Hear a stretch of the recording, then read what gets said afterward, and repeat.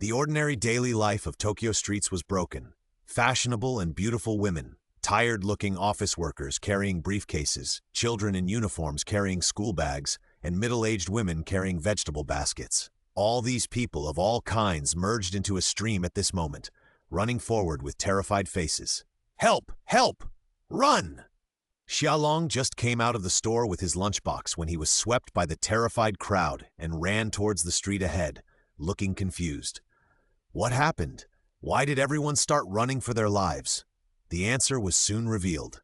Less than 50 meters ahead was a crossroads, and just as everyone was about to arrive, two cars, one white and one red, floated past everyone's eyes like grass in the wind, and then crashed heavily into the road on the right.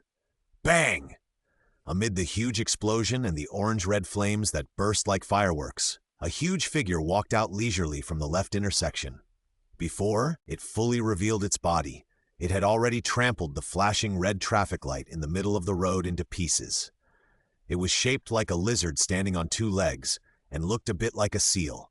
Its forelimbs were extremely developed, with sharp claws and long teeth on its upper jaw. But the most peculiar thing was that it had a horn on the back of its head that stretched forward like an arc.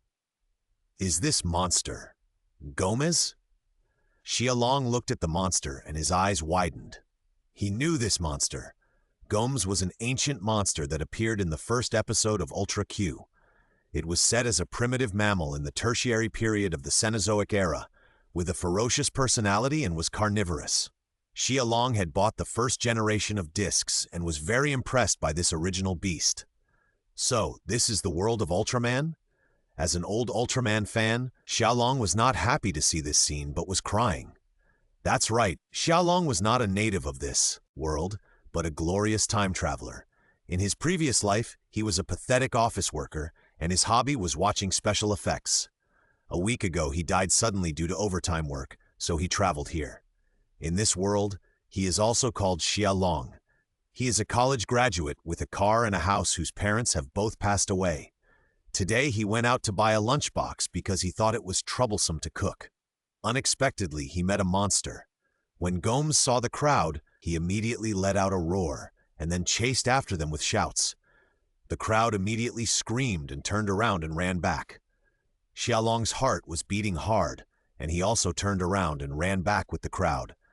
The ground was shaking, and the sound of Gomes's approaching footsteps was like the death knell of the god of death. When the time comes, someone will die. Bang! The ground was shaking violently, and Xiaolong almost fell to the ground. As soon as he looked back, he saw that the two men and one woman behind him were trampled into meat patties by Gomes, and they were completely turned into sluts. Fuck!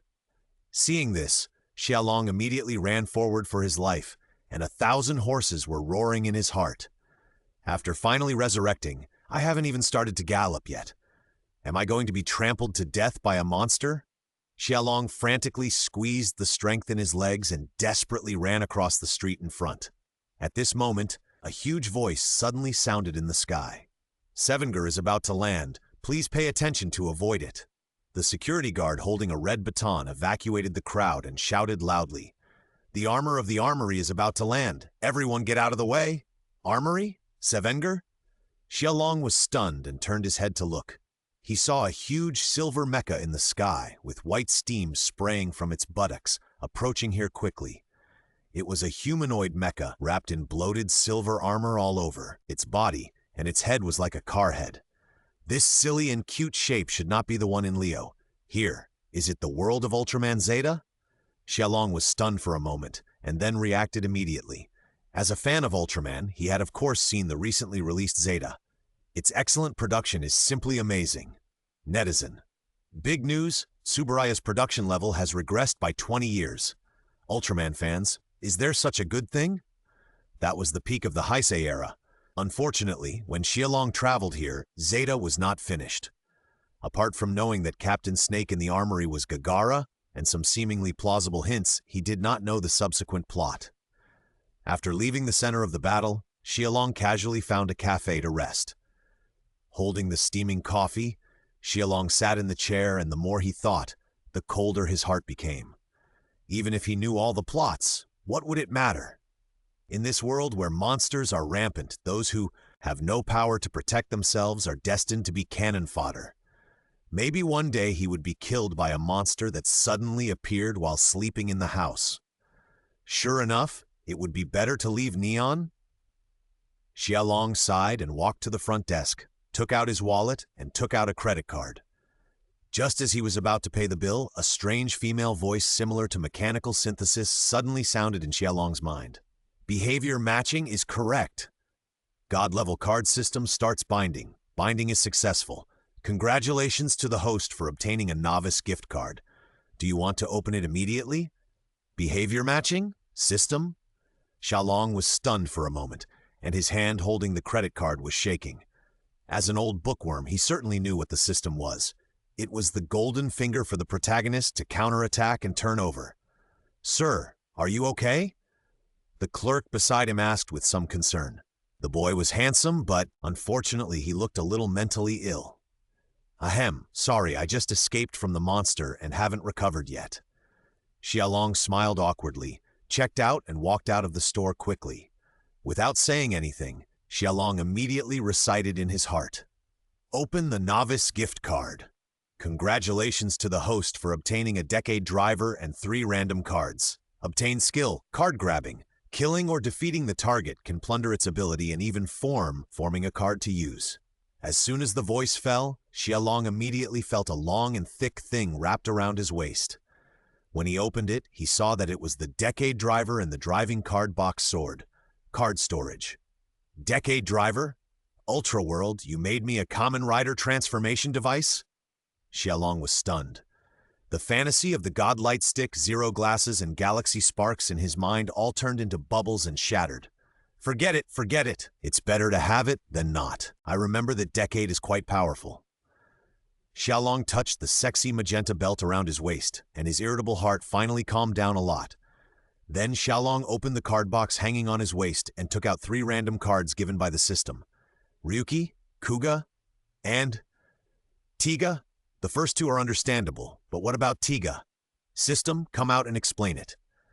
Xiaolong looked at the last silver card with Tiga printed on it and asked, because the current world is the Ultraman world, in order to make the host survive better, the ability of the Emperor is actively strengthened. From now on, you can collect Ultraman cards through battles and use them for yourself. You can also collect Ultra Power? Xiaolong was immediately delighted when he heard this, and no longer had any complaints in his heart.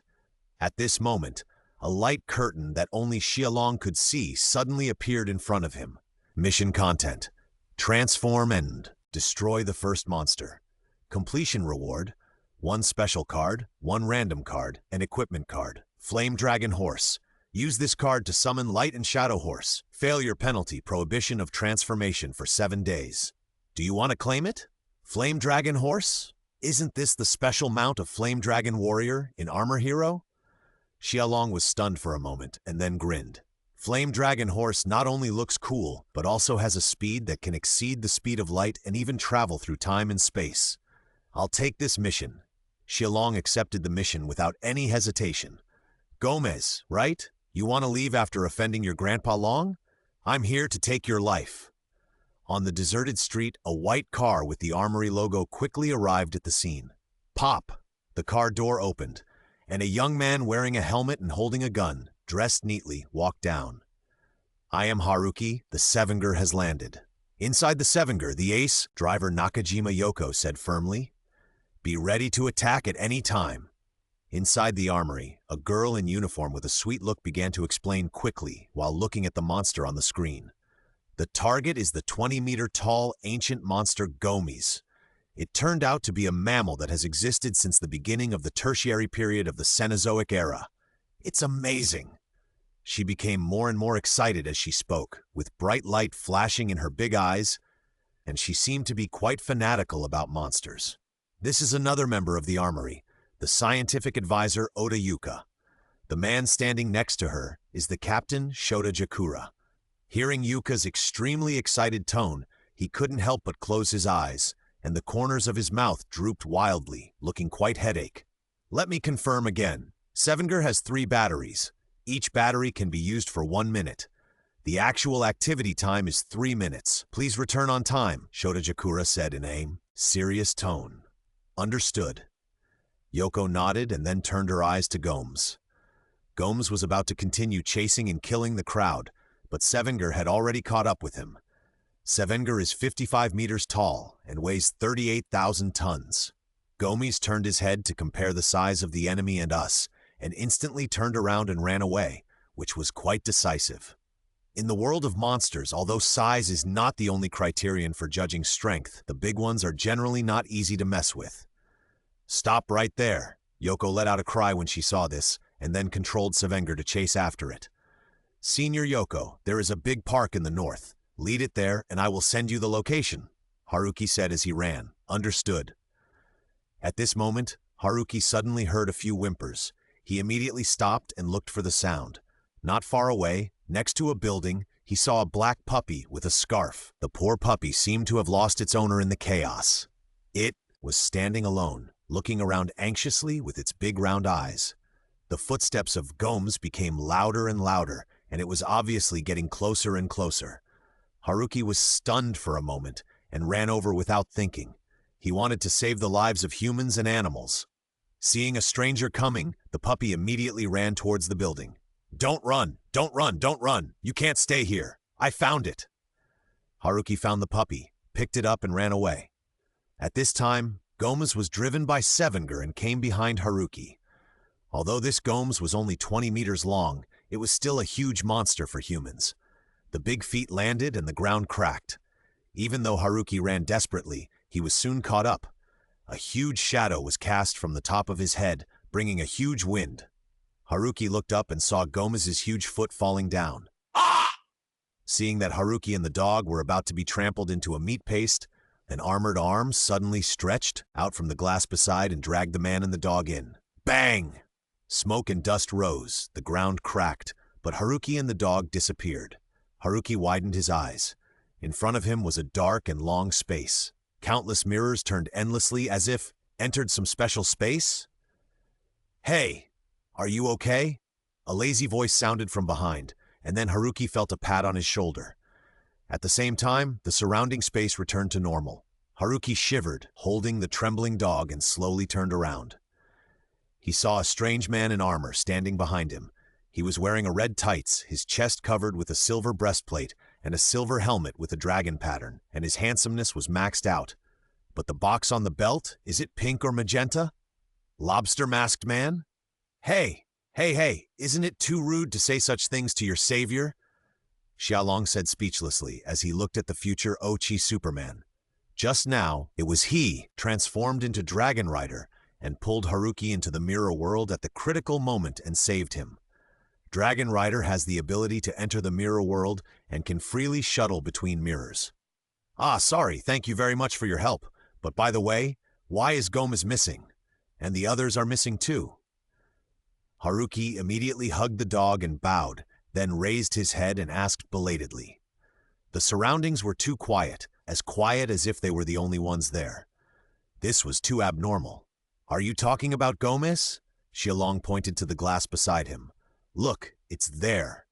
Haruki looked in the direction of his finger and saw Gomez's big feet moving constantly reflected in the mirror. But his own shadow was not cast on it, as if the two sides were not in the same world at all. What's going on?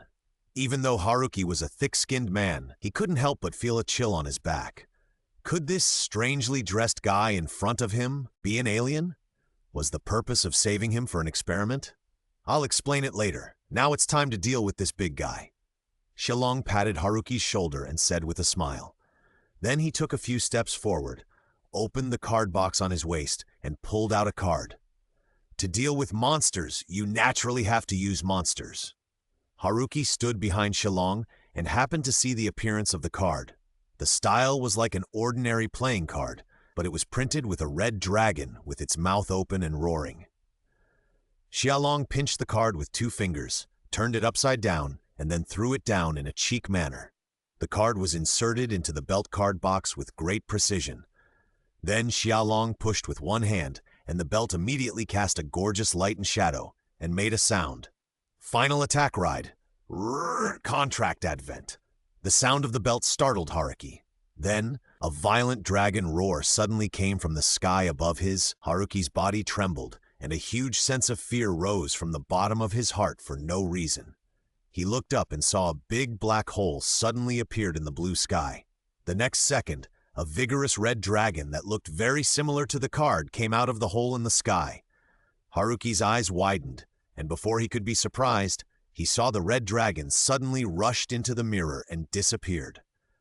After 2 seconds, a familiar huge figure was dragged and appeared in front of Haruki. Brother? Gomez? This monster that was more than 10 meters tall was now tightly entangled by the huge body of the Wushuang dragon and was forcibly dragged and appeared in front of him. Gomez let out a huge roar and twisted his body hard, but still couldn't break free from the red dragon's restraints. It was really strange. The red dragon was only a dozen meters long and didn't look very powerful, but Gomez couldn't break free. Yaoi didn't know that the Wushuang dragon, Crimson, was one of the top mirror beasts in the Dragon Rider world. Not only could it fly in the air and spit fire, but its strength and defense were also quite outstanding. This Gomez was only 35,000 tons in size. It had nothing special except its size, so it was reasonable for it to be crushed. Let it go. Let me have some fun with it. Xiaolong twisted his neck, pinched his fingers until they creaked, and then walked forward. Although the system gave him a driver and a card, Xiaolong himself didn't have much combat experience.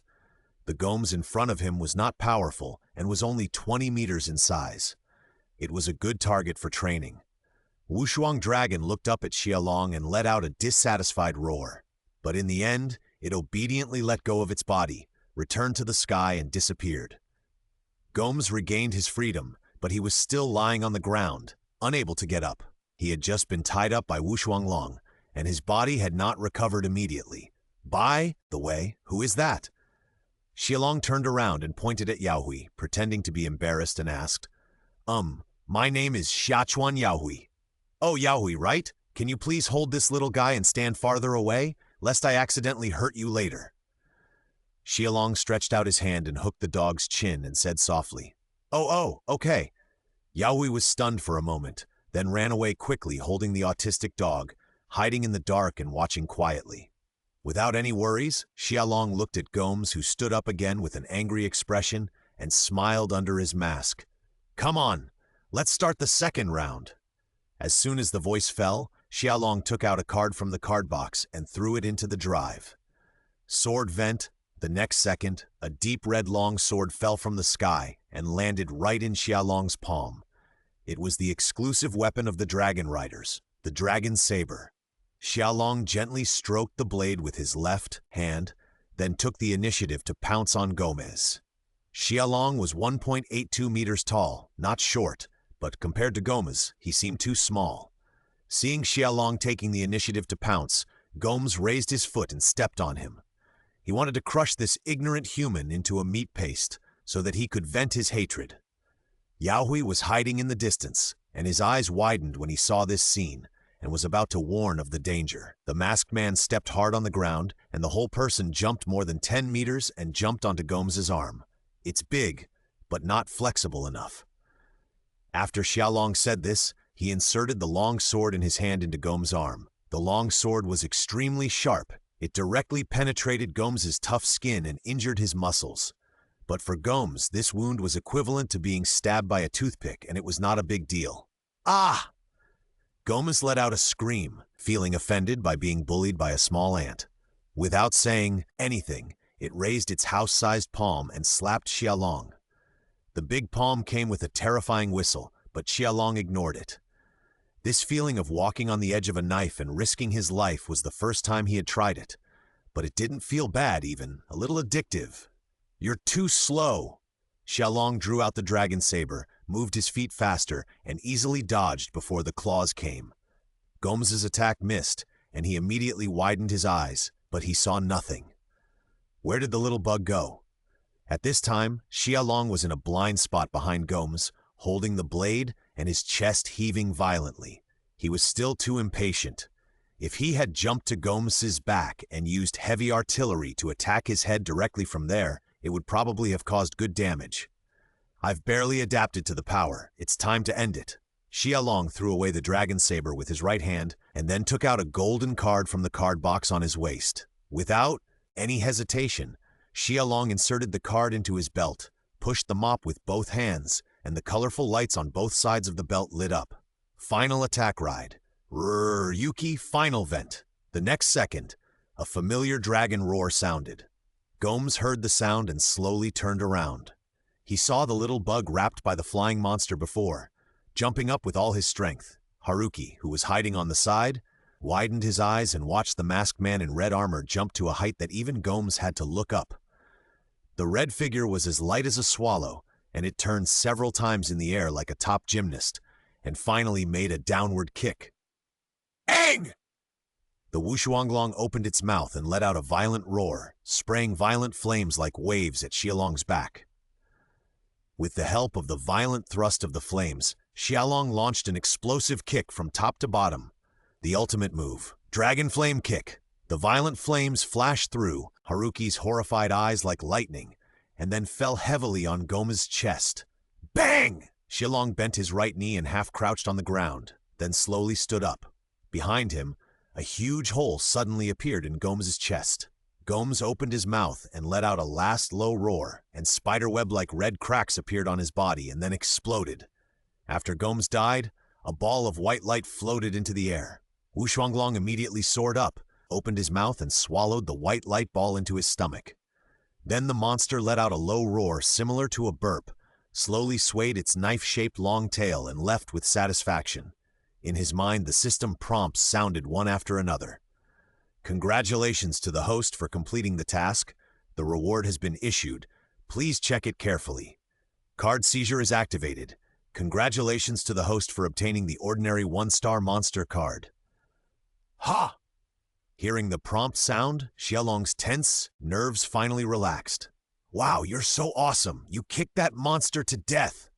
Haruki came out of his hiding place holding the dog and immediately ran to Xiaolong and said excitedly, "Who are you? Are you a superhero in the movie?" Haruki looked at Xiaolong with eyes full of longing. It would be great if he had such power so that he could protect more people. Stop! Stop! Stop! Xiaolong immediately stretched out his hand to stop Haruki from speaking, and then summoned the driving flying shot.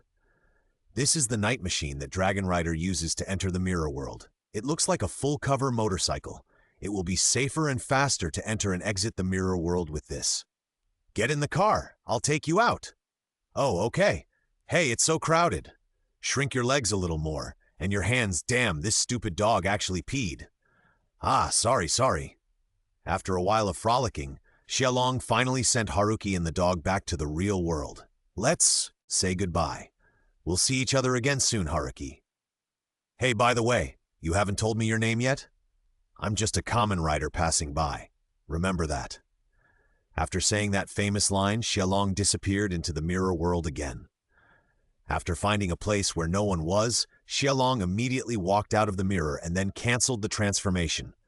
The power in his body immediately receded like a tide, which made Xiaolong feel a little uncomfortable. With the Decade Driver, he finally had the power to protect himself. But, compared with those ultra warriors and monsters who were so powerful that they could destroy planets at any time, it was still far behind, but fortunately, he had a system. As long as he kept developing, he would not be afraid of anyone one day. By the way, I haven't seen my reward yet. I wonder what the card I got this time is. Xiaolong thought of this and immediately took out the special card rewarded by the system from the card box. As for the random card, it's not too late to look at it later. Looking at the pattern and name of the card, Xiaolong's eyes widened suddenly, and then his heart was ecstatic. The system is really awesome. I didn't expect this card to work. In the armory, Haruki stood straight. Although the building was not destroyed as in the original book, due to the appearance of Xiaolong, he still had to accept the training of the captain and seniors for his reckless behavior. Hey, Haruki, I like your intention to protect life no matter what happens, and I support you. Captain Jakura Shota looked at Haruki seriously and praised him without hesitation. Haruki was stunned for a moment, and then an embarrassed smile appeared on his face. But listen to me. You not only have to protect life, but also abide by the rules. Would it be better if I ignored the dog at that time? Haruki pouted his lips and asked, a little disappointed. No, I hope you can protect yourself while saving lives. After all, human life is quite fragile. Jakura Shota walked in front of Haruki, stretched out his hand to straighten his collar, and then gave Yuka a wink. The latter immediately understood and called up a video. The video was only 1 minute long. The scene played in it was exactly the scene where Haruki was dragged into the mirror world by Xia Long, and then Gomez was dragged into the mirror world by Wu Shuanglong. Haruki, what happened at that time? Shota Jakura looked at Haruki with a solemn look. Although the Gomes was only 20 meters tall and not very strong, the red dragon actually dragged it into the world in the mirror easily, obviously crushing Gomez in terms of strength. He has traveled all over the world for so many years and has been to many planets, but this is the first time he has seen such a strange monster. And the owner of that hand? Is he an alien lurking on Earth that he doesn't know? Ah, this is a long story, but I was indeed saved by the masked man who called himself a knight, and it was also him who killed Gomez. Haruki scratched his head and then told the whole process of the incident. The masked man who controls unknown monsters and possesses powerful strength may be an unknown alien. After hearing what Haruki said, Oda Yuka immediately held her face with both hands and looked very excited. I really want to dissect him. The other people in the armory trembled and showed a chilling expression when they heard it. Yuka is cute and has a very high level of professionalism in special aircraft and in monsters, but it's a pity that his obsession with monsters is really unbearable. Captain Jakura waved his hand and asked Haruki to draw the appearance of the masked man.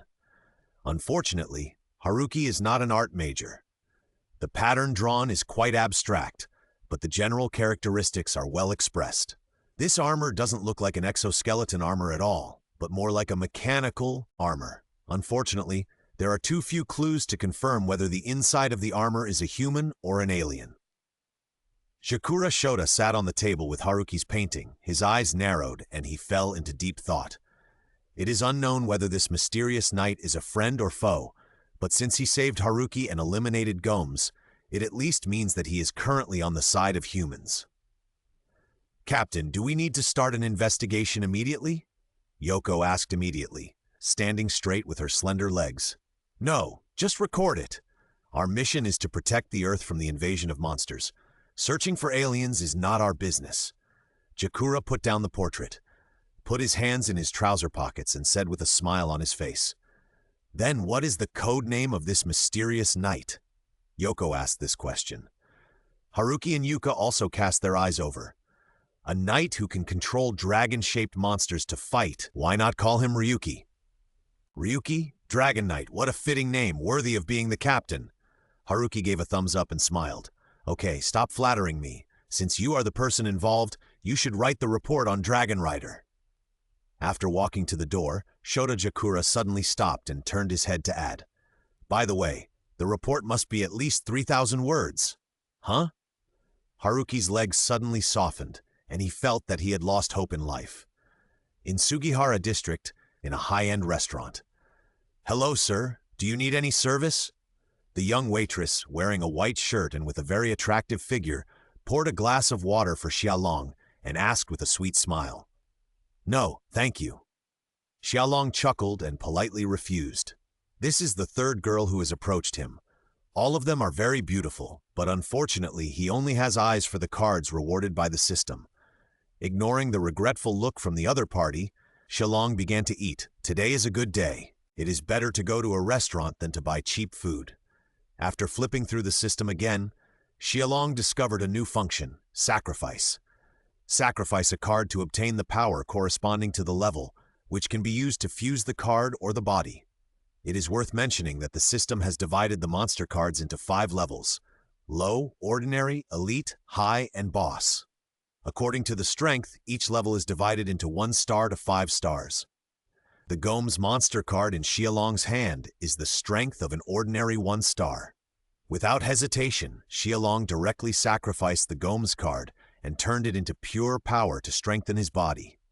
A stream of heat appeared in his limbs and bones out of thin air, and then began to flow aimlessly. This strengthening process is very comfortable, just like soaking in a hot spring. The strengthening was completed quickly, and Xiaolong slowly opened his eyes after a long breath. With a slight force of 2 fingers, the thick knife used to cut the steak immediately deflected, and this was the result of Xiaolong's restrained force. If a punch is thrown with all his strength, Xiaolong is estimated to be able to blow the person up directly. Nodding with satisfaction, Xiaolong used his fingers to pinch the knife back to its original shape and continued to eat. The special card obtained by completing the task this time is a magic card from Yu-Gi-Oh! Fusion. After the system is adjusted, Xiaolong can use this card to fuse any 2 character cards. As long as Xiaolong continues to improve his strength, the number of fused cards will increase accordingly. As for the random card, it is an Ultraman character card, Ace. Ace's English name is Ace. The word ace originally comes from French, meaning outstanding person, and in English it means ace card. Ace is an orphan rescued by Zafi from the war, and ranks 5th among the Ultra Brothers. He is the Ultraman with the most light and superpowers among the Ultra Brothers, so he is called the Ace Warrior among Ultramen. There are many titles for Ace in China: Showa Light King, Meat Processing Factory Director, Bad Boy. Xiaolong is very satisfied with both cards. However, there is one thing he cares about. After kicking Gomez, the white light ball eaten by Wushuanglong should be Gomez's soul. In his previous life, Xiaolong had watched the Heisei classic special effects film Ryuki, so he had some understanding of the setting. In order to fill their stomachs and pursue greater power, mirror monsters will attack humans. Generally speaking, knights will kill wild mirror monsters to feed contracted beasts. If the contracted beasts are fed, they will not take the initiative to eat people, but if they are not fed, they will attack the knights first. Xiaolong, who has the Super God card system, is naturally not afraid of the rebellion of Wushuanglong. He is concerned about another question. If Wushuanglong is fed with monster souls all the time, will Wushuanglong evolve to a stronger level? In terms of setting, mirror monsters can be devoured and evolved. Fiery Dragon, Dragoon is the appearance of Wushuanglong after the Dragon Rider uses the survival card. The monsters in Ultraman are much stronger than mirror monsters. If they continue to feed, Wushuanglong may become a truly unparalleled monster in the world. "It's really exciting," Xiaolong said, drank the last sip of red wine in the glass, and got up to go to the front desk to pay the bill.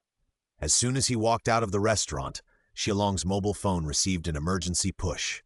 It was a message issued by the Government of National Security Information. Alarm, alarm, a meteorite has fallen, and Tokyo and surrounding areas are expected to be affected. Please quickly go to a sturdy building or take shelter underground. Is it coming? Xiaolong had just finished saying this when he suddenly had a sense of crisis. It's not coming from the ground, but from the sky. Xiaolong put away his phone and looked up at the sky. He saw a huge fireball falling from the sky, aiming directly at the area where he was. The huge meteorite-shaped fireball passed over the city like a meteor, and finally fell heavily to the ground with a huge bang. After a mountain-shaking earthquake, a hoarse roar passed through the smoke and reached everyone's ears. Then a huge monster walked out of the rubble and appeared in front of everyone. This is a space monster similar to a shark, with a huge blade-like horn on its head and hands similar to shark wings. There is a very obvious protrusion of the spine on the back, with dozens of exhaust holes on both sides of the back, and the tail is similar to the fishtail of the shark, which looks strong and powerful. It is the ferocious space shark Genegagu. The biggest feature of Genegagu is its teeth. It has an incalculable number of teeth and can easily swallow asteroids and small monsters. For example, the four-dimensional monster Bruton, who has now banned Zero, and the worst boss in the film, Cerebro, have been swallowed by it. As soon as Genegagu appeared, it swung its huge head to knock down the buildings on both sides of the road and began to destroy them wantonly. The solid buildings were as brittle as paper under the destruction of the monster. Fire and explosions rang out one after another, and the dust raised could be seen from a long distance.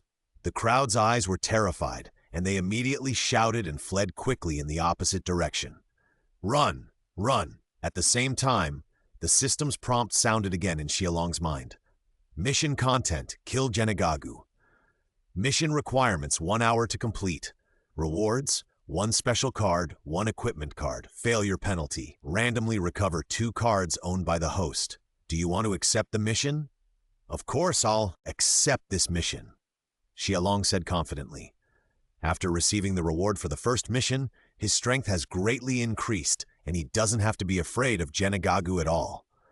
Moreover, the rewards for this mission are very generous, not only special cards, but also equipment cards. He has no reason to give up. Just right to practice with you. Xialong mounted the Flame Dragon horse, drove to a deserted place, turned on the flight mode directly, took off, and rushed to the target location. Just after Genegagu destroyed a street, a large iron can with white steam suddenly flew in the sky in the distance. Sevenger is landing. Please pay attention to avoid it. Bang! Sevenger landed steadily, and Haruki in the cockpit looked at Genegagu in the distance and couldn't help but feel a little numb. Why is this guy so big? How about I try to attack him first? Haruki asked the headquarters through the radio. Wait a minute, another high heat source has appeared in the same place. Otayuka looked at the data displayed on the laptop and reminded immediately. It's really lively today. Captain Snake Kura walked over slowly at this time, frowning at the screen. Haruki had just finished listening to Yuka's report when he saw a blue light falling from the sky through the screen of the cockpit. The blue light just fell not far from Genegagu. Everyone was attracted by the blue light that suddenly appeared, and they couldn't help but stop and watch. The blue light was so dazzling that Haruki couldn't help but cover his eyes with his hands. Soon, the light faded, and a huge back appeared on the screen.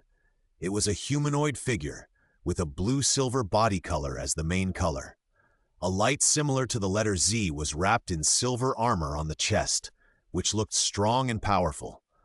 Zeta slowly turned his head and took a deep look at Sevenger behind him. Then he shouted and took a fighting stance towards Genegagu. Giant? Haruki couldn't help but widen his eyes at the huge figure. It's actually a 50-meter class humanoid alien, so powerful. Yuka looked at the screen with excitement. Only Captain Jigura folded his arms, looked at Zeta's figure and closed his lips without saying a word. But that look seemed to say, is it the light giant again? On the screen, Zeta has already attacked Genegagu. The new giant and the monster are fighting, Haruki reported. We are watching. It feels quite dangerous. Don't do anything, Captain Jigura said immediately. But the surrounding buildings have been destroyed. Let me go. I will do my best, Haruki insisted. Hey, if you are obedient, it won't be you. Pay attention to me. Oh hiss! Oh hiss, what oh hiss? Explain it clearly. Oh hiss! I understand. Haruki immediately pressed the red button after speaking, and the exhausted battery on the back of Sevenger immediately popped out and replaced it with a new one. 2 minutes left to act. No matter how you look at it, monsters are enemies. Haruki looked for a few seconds, then immediately rushed forward in the Sevenger. The big iron can stretched out its arms, hugged the head of Genegagu directly, and used force to open its mouth that was biting Zeta's right arm. Zeta took the opportunity to pull out his right arm and retreated, and Sevenger took the opportunity to reward Genegagu with a heavy iron punch, almost giving it a concussion.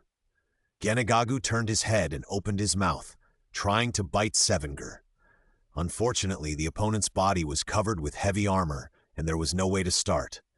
But it was very smart, and immediately adjusted its tactics, using the blade-like horns on its head to knock Sevenger into a building.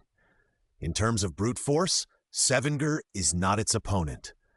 Genegagu took advantage of the fact that this iron tower could not move and was about to attack again. Zeta immediately stepped forward and kicked it away, and then pulled Haruki out of the ruins of the building. Hey, who are you? Oh, don't think about it, Giant, you are on our side, Haruki asked Zeta, panting. Zeta did not answer, but turned around and looked at Genegagu, who was ready to fight, and answered his question with action. Very good. I said ready, let's charge together. Ready, charge! As soon as Haruki finished speaking, Sevenger and Zeta ran towards Genegagu at the same time, punching each other's heads hard. With flying sparks, Genegagu screamed and was knocked back dozens of meters. As if it was enraged, its whole body suddenly lit up with a dazzling red light, and then dozens of red light bullets were fired from its back to bombard Sevenger and Zeta. At such a close distance, the two could not dodge at all and could only take them all. Genegagu took this opportunity to spray blue flames from its back to accelerate and rush towards Sevenger and Zeta at an extremely fast speed, knocking the two fools away. Without any obstacles, Genegagu immediately accelerated to get rid of them. "Damn it, are you trying to escape?" Haruki gritted his teeth and said. "Sevengar, Haruki, answer me quickly." "Senior Yoko?" "The monster is heading towards the shelter of Xinxiangyang Primary School. Go and protect it immediately." "Oh, hiss!" Xinxiangyang Primary School shelter. The crowd looked at the huge monster in the distance that crushed all the buildings blocking the road and couldn't help screaming in fear. Some girls wanted to escape, but found that their legs were so weak that they couldn't move at all. They could only stay where they were and watch the monster rushing towards them. If this goes on, they will be killed by it soon. Who will save us? Just when everyone was desperate, a very cool motorcycle suddenly came from the horizon. Before Genegagu could react, more than a dozen red energy light bullets hit its head, making it calm down instantly. That? Snake Kang looked at the uninvited guest who suddenly appeared on the screen, and his eyes widened. After attracting Genegagu's attention, Xiaolong drove the light and shadow horse and landed on the school playground. Everyone was stunned when they saw the motorcycle falling from the sky. Is this a sci-fi movie? On the motorcycle sat a man wearing a helmet whose face could not be seen clearly. He looked at least 1.8 meters tall and had a very good body proportion. Xiaolong turned over and got off the light and shadow horse. He looked at the rapidly rushing Genegagu through the helmet, and the corners of his mouth curled up. Then he took out the decade card from the card box on his waist and inserted it into his belt calmly. "Transform!" As soon as the voice fell, countless magenta phantoms surrounded Xiaolong and finally merged with him to become Kamen Rider Decade. On the screen, Jiehua and Snake Kang, who saw this scene through the satellite, couldn't help but come forward. "What is that? An alien? Wait, why is that belt exactly the same as Ryuki's?" He waved his hand to put the light and shadow horse back into the system space. Xiaolong clapped his hands and took out a silver card from the card box. "If I fight you, it's better to use this card." After saying that, Xiaolong had already inserted the card into the belt and pushed the belt quickly with both hands. Ultraman Tga. The next second, a dazzling divine light suddenly lit up, and everyone stretched out their hands to cover their eyes. When the light dissipated, people put down their fingers and looked at the huge figure in the middle of the playground with their eyes wide open. The figure was thin and handsome, and the red, silver, and purple body was very conspicuous and looked quite strong. Is that a new giant? Is he here to save us? It looks a bit like the previous giant. Is that Tiga? Gagra looked at the familiar figure on the screen and couldn't help but widen his eyes. In the past, he had seen Honkai use Tiga's card, so he recognized the new Ultraman at a glance. Soon, the snake-like narrow eyes narrowed, and the eyes were full of doubt. Is this Tiga the masked man in the pink armor just now? Like Kai, the mysterious guy also has an Ultraman card. Wait, if that's the case, then Dragon Rider was also transformed by this guy using the card? A flash of inspiration came to Gagra's mind, and he instantly thought of this new possibility. At this moment, Jiehua's surprised cry brought Gagra's thoughts back to reality. "Captain, look, the new humanoid giant and the monster are fighting." In the cockpit of Sevenger, Xiachuan Yahui looked at the giant who suddenly appeared and was a little confused. He controlled Sevenger to approach Zeta a few steps and then pointed back and forth between Tiga and Zeta with a very funny action. "Are you relatives?" Zeta did not respond, but clenched his fists tightly, looking extremely excited and restless. In the transformation space, Xiaolong was looking around curiously. It was different from transforming into Kamen Rider. After transforming into Ultra Warrior, he was no longer wearing armor, but was in a strange space full of colorful lights. Even the perspective has changed. Looking down slightly, it is a height of dozens of meters. Xiaolong finally understood how Daichi felt when he transformed into the Headphone Baby X for the first time. "Senior Tiga?" A young male voice suddenly sounded. "Zeta?" Xiaolong was stunned and replied, "It's me. When I was in the Kingdom of Light, I often heard my master and others mention you. I didn't expect to actually meet you." Zeta took a few steps forward and walked to Tiga's side, looking very excited. "Ahem, in fact, I'm not the Tiga you think, but let's talk about the details later. Now let's deal with this guy in front of us." Xiaolong responded, "Yes!" Although Haruki on the side didn't understand what the two giants were doing, he also stood beside Xiaolong very appropriately. The three of them stood in a row. "Charge!" Under Haruki's very spirited shouting, the three behemoths moved forward side by side, pressing towards Genegagu like a mountain. Genegagu's back immediately released a blue flame, and its huge body accelerated again, trying to use the same trick to knock the three people away. "I'll stop him, Zeta. You and that human will help me attack," Xiaolong said with ultra telekinesis, and then put his hands on his forehead. "Okay, senior." The crystal on his forehead immediately flashed red, and as Tiga put his hands down, he immediately switched to a powerful form with a red body. In this form, Tiga's defense, attack, and strength will be greatly improved. Ha! Powerful Tiga saw the opportunity, grabbed the huge blade-shaped horns on the top of Genega's head with both hands, and stretched his legs like a bowstring stretched to the extreme, and actually blocked the charging Genega. Good! So powerful! Yaoi looked at the newly appeared giant with wide eyes and couldn't help but exclaimed. The collision didn't work, and Genega shook his head, trying to break free from Tiga's restraints. But he found that the opponent's arms were like iron hoops, and no matter how hard he tried, he couldn't break free. Zeta and Haruki on the side did not miss this opportunity. They rushed forward from both sides of Tiga, and then aimed their fists at Genega's head and hit it hard. Bang! Sparks flew, and Genega was knocked out again. The huge body directly collapsed a building. "Great!" Haruki smiled, and just as he waved his fist vigorously, he heard the system prompt sound on the side. "Sevenger has 30 seconds left to act." "Huh? The power is running out." Haruki didn't have time to be surprised, and heard the Z-shaped timer on Zeta's chest beside him also emit an ominous red light. "Hey, you two!" Sevenger stretched out his finger and pointed at the flashing timer on Zeta's chest and asked. That scene was really silly. "Hey, Zeta, look over here. That guy is going to attack again." In the transformation space, Xiaolong issued a warning. At this time, Genega had crawled out of the ruins of the building again.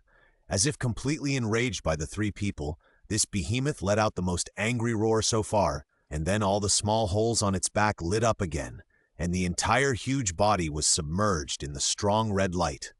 The next second, a much denser number of red light bullets than before was fired at the three people. There were at least thousands of them.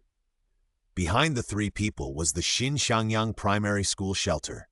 If they avoided it, the shelter behind them would be reduced to ashes under the attack of the monster. The situation was quite bad.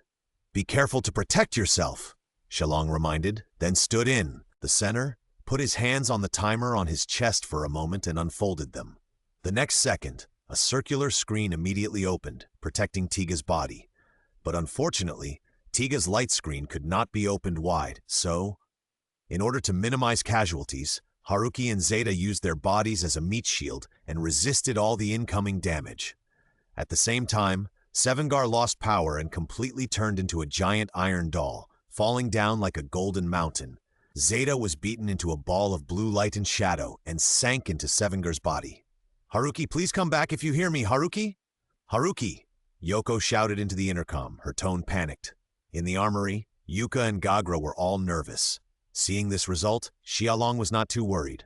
According to the plot, the next step should be that Zeta and Haruki merged into one. After Genegagu blew up Zeta and Sevengar, he immediately turned his head and set his sights on the red giant in front of him. Only Tiga was left. "Oh, it seems that you are very confident in yourself, so come and try it." In the transformation space, Xiaolong twisted his neck and then took the initiative to rush towards Genegagu. Seeing Tiga rushing over, Genegagu roared and rushed over. It planned to withstand the blow, then open its mouth to bite Tiga's arm, and finally send a light bullet at close range to end this troublesome guy. But plans cannot keep up with changes. Tiga's fist suddenly lit up with a strong light, and then hit the head of Genegagu heavily. Bang! When the fist touched the head, Genagagu's head suddenly bent into an extremely abnormal arc. With just one blow, Genagagu was knocked to the ground. This move is ultra-light boxing. It can greatly enhance the power of Tiga's boxing, and once knocked down Gaza with one move. Genagagu was stunned. It groaned in pain from its big mouth, and before it could get up, the ground vision suddenly rose a lot. Tiga grabbed Genagagu's neck with one hand and its steep and uneven back with the other hand, and actually lifted this huge monster up. Ha! Tiga shouted violently, exerted force with both arms, and threw Genagagu heavily out. Boom! Another huge roar sounded, and this time, Genagagu did not get up easily. Being thrown to the ground like that, many of its bones were broken. But it couldn't die just like that. Just when Xiaolong was about to use his ultimate move to end Genagagu, a dazzling light suddenly shone behind him. The dazzling light emerged, and the next second, a brand new figure appeared in front of everyone. The blue-silver body, the shoulders and chest were wrapped in silver armor, and there were 3 disassembled darts on the head, looking majestic. Is this the Zeta Alpha armored form? Xiaolong looked at the figure behind him, whose momentum suddenly increased by more than one level, and sighed. The Zeta Alpha armored form was transformed by Zeta using the A sublimator to inlay the metals of the 3 Ultra Warriors, 0, Leo, and 7. This form is not only proficient in cosmic boxing, but also can use Zeta head darts for attack and defense. Zeta, it seems that you and Haruki have merged? Xiaolong asked knowingly. Yes, Senior Tiga, Zeta answered immediately. In the transformation space, because of the fusion with Zeta, Haruki could also hear Xiaolong's voice. Senior Tiga? This voice is the knight who kicked Gomez before? Haruki was stunned for a moment, but soon reacted and shouted. Hey Haruki, we meet again. Knight-san, can you still turn into this huge form? Okay, let's stop talking nonsense here. Business is important. Xiaolong heard the sound of rubble turning behind him, and it was obvious that Genagagu had climbed up again. Haruki, Zeta, come together and put an end to this monster once and for all. Tiga slightly spread his legs, clenched one hand into a fist, and raised the other hand, posing a classic fighting stance, and shouted, Understood! Oh, hiss! Zeta stood beside Tiga and also posed. The earth trembled, and as Genagagu spit out countless light bullets, Tiga and Zeta rushed forward side by side. Tiga opened the Ultra Shield and rushed forward under the light bullet. Zeta, however, changed his head dart into a double-section dart, and swung his hands tightly, blocking the incoming light bullets and rushing forward. In the red light, 2 figures advanced hundreds of meters, raised their feet and kicked Genagagu's head hard, knocking him over. Since this is our first battle, I'll let you take the limelight. Xiaolong smiled. He liked these 2 silly guys, so he stopped attacking and held Genagagu's head with both hands to hold it firmly. Zeta? Yes! Xiaolong didn't need to say much. Zeta swung the double-section dart and slashed Genagagu's body hard, leaving traces on his huge figure. His body was cut, and Genagagu's eyes were in a frenzy. He actually broke free from Tiga's restraints and then opened his big mouth to bite Tiga. Senior Tiga! Tiga switched to the aerial form with one hand, and with his outstanding speed, he immediately avoided the attack of Genaga. Don't worry, I'm fine. Xiaolong's figure was as light as a swallow, and he landed steadily on the ground, looking quite calm. Hey, you transformed again? Yahui was stunned when he saw the blue-waisted Tiga. The battle is not over yet, don't look around, Xiaolong reminded, and then rushed forward again, and attacked Genaga together with Zeta. Palm knife cutting, palm light arrows. Tiga was beside him, constantly harassing and attacking Genaga with skills. Seeing that it was almost over, Xiaolong immediately withdrew a distance, and then stretched out his right hand to shoot a beam of freezing light at the top of Genaga's head. Seeing this, Zeta immediately dodged far away and retreated to Xiaolong's side. White mist fell, and before Genaga understood what was happening, his whole body was frozen into a large ice block by the ultra-low temperature. Hey, Senior Tiga, this is too dangerous. Okay, stop complaining. Give it a fatal blow. Tiga patted Zeta on the shoulder, switched back to the composite form, and then took the starting position of the Zeperio ray. Seeing this, Zeta immediately nodded, his hands were parallel, and the light surged to form an obvious Z, Zestim ray. The next second, 2 blazing rays, one white and one blue, shot out, instantly submerging Genagagu. Bang! Under the attack of the two fatal rays, Genegagu was directly blown into pieces, and there was no trace of his body. At this time, the color timer on Tiga's chest also happened to flash red. "Good job!" Tiga gave Zeta a thumbs up, then flew into the sky and disappeared quickly. Zeta was originally planning to ask Xiaolong, but seeing this, he had to give up. After drawing a coquettish Z-shaped airwave in the sky, he also left quickly, yes. Actually, the Alpha armor form is more appropriately called the Alpha Blade. However, considering that most of them are seen on TX, it will be collectively referred to as the Alpha armor. In a remote and deserted alley, Xiaolong untransformed and landed there. At the same time, the system prompt sounded in his mind. "Congratulations to the host for completing the task. The reward has been issued. Please check the host's backpack for it. Congratulations to the host for obtaining the 3-star monster card. Genegag. 3-star monster card? Oh, not bad. But now there is another thing waiting for me to do." Xiaolong looked at the monster card in his hand, put it into the system space, and then summoned the light and shadow horse to rush in the direction where Sevengar fell. He remembered clearly that after Genegagu was killed, the ultra metal that was swallowed by it also fell out and scattered everywhere. At that time, Haruki picked up the medals of Ace, the director of the meat processing factory, and Taro, the self-explosive maniac, and Yoko was lucky enough to get the first-generation medal with the strongest chest muscles. And Garuru picked up the medals of the 3 heroes of the Heisei era. Maybe it was because he got the Ultra Tiga card, but Xiaolong could sense that there was a powerful force responding to him not far away. Haruki struggled out of Sevengar, whose eyes had turned into X, and found 2 medals. "Is this the medal that Zeta mentioned?" Just after he finished speaking, he heard the call of Yoko Senpai. "Senior, I'm here." "Haruki, are you okay?"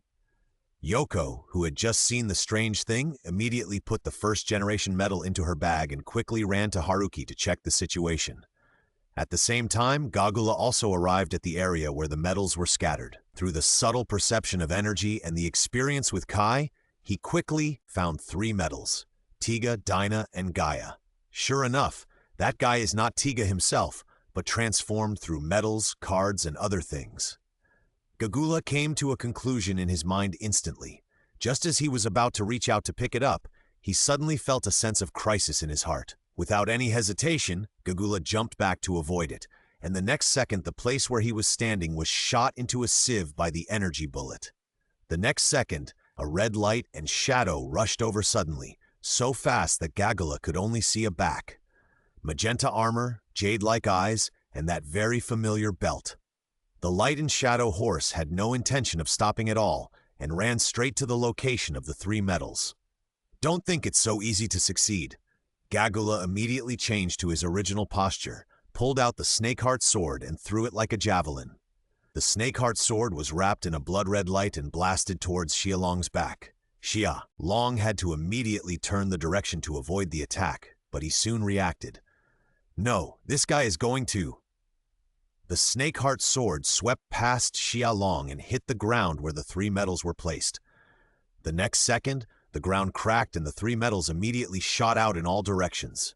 Xiaolong quickly stopped the light and shadow pony and grabbed 2 medals. Gagula also got one. Hey, that was really dangerous just now. I don't want to be lectured by a guy like you who stabs me in the back. Hand over the medal." Gagula carried the Snakeheart sword and looked at the magenta armor sitting astride the light and shadow pony with a complicated look. "It looks like there's nothing to talk about between us, but let's forget about the fight." Xiaolong moved his palms, and the 2 medals flipped freely between his fingers, looking extremely flexible. As soon as the voice fell, Xiaolong activated the light and shadow pony again, and his whole figure turned into a blurry light and shadow. "Want to escape?" Gagula was about to chase, but the speed of the light and shadow pony was too fast, and soon he couldn't even see his back. Changing back into human form again, Gagula looked at the Dynametal in his palm, his eyes becoming more and more complicated. "Does that guy have the same ability as Kai? Or has Hikari's invention been stolen again?" Shaking his head, Gagula heard Yoko's communication. "Headquarters, Haruki is still alive." "That's good. Let's gather the troops." Without thinking any more, Gagula put the medal in his pocket and left. At the Monster Biology Research Center, Shinya Kabura followed the rest of the team to collect the scattered fragments of Gagura's body. These things cannot be thrown away easily.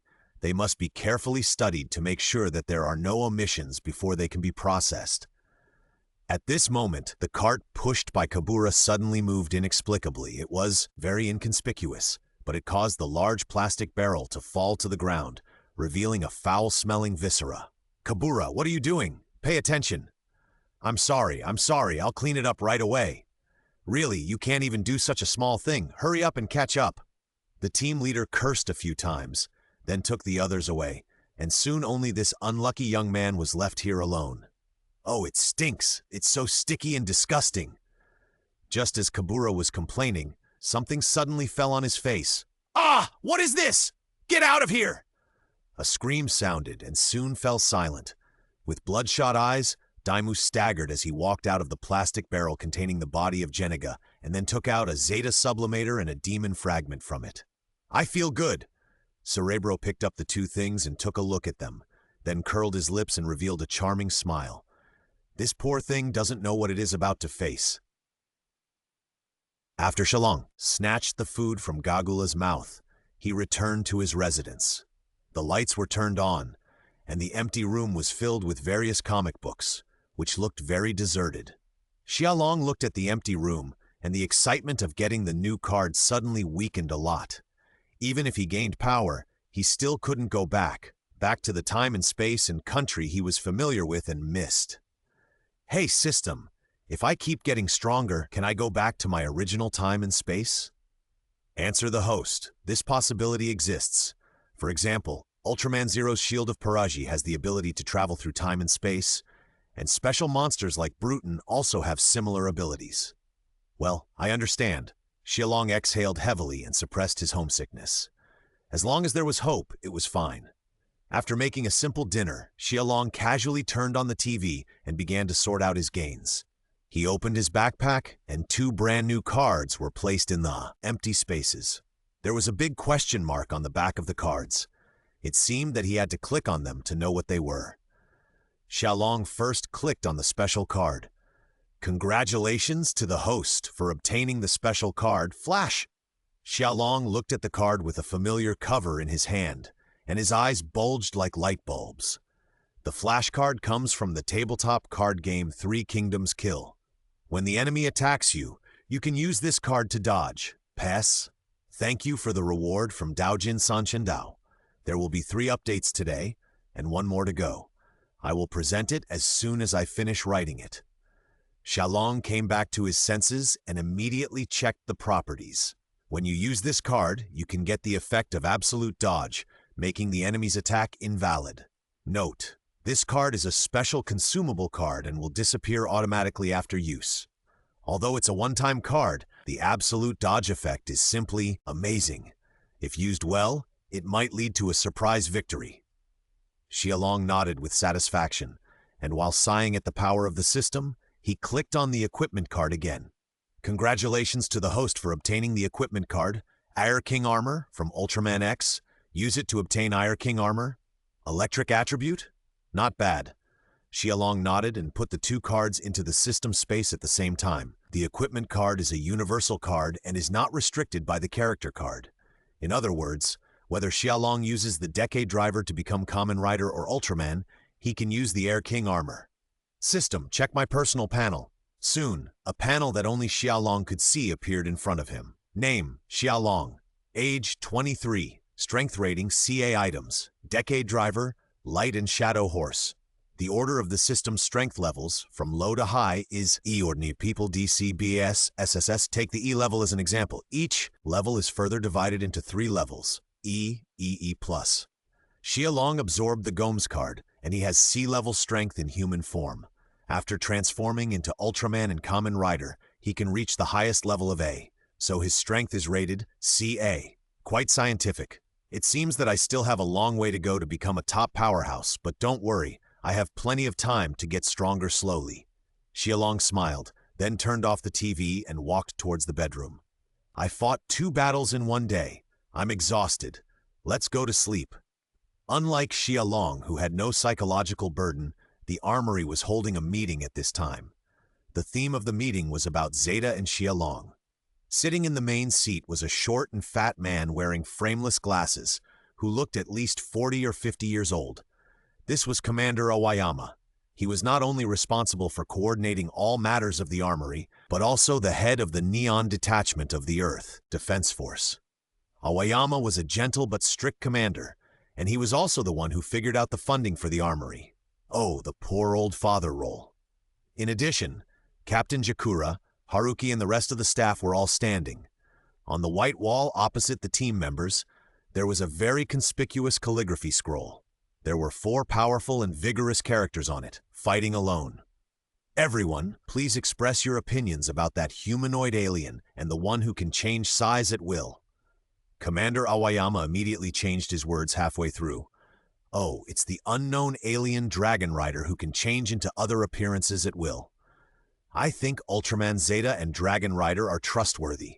Everyone has seen that they helped us destroy the monster. Before the others spoke, Haruki took a step forward and expressed his opinion. Ultraman Zeta? Commander Aoyama looked at Haruki with confusion. That's the giant with the letter Z on his chest. How did you know? Yoko was a little surprised. It was him who saved me after Sevenger fell down, and he told me his name at that time. Haruki explained immediately. That being said, we have to be vigilant. What if Ultraman Zeta stands on the opposite side of mankind in the future? We have no way to deal with an alien with such powerful power with Sevenger alone. Commander Aoyama frowned and pressed his lower abdomen. His stomach started to hurt again. Commander, Ultraman Zeta and Dragon Rider are warriors who save mankind. They are not enemies. Haruki retorted immediately, looking a little agitated. Now that he has merged with Zeta, Ryuki once saved him and could be said to be his benefactor. Reasonably and emotionally, Haruki does not want to be hostile to his own people. That feeling is too bad. You. Commander Aoyama pointed at Haruki, then covered his abdomen with his hands, his face painful. Calm down, Captain. Jagura turned his head and glanced at Haruki. But, Captain, Commander Aoyama is just proposing a possibility. What's more, we can't always rely on the power of giants. Humans need to save themselves with their own hands after all. Jagura patted Haruki on the shoulder and smiled warmly. I know, Captain.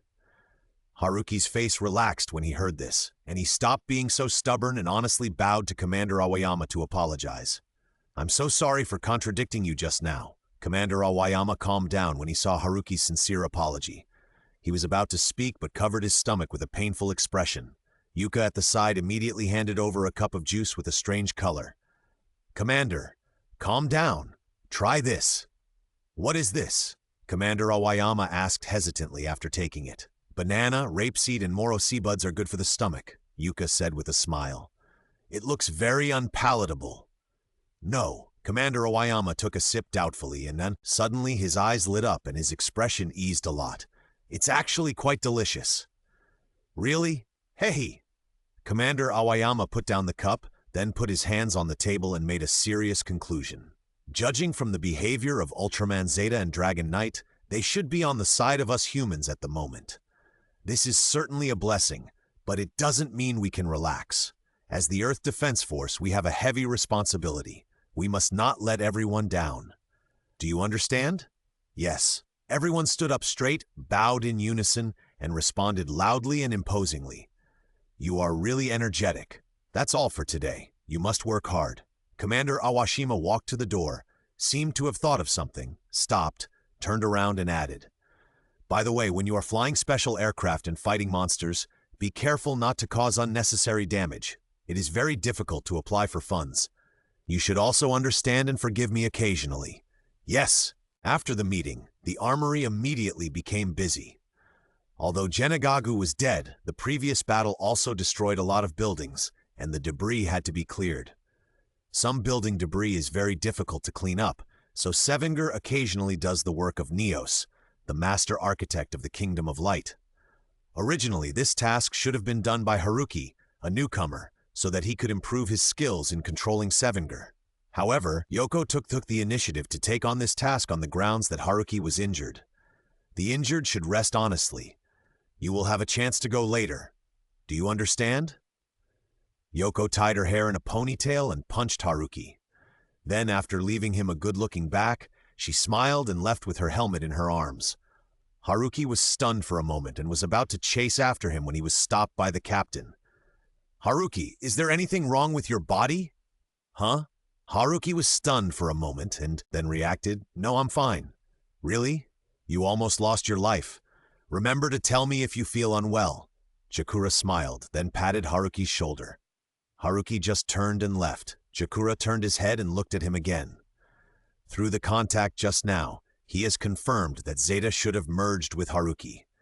He can sense that the power of light is quite pure. Thinking that this guy will pretend to be nothing and wander around in front of him every day in the future, Gagra has a headache.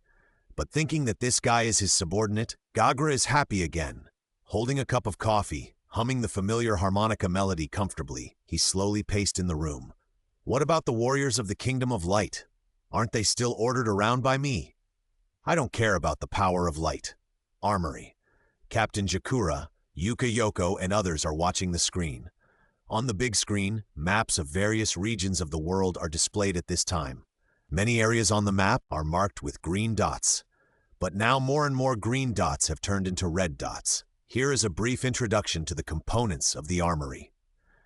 1. The maintenance team, which is mainly responsible for the maintenance and development of special aircraft, humanoid machines that fight monsters. 2. The Monster Response Airborne Mecha Unit, whose main responsibility is to drive special aircraft to fight monsters. Because there are currently only 2 members, Haruki and Yoko, and because Sevenger is operated by one person, a rotation system is adopted. 3. The command room with Captain Jabakura and Commander Awayama as the core, commanding and dispatching personnel. After the space monster Genagagu attacked, the big monsters sleeping underground began to gradually wake up and restore vital signs. Yuka explained with the instrument. That means Genagagu has become an alarm clock, right? Yoko put her hands on her hips and looked at the screen. Relationship between this is not clear yet, but I think we should strengthen the monitoring of those monsters that are still dormant now. Yuka expressed her opinion while holding the instrument. As for the investigation of Ultraman Zeta and Dragon Rider, I think it is still necessary to follow up the investigation. What do you think, Captain? Jiehua turned her head and looked at Chikura and asked. Well, Ultraman Zeta is okay, but that Dragon Knight must be treated with caution. Chikura was sitting on the table holding a cup of coffee, and his face immediately frowned when he heard this. That guy actually snatched the medal from his hand. He absolutely can't let it go like this. Hey, Captain, can you tell me the reason? Haruki said in surprise. That guy is different from Zeta. He can hide his identity and lurk among humans. What if that guy uses his special abilities to do evil? Or what if he accidentally hurts other people? Gagula put down the coffee and said softly, Captain, Dragon Knight is not a bad guy. Haruki said anxiously, Haruki, don't just believe what you see with your eyes. That guy may have been lurking on the Earth a long time ago, and he may have other purposes this time. Snake Kang hinted, it's not good to say directly that the other party just took a fancy to the medal in the box on your waist. But, Haruki, 1,000 words are nothing more than down-to-earth actions. Since you trust him so much, there is no need to prove it to us. His actions will speak for themselves. Snake Kang looked at Haruki and sighed. This silly roe deer, he really doesn't doubt others at all. Who knows, one day he will be sold out and count money for others. But he can't hate this unconditional trust in friends. Yes. Haruki calmed down and felt that what the captain said made sense, and he was relieved immediately. Okay, everyone. I hope you will always be vigilant. Over. Disband.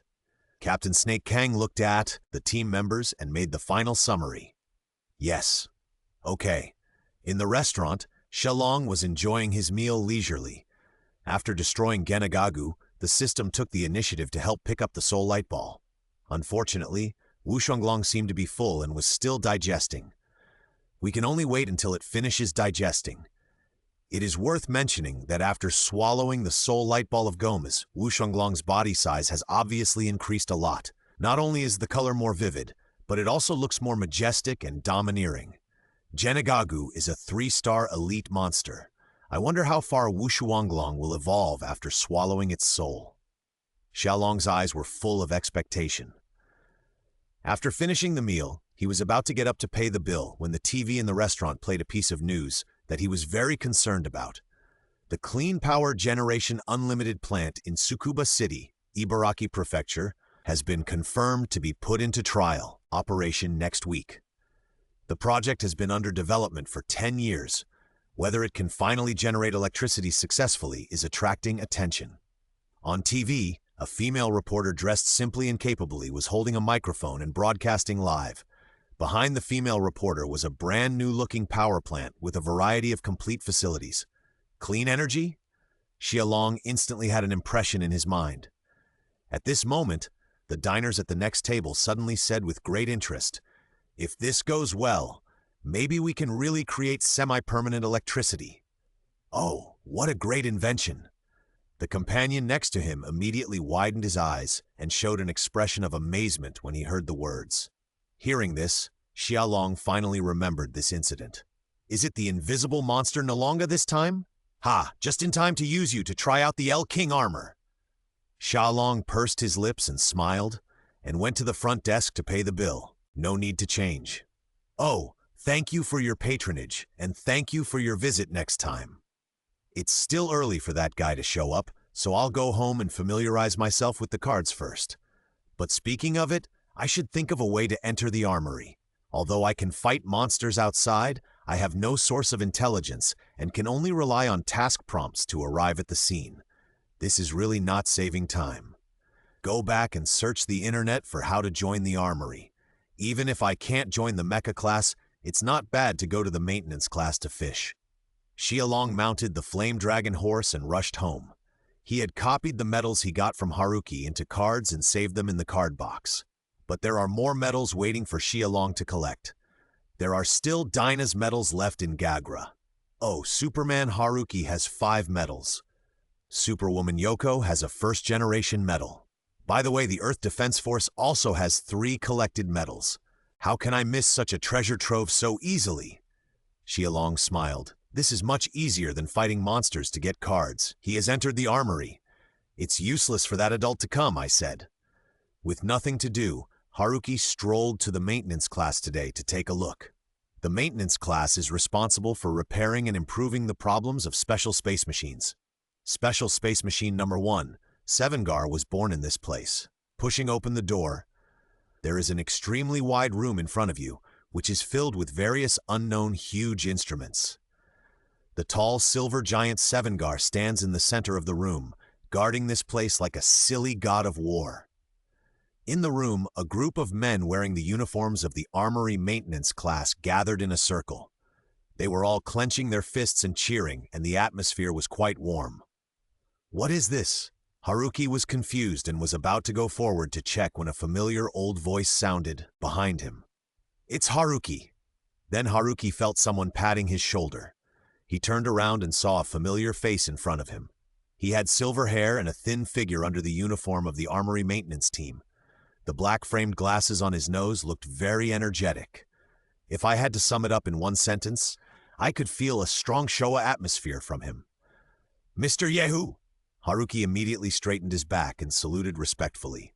The man in front of him was none other than Inaba Torajiro, the leader of the armory maintenance team. "Ha ha ha! There's no need to be so restrained. Let's go and take a look," Yehu said with a smile while holding a laptop, looking quite happy. "Yeah, Mr. Yehu, what are you doing?" Haruki followed Yehu and asked curiously. "Take a look for yourself. By the way, a very good newcomer came into our maintenance class yesterday. You can meet him when you have time." Yehu stood outside the circle and did not enter. Then he turned his head and said to Yao Hui, "Newcomer? Well, he is from Donglong. He doesn't look strong, but his physical fitness is terrifying. It's a pity that he came in too late. Otherwise, I really want to recommend him to Ashe. He is more suitable for joining the mecha unit." Yehu praised without hesitation. Ashe was referring to Captain Snake Kang. "Really? I am really curious when you say that." Yao Hui was a little surprised, and then he was filled with infinite curiosity. After walking into the crowd, Yao Hui could see clearly what was going on. What was about to take place was an arm wrestling competition. One of the contestants was the young man from the maintenance class, Rishi. The other was the ace pilot of the armory, Nakajima Yoko. "If I win, you will promise to be with me, right?" The young man in the black baseball cap confirmed to the woman opposite, with expectation and strong fighting spirit in his eyes. "Gentlemen never joke," the girl who answered chuckled and stretched out her delicate wrist. She looked very heroic. She had almond eyes, willow eyebrows, fair skin, long hair tied into a ponytail and hung behind her head. She looked very capable in the uniform she wore. There was no doubt that she was a tough and strong female warrior. In addition, she was beautiful, so it was no wonder that the men in the maintenance squad were thinking about her. Compared with Rishi's hands, Yoko's palms were small and her arms were white and slender. She looked very weak, but none of the people in the maintenance squad who knew her well thought that Rishi would win easily. The game started. Rishi immediately started to exert his strength, but his face changed in less than 3 seconds. He thought that even if Miss Yoko was strong, she could not compare with men, but the fact was far from it. No matter how hard he tried, the slender arm did not move at all. It was like a reef on the seabed. No matter how the waves hit it, it could not be shaken at all. How is this possible? How could she be so much stronger than me? Rishi gritted his teeth, his face flushed, and the veins on the back of his hand bulged because of the force. In order to win the game, he turned his body to try to gain leverage, and even cheated and used the strength of his hands. But unfortunately, in the face of an absolute power gap, it is useless to be clever. Yoko suddenly exerted force with her right arm, and Rishi's arm symbolically froze for a second, and then it was suddenly pressed down on the table with a snap. Ah! How could this happen? Rishi lay on the table with a look of doubt on his life. "Sorry, and I can't accept boys younger than me," Yoko said with a smile. Rishi's face suddenly looked like his dream was shattered. "Doesn't this mean that he will never have a chance?" The crowd of onlookers whispered. "Speaking of which, Yoko has always liked older men?" "Old men?" Who was passing by asked curiously. "Men who are older than herself." Haruki looked at the spirited senior Yoko in the crowd and couldn't help shuddering. As a member of the mecha unit, he knew Yoko's strength. She was like a female Tyrannosaurus Rex in human form. Who knew who would marry her in the future? Yehu smiled when he saw that the winner had been decided. He was about to squeeze into the crowd to talk to Yoko about business, but a fearless warrior suddenly appeared. "Miss Yoko, can you please compete with me again?" The crowd suddenly became quiet, and then a young man wearing a peaked cap walked out. Yoko cast her eyes. The man had a well-proportioned figure and a slender body. The ordinary maintenance squad uniform on him made him stand out from the crowd. Yahui was surprised to see someone seeking death on his own initiative. But why did this voice sound so familiar? "Yahui, look, that person is the newcomer I just told you about." "Ha ha, young! People are really energetic." Mr. Yehu pointed at Xiaolong and laughed. "Huh?" Yaoi was dumbfounded. He looked at him again and suddenly felt that this newcomer was the lobster-masked man who saved him in the mirror world. Although he was not wearing armor, his height was very close. What was going on? Could it be that Long Chi-san was... When the other party came closer, Yoko could see his face clearly. He looked to be in his 20s, with fair skin and beautiful bones under his almond eyes. Both his appearance and figure were perfect, but those eyes, which were too beautiful, were always filled with playfulness and teasing, and seemed cynical. "New face?" Yoko frowned and asked. "My name is Xiaolong. I just passed the assessment and entered the maintenance class yesterday. Please take care of me." Xiaolong bowed slightly and saluted. "I see, but even if he is a newcomer, I will not show mercy." Yoko seemed quite confident. "I couldn't ask for more," pulled up the brim of his hat and said with a smile, "Then for the sake of fairness, Miss Yoko, you should take a break first." "No, it will be over soon." Yoko waved her hand, looking quite confident. "Really?" Xiaolong's corner of his mouth curled up with a playful smile, which made Yoko inexplicably unhappy. "Then let's get started." Amid the booing of the people around them, Yoko and Xiaolong stood face to face, put their right hands on the table at the same time, and then held each other tightly. The competition was indeed over very quickly, but the result was beyond everyone's expectations. The winner was not Yoko, but the unknown newcomer. The competition lasted very quickly. Without any thought of sympathizing with the beauty, Xiaolong crushed Yoko. I actually lost? Yoko Okita looked at the red back of her hand pressed against the table, and she still couldn't believe it until now. This feeling is really quite wonderful. It's like a martial arts master who bullies weak players every day and meets the challenge of an unknown person, thinking that he is sure to win. Who would have thought that this unknown person with extraordinary martial arts skills would be crushed directly? Miss Yoko, if you are not convinced, we can have another competition. Xiaolong raised his eyebrows slightly and leaned on the table with one hand. According to the average height of women, Yoko's height is outstanding, but it is still not as tall as Xiaolong, who is 1.85 meters tall. So if Yoko wants to look at him, she has to raise her head slightly, coupled with Xiaolong's indifferent and confident expression. Yoko's mood at this time is particularly bad. No need, I am willing to accept the loss. Yoko took back her hand, her slender waist straightened, looking very free and easy. Xiaolong nodded with satisfaction, stood firm, and just as he was about to speak, he heard a sigh of regret from behind. In the armory, except Yoko and Yuka, there were only men. Although Yuka was very cute, but her unique hobby of being obsessed with monsters really made it difficult for people to get close to her. Although Miss Yoko was a little bit strong, she was straightforward and had a good figure, so she naturally became the target of many animals. No one expected that the Queen of the Armory would be picked by a newcomer so easily. How old are you this year? Yoko looked at the man in front of her and asked embarrassedly. 23. 23, it's indeed a little small, but I'm willing to admit defeat and let's go out for a while and see how it goes. Yoko put one hand on her waist and declared strongly. Outside the crowd, Yaohui looked at this scene and shuddered. Even if he broke his head, he couldn't imagine what Yoko-senpai would look like when she fell in love. It looks like today is a good day. Mr. Do, Yehu looked at this scene and said with a smile. He was an extremely open-minded person and did not oppose young people's free love as long as they didn't make mistakes at work. Who knew that at this time Xiaolong said something that almost made Yoko angry and ran away? Well, although it may ruin the atmosphere to say it now, I don't like you, Miss Yoko. As soon as these words came out, the whole room was noisy. Although Miss Yoko is very strong and doesn't dress up often, she is indeed a real beauty. In our armory, I don't know how many men want to be Miss Yoko's boyfriend. You, the newcomer, don't even want the chance? Brother, you have high standards. Everyone was filled with righteous indignation, but after looking at Xiaolong's appearance and figure, they suddenly understood a little.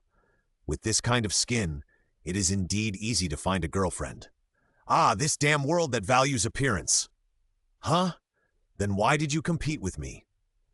Yoko's pretty face was flushed, and she said with some shame and anger, Bastard, if that's the case, why didn't you say it earlier? You made me misunderstand and made such a big fool in front of so many people. Oh, that's because.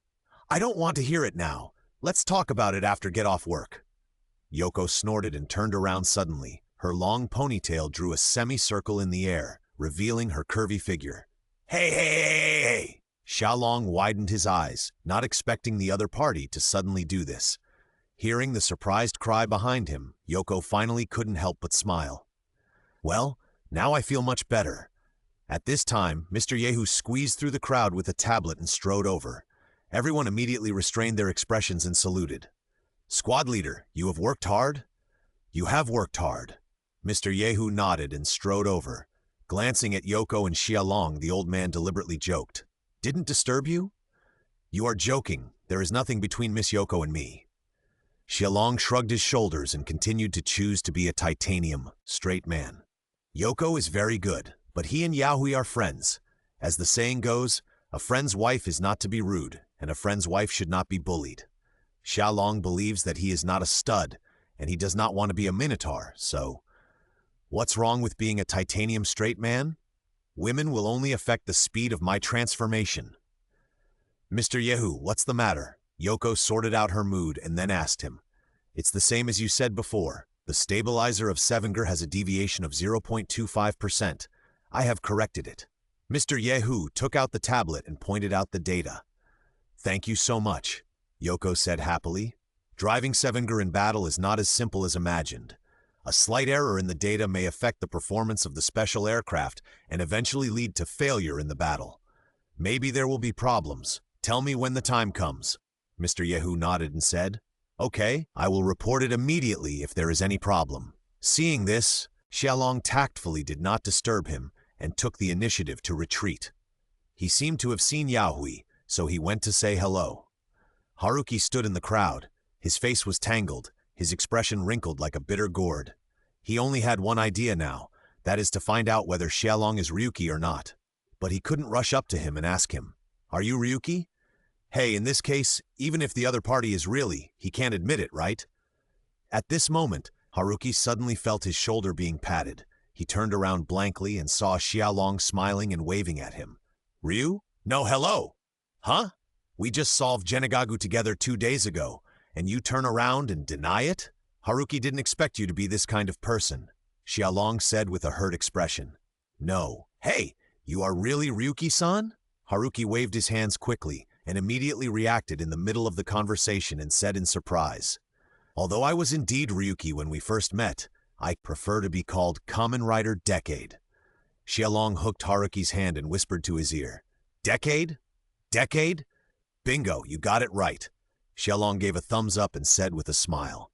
Just as Haruki was about to speak, a shrill alarm sounded in the armory.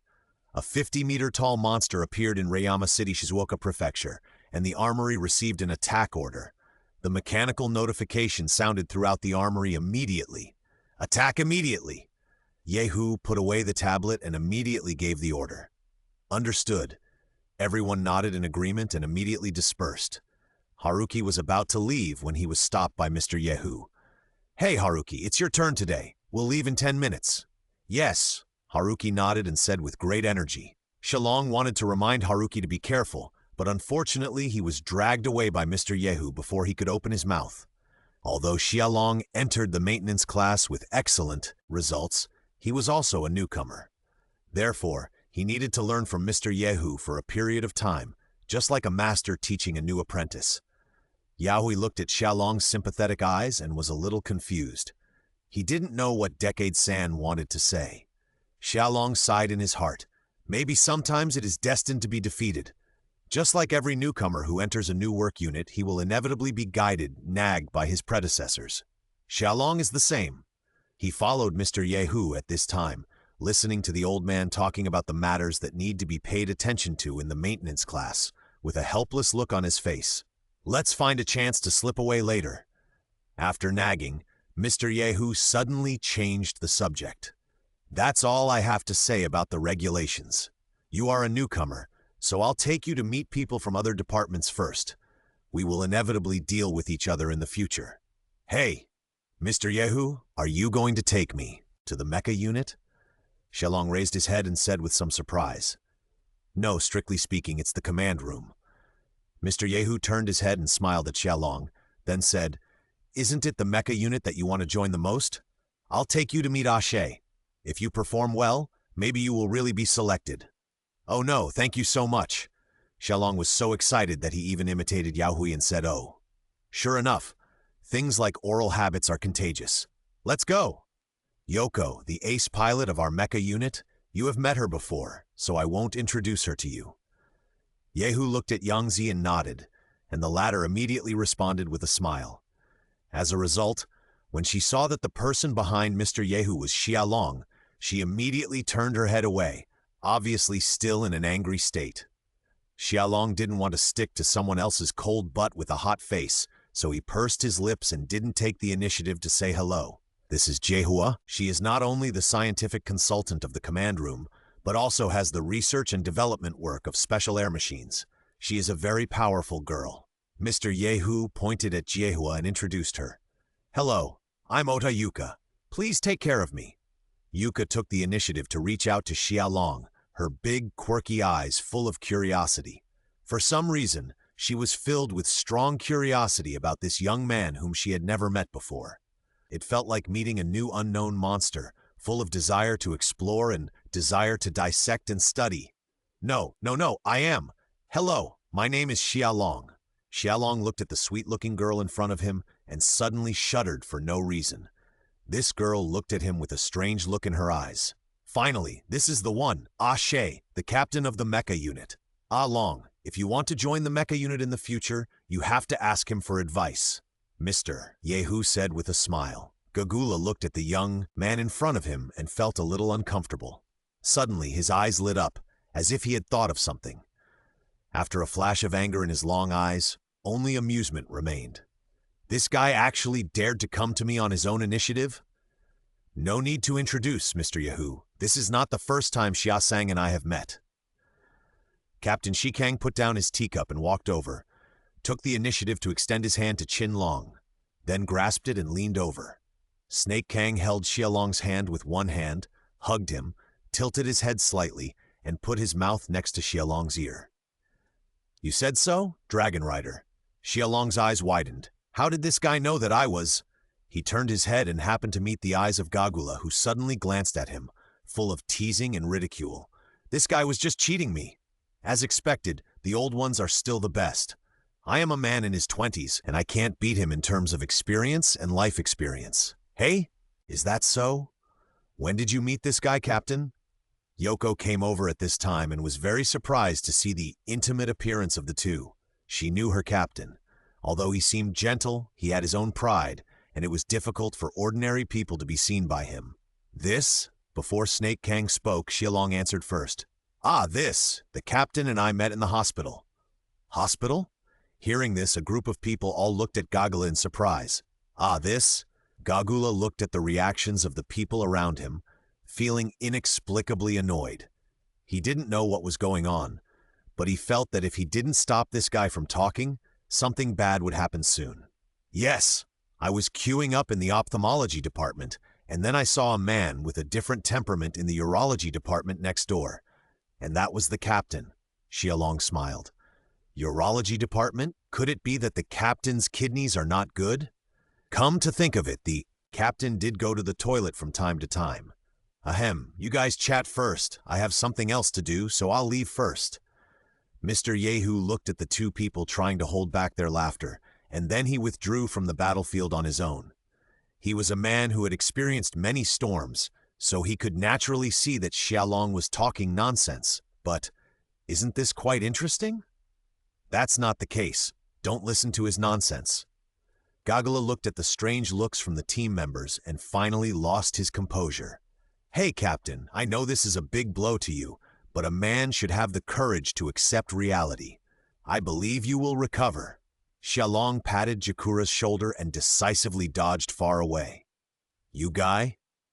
Just when Gagra couldn't help but burst out, Haruki's report suddenly sounded on the main screen of the command room. There is no monster reaction at the target location. As soon as he finished speaking, Sevinger's back was immediately hit by a sudden electric current. Instantly slapped in the face, Sevinger staggered a few steps and almost fell down. At this time, a giant monster suddenly appeared behind it. It was shaped like a lizard, with a big mouth and small round eyes. There was a pair of sharp horns on its head that stretched forward and a white horn on its nose. Haruki? Everyone shouted worriedly. It's a monster. The monster appeared out of thin air. The other party seems to have the ability to be invisible. What should we do now? Haruki asked for help. Yoko and Captain Jakura looked at Yuka together, hoping to get some useful information from her. I don't know.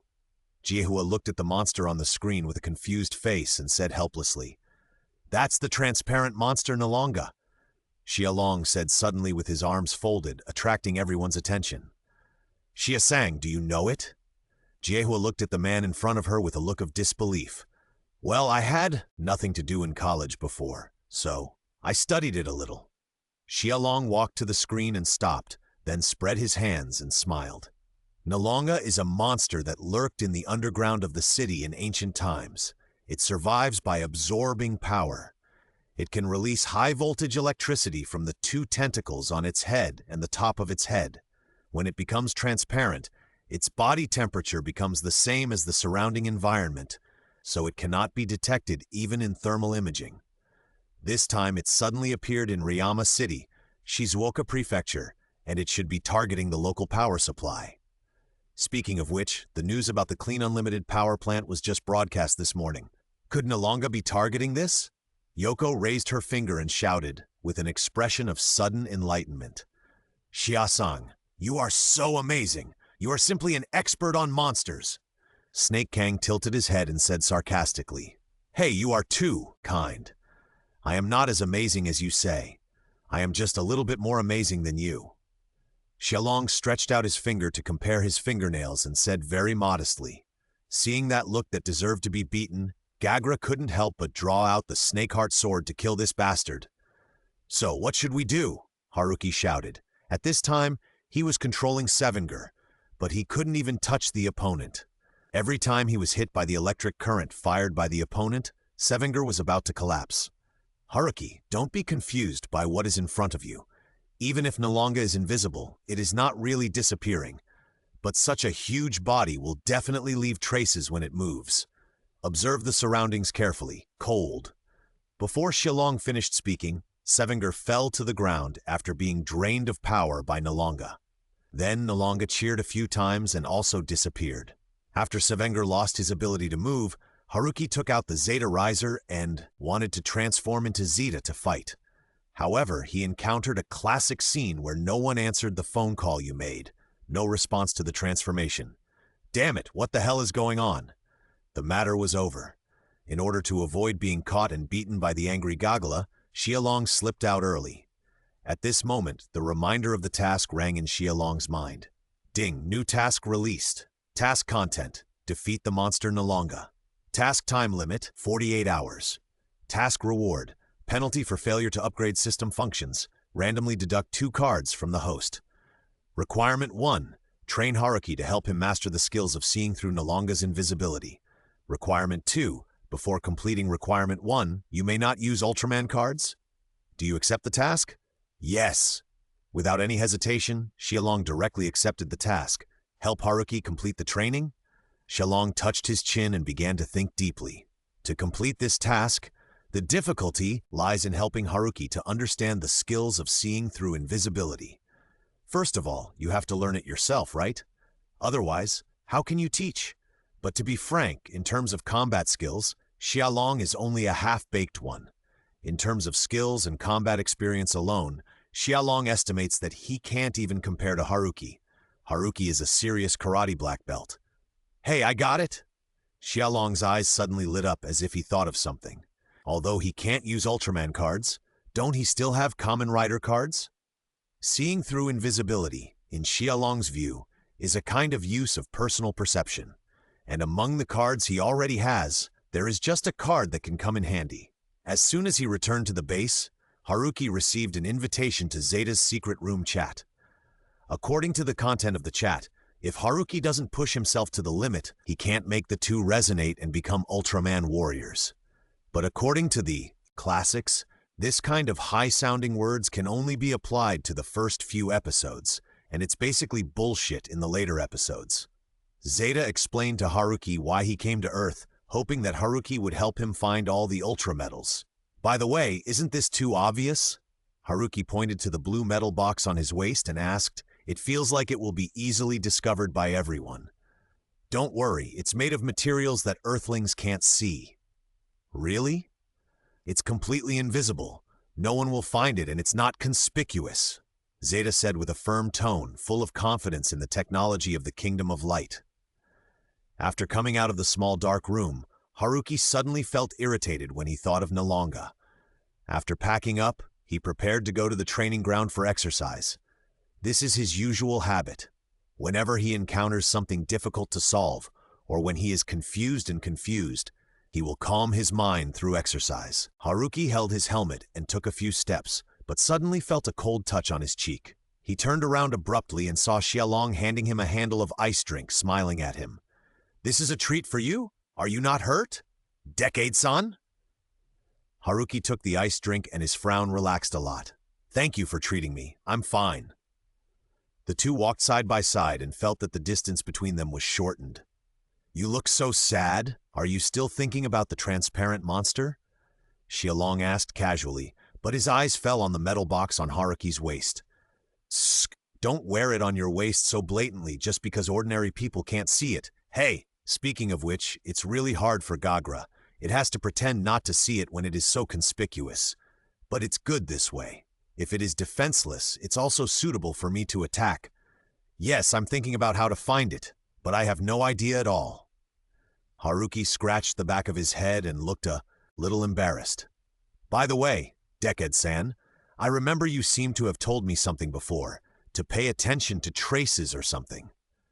Haruki suddenly remembered what Xialong said before, and asked as if he had caught some inspiration. In our Donglong country, there is a saying that goes, the wind leaves a sound, the wild geese leave a trace, which means that everything will leave a trace.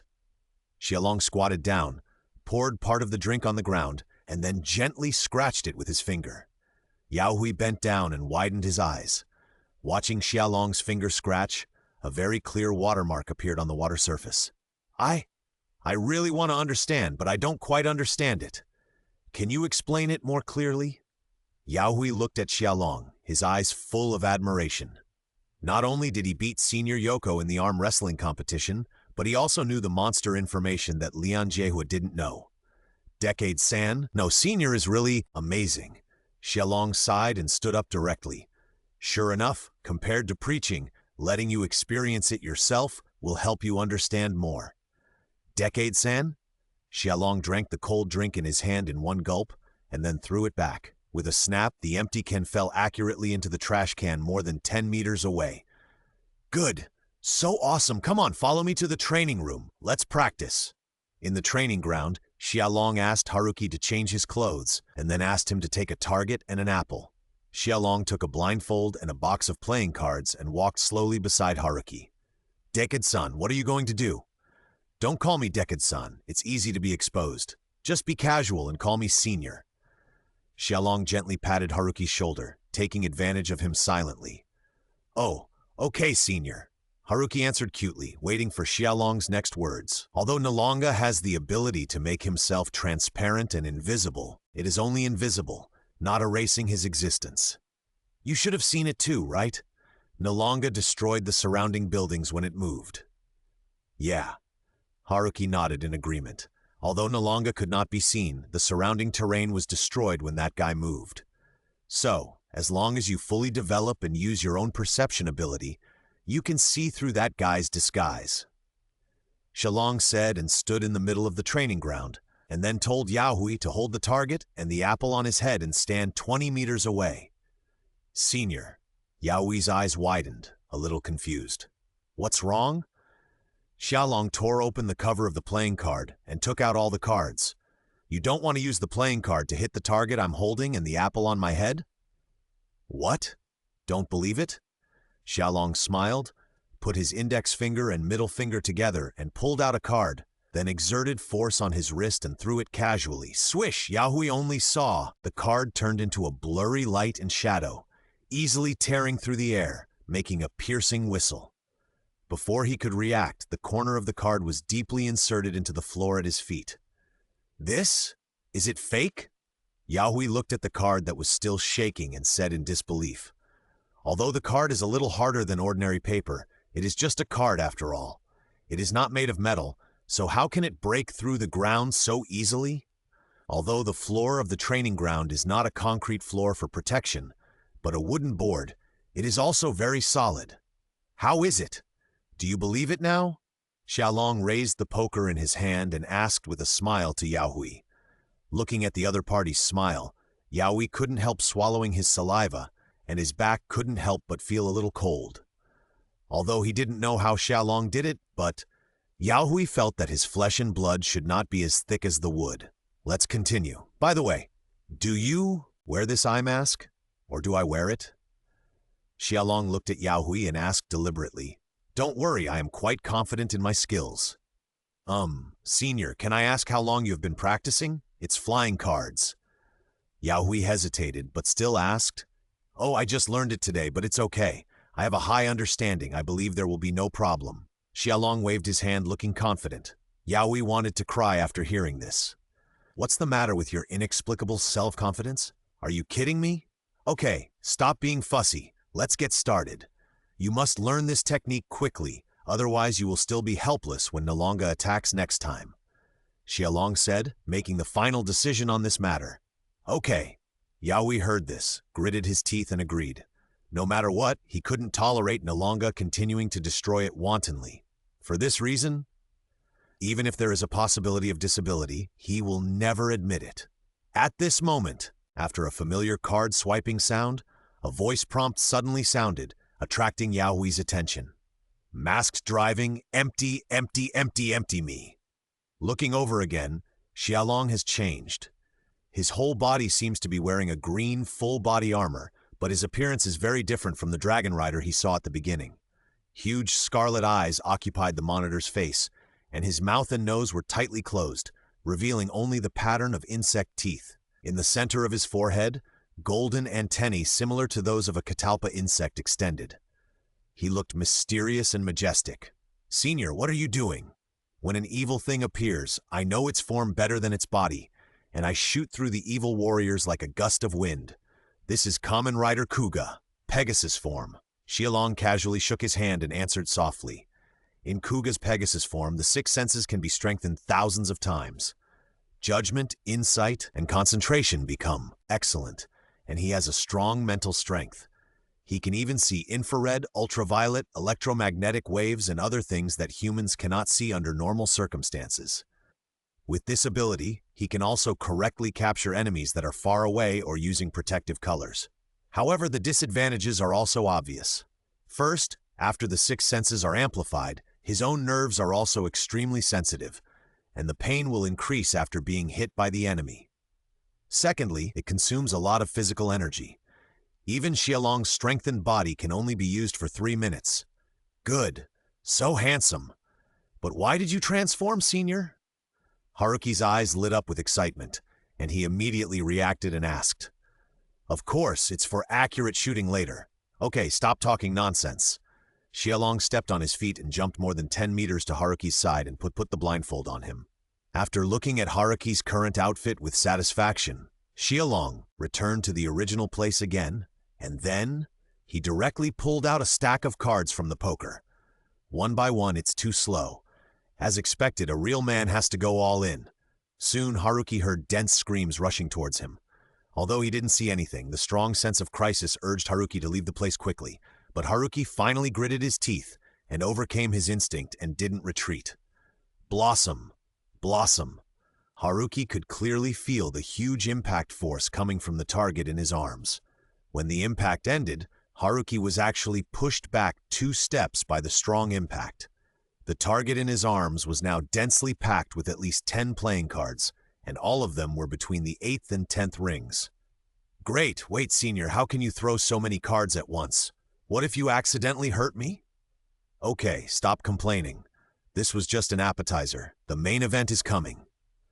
Xiaolong walked in front of Haruki and took off the blindfold, then covered his own eyes in the shocked eyes of Oh His Superman.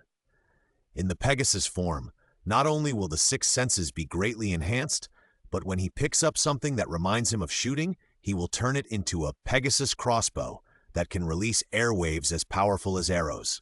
His shooting skills are perfect. This is why Xiaolong has the confidence to do this. Okay, now you can move freely while holding the target. We'll start in 10 seconds. Hey! Hey! Hey, hey! Hey! Don't dawdle, move quickly. Xiaolong pushed the fool, then closed his eyes and began to feel carefully. Hum! Hum! Xiaolong breathed gently, his attention more focused than ever before. The world seemed to have fallen into dullness, and everything around him began to slow down. Although he couldn't see, Xiaolong's other senses became more and more sensitive. He could feel the traces of disturbed air and the slight vibration from the soles of his feet. He could hear the slight sound of the floor being stepped on and Haruki moving. He could smell the unique smell of everything around him and the smell factor that was constantly moving. Here! Xiaolong shouted, turned around suddenly, and twisted his wrist at the same time. Swish! The card cut through the air and landed accurately on the target in Haruki's arms. A corner of the card hit the bull's eye. This? You actually did it? Senior, do you know magic? Haruki stopped and said in amazement, "This is not magic, but the use of perception." Xiaolong took off his blindfold and stood up to help him get hurt. "Next, I will teach you the key points and my experience. Be prepared. Next is the Hell training." "Hey, do I have to fly cards too?" "No, that level is too difficult for you now. You just need to cover your eyes and predict my attack." After saying this, Xiaolong canceled the transformation, raised the corners of his mouth high, and showed a smile that made Haruki shudder. "Oh, I'll try my best." So in the training ground, Haruki's screams, which were full of rhythm and yin and yang, were heard one after another. "Ah, it hurts, senior. Can't you be gentler?" "I've deliberately reduced my strength. Otherwise, do you think you can stand up now?" Stretched out his hand and grabbed Haruki's fist steadily, then stepped forward and threw him heavily to the ground with an over-the-shoulder throw. "That's right, that's it. You have now grasped the key points." Xiaolong leaned over and said softly to Haruki, then stood up and stretched his limbs. Opening the task, it showed that requirement 1 had been completed. Yaoi took off his eye mask, looked at Xiaolong slowly leaving back, panting and shouting, "Thank you very much for your teaching. You've worked hard." "No big deal. Keep working hard in the next battle." Xiaolong waved his hand without looking back. "Oh, hiss!" Arriving at the training room to change clothes, Xiaolong was ready to fight, his face full of anticipation. After training with Yaoi for so long, now he can finally get the reward. 5 medals, that's 5 chapters of Ultraman character cards. This wave is a direct profit. Who knew that after arriving at the locker room, Xiaolong saw someone he didn't want to see at all? Gagula! "Yo, you've worked hard in training." Gagula looked at Xiaolong's face with a smile gradually disappearing, and his mood became surprisingly good. "Captain, why are you here?" "Nothing, aren't I just standing guard for you? Prevent some valuables from being taken away by some thieves." Gagula looked at Xiaolong and said with a smile, "Ahem, how could that be? Everyone in the armory is of high quality." Xiaolong's heart was filled with 1,000 horses. "You guy, do you have to be so obvious when you are making indirect accusations? Didn't I just steal 2 of your medals? Why is it so necessary to guard so tightly?" "That's hard to say." Gagula smiled as he watched Xiaolong slowly change his clothes. Xiaolong was too lazy to pay attention to him, so he sighed, changed his clothes and turned away. "Hey, what?" Xiaolong just turned around and saw a shiny object thrown by Gagula. He quickly reached out and grabbed it, opened it, and saw that it was an Ultra medal. It was Leo's. "Haruki will be here soon. You only have 10 seconds. Captain, I love you." Xiaolong glanced at Gagula, then said in surprise, "Climb." After activating the card-grabbing ability and successfully copying Leo's card, Xiaolong returned the medal to Gagula. "Thank you. Don't get me wrong, this is just the reward for teaching Haruki. I don't believe you yet." Gagula put the medal back into Haruki's medal box and said softly, "Sk, tsundere. You! Let's go." Xiaolong waved his hand and left the locker room with a smile, and patted Haruki's butt, who just returned. "Hey?" In the evening, in front of the armory door, a slender and handsome young man was leaning against the door. His long eyelashes like small brushes were gently closed, and his appearance was calm, as if waiting for someone. "So handsome! Why haven't I seen such a good-looking little brother before? That figure, that waist, Mom, I'm in love!" "Come on, you like any handsome guy, you scumbag." "Go to hell. I just want to give all the handsome guys in the world a harbor to dock their hearts." The girls passing by were chattering, making Xiaolong lose his mood. "They are all superficial guys. Compared to my appearance, my inner self is more beautiful. Please limit your narcissism." A familiar, crisp female voice sounded. Xiaolong turned his head and saw Yoko striding towards him. At this time, she was no longer wearing a uniform, but a fashionable casual dress. Her ponytail was loosened, her long black hair was scattered on her shoulders, and her long legs wrapped in black silk stockings were crossed, walking towards him quickly. Compared with usual, she was less serious and more sexy and beautiful. "This is not called narcissism. I'm just telling the truth. Why did you take so long to come out? It doesn't take so long to change clothes, right? You must put on makeup when you go out as a man, can't you? Wait a little longer and show your gentlemanly demeanor." Yoko rolled her eyes at this guy and felt that it was better to be a more mature man. "Sorry, I believe in gender equality. Let's go." Xiaolong turned around and walked out first. Where are we going? The restaurant. I'm hungry. Besides, the door is not a place for conversation. After dinner, Xiaolong wiped his mouth with a tissue and then said his goal. So, you challenged me to an arm wrestle just to see that toy medal. Yoko widened her eyes, still a little unbelievable. What else? Where do you get the confidence to think that your charm can surpass the medal? Xiaolong's expression was as if it was a matter of course, and Yoko was so angry that she wanted to splash the water in the cup on his face. Take it and have a look. Get out of here after you're done. Yoko took out the first-generation medal and slapped it on the table, then said angrily, if it wasn't for the fact that she couldn't make loud noises in public places, she would have wanted to curse. How could this guy not be so annoying? Xiaolong raised his eyebrows and held the first-generation medal in his hand. Having detected the Ultra medal, do you want to activate the ability to copy it into a card? Yes. Xiaolong agreed in his heart without any hesitation. The first generation is not the strongest in the Ultraman family, but he is definitely not weak. He is not only proficient in fighting, but also has amazing physical fitness and many powerful light skills.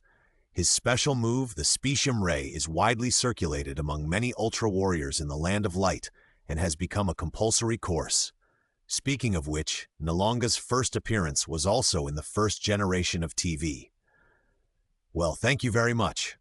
Xiaolong took out his mobile phone and pretended to be enthusiastic to take a few photos, and then returned the medal to Yoko. I have something to do, so I'll leave first, huh? Don't worry, I'll pay the bill. Xiaolong stopped when he heard it, smiled at her, and then quickly disappeared from Yoko's sight. Asshole, I'm not asking you that. Yoko sighed tiredly, then took out a makeup mirror from her bag and carefully examined herself. Although I'm not very beautiful, but I'm not so ugly that I run away immediately, right? After less than a day of contact with Xiaolong, Yoko began to waver in her own charm. Forget it. I'll ask Haruki tomorrow. Compared to that guy, Haruki is quite normal. Yoko shook her head and soon stopped worrying. She packed up her things and left the restaurant. The next morning, all the members of the armory were holding a combat meeting. Since the transparent monster Nalonga feeds on electricity, the mysterious power outages that have occurred frequently in recent days can be explained, Yuka said while operating the computer, and a map of the area near Shizuoka Prefecture immediately appeared on the main screen. The places where the power outages occurred have been automatically marked. Haruki rubbed his still sore shoulders and asked, from the signs, Nalonga is moving towards the clean infinite power plant? Yoko folded her arms and said, if this place is destroyed, the consequences will be disastrous. After all, the semi-permanent power technology recently launched by the Clean Infinite Power Plant is a groundbreaking technology and has attracted much attention from all walks of life. If the armory fails to stop Nalonga and the power plant is destroyed, it is conceivable what kind of public pressure it will face at that time. Commander Awamiyama is probably going to have a stomachache again. So we have to intercept it and defeat it before it gets there. But how do we do that? Haruki asked the key question. Use the electric field release bullet I developed. After using it, we can add a strong magnetic field to the surface of Nalonga, weaken the potential barrier, and use the tunnel effect to release electrons outward. Yuka then took out a palm-sized silver bullet from the drawer. In other words, as long as we shoot this into the corner of Nalonga, we can diffuse the electricity absorbed by its body into the atmosphere. But this thing only has one shot, Yuka warned. Isn't this too difficult? That guy can become transparent, so it's hard to hit him. Yoko put her hands on her hips and complained. No way, it's good to be able to make it in such a short time. Yuka said helplessly. At this time, Captain Jagura took the electric field release bullet and began to make arrangements. So in order to avoid mistakes, let the ground troops investigate its situation first and immediately inject the signal device into its body once it is found. Yoko is on standby in the 7 equipped with electric field release bombs in advance to save power. The plan for this operation is to release the electric field to Nalonga. Understood. Oh hiss! When Gagula heard the 2 words oh hiss, he instantly put on a mask of pain and had a severe headache. But he couldn't say anything, and finally had to watch the team members gradually leave. By the way, let that guy come to help as well so that there will be double insurance. Captain, who is the guy you are talking about? Jiehua looked at the captain's smiling face and asked curiously. In addition to that arrogant newcomer, there is also that one. After saying this, Gagula took out the communicator and called Mr. Yehu. Clean the unlimited power plant. At this time, Yaohui and Jiehua were looking for Nalonga all over the street. Yoko was driving the Sevenger and on standby nearby, and once the target was found, immediately. Based on its speed, it could appear at any time. Yuka looked around with a vigilant look. Haruki, how is your side? No, we haven't found anything yet. Haruki replied helplessly, damn it, how long will it take to find that guy if this goes on? So why do I have to help? Xialong asked weakly. At this time, he was dressed in an armory outfit, holding a gun in one hand and a detector in the other. He was following Haruki, searching for the traces of Nalonga. Senior, this is the 67th time you have said this. My ears are almost calloused. Haruki looked at Xialong, who was in a state of inaction, shook his head, turned around and continued to search with the instrument. Didn't I say before that after Nalonga became invisible, its body temperature became the same as the surrounding environment, so it cannot be detected even with a thermal imaging device? Xialong walked casually like a middle-aged man who had no hope of promotion and was planning to fish until the end. Even if you say so, we can't do nothing, Haruki immediately retorted.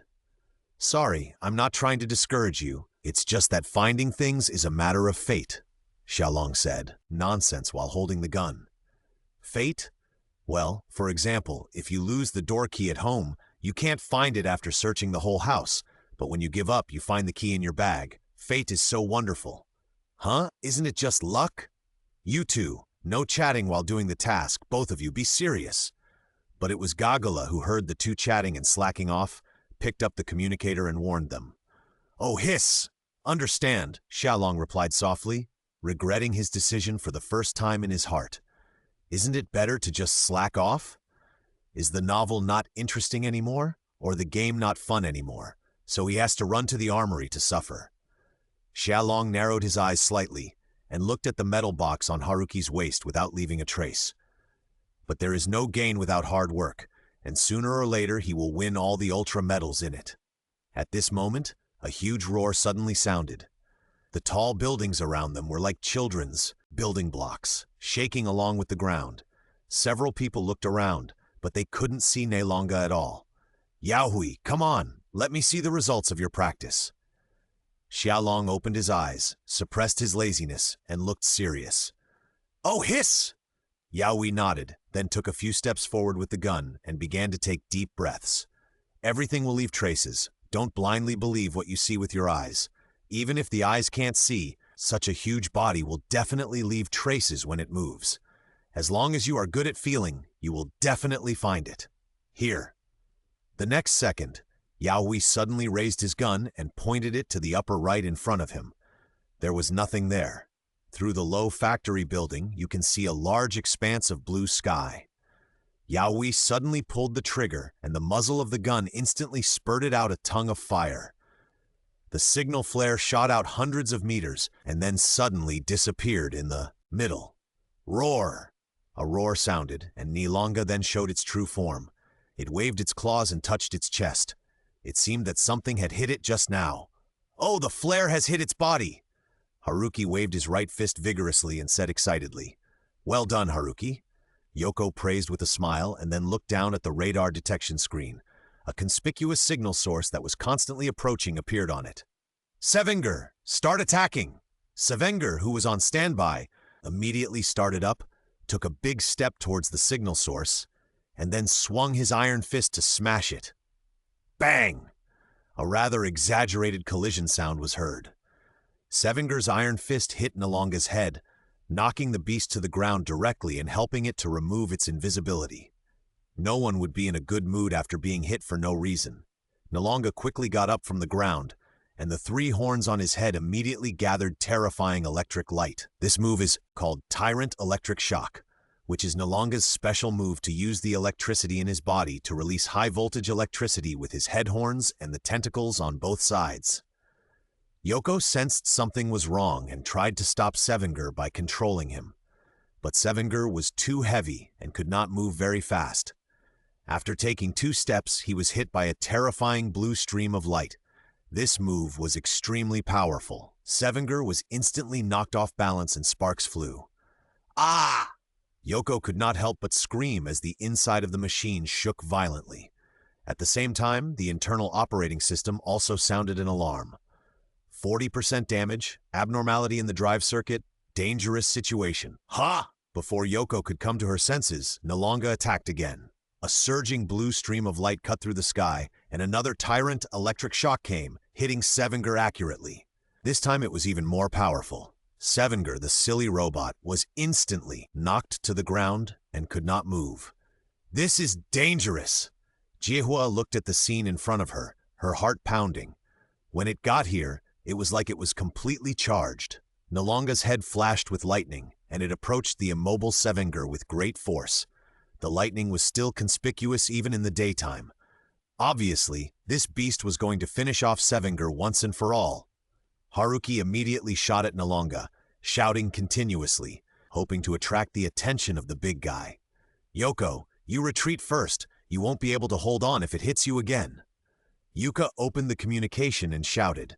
Yoko didn't reply. Sevenger was seriously damaged and she couldn't open the escape device at all. Is he going to die? Nalonga completely ignored Haruki's tickling shooting and kept approaching. Where are you still scratching? Hurry up and transform, Xiaolong said and directly summoned the Decade Driver and then quickly took out a silver card from the card box on his waist. Ultraman Titidega! Nalonga came in front of Sevengar and used the electric shock of the tyrant that had been accumulating power for a long time. A dazzling flash of lightning flashed by, and Yoko screamed and raised her hands to cover her eyes, waiting for the verdict of fate. The light flashed, but the machine did not receive any damage. Yoko opened her eyes and saw a familiar back appear on the display. The red, silver, and purple body was very conspicuous. It was Ultraman Tiga. Is this the Ultra Warrior transformed by Decade?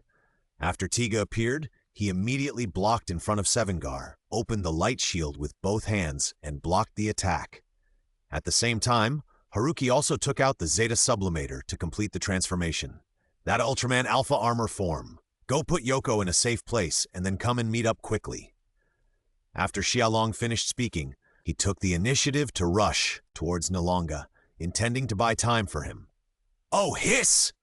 Haruki nodded in agreement, and immediately asked Zeta to pick up Princess Sevengar and put her outside the battlefield. At this time, Tiga was already fighting fiercely with Nalonga. Having had the experience of dealing with Gainega before, Xiaolong seemed quite calm this time. He continued to use his advantage of being more agile than Nalonga to attack the opponent continuously and quickly. The earth was shaking. Nalonga lowered his head, and a strong electric light came out of his head and rushed towards Digia. Digia immediately rolled to the right to dissolve Nalonga's attack, and then half-crouched on the ground. You are really thick-skinned. Since you like to use electricity so much, then you should also taste the taste of being attacked by electric current. Transforming into space, Xiaolong twisted his neck, then opened the card box, pulled out a card engraved with lightning patterns, and inserted it into the driver on his waist. Equipment control, King Air Armor. The next second, a dazzling blue light came out of Digia's body, and everyone's eyes widened as the light dissipated. Digia slowly stood up. Compared with before, his upper body was covered with a layer of golden armor with a strong sense of metal. His right hand was in the shape of a gun, and the left shoulder was equipped with King Air's head armor, which looked a bit more solemn. Is that armor? But it's so strange. Is that head King Air? I wonder how many cards this guy has hidden. Gagula watched this scene through the screen and couldn't help but frown. It feels a lot lighter than I thought. This feels really good. Now the King of Lightning is here. As Xiaolong finished speaking, Tiga suddenly swung his gun-shaped right arm forward. The next second, a golden electric whip came out from Tiga's right hand and suddenly stretched 100 meters. Before Nalonga could react, his neck was wrapped several times by King Air's electric whip. Tiga placed his left arm on the crystal in front of his forehead and instantly switched to a strong type. Then the center of gravity of his legs sank, the muscles of his right arm instantly tightened, and then he suddenly exerted force. "Zeta, catch it! Hey!" As soon as Zeta stepped into the battlefield, he saw Tiga exert force with one arm and threw Nalonga like a heavy ball. Alpha explosive kick! Zeta instantly jumped high, his right leg burning with blazing flames, and kicked the thrown Nalonga hard to the ground like a whip. This is the power from the Leo metal. This kick was so powerful that most of Nalonga's body was directly embedded in the ground, and it wailed in pain. But this also really angered it. Just as Tiga was about to pull Nalonga back and beat it up again, Nalonga's head suddenly glowed, and it actually forcibly absorbed the power of the El King lightning whip wrapped around its neck into its body. Not only that, this greedy monster that thirsts for electricity set its sights on the El King armor on Tiga. Compared with the energy of the clean unlimited power plant, absorbing the electricity of the El King armor is more beneficial to it. Huh? Before Xiaolong could react, Nalonga opened his mouth and bit the El King electric whip, and madly absorbed electricity through this ready-made wire. Warning, power is draining away quickly. Warning, power is draining away quickly. Damn it, this guy actually treated me like a battery! Xiaolong was furious and wanted to disconnect the King electronic whip, but found that he couldn't do it at all. "Senior," Zeta shouted. Then he decisively took out the Alpha double-section head dart from his head, cut off the King electronic whip, and helped Tiga break free. A large amount of power was lost, and the King electronic armor on Tiga's body instantly turned into a pool of golden light and disappeared. "Zeta, thank you this time." The armor dissipated, and Tiga's chest rose and fell violently, obviously consuming a lot of energy. "It's my duty." At this moment, a violent roar suddenly resounded through the city, attracting the attention of the two again. After absorbing the power of the King electronic armor, Nalonga evolved. Nalonga's original skin was black and gray, and looked like a thick gray rock. At this moment, Nalonga's skin was covered with golden spots similar to King El. The colorful nose corners on the top of his head seemed to be covered with a brilliant golden film. But the biggest change was Nalonga's tail. Nalonga's tail was not very long originally, but now it has become narrower and tougher after absorbing the power energy of King El's armor. "It's over, Senior. This guy's momentum is stronger than it looked just now." Zeta scratched his head with both hands, looking quite helpless. I'm so sorry." Xiaolong stood up and said awkwardly, "It's over. Exposed." Although he showed off a few times in front of Zeta at the beginning, to be honest, he actually has less experience in fighting giant monsters. In the armory, in the command room, Gagra looked at this scene and couldn't help but put his hand on his forehead. Is this guy trying to retaliate against me? Is he doing this on purpose? I asked you to help, not to increase the difficulty. Well, let's take it one step at a time. If it doesn't work, we can only give the medal to Haruki in advance. It's okay, Senior. Just do it, go. Okay, go. The next second, Zeta and Tiga rushed towards Nalonga together. The violent golden thunder, like a river pouring down from the sky, burst out from Nalonga's head. After evolving, Nalonga's ultimate move, Tyrant Electric Shock, was also upgraded. Now it is called Golden Tyrant Thunder Bomb. The two fools rushed over a few steps, and their eyes widened when they saw this. They pushed each other hard with great tacit understanding. Bang! The golden lightning just brushed past the waists of the two people. It obviously didn't hit them, but the attached electricity made their waists numb. The next second, a deafening roar came from behind the two people. A building that had not yet been completed was instantly blown into pieces under the attack of the Golden Tyrant Thunder Bomb. The sky was full of rubble. In the transformation space, Xiaolong swallowed his saliva and felt a little scared. If he was hit, he would lose his fighting power in an instant. Senior, Zeta shouted, drawing Xiaolong's attention back. Oh, let's go together. Although he was afraid, but he had to fight. Protecting humans and the Earth is never as simple as talking, so let's risk our lives. Zeta and Tiga rushed towards Nalonga side by side. Zeta suddenly stepped forward and grabbed Nalonga's neck, clenched his right hand into a fist and smashed it hard on its head. Nalonga desperately swung his body, and his long tail covered with golden spots swung towards Zeta's unprotected back, but he failed. Tiga suddenly pounced forward, his left fist folded at his waist, and his right hand palmed into a knife, releasing a blade of light at the attacking long tail. A sharp blue light flashed by, and the next second, Nalonga's long tail was cut off and fell to the ground, and the remaining limbs continued to wriggle like a headless snake. Tiga's fighting skill, palm strike cutting.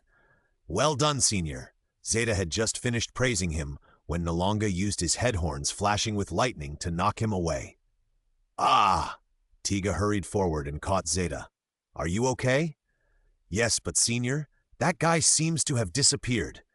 Zeta stood firm and turned his head to look back. He saw Nalonga's head horns flashing with lightning, and then his huge figure disappeared directly into the air, and he couldn't find where that guy was at all.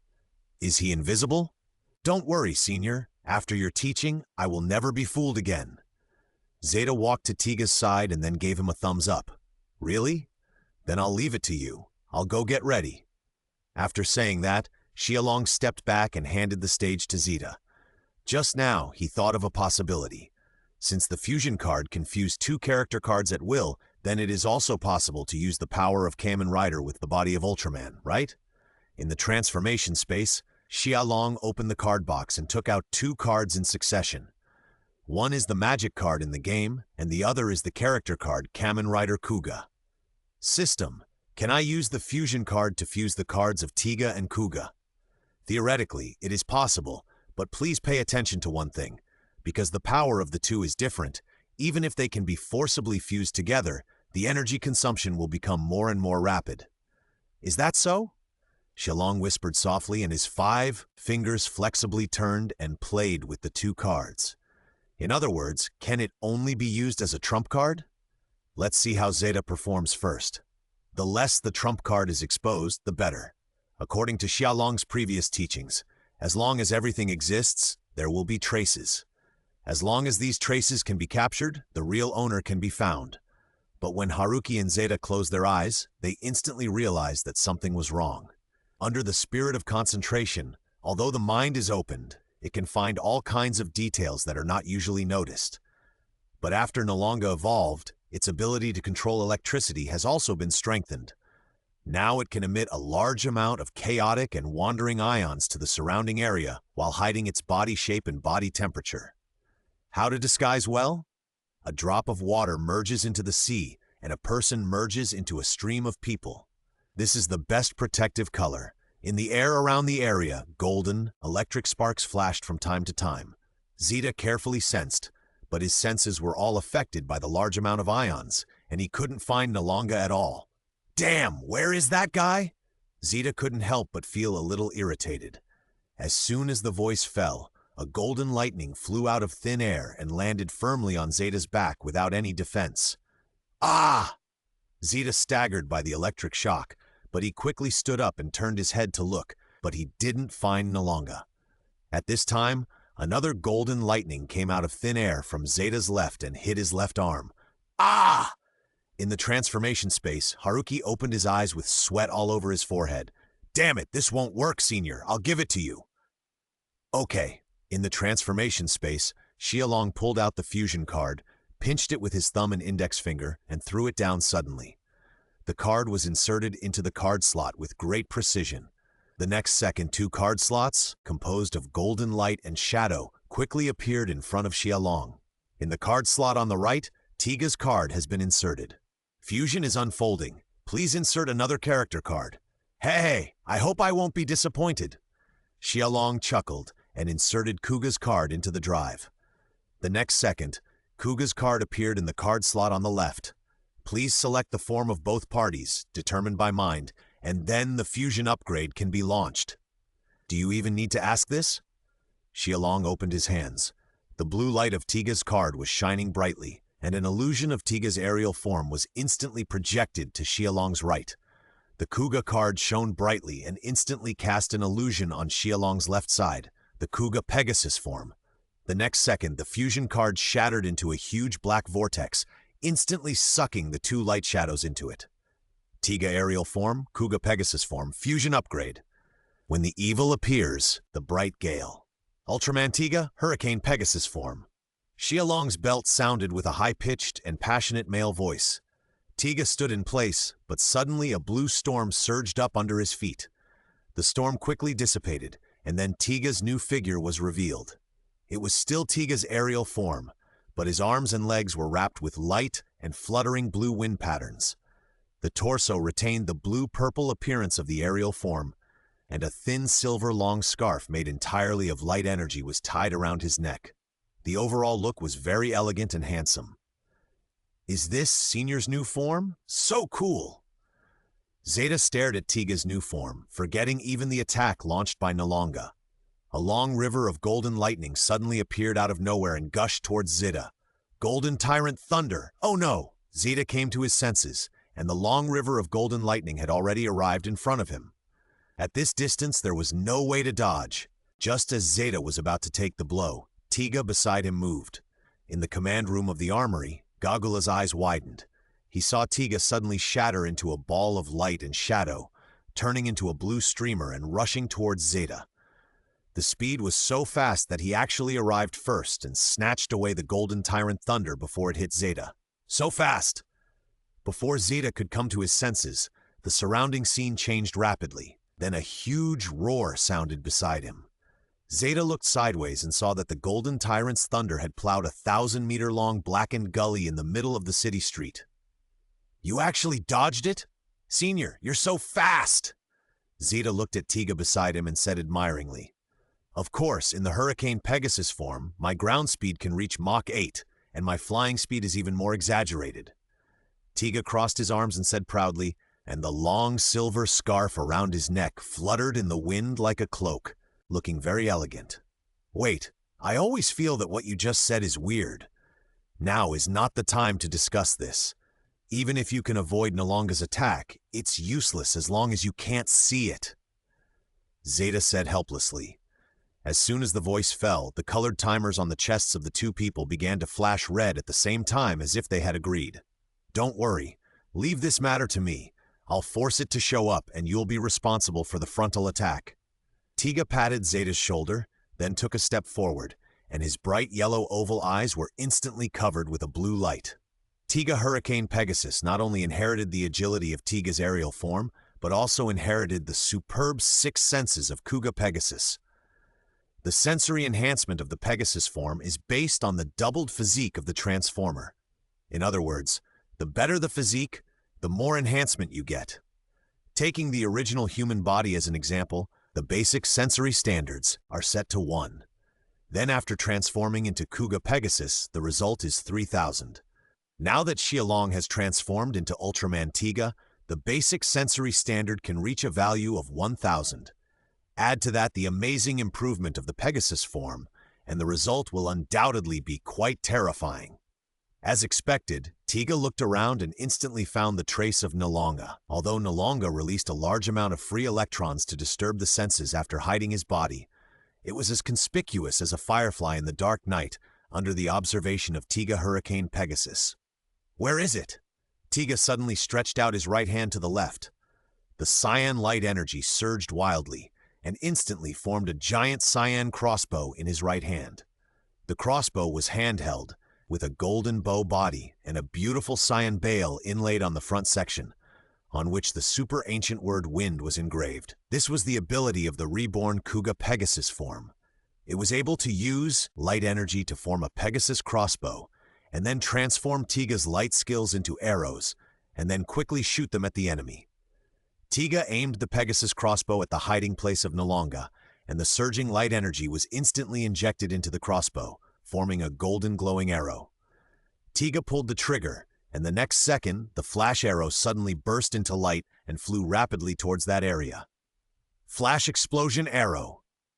This is a special arrow formed by injecting Tiga's timer flash into the Pegasus crossbow. It has the ability to drive away darkness and make evil nowhere to hide. Everyone still didn't understand why Tiga shot an arrow into the air. The next second, the flash arrow had already pierced Nalonga's body and suddenly burst into a dazzling light. When everyone put down their hands to block the strong light, they found the long-lost Nalonga. Great, Senior, how did you do it? We'll talk about this later. Just take care of it in Mod 1 go. Yes, Zeta nodded immediately, his hands parallel to each other, and the light surged to form a conspicuous Z. Tiga then injected his special move in the air, the Rampart light bullet, into the Pegasus crossbow in his hand. Seeing this, Nalonga wanted to hide and escape again, but unfortunately, its whole body was covered with a layer of golden light, and its huge size could be seen from a long distance. The next second, a giant silver-white light arrow instantly crossed a distance of thousands of meters and directly pierced Nalonga. Then, a blue-white spark light with electric current chased after it, blasting Nalonga into pieces all over the sky. Rampart Special Light Arrow, Zestimu Light. Cool, Senior. Zeta walked in front of Tiga and high-fived him. It's just so-so, keep a low profile. Xialong said modestly, shaking his hands, completely forgetting who made things complicated. Let's go. Tiga flew away in a straight line, and Zeta drew a sexy Z in the sky as usual, and also left. In the armory, in the command room, Gagra looked at the two rapidly receding figures in the sky, and the corners of his mouth couldn't help but curl up. His narrow and long snake eyes narrowed slightly, and I don't know what he was thinking. After returning to the armory with Haruki, Xialong walked straight to Gagra and prepared to skip work. Captain, I'm injured and want to take a leave to rest. You are injured? Where? How come I didn't see it? Gagula looked concerned on the surface, but his eyes were murderous. He believed that Haruki was injured, but how could this bastard, a non-human with a strong physique, be injured? Oh, I have internal injuries. My chest hurts so much now, so I'm going to the hospital for a checkup. Xialong said and straightened his chest towards Gagula. Okay, thank you for your hard work this time. After the examination, you can go back to Mr. Yahoo. Gagula sighed, hugged one hand to his chest, and waved the other hand to indicate that Xialong could go. Thank you, Captain. Xialong saluted with great energy, turned around and jumped away. This guy, if only he could be so serious at work. Gagula shook his head at Xialong's back, then picked up the coffee and took a sip. I always feel that the captain is particularly lenient with that guy. Yoko looked at the interaction between the two, curled her lips, and then turned her gaze to Haruki, who was doing horizontal bar training. Haruki, what do you think? Senior Yoko, is it your illusion? Isn't the captain very kind to us? Is that so? What do you think, Yuka? Sorry, I have to go study Nalonga's power generation organ. It's incredible that biological organs can carry such a huge amount of electrical flow. Jiehua wore a clean white surgical coat in both hands, holding a disgusting-looking biological organ, her big eyes full of exploration. Then the girl jumped away and her back figure was exactly the same as that of a certain person. Xialong was naturally not injured. After asking for leave, he skipped work and went home. After taking a shower, Xialong wrapped himself in a bath towel and sank into the soft sofa. After killing Nalonga, the task issued by the system was completed. However, Xialong looked at the row of small words on the light screen, feeling helpless. The system is being upgraded, and there are still 12 hours before the official update. Please wait patiently. During this period, the basic functions of the system can still be used normally. I hope you can bring me some surprises. Xialong shook his head, then closed the interface, opened the card box, and took out a brand new card. Card name: Golden Nalonga Level 2-star Elite Monster Skills, Invisibility, Electric Whip, Golden Tyrant Thunder, Electric Energy Absorption. Note: after Nalonga devoured the electric energy of King Air's armor, the evolved form is more difficult to deal with. 2-star Elite, only one level lower than Gainiga. It's a good harvest. Xialong's fingers turned the card flexibly, and his mind was churning. After sacrificing the Gomez card, Xialong's physical fitness can be described as inhuman, but that's all. Should I sacrifice this card to obtain more skills to strengthen myself? Forget it, it's not too late to decide after the system upgrade is completed. After making the decision, Xialong no longer thought about it. After watching TV for a while, he returned to his room to sleep. The next morning, the golden sunlight shone through the window onto Xialong's face, as if applying a layer of gold powder on that handsome face. The system has been updated, and the new function module has been loaded. Please refer to the instructions for use. A new day. I wish you a happy life. Hearing the voice, Xialong opened his eyes drowsily, then tilted his head with difficulty to look at the electronic alarm clock on the bedside table. Huh? It didn't ring? After 2 seconds of stunnedness, Xialong's eyes widened instantly, and he suddenly lifted the quilt and sat up from the bed. The system has been updated? Without any hesitation, and even without the time to deal with his messy hair, Xialong immediately opened the system interface and began to browse. 3 minutes later, Xialong closed his eyes and had a general understanding of the updated system functions. There are a total of 4 new functions. The first is the melting and strengthening function. It can consume cards to strengthen another card, so that it can gain new skills and enhance its strength. The second is the creation and conversion function. It can transform a card into another type of card, but there is a certain probability of failure. The third is the prize pool function. It can draw prizes from the prize pool once a week.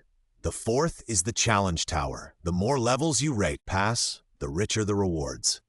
As for fusion and strengthening, Xialong said, and took out all the cards in the card box. As for character cards, to be honest, he didn't want to waste them on this. After all, he had a special card called Fusion, which had an amazing effect. Different character cards can often play an unexpected role by being fused together. The previous Tiga Hurricane Pegasus form was a good example of this. As for equipment cards, I'd give it a try.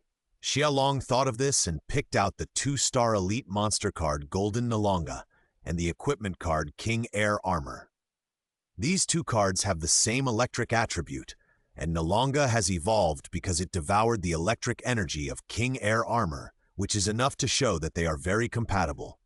Xialong didn't have many cards in his hand, so he didn't dare to try. After all, the landlord's family didn't have any surplus food. System, I want to fuse and strengthen. The voice fell. A light curtain that only Xialong could see slowly appeared in front of him. There are several card slots on the left side of the light curtain, which are for consumable cards. There is only one card slot on the right side of the light curtain, which is for cards that receive reinforcement. At the bottom is a big red button with the words Fusion Strengthen written on it. The operation interface is very simple and clear, and people can understand it at a glance. Xialong put the 2 cards away, and then clicked the button. The next second, a prompt popped up immediately. Do you want to consume the Golden Nalonga monster card to strengthen the equipment card King Air Armor? Hint, monsters with the same attributes have a higher probability of successful reinforcement. Yes, after the confirmation was completed, Xialong saw the Golden Nalonga card instantly shattered into a ball of golden light and shadow, and then slowly injected into the King Air Armor card. The golden light and shadow obscured the card's surface, making it impossible to see what was happening below. About 3 seconds later, a prompt sounded in Xialong's mind. After the prompt sounded, Xialong instantly had an extra card in his hand. Name, Golden King Air Armor. Type equipment card, equipment skills. Electric Whip, Shockwave. Invisibility, Golden Tyrant Thunder. Xialong carefully looked at the card in his hand and found that not only the name, but also the appearance had changed a lot. A golden skin, as if coated with a layer of gold foil. The half-moon-shaped head horns of the eyes no longer expanded, but were restrained and condensed a lot, and the limbs and claws were sharp. From a distance, it was quite deterrent. It looks good, Xialong exclaimed in surprise, but he did not use the equipment card to check. Next, he wanted to try the second function, forging conversion. Character cards, equipment cards, special cards, etc. cannot be moved, so the only thing left is... Xialong focused his attention on the last monster card. It was a 3-star elite monster card, Genegagu.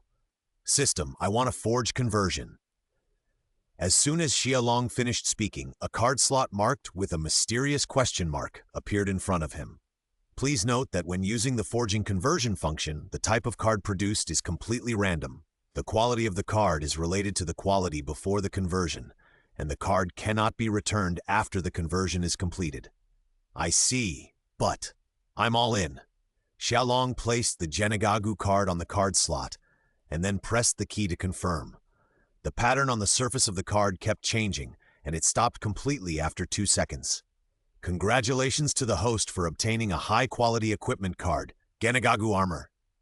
Equipment card? It seems that I am lucky. Xialong touched his chin, and then checked the card information in his hand. Card name, Genegagu armor, mechanical appearance. Equipment skills. 1 super acceleration. Through the dense firing ports on the back of the armor, fire-breathing acceleration can instantly increase the speed by more than several times. 2 devouring counterattack. Through the Genegagu head armor on the chest to devour the enemy's energy attack and return it to the opponent. 3. Heavy blow blade. From the right arm joint can eject a sharp giant bone blade. 4. Red light rain. Simultaneously launch hundreds of red light bullets from the back to cover and attack the enemy. 5. Tyrannical ray.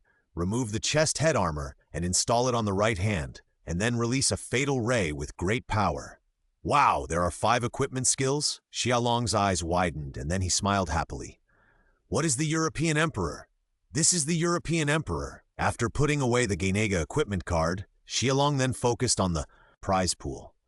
The prize pool is used for drawing prizes. Now that my luck is so good, I would be sorry if I don't come and draw a few. Xiaolong rubbed his hands and then entered the prize pool space. The prize pool space was not displayed in the form of a light curtain, but directly pulled people into an unknown space. The space was very large, about 200 square meters. Except for the huge turntable in the center that emitted golden light, there were no other decorative ornaments. It looked very simple and clear. After Xiaolong's initial novelty wore off, he did not immediately walk to the turntable to draw the lottery, but exited the prize pool space. An idea suddenly occurred to his mind. Can items in the real world be stored in the prize pool space? The system's AI is still quite high. Who knows if the system will automatically repair itself after discovering a bug. Therefore, Xiaolong did not intend to consult the system. After returning to the familiar room, Xiaolong bent down and picked up a pillow, and then re-entered the prize pool space. The familiar scene once again flooded into his field of vision. Xiaolong looked down at the cute dinosaur pillow in his arms, and a smug smile appeared on the corner of his mouth. As he expected, items in the real world can be brought into the prize pool space. In this way, he was getting a 200 square meter portable space for free. However, there were still some disadvantages. If Xiaolong wanted to bring something from reality into the prize pool space, he had to meet 2 conditions. 1, he had to hold it. 2, he had to completely enter the prize pool space. In this way, he could not throw the item directly into the prize pool space. The precautions are quite strict, but compared to the harvest, this restriction is nothing. So what I want to prove next is... Xiaolong stopped talking halfway, stood up and walked to the fish tank in the living room with a kind expression. The goldfish in the fish tank looked at the face with a twisted smile outside the glass tank and immediately ran around in fear. Little fish, don't run, brother will take you to see the world. The only response to Xiaolong's words was the sound of the goldfish wagging their tails frantically. It is quite difficult to catch the slippery goldfish in the fish tank directly with your hands, but it's a pity that Xiaolong likes to cheat. Ultraman Ace! Ultra Telekinesis! Freeze me! Under the effect of Ultra Telekinesis, all the swimming goldfish were trapped in place, unable to move, as if they were squeezed by a seamless air wall. Heh, run, why aren't you running? Little thing, come here. Xiaolong caught a goldfish with white spots at first sight, caught it in his hand, and then canceled the transformation. Enter the prize pool space. The scene in front of him switched back again, and Xiaolong immediately looked down at the goldfish in his hand. It was shaking, its head and tail happily, still lively and energetic.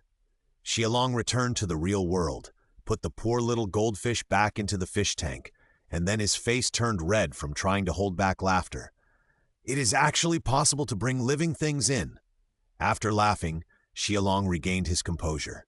Although living things can enter the prize pool space, there should still be restrictions. After all, there is nothing in the prize pool space except the turntable, and the oxygen content in the air inside is not high. If you stay there for too long, most people will probably feel suffocated. Compared to the advantages, these disadvantages are not a big deal. It's time to get down to business. Lottery. After finishing the experiment, Xiaolong came to the turntable with satisfaction. I didn't notice it before, but now I find the details when I walk in. There are 5 areas on the turntable. Thank you for your patronage, occupying 40% of the area, Black iron, treasure box 30%, silver treasure box 20%, gold treasure box 8%, diamond treasure box 2%. All areas of the turntable are divided according to the preciousness of the treasure box, which seems easy to understand. But isn't the thank you for your patronage area a bit too big? System, I want to draw a lottery, Xia Long said after he came to his senses. The prize pool space can be drawn once a week for free. If the task is completed well, you can also draw once. If the host does not draw, the lottery opportunities will be automatically accumulated and withdrawn. Because this is the first time the host has used the prize pool space, and the previous task completion performance is excellent, I hereby reward you with a free 10-draw streak. Do you want to start the lottery immediately? Yes. The turntable emitting golden light began to spin, and then quickly stopped. Before Xia Long could see what was drawn, the turntable immediately started spinning again. After about 30 seconds, the result came out. Thank you for your patronage. Thank you for your patronage. Thank you for your patronage. Thank you for your patronage. Thank you for your patronage. Thank you for your patronage. Congratulations on winning a black iron treasure chest. Congratulations on winning a black iron treasure chest. Congratulations on winning a gold treasure chest. Congratulations on winning a silver treasure chest. Xia Long stood there in a daze. 10 consecutive draws, 6 times of thank you for your patronage, and the only gold treasure chest should be the guaranteed reward for 10 consecutive draws. I'm not a European emperor, I'm a non-European emperor. Xia Long stared and spoke slowly, finally realizing it. At least there is a gold treasure chest to back it up, so it's not a loss. Xia Long's heart was filled with vomiting blood, and he began to check the treasure chests he had drawn. The treasure chests were all displayed in the form of cards. It was also very simple to open. Just silently say to open it in your mind.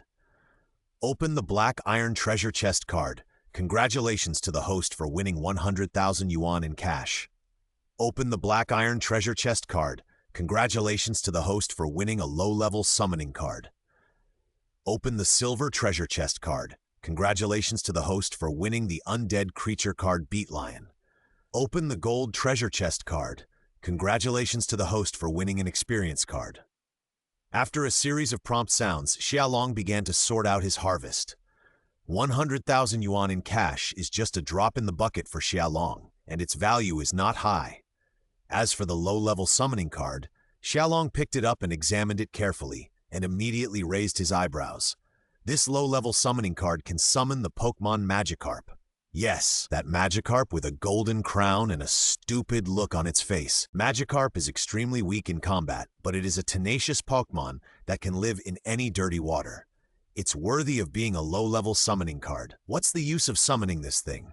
Xia Long was about to throw it away, but suddenly he noticed a line of small words about the introduction of this card. The card has the ability to evolve again. Evolve again? By the way, isn't the evolved form of Magikarp Gyarados? Xia Long clenched his right fist and slammed his left palm suddenly, and immediately recalled this incident. Gyarados has a body like a blue dragon. This Pokemon is based on the classic story of the carp leaps over the dragon gate. When the level of Magikarp reaches a certain level, it will ascend the dragon gate and become Gyarados. Its body color is mainly composed of blue and light yellow. Unlike the stupid Magikarp, Gyarados has a very angry personality and will attack humans and other Pokemon for no reason. And I remember that Gyarados also has a super evolution form. It seems that things have become interesting again. Xia Long smiled and put the card away. Just like the Dynamax, if it is well cultivated, it will definitely be a great help in the future.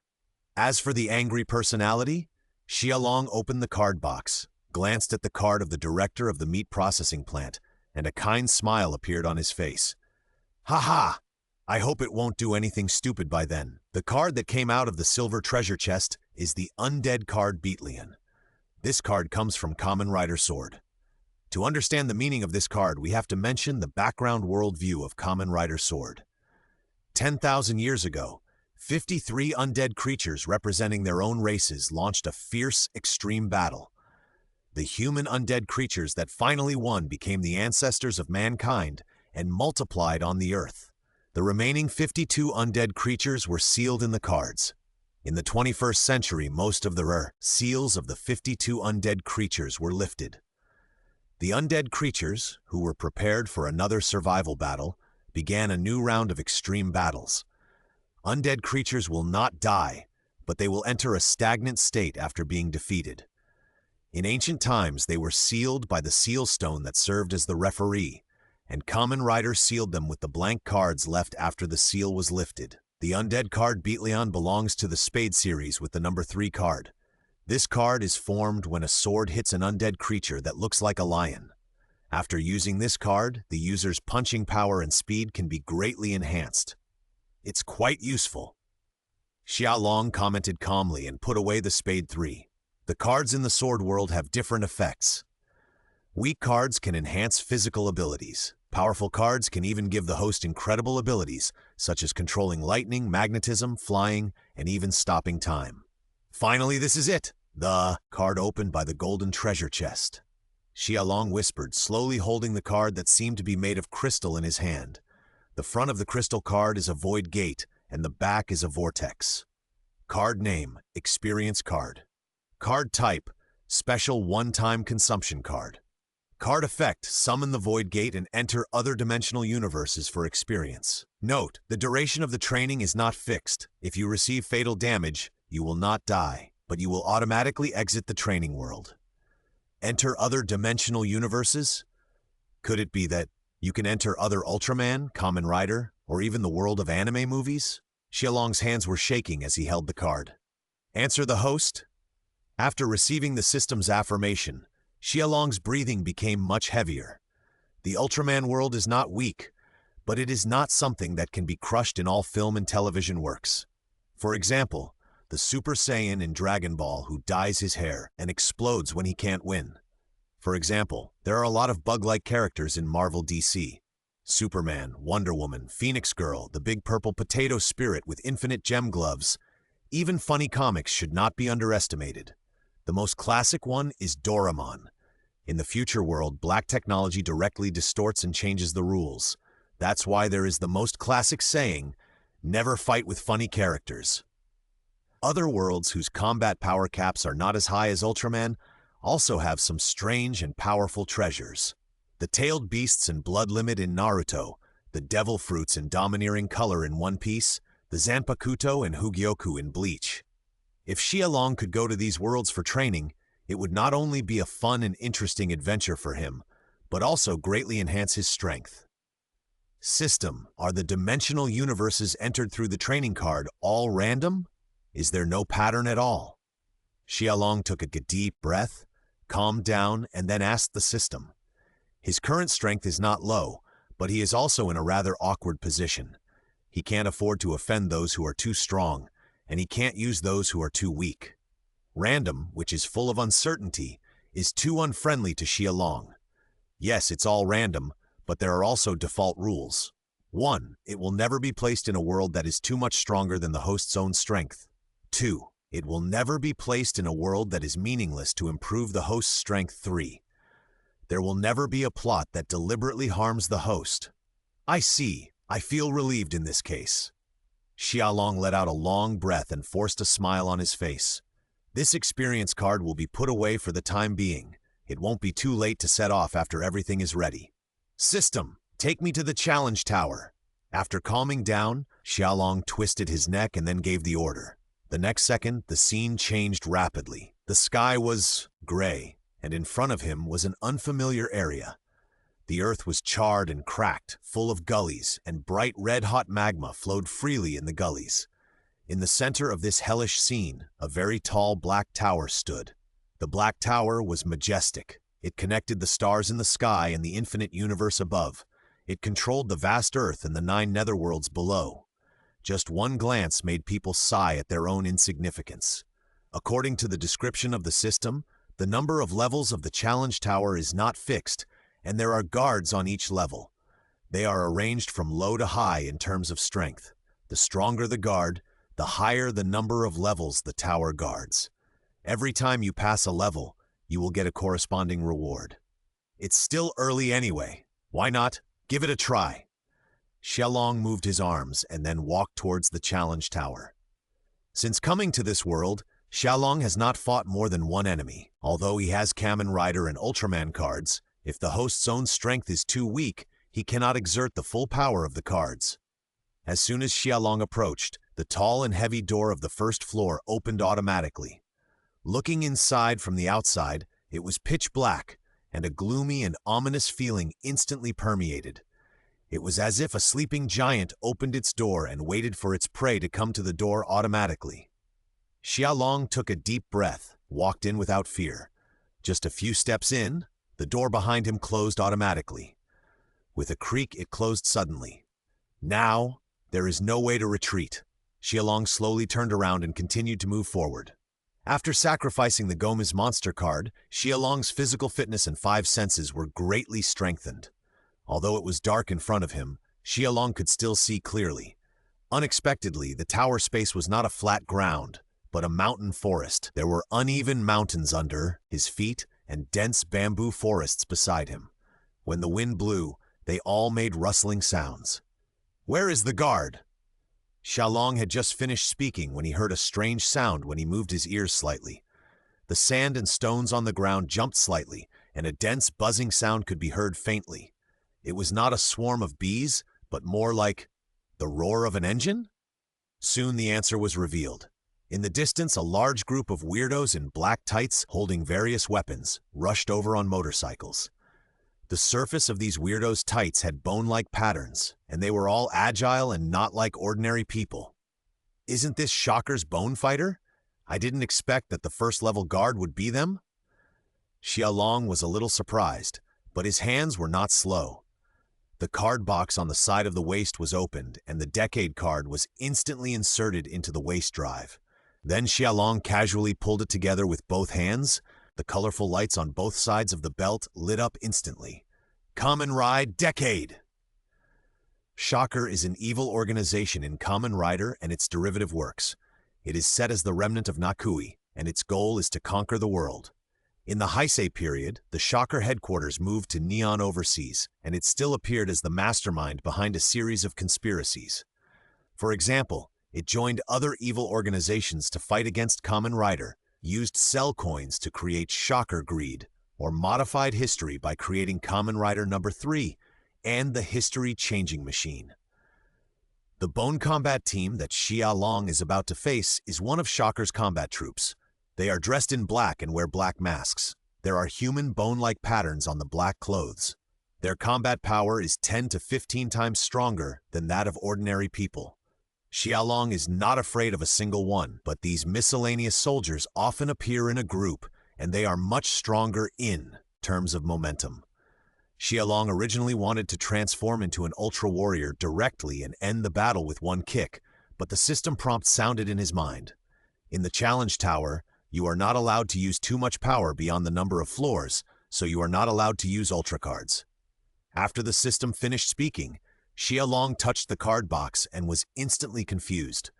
All Ultra cards cannot be drawn? You are so cruel! Xiaolong said viciously, pulled out the card box sword, and changed it into pistol mode, and shot at the Shocker fighter who rushed to the front.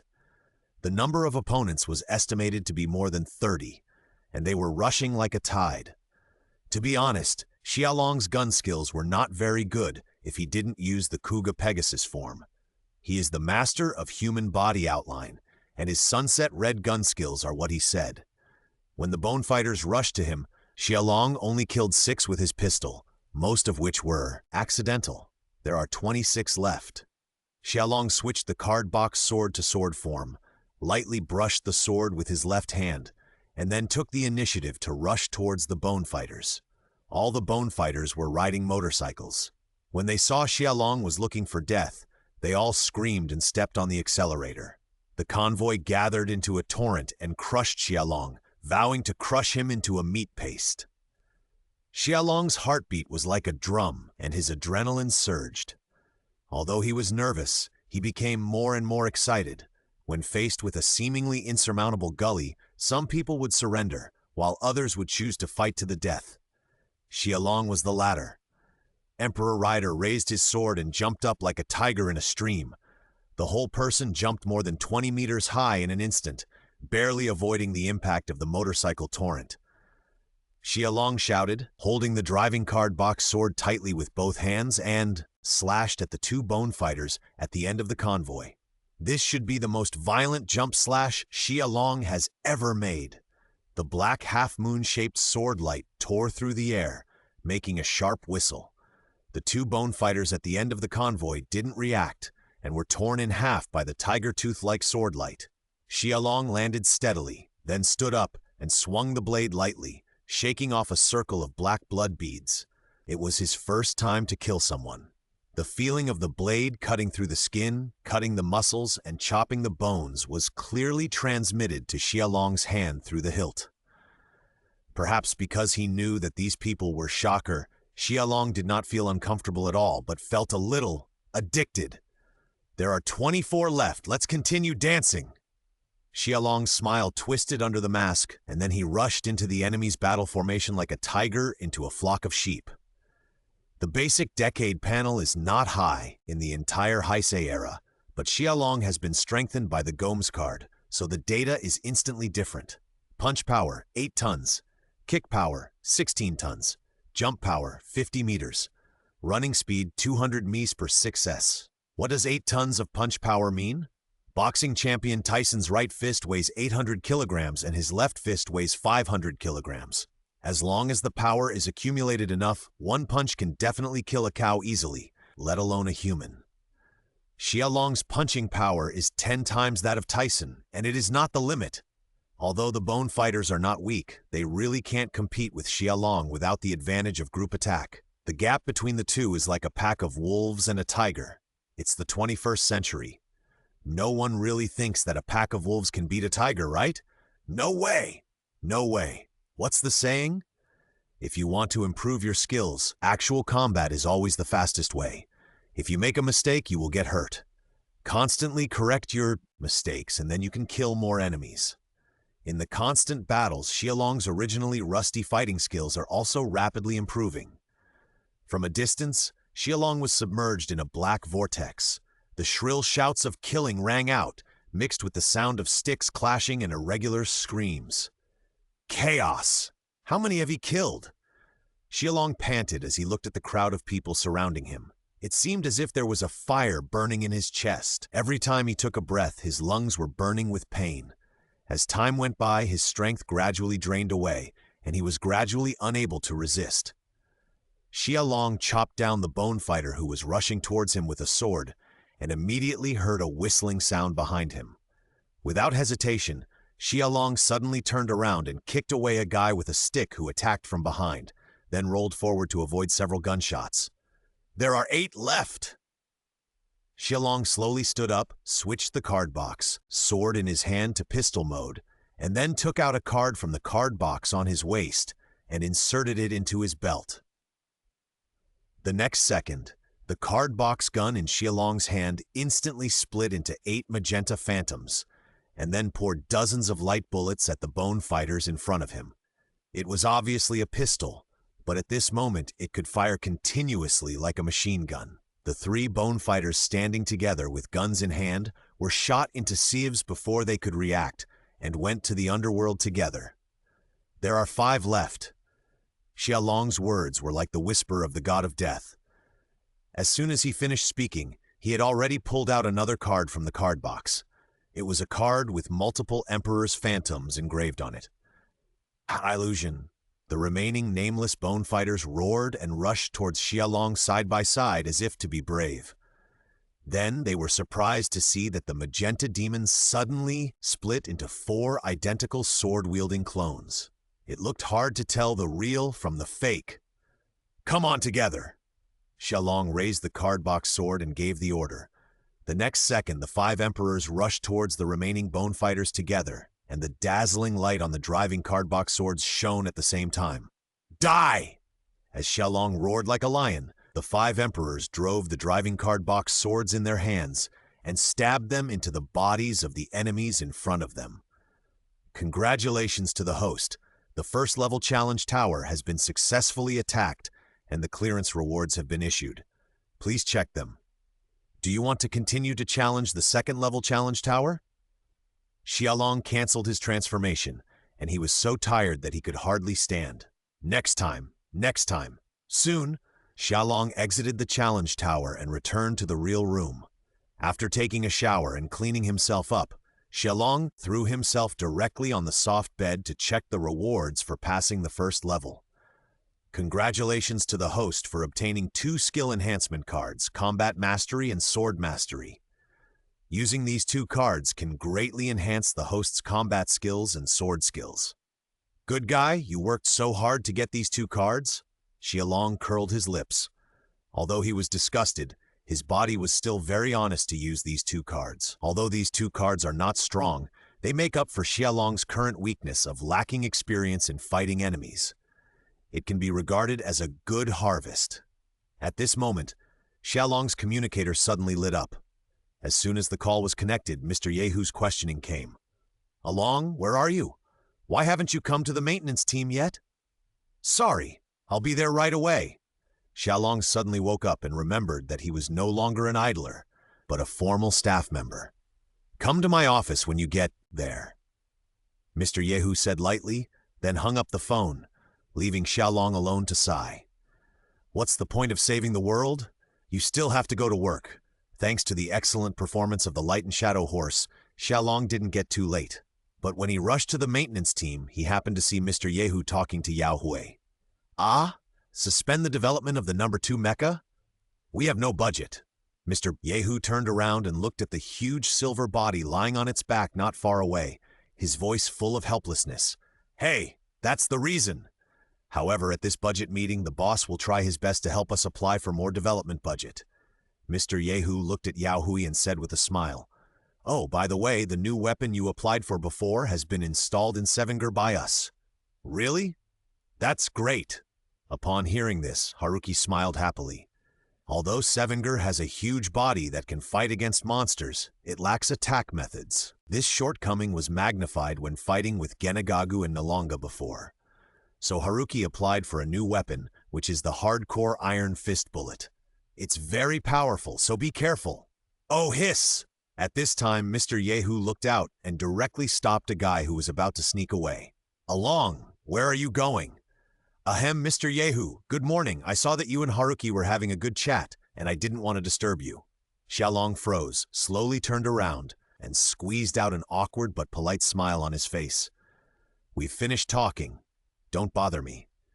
Well, I suddenly remembered that I haven't put away the clothes at home yet. How about you wait a little longer? Stop talking nonsense. Come here quickly. Do I look scary? Mr. Yehu strode towards Xiaolong, and the smell of Showa on his body became stronger and stronger. How could that be? In my eyes, you are a very kind person. Although what you said is good, late is late. After work, you and Satoshi will go to maintain and inspect Sevenger together. Mr. Yehu patted Xiaolong on the shoulder and said with a smile. Huh? Xiaolong was shocked when he heard this. Sevenger is 58 meters tall, and with its barrel waist weighing 33,000 tons, it is not an ordinary trouble to maintain and inspect it. Yao Hui on the side looked at Xiaolong's depressed face, and couldn't help but smile and turned his face away. Unexpectedly, there are also people who are afraid of the senior. At this moment, the alarm suddenly sounded. A monster has appeared on the Izu Plateau, and the armory has received an order to attack. Upon hearing this, Mr. Yehu immediately turned around and looked at Haruki. Haruki lowered his hat, restrained his good mood, nodded, and turned around in tacit understanding. I'm leaving. Prepare to attack. After Mr. Yehu finished speaking, he immediately turned around and got busy. Soon, Xiaolong was the only one left in the huge armory with nothing to do. Hiss, since there's nothing to do anyway, why not? Go grab some heads? Xiaolong touched his chin, forced an evil smile on his face, and quickly left the place quietly. After several days of absorption and digestion, the Wushuang dragon finally successfully woke up. After swallowing the soul light ball of Gomes, the Wushuang dragon underwent quite obvious changes. Compared to the beginning, it feels more domineering and terrifying. I hope you won't let me down. Xiaolong walked to an empty corner and transformed into Decade, then immediately released the Light and Shadow horse to follow Sevengar, and quickly rushed towards the Izu Plateau. The monster that appeared in Izu Plateau is the frozen monster Chicas.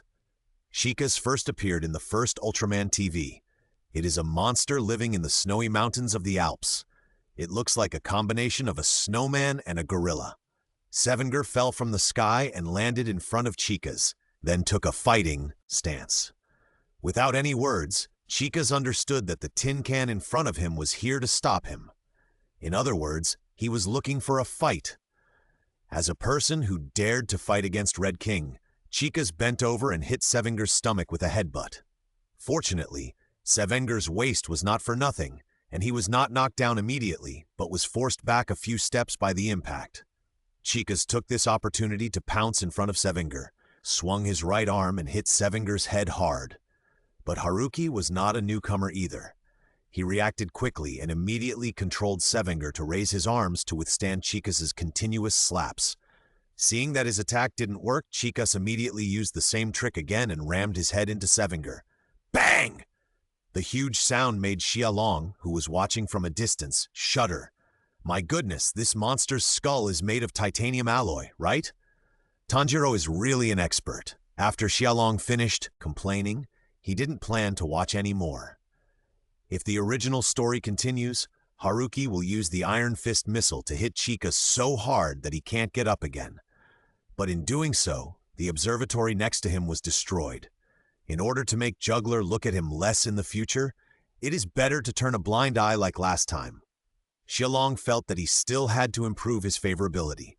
Opening the card box on his waist, Xiaolong took out the Dragon Knight card, flicked his finger skillfully, and easily inserted it into the drive. Then he pushed his hands casually, and the colorful lights on both sides of the belt lit up immediately. Mask driving, Dragon Knight. In just this short time, Chicas had fought with Sevengar for several rounds.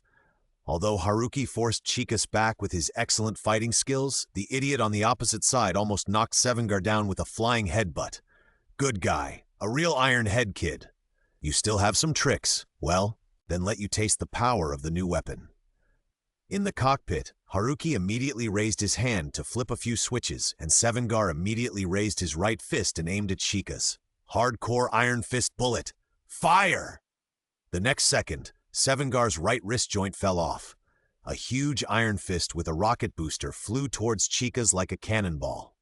Although the silly Sevengar has many shortcomings, the power of the hardcore Iron Fist bullet is considerable. Chicas was hit in the chest and screamed in pain. He held the Iron Fist with both hands and tried to push it away, but at this time, the rocket booster at the tail of the Iron Fist suddenly ejected a few meters-long blue fireworks. Under full fire, Chicas was defeated. It was like being hit by a high-speed mountain, and the whole body retreated uncontrollably. Less than a few hundred meters behind Chicas was a newly built observation station. Gagala, who was always paying attention to the battlefield, through surveillance satellites in the distance, widened his eyes when he saw this scene. This guy, I clearly told him before that he should be careful with the observation station. That observation station is a key national project. Once it is destroyed, Gagula can imagine the face of Commander Ashiyama, how ugly it will be at that time. Oh, I hope there won't be any casualties. At this moment, Xiaolong also took out the contract card and inserted it into his belt. Final attack radar event. Just when everyone thought that the observatory would be destroyed, a violent dragon roar suddenly came from the sky above. Everyone trembled, and a huge sense of fear rose from the bottom of their hearts for no reason. Looking up, they saw a huge black hole suddenly cracked in the blue sky. What? Is that a new monster? Before everyone could react, a majestic and vigorous red dragon emerged from the hole in the sky. Is that the dragon that appeared in the mirror world before? In the cockpit, Yaoi instantly recognized the Wushuang dragon through the observation screen. However, compared with the beginning, this change is too big, isn't it? The most intuitive thing is the size. The Wushuang dragon was only a dozen meters long at the beginning. Although it was also huge, it was much less oppressive than the monster. But now, Yaoi estimated it. The length is conservatively estimated to be 30 meters. The width is at least 8 meters. At this moment, the Wushuang dragon is wearing a silver mask, and the scarlet dragon eyes are cast through the mask. Anyone who dares to look at it will be terrified. Its body, tail, claws, and fangs are all wrapped in red flames at this moment, looking very domineering and powerful. This is the evolved form of Wushuang Dragon, the fiery dragon. As soon as the fiery dragon appeared, it immediately pounced on Chicas.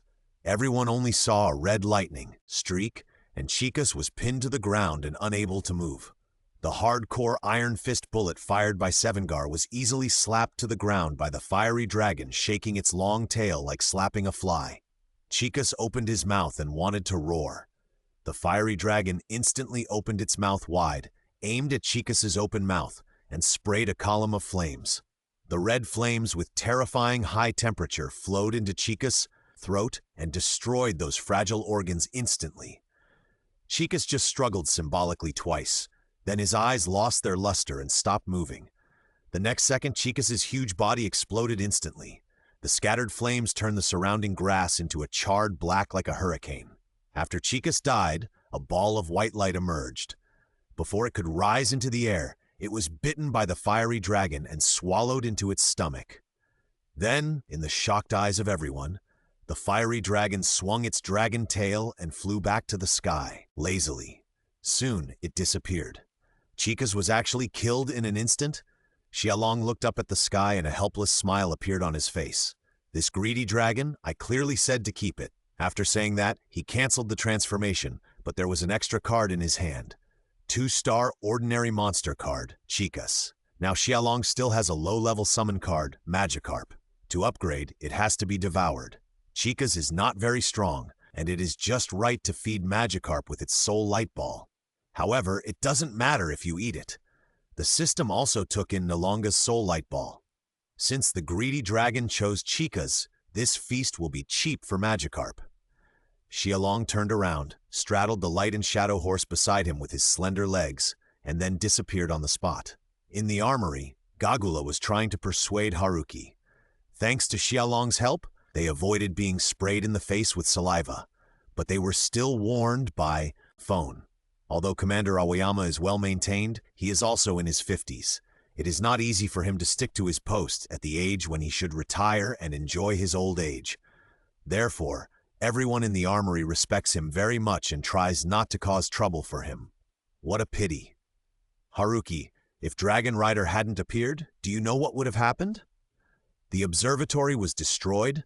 That observatory is a key national investment and is ready for use. Once it is destroyed, it will take a lot of effort to rebuild it. Commander Aoyama has done a lot of preparation to apply for the research and development funds for the No. 2 special space machine, so at this juncture we absolutely cannot cause any more trouble for Commander Aoyama, understand? Gagula put his hands on Haruki's shoulders and spoke in a deep tone. An old father looked at his disobedient son helplessly. Oh, I know. I will pay attention next time.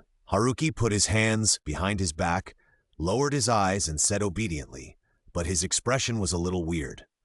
Although he was embarrassed, Haruki actually had pollen allergies, and this season, the flowers are in full bloom. I'm not blaming you. Gagula straightened Haruki's collar and looked straight into his eyes. The duty of our armory is not only to defeat the monster, but also to protect the lives and property of the people. Therefore, defeating the monster without destroying the surrounding buildings is our best choice. Oh my, yawn! Yaohui was halfway through his words when his nose became more and more itchy, and he couldn't help sneezing. There is so much pollen today. Wujia Mountain. At the foot of the mountain, there are all kinds of construction machinery parked at this time. There are excavators, transporters, cement mixers.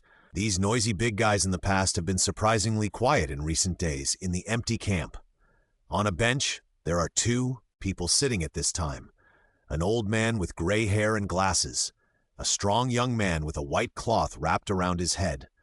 Judging from their appearance, they are all workers. Foremen. The young man was throwing stones boredly with an expression of doing nothing. Huh? When can the tunnel project be restarted? The young man asked helplessly. The project was suspended, and the workers had no work to do, so naturally they had no income. They could bear it for a short time, but living off the land was not a solution. The foreman stepped on his feet and looked at it again and again. Hearing this, he raised his head and looked at a tall mountain at the end of his vision. I don't know either. The Gamora rock we are digging in Wujia Mountain now has a real monster sleeping inside it. If the blasting of the project wakes it up, it will be a big deal. The young man followed the foreman's gaze. On the hillside of Wujia Mountain, he saw an extremely strange rock. The rock was huge and covered with green vegetation, but even so, it could not hide the shape that looked like a monster. It was like a Gamora sleeping with its eyes closed. I thought it was called Gamora Rock just because of its similar shape. The young worker was surprised. He didn't expect that thing to be alive. No wonder the construction team stopped working. If this big guy suddenly woke up during construction, it would be a disaster. Well, but recently I heard that the people in the armory plan to move that guy to an uninhabited island, so we can't work before that. The foreman nodded and explained. Huh? The young man dragged out the tail sound. I don't know how long it will take at this rate. Really, move this guy away quickly. After Xiaolong returned to the armory, he was about to slack off until the end of the get-off workday when he was called away by Gagula. Mr. Yehu had no objection and watched Xiaolong being led away by Gagula with a yap smile.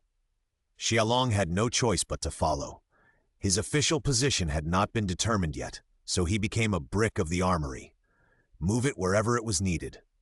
Gagula did not lead Xiaolong to the command room, but stopped under a remote corridor. Why did you take action before? Yao Hui could handle it. Gagula leaned against the wall with his arms folded across his chest and asked Xiaolong with a sidelong glance.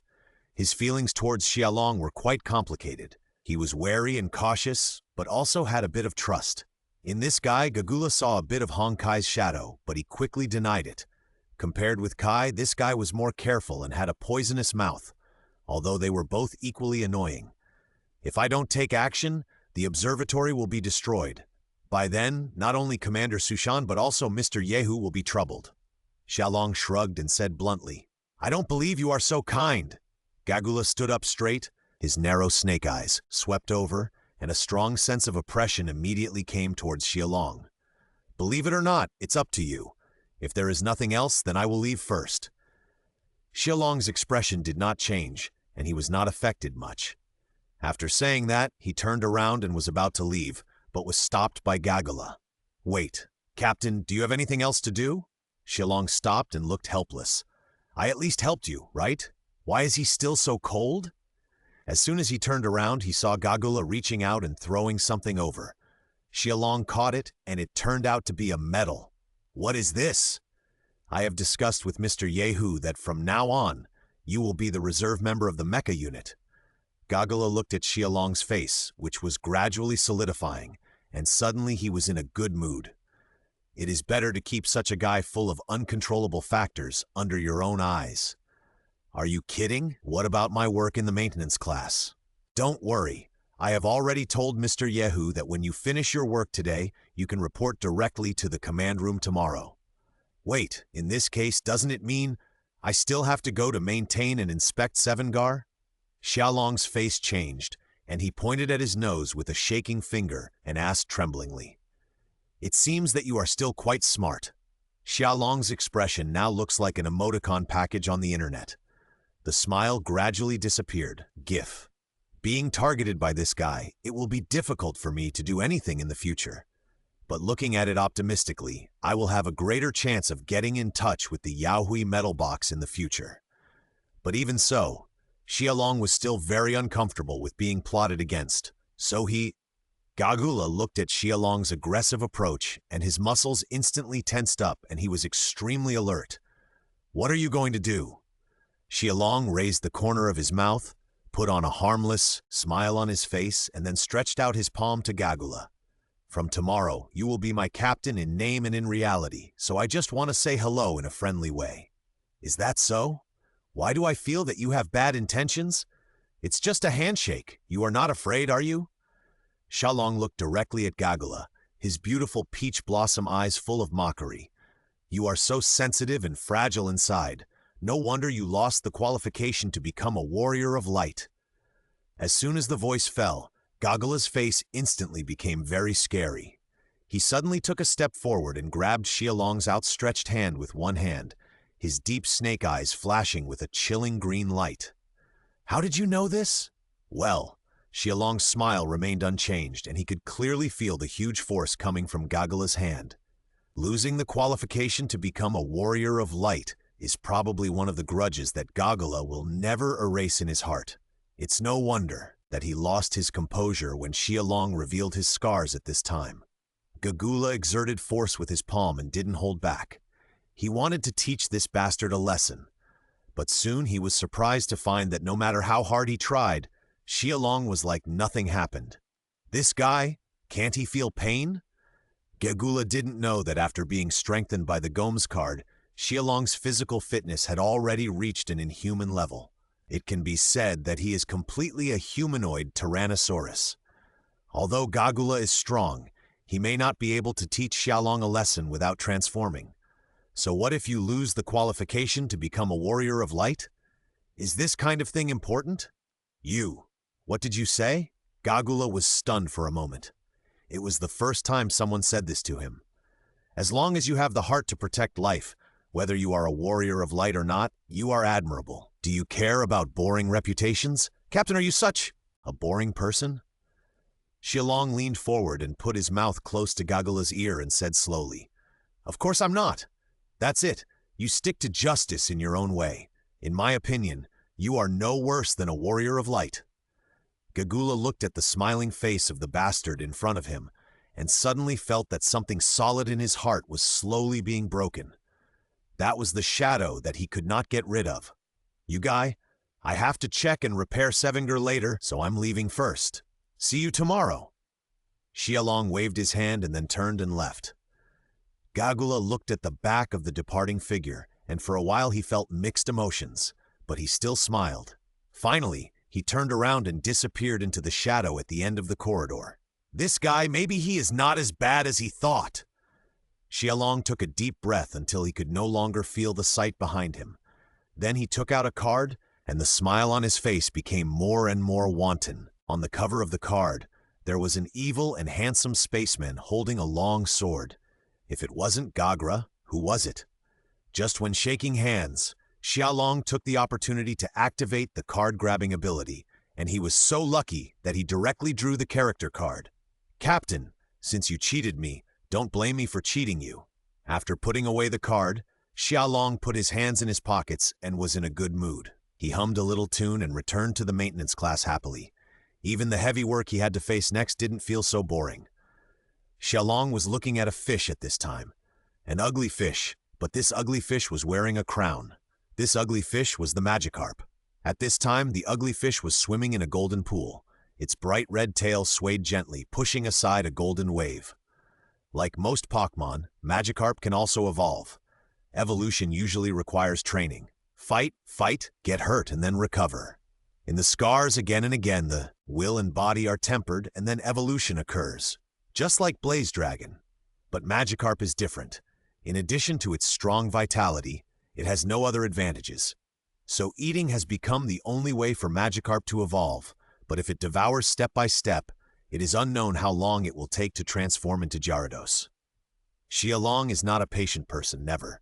So he extracted the soul light ball of Golden Nalonga, turned it into a golden ocean of thunder and lightning, and then summoned Magikarp to throw it into it. Golden Nalonga is a 2-star elite monster. Even if it is dead, its soul is still full of piercing lightning. The level of Magikarp is too low. Feeding it directly is equivalent to letting a snake swallow an elephant. The ending is obviously doomed. The snake will only be stuffed to death.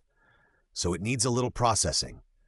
Xialong split the soul of the Golden Nalonga, extracted 1%, and merged it into the fish tank at home. That's why this water is so wonderful. The golden waves are sparkling, but it also brings deadly lightning that is enough to kill ordinary people. Before jumping in, Xialong asked the little thing in his hand. Through the mental connection, he can easily convey his meaning to the other party. You may die if you enter, but you also have a high chance of evolving and no longer surviving with this weak body. So, Xialong didn't finish his words. The Magikarp he summoned broke free from his hands and jumped into the golden water. It is not very intelligent, so it doesn't consider much. The Magikarp only knows that Xiaolong doesn't seem to like it so weak. It only knows that the water flashing with lightning can make it stronger, so it jumped into the water without hesitation. Fish should stay in the water, right? Just as the water was flowing, the next second the Magikarp swung its tail and jumped out of the water like a dolphin. Although the golden water looked beautiful, the electricity it contained was quite terrifying. The scales on the Magikarp's body instantly turned black. The severe pain made it jump up involuntarily, but it has no wings, so it soon fell into the water again. Xiaolong moved a stool to stand by, watching it fall and jump out. The scales that were as red as the morning glow were covered with charred black, and it looked quite pitiful. What is the difference between this experience and being put into a frying pan? But Magikarp refused Xiaolong's proposal to take it back. This fish is not only stupid, but also a little stubborn. But stubborn people can always do things that ordinary people can't do, so it ushered in its own harvest. Looking at the Magikarp that has completely adapted to the golden pool water, its body has become several times larger, and some of its scales have turned golden. Xiaolong finally breathed a sigh of relief and a smile appeared on his face. No matter what, Magikarp is always his pet. Owner will always be sad when the pet dies. The level is rising very quickly. It will evolve in less than a week if it continues, but... Xiaolong glanced at the happy Magikarp, a little unsure whether it will still look like Gyarados after the evolution. After all, Gyarados has both water and dragon attributes, while he is nurturing with the soul light ball of Golden Nalanga. Maybe by then, he will be able to cultivate a monster with 3 attributes of water, electricity, and dragon. Never mind, let's talk about it later. Xiaolong did not think about it in detail. Before going to bed, he split another 1% of the soul light ball and merged it into the fish tank whose golden light had already dimmed. The next morning, Xiaolong changed into his uniform and went to the command room to report. Because Gagra had called in advance, the team members were surprised but still calm. Because they were reserve personnel, before they learned how to skillfully fly the special aircraft, Xiaolong, like Yuka, had the main task of assisting in combat and completing the mission smoothly. On the first day of work, Xiaolong was about to slack off when Commander Aoyama came with a mission. Gomora's transportation plan? Snake Kang glanced at the plan in his hand, then looked at Commander Aoyama in front of him and asked. At this time, everyone in the armory gathered here. Xiaolong stood straight at the edge, but his eyes were narrowed into a slit. If you don't look closely, it's hard to tell whether his eyes are open or closed. You can tell at a glance that he is an old slacker. Because we need to attend the budget meeting, the Deputy Minister of Affairs of the Free State Headquarters of the Earth Defense Force will come to Neon next week.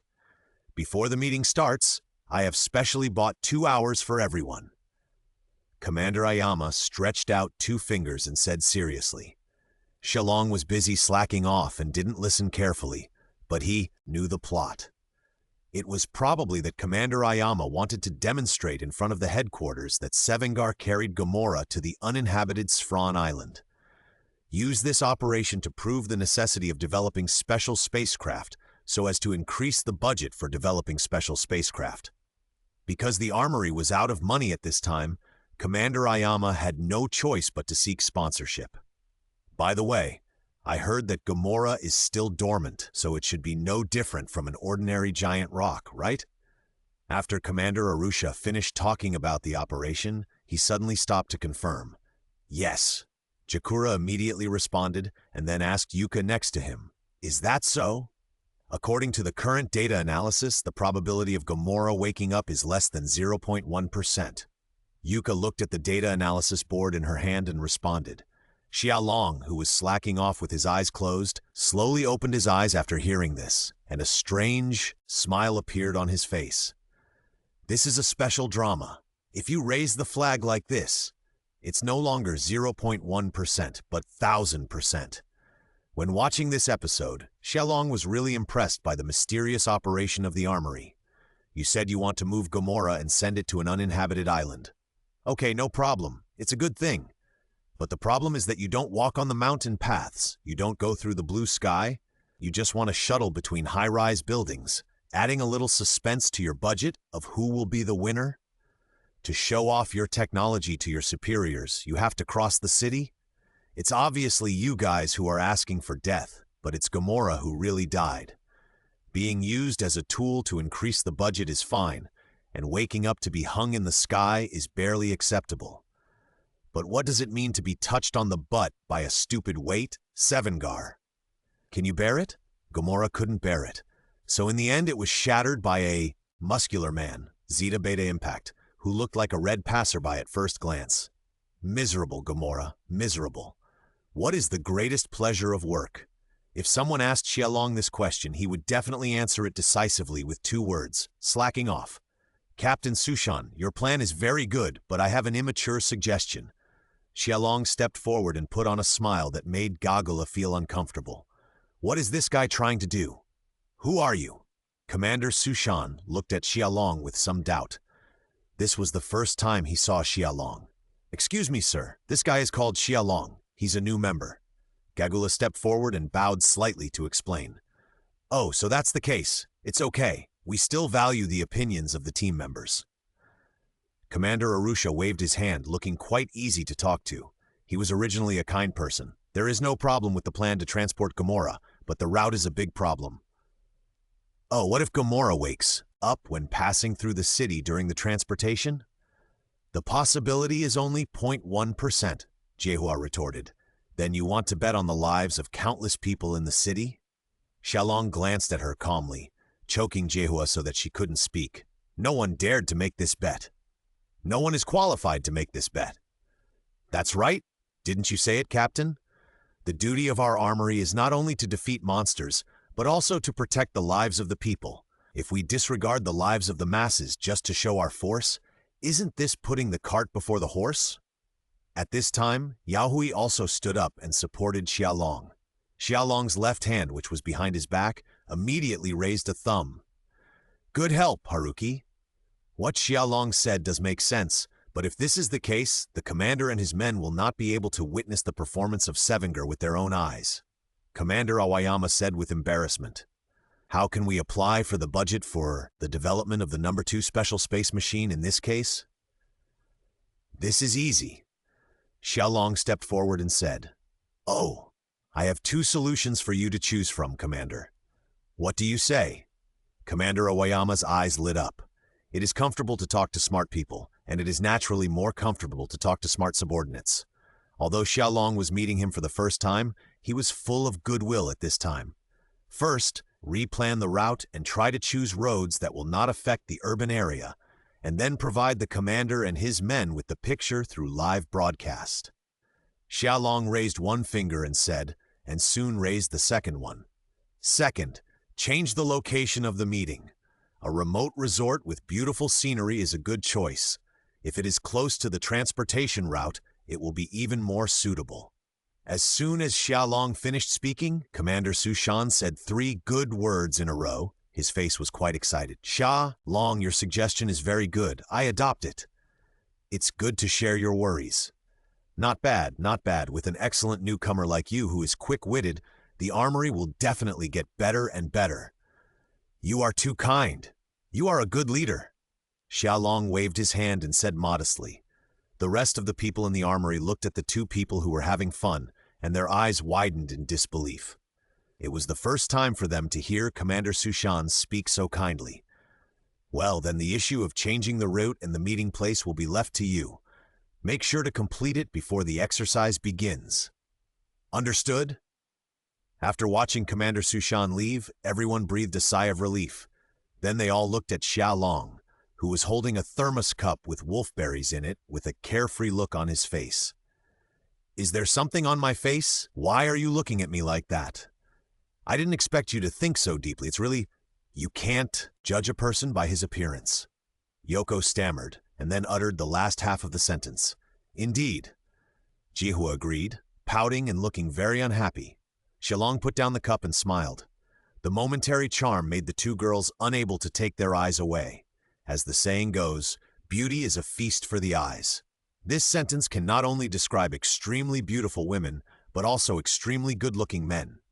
Okay, let's quickly plan the route together. I'll treat everyone to dinner if we finish it early.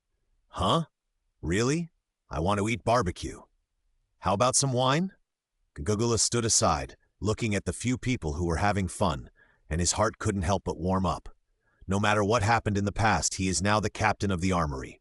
Warriors of Light, just watch carefully. I will protect all of this in my own way. It didn't take too long to plan the route and change the location of the meeting room. However, in order to keep improving, everyone in the armory stayed up until nearly 8 o'clock in the evening. I'm so tired, I finally got it done. Yaohui lay on the table, feeling that his eyelids were fighting. By the way, where's Xiaolong? That guy said he was going to the bathroom halfway, but he hasn't come back yet. Yoko rolled her eyes and replied, feeling a flame rising in her chest. That guy actually dared to skip work. It seems that he is going to inspect and repair Sevenger again. Gagula smiled on his face, but his tone was terrifyingly cold. I just went to the bathroom, and when I came back, this bastard ran away. Just as Gagula took out the communicator and was about to call Xiaolong, this guy came back by himself. But he looked a little, sorry to have kept you waiting. Let's go eat now. Xiaolong propped himself on the door frame with one hand, trying to force a smile on his pale face. Senior, why are you all wet? Fell into the river. Everyone looked at Xiaolong in surprise. His hair was wet, his clothes were completely wet, and his trouser legs were even dripping with water. He looked very embarrassed. Ahem, on the way back, I was accidentally splashed with a bucket of water from the upstairs.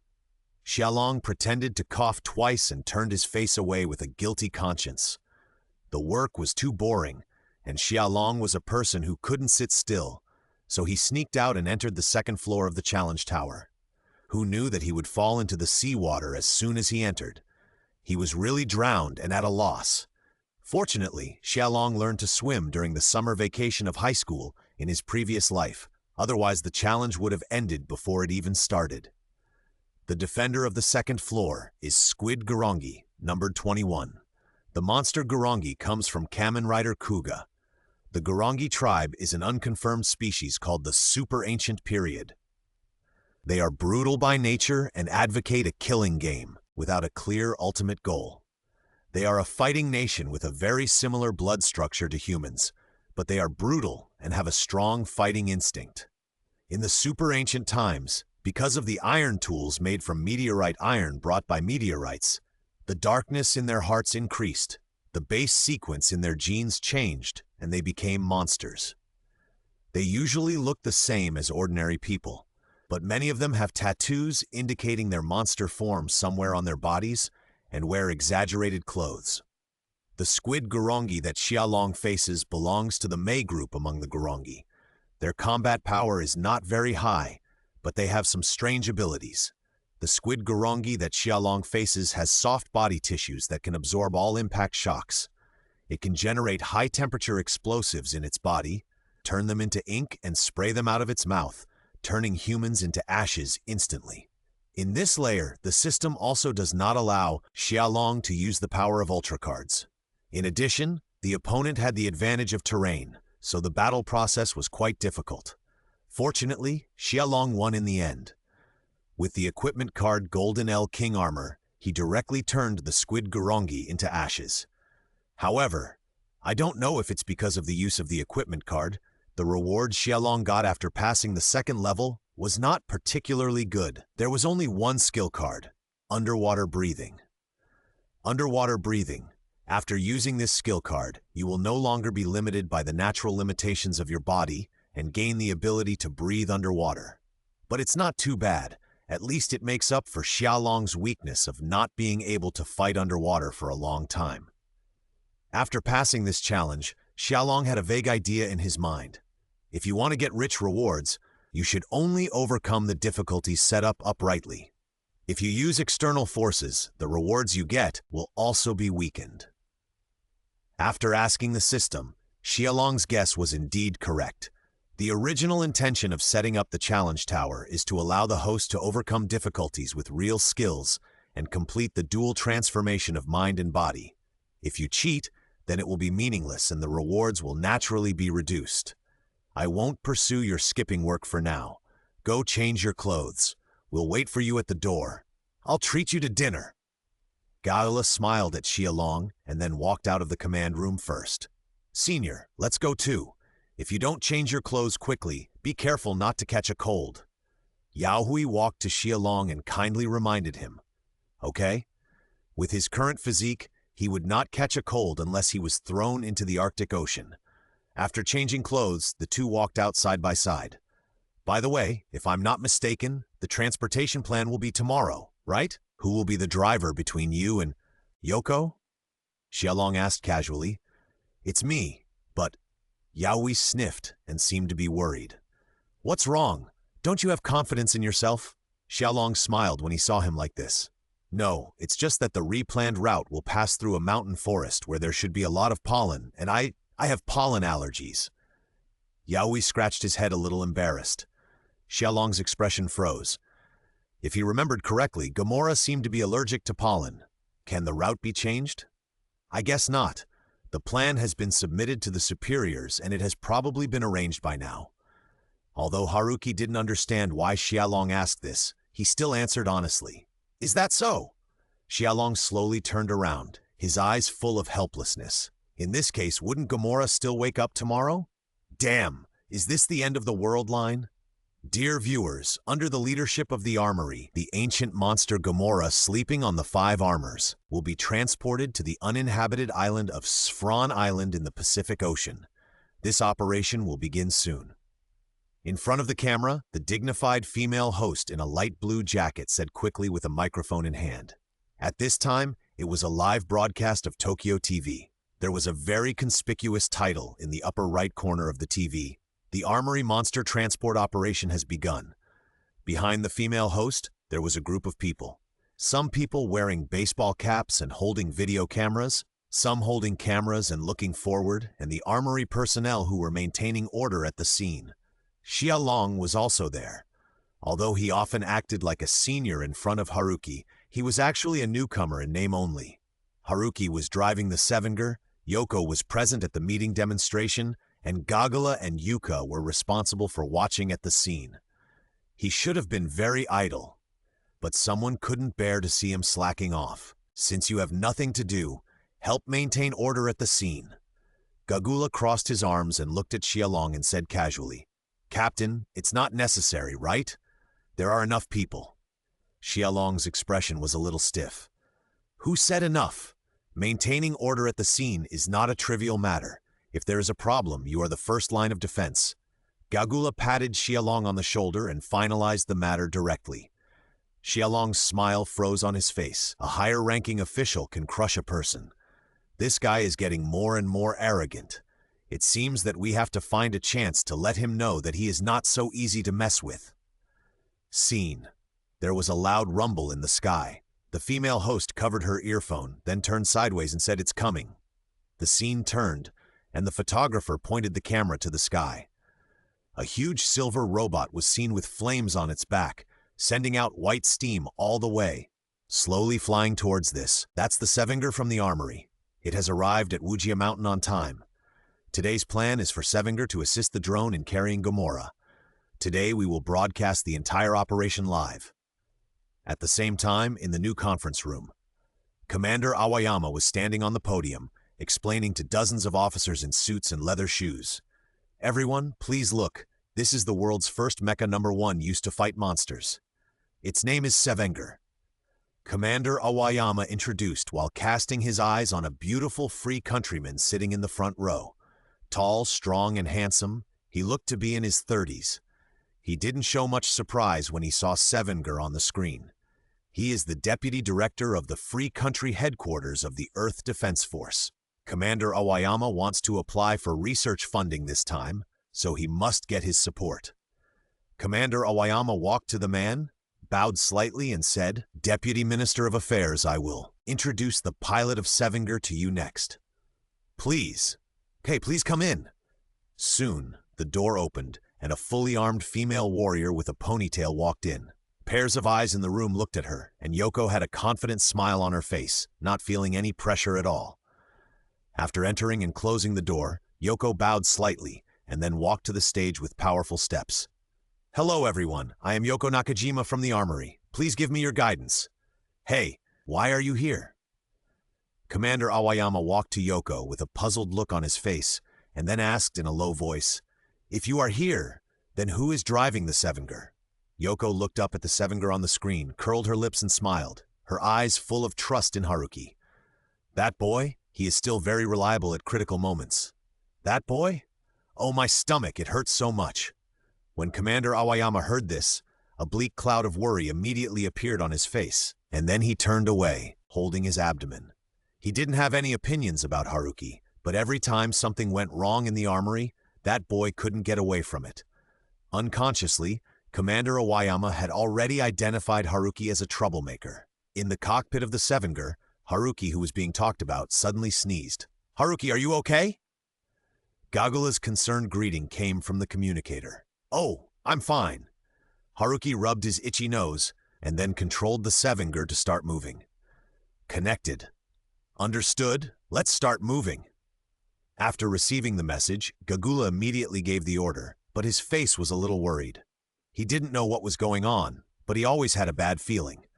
3 large drones began to rise straight into the sky, and through the connection of cables, the sleeping Gamora was slowly lifted up.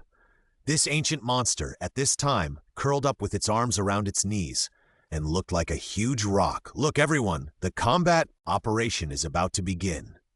At this time, a group of reporters heard the sound and rushed forward like a tide. Xiaolong, as a security guard to maintain order, had to take the initiative to step forward and form a human wall with his companions to block the front. He stood there straight. His figure was not tall, but like an insurmountable mountain. No one could move forward half a step. "Okay, all journalist friends, don't go forward anymore. Step back a little." Gagula shouted loudly with a loudspeaker, also maintaining order at the scene. Xiaolong looked like he had no desire to live. Come on, you'll have to run later." In the conference room, the big screen was broadcasting live footage of Sevenger assisting a drone in transporting Gamora. From the data just shown to you, it's not hard to see that Sevenger can deal with monsters in various situations, which is something that old weapons simply can't do, and this one is enough, Yoko said confidently, in front of the standing microphone. She is indeed very good at giving speeches. Her pronunciation is clear and her words are very logical and appealing. Commander Awayama stood beside her, like a foil, adding things from time to time. "Can I ask a question?" The Deputy Minister of Affairs from the United States sat up straight, his eyes full of scrutiny. "You say." Although one can do a lot of things, it also fails a lot in combat, so it's not easy to say that it has a high cost-effectiveness. The Deputy Minister of Affairs gestured and said pointedly, "The budget required to develop the Special Aircraft No. 2 is very high. Before coming to Neon for a field investigation, he did a lot of homework, so he naturally wouldn't be fooled by the people in the armory." Yoko and Commander Nakayama looked at each other, and both were silent, feeling a little embarrassed. Sevenger currently has only 2 positive records. One was against Gomes, bullying the weak. The other was against Chicas, who was defeated with new weapons, but was still defeated by Decade. The rest of the battle records were all failures. After all, it was only Unit 1, and it still had many defects, so they needed funds to develop more powerful mechas to face increasingly powerful monsters. "Yes, about this, that." Commander Awayama opened his mouth, not knowing how to quibble. At this time, a huge roar suddenly sounded outside the window. Commander Awayama immediately walked down from the podium and pointed to the window. "Please look here. Sevenger will pass by this place soon, this way." The Deputy Minister of Affairs stood up immediately after hearing this, and the 4 old men in the same row with him also stood up. Everyone who was able to attend this meeting was full of interest in Sevenger, and it was a rare experience to be able to watch it up close with their own eyes. Through the window, everyone could clearly see the huge figure of Sevenger. The silver humanoid mecha held Gamora in both hands and walked slowly through the forest, looking like a resurrected giant god. "It's really spectacular from a close distance," the Deputy Director of Affairs said with emotion. "This reminds me of the Neon Mecha cartoons I loved to watch when I was a child." An old man holding a telescope retracted his fingers and smiled. Yoko struck while the iron was hot and introduced Haruki. Karate? I didn't expect the pilot of the mecha to be a karate master. It feels amazing, Deputy Director of Affairs. Ah, cut! In the cockpit, Haruki sneezed loudly with his nose red. Oh, why is there so much pollen today? It's really killing me. Who knew that at this moment, Gamora, who had slightly opened his mouth and fell asleep, trembled all over and sneezed. In the distance, Gagra and Yuka stood side by side in a row, and they were all stunned after seeing this scene. After being stunned for 2 or 3 seconds, Gagula slowly asked, "Did it just sneeze?" Before Jihua could come back to her senses, the instrument in her hand suddenly sounded an alarm. Gamora's vital signs are rising. Then Gamora sneezed a few more times, with such force that the rock layer covering his body was shattered and fell off. Brother, Gamora seems to be allergic to pollen as well. Haruki resisted the urge to sneeze and reported quickly. Hearing Haruki's report, Gagula looked like he had lost hope in life. This is bad. Gamora, it's about to wake up. Jihua looked at the constantly changing values on the instrument and finally came to a conclusion. As if responding to what she said, Gamora suddenly opened his eyelids, revealing a pair of beautiful sky-blue eyes. After waking up, Gamora found himself hanging in the air for no reason. It immediately struggled, exerting its terrifying strange power, and soon broke the strong cable and fell from the air. The sudden change made everyone present stare with wide eyes.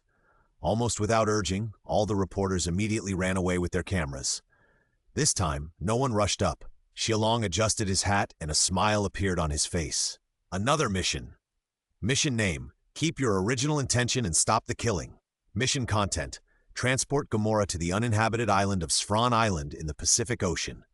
Mission requirements: Gamora must not die. Success reward: 2 random cards. Failure penalty: deduct 2 random cards. Do you accept the mission? So it's a protection mission? Xialong smiled and accepted it without hesitation. Although he can get cards by killing monsters, he is not a person who kills indiscriminately. Gamora was sleeping well, and it was humans who invaded its territory. Now he will be killed after waking up. This is too unreasonable. Xialong is not a good guy. He always remembers one thing. He is a human first, and then a knight and an Ultraman. So Xialong would not give up the land he depended on for the monster, but he was also a reasonable man. There is no knight in the world who is more loving than me. Xialong took off his helmet and said narcissistically, then took advantage of the chaos to sneak out with his extremely skilled fishing method. In the conference room, all the representatives looked at the awakened Gamora with panic. This! How did it wake up? The Deputy Minister of Affairs turned around in panic and asked Chief Ayama, calm down, it's okay." Chief Ayama raised his arms and had no other solution. This old man was in a gloomy mood at the moment. Is the budget going to be ruined this time? What's going on? I don't know. The meeting room was full of people, and there was a panic scene, but it can't be blamed on them. Basically, no one can stay calm when the ferocious monster is not far away from them. This ferocious ancient monster couldn't help but destroy it as soon as it woke up. It stretched out its hands to grab the top of a small mountain, and with its arms it broke the top of the mountain, and then threw it out fiercely. Half of the mountaintop flew past the temporary conference room building, smashing a big hole in the ground. The conference building trembled, and everyone almost lost their footing. Fortunately, Xialong's suggestion was adopted before. This place is not in the downtown area, but in the wild mountains and forests where few people go. Therefore, no damage has been caused, but this place is not far from the city, and there is a large conference room nearby where the senior defense forces hold meetings. No matter which side is attacked, it is unacceptable for the armory. What is going on? Why did the monster suddenly wake up? People became more and more panicked, and Yoko immediately stepped forward to comfort them. Everyone, please calm down. Haruki, Sevenger will definitely handle everything. Please be patient. The Deputy Director of Affairs and everyone heard her say this, and they immediately felt relieved. At this moment, Gamora kicked several big trees again, and it was obvious that he was quite irritable. External power connection has been disconnected, switching to internal power, and the action time is 3 minutes. In the cockpit, the prompt sounded continuously. Haruki sneezed and looked at Gamora with his facial features almost wrinkled together. I also understand that pollen allergies are very uncomfortable, but you should calm down first. Haruki said and controlled Sevenger to walk over, raised his arms and grabbed Gamora's arms. Gamora was naturally not interested in this big iron block that suddenly appeared. He swung his left arm to force Sevenger back, then suddenly lowered his head and knocked Sevenger down with the tip of his head. Haruki let out a low roar, then controlled Sevenger to stand up again. Since you want to take action, don't blame me for being rude. The subsequent development was the same as the original. Sevenger showed his fists and beat Gamora up. Everyone in the conference room was rejoicing, and then a farce scene was staged. Sevenger didn't step firmly and fell to the ground, but he just happened to pin down Gamora. When Gamora stood up, he looked up and saw the conference room building. There was only one tall building in the vast wilderness, which was very conspicuous. Obviously, Gamora liked to pull this thing more than the mountain. Seeing the huge monster coming towards them, everyone was immediately panicked. Sevenger stood up again to stop it, but was hit to the ground by Gamora's tail. The battery is exhausted, and Sevenger's action time is over. The prompt sounded, but Haruki did not respond, but fainted because of the violent impact. Without the obstruction, Gamora moved his feet and continued to walk towards the conference room. Just when Yoko was holding the gun and was about to give Gamora a burst of bullets to wake it up, a series of red light bullets suddenly shot out from the sky and hit Gamora's head. Sparks flew, and the ferocious monster stopped immediately because of the pain. Everyone was stunned and looked up at the sky. I saw a masked knight in magenta armor, sitting on a cool-looking motorcycle, rushing towards here quickly. What is that? Masked rider? To be honest, I'm a little jealous of his motorcycle. How can it fly? Xia Long controlled the flame dragon horse to float in front of Gamora and slowly stood up. Is that Dragon Rider? Yoko looked at the figure and said slowly. As if hearing her voice, the figure turned his waist and turned his body sideways. I'm not Dragon Rider. The previous posture was just a change of my form. My name is Decade, Kamen Rider Decade, remember it. Without waiting for Yoko to reply, the figure immediately turned around and looked at Gamora, and then took out a card from the card box on his waist. If I fight you, it's more appropriate to use this card. As soon as the voice fell, Xia Long had already inserted the card into his belt. Ultraman Leo. Gamora roared and swung his claws at the ignorant little bug. Its claw blades were very wide, and when it swung, there was a terrifying sound of breaking through the air. Compared with it, Decade was like an ant. But this ant will become an elephant. The next second, a dazzling red light suddenly lit up. The light was brilliant and warm. Everyone couldn't help but stretch out their hands to block it, and then they heard a loud bang and Gamora's scream of pain. The light dissipated, and everyone couldn't wait to open their eyes, curious about what happened. The sight passed through the huge glass window and fell to the front.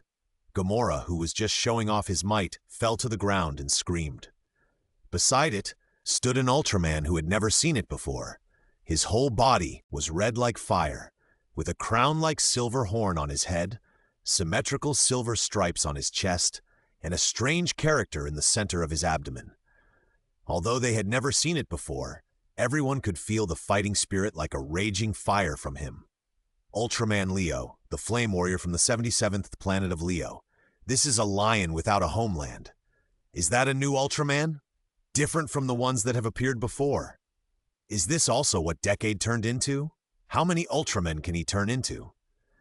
In the distance, Gagula looked at the suddenly appearing red figure and slowly took off his helmet.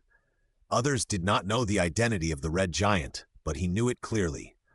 Ultraman Leo, a powerful warrior who was proficient in cosmic boxing and had rich combat experience. Does that arrogant guy have the ability to copy? Leo and Gamora stood opposite each other.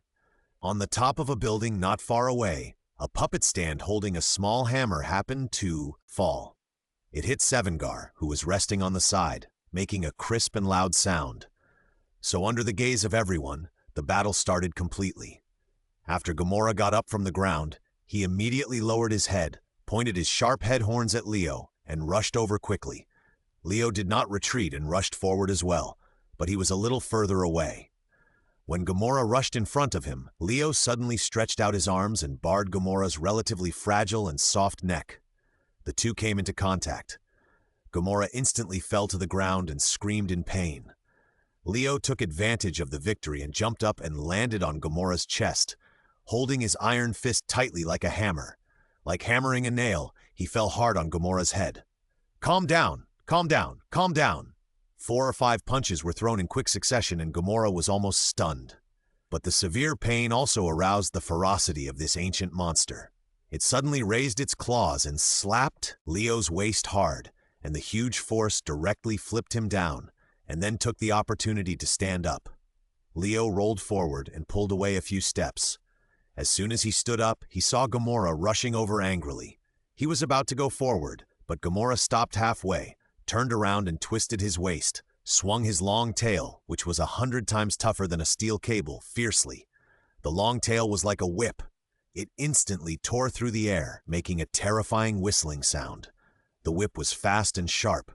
Although Leo saw the action clearly, his body could not immediately avoid it. Snap! The long tail hit Leo's chest and sent him flying. But Leo was quick-witted and took the opportunity to grab Gamora's tail when he fell. Just as Gamora was about to roar with joy, his long tail was dragged and his whole body fell backwards uncontrollably. In the transformation space, Xia Long stood up and smiled. "This is what it means to drag someone down with you, even if you die." Although he was teasing, Leo's hands were not slow. After struggling to stand up, he grabbed Gamora's tail with both arms and swung it fiercely like a windmill. Ultraman Leo is not only proficient in fighting, but also has great strength. He can even hold a 200,000-ton cruise ship with one hand. Although Gamora is heavy, he is still no match for Leo in terms of strength. Everyone stared with wide eyes, watching Leo grab Gamora's tail and turn it into a spinning top, then let go and threw it out heavily. The next second, Gamora flew nearly 1,000 meters away like a rag doll and fell heavily into a mountain forest. Tall trees and forests were instantly crushed into pieces by Gamora, and even the hard ground was smashed into a conspicuous pit. Gamora lay on the ground, scratching his claws, screaming in pain, and didn't get up for a long time. Obviously, this blow caused it a lot of damage. In the conference room building, the deputy director of affairs watched Leo fight Gamora, his green eyes flashing. He had seen the Ultra Warrior when he was a child, and the bright red body and indestructible fighting spirit greatly encouraged him. That's why he was determined to join the Earth Defense Force and defend the Earth in his own way. That strike just now was so beautiful. Yes, it's hard to imagine that Ultraman has such great power. A group of people all blushed and gathered together to discuss. The atmosphere instantly relaxed a lot, and there was no more panic and fear. Gamora was thick-skinned and soon got up again. His bright eyes were gradually filled with blood, and his eyes looking at Leo were full of anger and resentment. "This guy is completely crazy." Gamora roared to the sky, and his crescent-like head suddenly emitted a dazzling light, which then gathered into a surging and terrifying stream of light and rushed towards Leo. Gamora's ultimate move, Super Vibration Wave, the terrifying power, made the people watching the battle change their faces, and they couldn't help but sweat for Leo. But Leo was not panicked at all. He suddenly stretched out his hand and pulled off the golden armband on his left arm, and then it instantly transformed into a silver cape. This is the Ultra Cape. The treasure given to Leo by the old Ultra King. It can reflect any light, and can also transform into various props. Leo pulled the cape across his chest with his right hand, and then rushed towards Gamora. He ran very hard. The hard ground trembled and even cracked under his feet. In the unbelievable eyes of everyone, Leo rushed to Gamora with the Super Vibration Wave. He took a quick step forward, his right foot wrapped in eye-catching flames, and kicked Gamora's chin from bottom to top. Crack! The sound of bone cracking that made people's teeth ache was clear, and Gamora completely closed his mouth. The next second, the huge body was kicked several meters away, and the vibration wave on the head was interrupted and released. Gamora was about to fall and hit Leo hard. At this time, Leo threw his silver cape, clenched his fists, and slammed them down on Gamora's chest and abdomen. Ah, hit! Everyone saw Leo's punches as fast as the wind and as fierce as thunder, Except for Gagra, no one present could see how many punches Leo threw. This guy, how did his fighting skills and experience improve so much? Gagra crossed his arms and frowned as he watched Leo's movements. The Leo that Xiaolong transformed into was not the original one, so how much effect he could exert naturally depended on Xiaolong himself. Gagra saw all of Xiaolong's previous battles. There are only 4 words to describe his fighting skills: terrible! This guy completely relied on various cards and the special abilities after switching forms to defeat his opponents. If the physical fitness was similar, Haruki could beat this guy, but in just 1 week, his skills have skyrocketed so much, from a rookie to a veteran with a very methodical approach. This really surprised Gagra. The battle continued. After a series of rapid punches from Leo, Gamora seemed to be floating in the air, not coming down for a long time, and continued to rise. Finally, Leo stopped his hand and stood, waiting for Gamora to fall down by himself. When it landed at a suitable height, Leo kicked Gamora away with a hook kick like kicking a football. Gamora fell to the ground and took a long time to get up.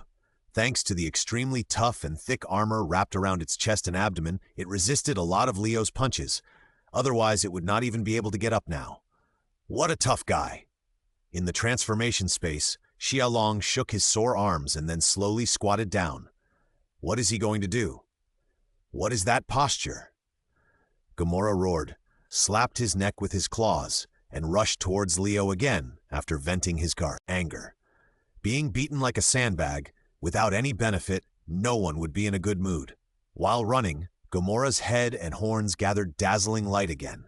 However, it did not release the shockwave immediately, but planned to release it instantly after approaching Leo, making it impossible for him to dodge. But Leo didn't intend to dodge. Leo took a fighting posture, his feet pressed down like springs, and then leaped into the air. He jumped so high that he soared into the sky like a rock. His body was like a light kite stretching to the utmost in midair. Leo flipped back several times, and his right leg stretched out like a knife and fell hard on Gamora's head and horns. While falling, Leo's feet glowed red, filled with heart-pounding energy fluctuations. Leo kicked! Ha! The battle cry sounded, and everyone looked up, including Gamora. Then they saw the red figure falling like lightning. Gamora was not to be outdone and released a long-accumulated super vibration wave towards Leo. A beam of orange-red light suddenly released and blasted towards Leo. In an instant, the two collided with each other. It was like a red-hot knife cutting through butter. The red meteor instantly cut through the beam of light. In the constantly shattering light and shadow, Leo's right foot landed heavily on Gamora's head. With a step of the toes, he turned over and fell like a swallow, and then slowly stood up. Behind him, Gamora stood there in a daze. The next second, its left head horn exploded instantly. The entire huge body fell to the ground under the huge impact. Gamora lay on the ground wailing, his claws slowly and feebly paddling, and he did not get up again. It was not dead because Leo did not use all his strength. Leo slowly turned around and looked at Gamora, and the colored timer on his chest happened to flash. Leo's activity time on Earth was only 2 minutes and 40 seconds, which was less than that of ordinary Ultra Warriors. At this time, Haruki also opened his eyes and woke up. Damn, that guy has such great brute force. Haruki shook his head, took out the Zeta Sublimator, and was about to press it when he saw Leo and the fallen Gamora on the screen. Huh? Is it over? Leo looked down at Gamora, then walked to it and put his hand on it. The next second, Leo released a blue light wave from his palm, which quickly surrounded Gamora's whole body. Soon, Gamora's huge body kept shrinking, and finally Leo grasped it in his hand. Leo glanced at Gamora in his palm, and the beam light between his eyebrows suddenly released a green beam. The green light enveloped Gamora and stored it in the beam light. This is Ultraman Leo's light skill, shrinking the light and storing the light beam. After storing Gamora, Leo suddenly jumped up and flew into the sky with his hands side by side. But this time he did not fly into space and disappear, but flew towards the Pacific Ocean's Sfron Island. This sudden riot was quelled just like that. In the armory, a group of people bowed and apologized to Commander Amiyama. I'm very sorry. Because of my mistake, Sevengar lost to Gamora. Xiaolong was speechless. Why should he, a hero, also apologize? Alas, being an unknown hero is really lonely sometimes. He was about to stand up, and Gagula beside him grabbed his butt and squeezed it hard. Xiaolong's face changed instantly, but he couldn't get angry, so he had to stand obediently. Well, actually, don't blame yourself. Commander Amiyama looked at everyone, and there was no blame on his face. Half an hour ago, in the meeting room, Commander Amiyama stood respectfully beside the Deputy Minister of Affairs, and he no longer had any expectations for the budget application. Sevengar's defeat was a naked fact before his eyes. How could he have the nerve to ask for money again? Unexpectedly, the Deputy Minister of Affairs folded his arms and sighed. Sevens, really amazing. I am very pleased. Upon hearing this, Commander Awayama's face changed instantly, and he was a little bit unbelievable. What is this development? Even the Ultra Warriors had to go through a lot of trouble to defeat that Gamora, but Sevengar was able to fight it for several rounds. The Deputy Minister of Affairs turned around and looked at Commander Awayama. If you continue to work hard on research and development, I believe that one day you may really be able to develop a mecha that surpasses the Ultra Warriors. What do you mean? I will use my authority to try my best to provide you with a budget. The Deputy Minister of Affairs smiled and then stretched out his hand to Commander Awayama, the meaning of which is self-evident. Thank you so much. Thank you very much. Commander Awayama held that hand, and his voice became a little more choked. For a moment, all the grievances became worth it. Yeah, is this true? In this way, we can finally complete the number 2 mecha. Jihua waved her arms excitedly and said happily. The others all smiled. After encouraging everyone, Commander Awamiyama turned around and left. This matter was finally over. It was time to get off work, and the others had left. Xiaolong was about to leave, but was stopped by Gagula. Wait a minute. Captain, is there anything else? Xiaolong looked back speechlessly. Why didn't you kill Gamora? Why should I kill it? Isn't our mission to send Gamora to an uninhabited island? I just completed my mission. Xiaolong waved his hand after speaking, and left the command room without waiting for the other party to respond. Gagula looked at the gradually disappearing back and smiled. He finally felt a little relieved. Although Xiaolong is about the same age as Haruki, his thinking is undoubtedly more mature. Before, Gagula was worried that Xiaolong would follow his old ways in pursuit of great power. But now it seems that there is no need to worry. Pushing open the door, Xiaolong changed his shoes and casually took off his coat and hung it on the coat rack. Walking through the entrance to the living room, the fish tank emitting a soft golden light was particularly conspicuous. Good fellow, your absorption efficiency has increased again. Xiaolong raised his eyebrows, a little surprised, and then walked to the fish tank to observe.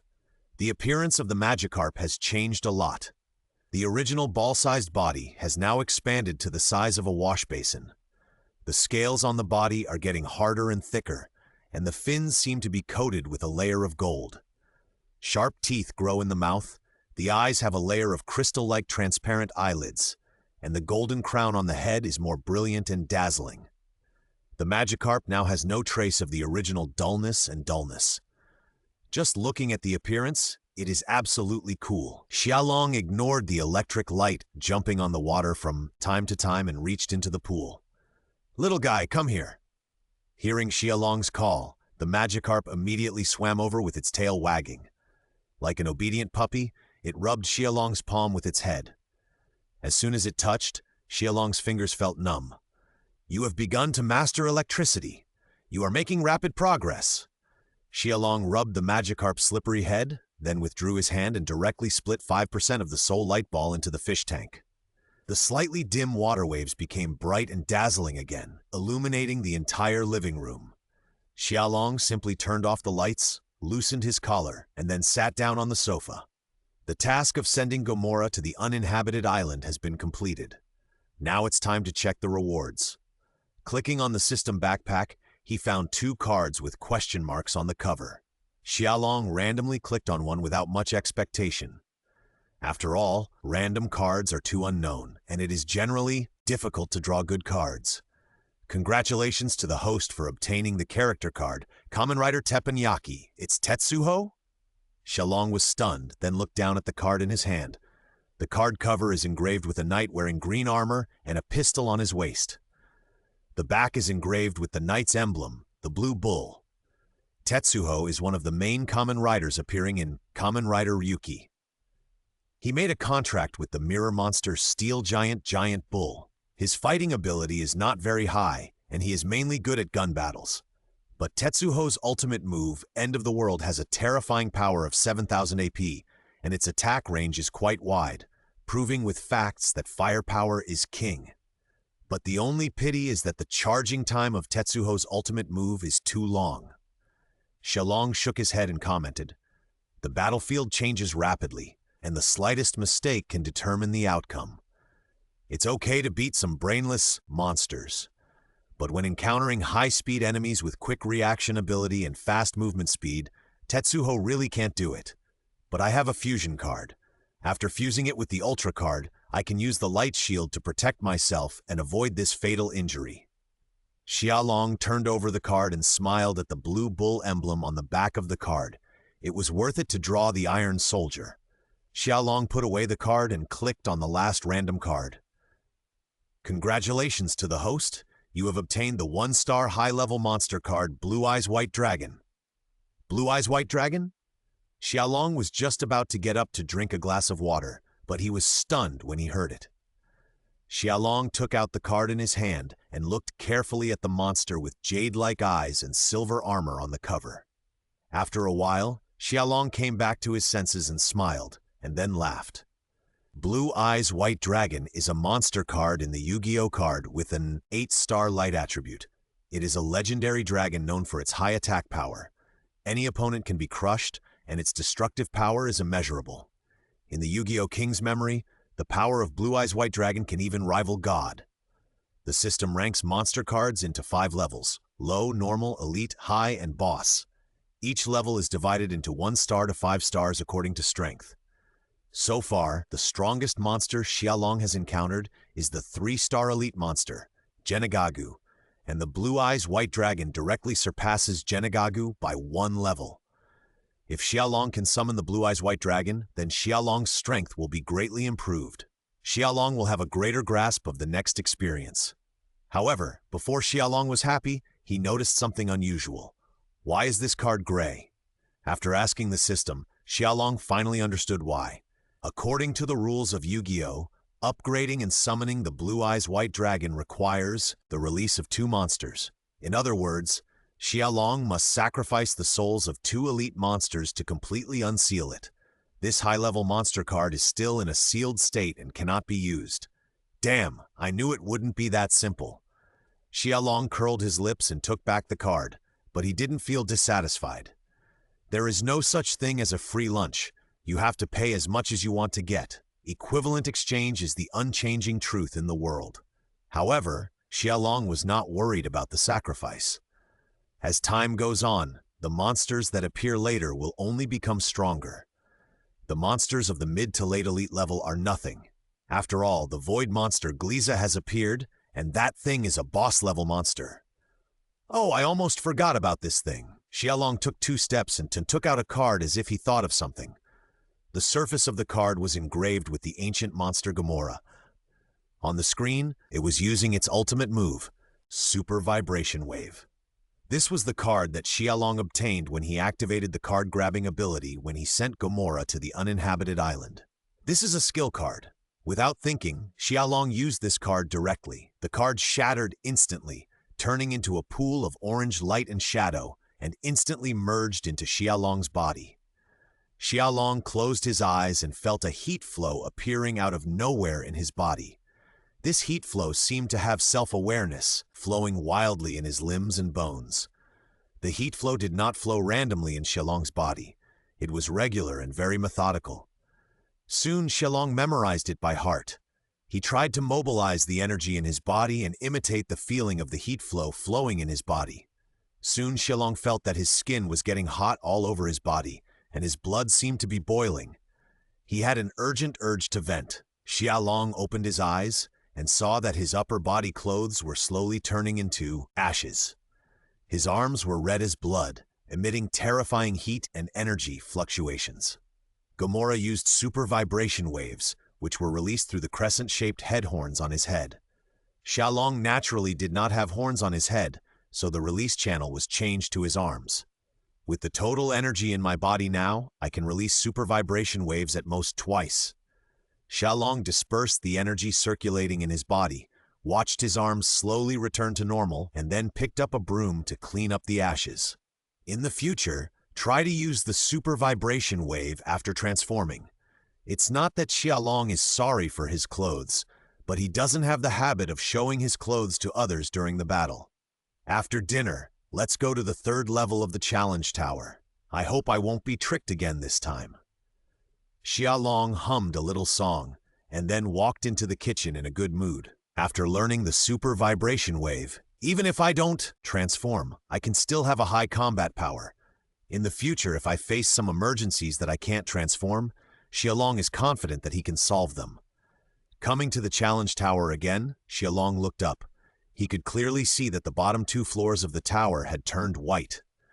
If I clear all the levels, I guess this tower will be completely white. I don't know if there will be any hidden rewards by then. Xiaolong thought about it and strode in. The tower level after the level is no longer open, so Xiaolong was directly teleported to the third level. This time the surrounding environment is no longer an ocean, but a plain.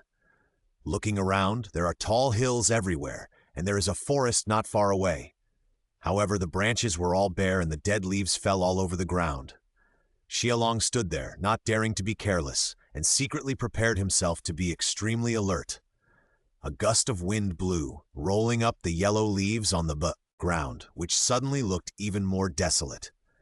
Nearly 30 seconds passed, but Xiaolong still didn't see the enemy. Asshole! No hints are useful. I'd better transform to be safe. Xiaolong frowned, put his hands on his belt to summon the Decade Driver, then reached out to open the card box on his waist and pulled out the transformation card. Just as he was about to insert the card into his belt, a terrifying, murderous intent suddenly attacked Xiaolong. Sure enough, it's behind. Xiaolong turned around suddenly and saw a yellow light suddenly attacking him.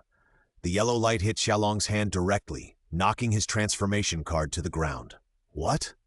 Xiaolong was stunned for a moment, and before he could come to his senses, the yellow light appeared again. It changed its position again, hitting Xiaolong's unprotected back, knocking him heavily to the ground. Ahem! Xiaolong raised his head, blood oozing from the corner of his mouth, and quickly got up from the ground. He looked around, but still couldn't find any trace of the enemy. A yellow light flashed, and once again hit Xiaolong from an angle that was difficult for him to defend, knocking him to the ground again. Xiaolong rolled on the ground like a gourd, and then slowly stood up. After repeating this 3 or 4 times, Xiaolong lay on the ground and never got up again. His clothes were torn, and bright red blood flowed out from the wound. It soaked his clothes, and then dripped onto the dead leaves under him, like red flowers blooming. Xiaolong's chest rose and fell violently like a bellows, as if he had completely lost his strength. The transformation card also fell 15 meters away, and it seemed that it could no longer make any waves, but the enemy still did not show up. I'm in this state, and this guy still hasn't come out. Isn't this guy too cautious? Xiaolong complained in his heart, but he was not panicked. The enemy obviously has the ability to be invisible or transparent, and his movements are extremely fast and silent. In the case of being unable to transform into the form of Kuga Tenma, it is unrealistic to want to see through the opponent's disguise at a glance, but Xiaolong is not without countermeasures. No matter how cunning the fox is, it will always show its tail. Xiaolong has set a trap. He slowly closed his eyes and focused on listening. When the eyes cannot capture the enemy's figure, the sight will only affect one's own judgment. Crack! The soles of his feet made a crisp sound when they stepped on the dead leaves.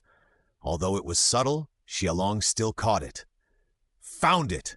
Xiaolong suddenly opened his eyes, and his upper body clothes turned into ashes in an instant. Then he slammed his red arms into the ground below him. The next second, an orange stream of light tore through the ground and spread rapidly towards the source of the sound. Gamora Super Vibration Wave. The light stream seemed to hit something and stopped halfway.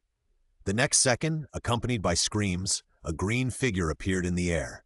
Like a baseball hit by a bat, the green figure flew backwards for nearly 100 meters.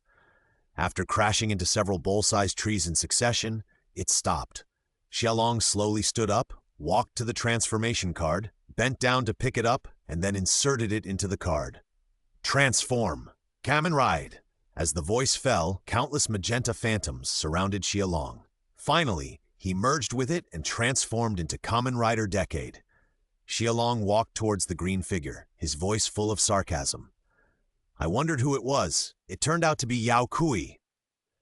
Kamen Rider Yao Kui is a Kamen Rider who has a contract with the mirror monster Biochemical Green Lizard. Like all lizards that can disguise themselves, Yao Kui has a card called Transparent Reading, which can blend itself into the surrounding environment and become invisible. You guy, just now, did you deliberately lead me to that forest? Yao Kui said intermittently, covering his broken chest armor. Of course, since I can't see you, I can only rely on listening, Xiaolong said, pulling out the card box sword, and then charged at Yao Kui.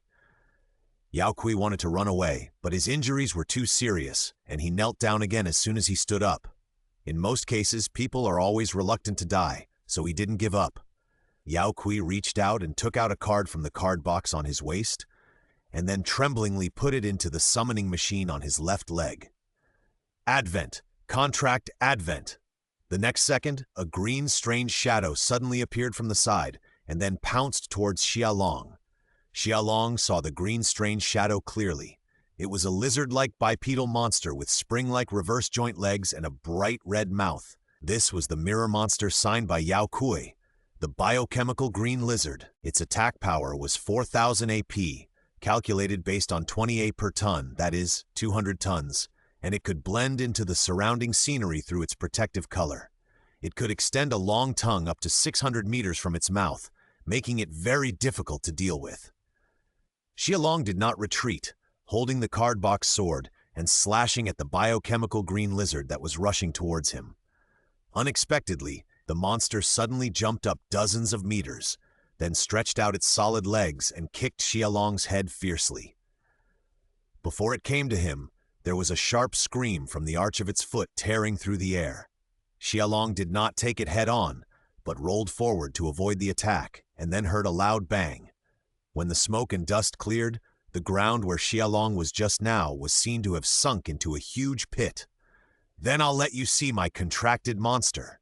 Xiaolong opened the card box, took out the Dragon Rider card, and quickly inserted it into his belt. Mask-driving Dragon Rider. Twisting his waist to avoid the long tongue attack of the bio-green lizard, Xiaolong took out the contract card and inserted it into his belt. The next second, a black hole suddenly appeared in the sky above his head, and then a 30-meter-long giant red dragon emerged. The fiery flying dragon raised its head and let out a violent dragon roar. Before it could move, the bio-green lizard saw this and instantly crawled on the ground with its legs trembling. It actually surrendered directly without even the thought of resisting. How is this possible? How could the mirror monster grow to this extent? Yao Kui raised her head and looked at the domineering and majestic red dragon in the sky, her voice trembling. This size is simply a foul. You. Who are you?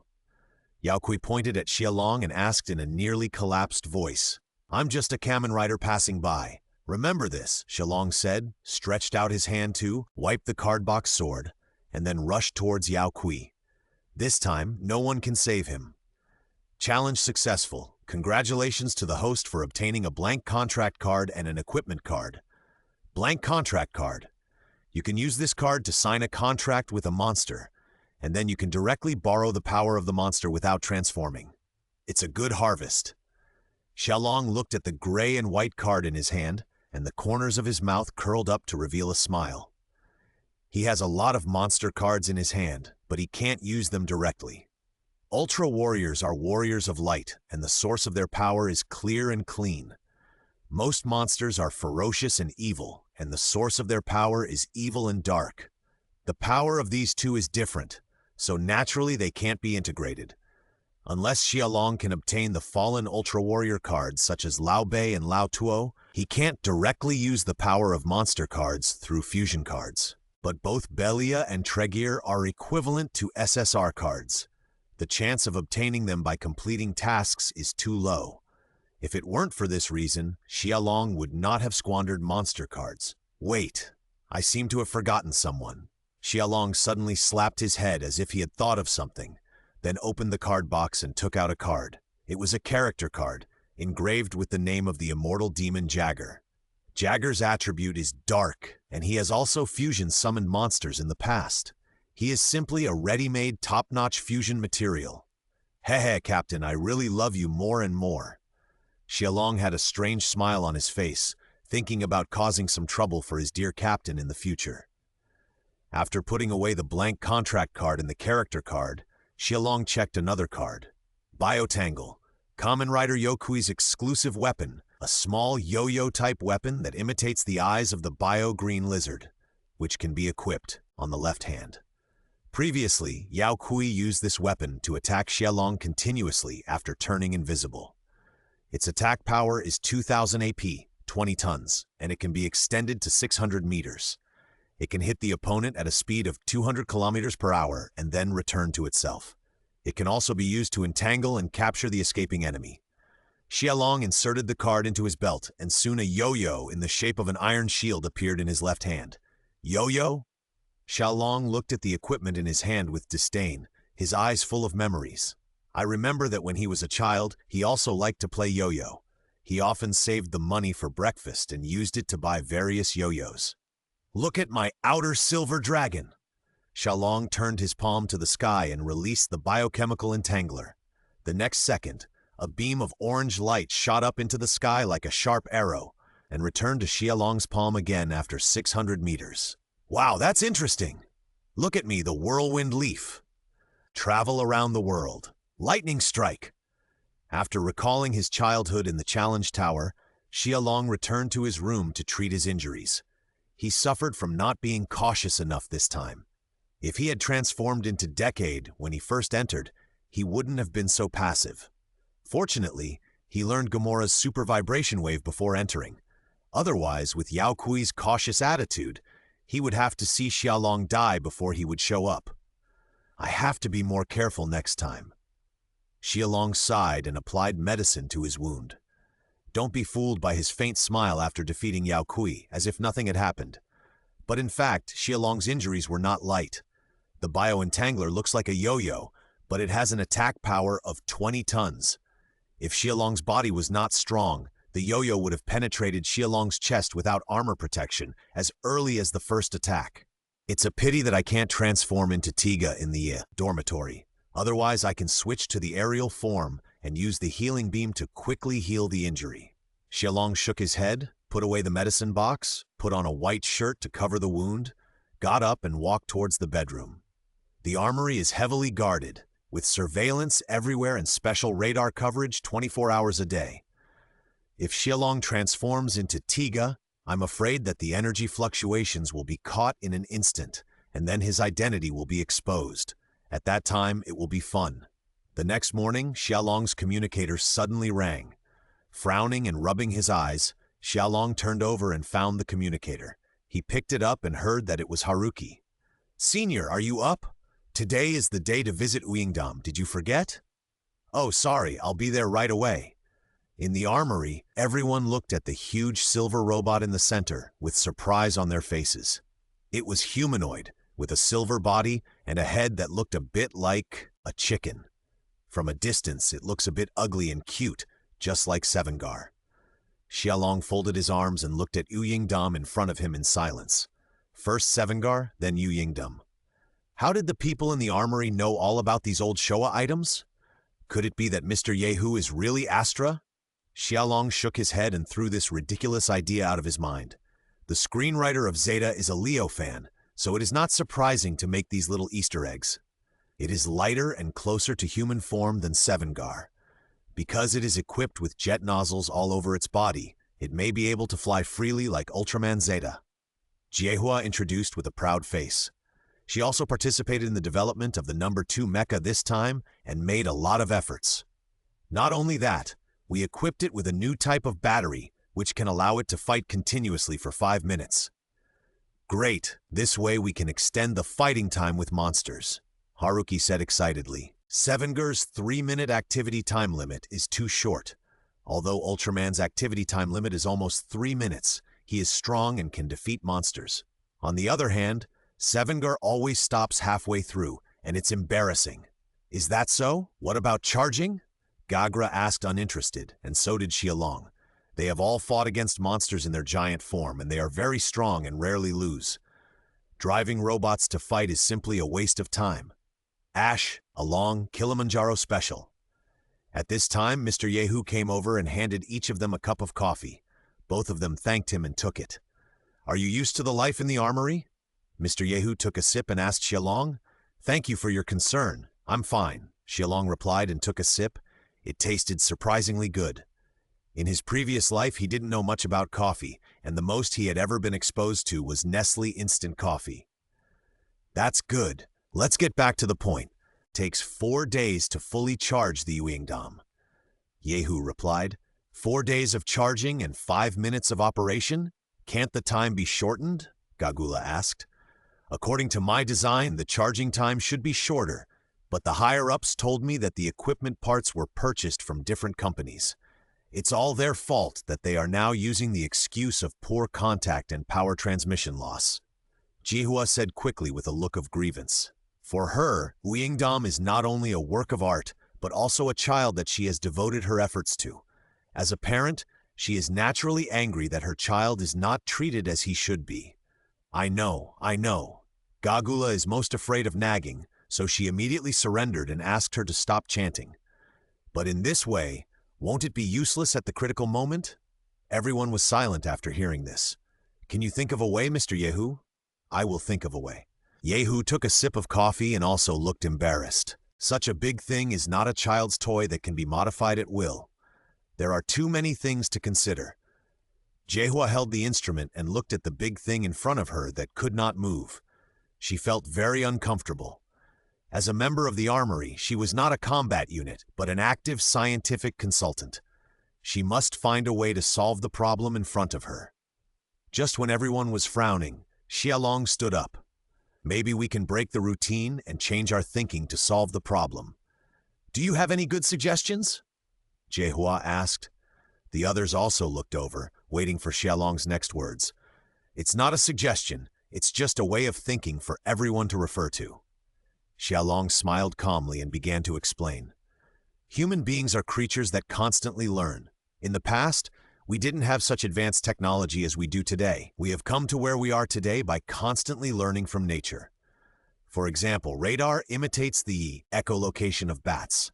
Astronauts' spacesuits imitate giraffes. Cold light imitates fireflies. Electronic eyes imitate frog eyes. There are too many examples like this, and it's impossible to list them all.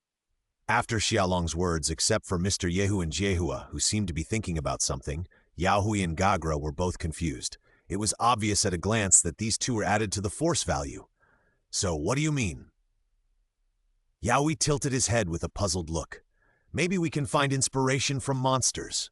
After all, these guys have many special abilities. If we can analyze the source of their power, maybe we humans can do this. Xiaolong had to explain it in a simpler way. Yaohui seemed to understand, but Gagra looked at Xiaolong thoughtfully. After visiting Uingdam from the armory, everyone slowly returned to the command room. Yoko walked in front, while Haruki and Xiaolong walked side by side. The three of them chatted about everything. When they entered the room, they saw Jehua sitting in front of the computer, looking confused. This is also different from what I designed. This way, the charging time will definitely be longer. Haruki was so embarrassed that he immediately stepped forward to comfort her. Didn't Mr. Yehu say that he would help us think of a solution? He has been trying to find a way to reduce the weight before, so we can't just sit there. Jehua looked up at the computer and said, reducing the charging time by reducing the weight is simply putting the cart before the horse. Xialong put his arm on Haruki's shoulder and said leisurely, What do you mean? Jehua turned her head away, looking puzzled. The monsters that appear nowadays are getting stronger and stronger. Sevengur alone is not enough to deal with them. That's why we have to develop the number 2 special space machine, right? Yeah, Reducing weight can certainly shorten the charging time, but the combat power of the number 2 machine will definitely decrease. In this way, how much stronger can it be than Sevenger? Xiaolong looked at Jiehua and raised his eyebrows.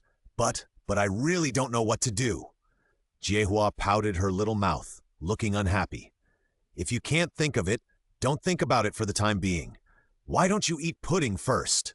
Sugar helps keep the brain active, Xiaolong said and quickly ran to the refrigerator, opened it, and took out a pudding. Ah, Senior, that's my pudding. Seeing this, Haruki's eyes widened and rushed towards Xiaolong. Don't be so stingy. Senior, don't you have one too? Why do you have to take mine? Because I will feel bad if you take my own. What you said makes sense, and I was speechless. Yoko sat back in her seat and looked through the documents silently. The excitement is all theirs. I have none of it. As a return gift, I'll train with you next time, okay? Xiaolong placed the pudding in front of Yuka, then turned around and spread his hands, saying helplessly to Haruki, "How can you train with someone as a return gift?" Haruki looked depressed, but did not dare to refute. "It looks delicious, but why is it burnt?" Yuka picked up the pudding and just smiled. She found something unusual. "Burnt? How is that possible?" Haruki heard this and rushed to Yuka in an instant. Picking it up, a corner of the light yellow pudding had turned brown. It was indeed burnt. Huh? How could this happen? Haruki held the pudding, wanting to cry but unable to. Just as Yuka was about to ask the reason, a shrill alarm suddenly sounded in the command room. A monster appeared in the second area of Kumagaoka City, Saitama Prefecture. The ground cracked and sand flew. A brown tail that looked like roasted gluten suddenly emerged from the ground and rose high. Because of the violent vibration of the ground, the cars in the parking lot instantly issued a shrill alarm. The scene looked more and more chaotic. The brown tail seemed to loosen the soil on the ground. It stirred around the hole for a few times, and then suddenly retracted into the ground. 2 seconds later, the entire area suddenly collapsed. Bang! The yellow soil and gravel were stirred. A huge figure soon appeared. It was a monster, similar to a lizard. It waved its claws and kept making sharp hisses. Its mouth was like a bird's beak and looked very strange.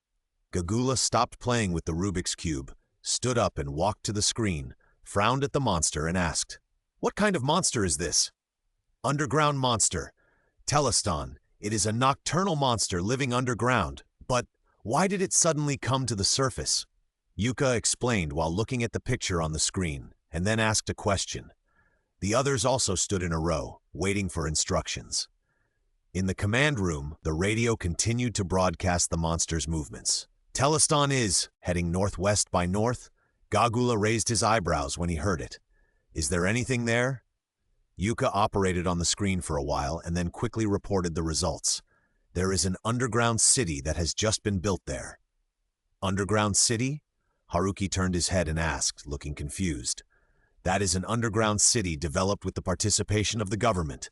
You should at least read the newspaper," Yoko explained. "Oh. Yoko, you drive the Sevenger. Haruki and Xiaolong, you drive the Steger, the armory's special tank." "Understood."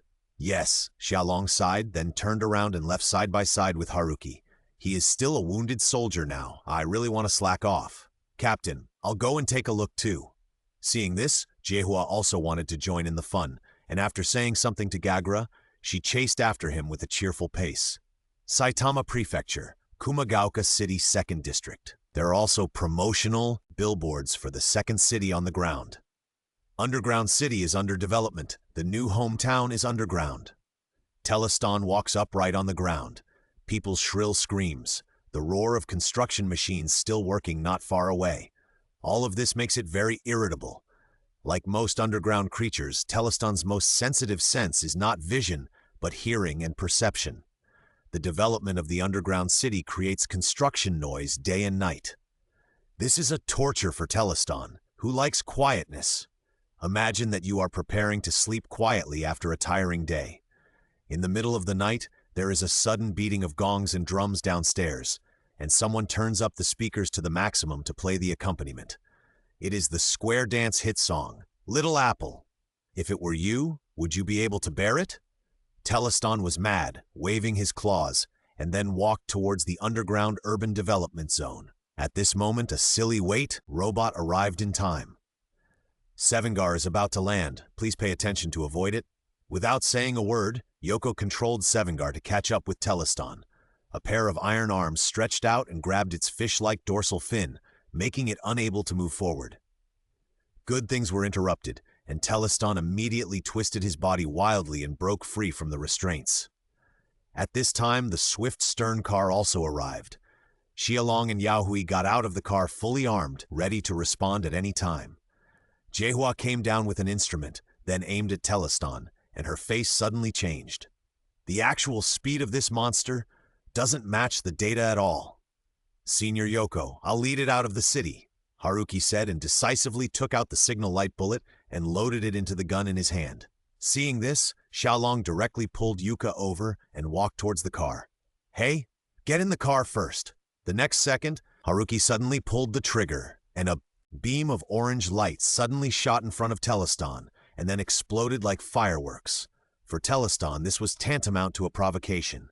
Sure enough, the monster was instantly attracted and then turned his head to look at Haruki. Haruki did not hesitate and decisively got into the car. Later, he found that he was in the passenger seat. "Hey, Senior? Hold on tight, the old driver is about to start." "No, Senior, can you drive? I've never seen you drive before." "You're right, I'm nicknamed the driving god of Akina Mountain." Xiaolong put on a confident smile on his face, and then his right hand turned into a shadow, and he shifted the gear into D gear. He stepped on the brake with his left foot, and controlled the accelerator with his right foot to maintain the speed. Then he released the brake and accelerated at full throttle. The cool and necessary skill of the old driver. Catapult start. The next second, in the eyes of everyone in disbelief, like a bottle of Coke that has its cap blown off because of being shaken hard. With a scary explosion, the front cover of the stern car suddenly broke away from the car body and jumped several meters high. Then it fell to the ground like a broken piece, making a clanging sound. Yaohui's eyes were about to pop out, and he turned his neck stiffly to look at Xiaolong. That expression seemed to say, "Are you kidding me?" Xiaolong scratched his head in embarrassment, then turned around and smiled brightly. "Oh, I'm so sorry, I forgot to release the handbrake." "What the hell are you doing? Teleston is coming!" Jiehua held her head with both hands, almost collapsed. "Asshole! I haven't solved the problem of charging Uingdam yet. At this point, I can only..." Yaohui gritted his teeth and planned to take out the Zeta sublimator to transform. At this moment, Xiaolong reached out and held him down. "Senior?" Xiaolong shook his head and pointed out the window. Yaohui was wondering, and Yoko's helpless shout came from the communicator in the helmet. "What the hell are you doing? I'll cover you, you guys go! Hardcore Iron Fist bullet, fire!" The three of them looked out of the window together, and saw Sevengar suddenly raised his right arm and aimed at Teleston. The next second, the rocket punch hit Teleston hard from the side, knocking him to the ground instantly. At this point, the crisis was temporarily resolved.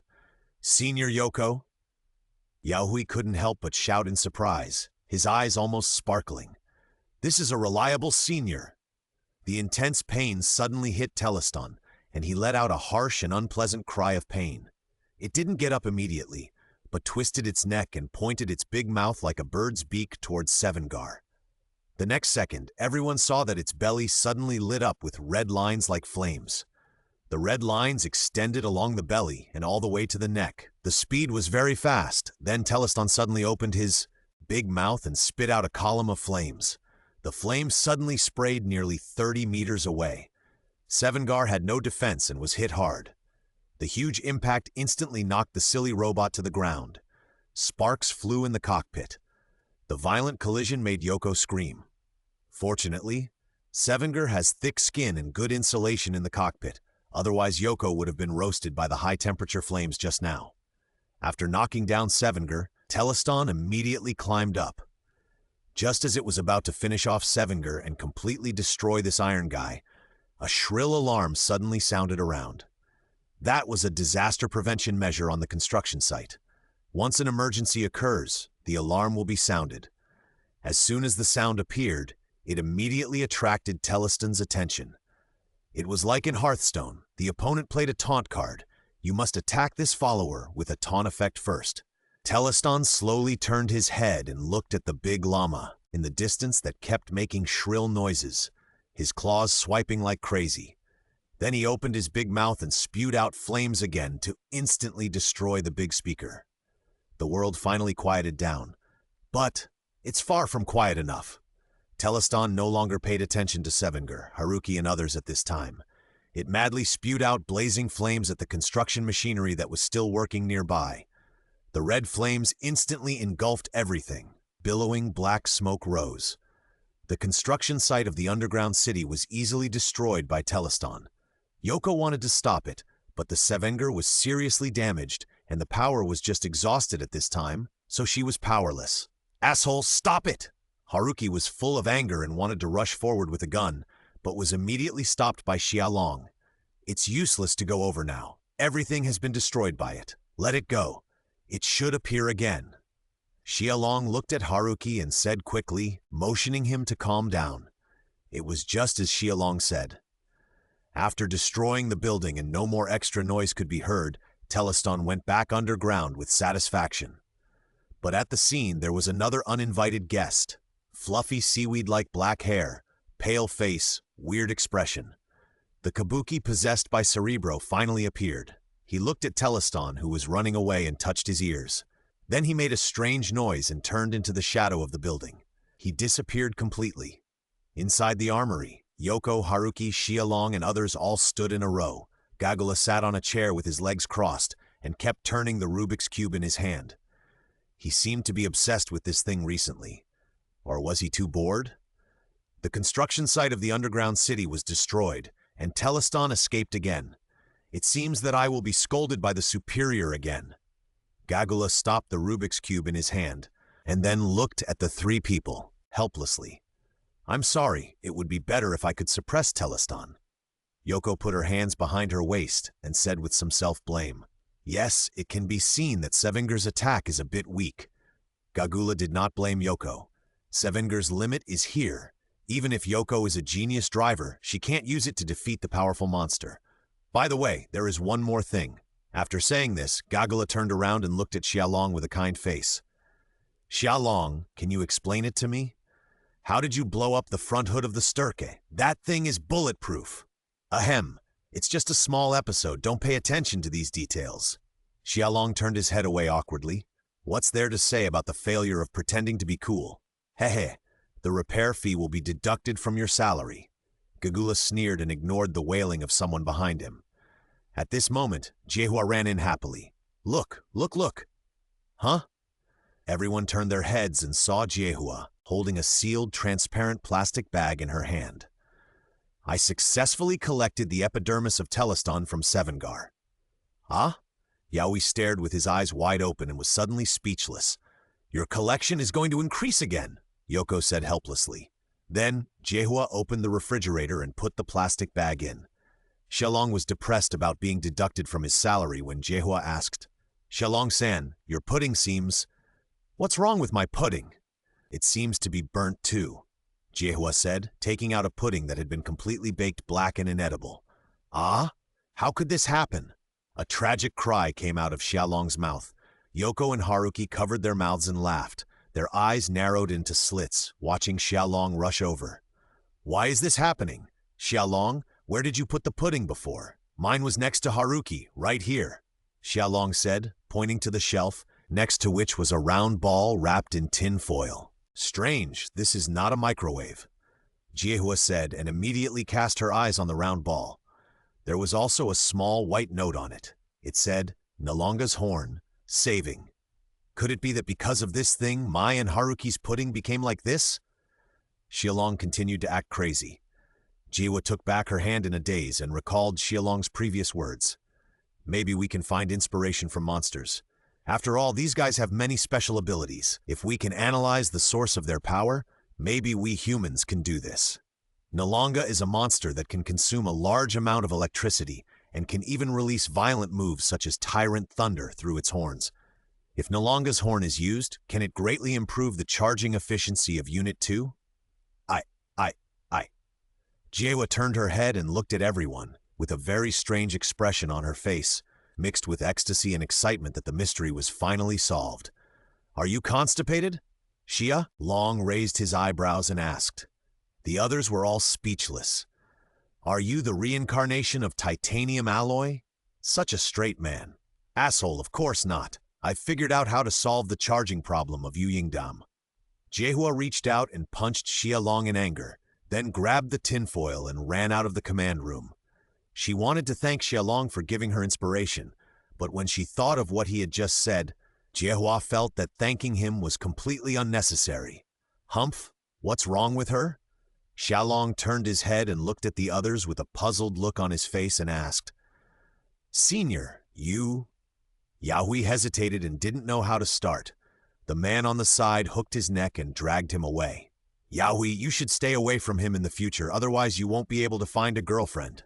Oh hiss, soon, Xia Long and Gagula were the only ones left in the command room. "Ahem, Captain, I suddenly remembered that the quilt at home has not been put away, so I'll leave first." Gagula directly stuffed the instrument in his hand into Xia Long's arms, interrupting the spell. "Since Jiehua is busy, I'll leave the analysis of Teleston to you. I remember that you are also good at monsters, aren't you?" "But, Captain, Come on, I'm rooting for you." Gagra patted Xia Long's shoulder hard and turned away immediately without waiting for his response. "What a bullshit! You're so great as a captain?" Xia Long gritted his teeth, picked up the instrument in his hand and was about to smash it. After hesitating for a while, he put it away and went to do the analysis honestly. "If I shirk my responsibility, that bastard will have another reason to deduct my salary. Workers, worker souls, workers are all superior to others. Come on, workers." Inside Teleston, there is a flame bag that keeps the temperature at about 2000. Xia Long operated the instrument and explained to everyone in front of the big screen. "Flame bag? It's something like a monster engine."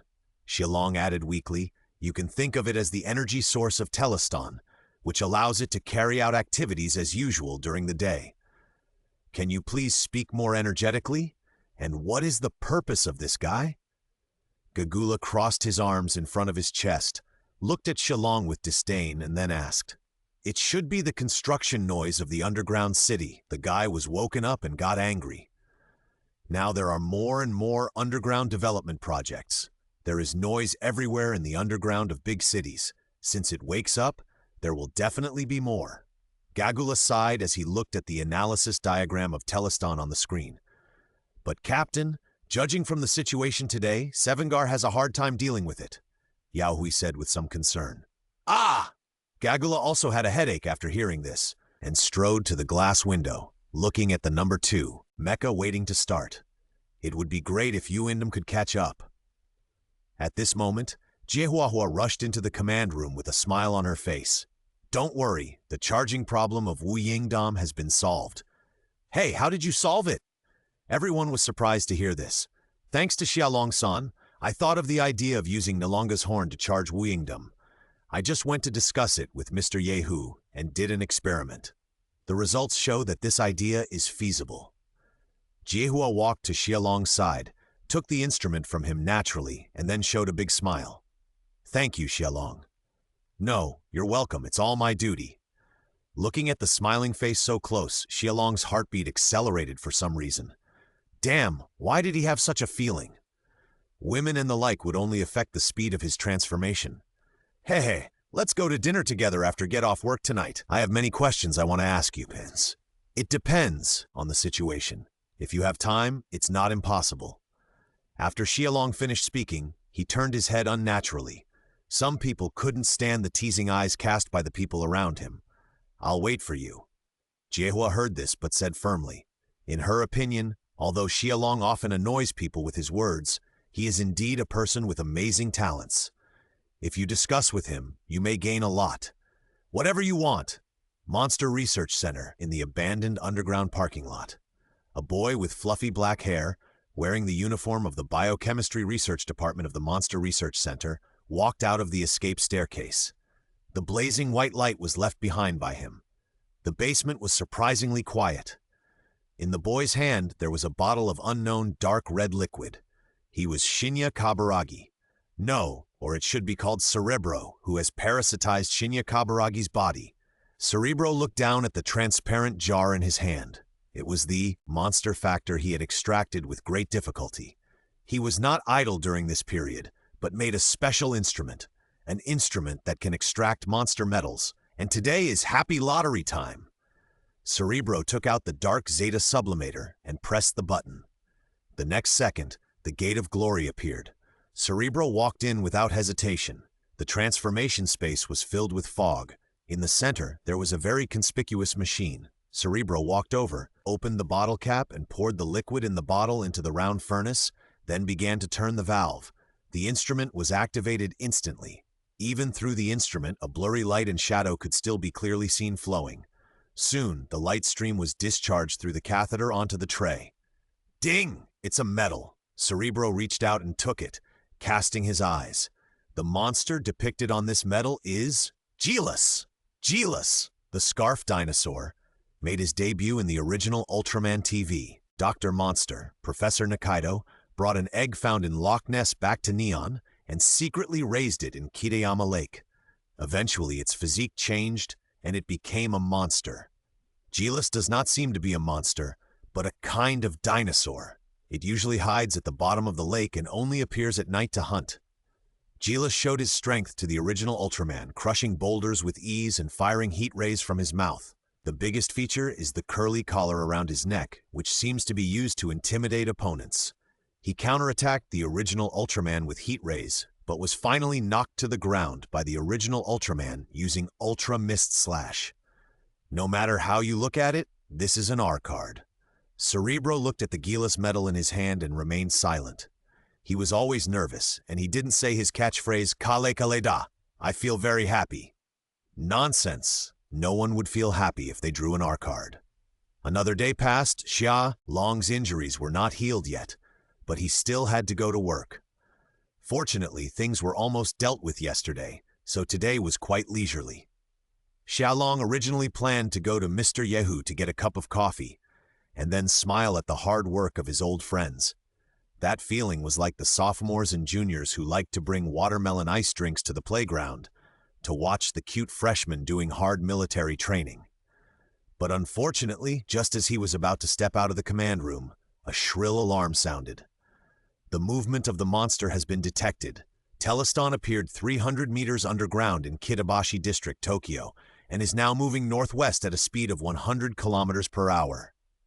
After hearing this, Gagula retracted his gaze, turned his head and looked at Yuka beside him and asked, "Is Uindum not charged yet?" "It has been charged this morning and is ready to go at any time." Yuka stared at a pair of dark circles under her eyes. Although she was very sleepy, she still smiled. Last night, she and everyone in the maintenance team were busy for a long time.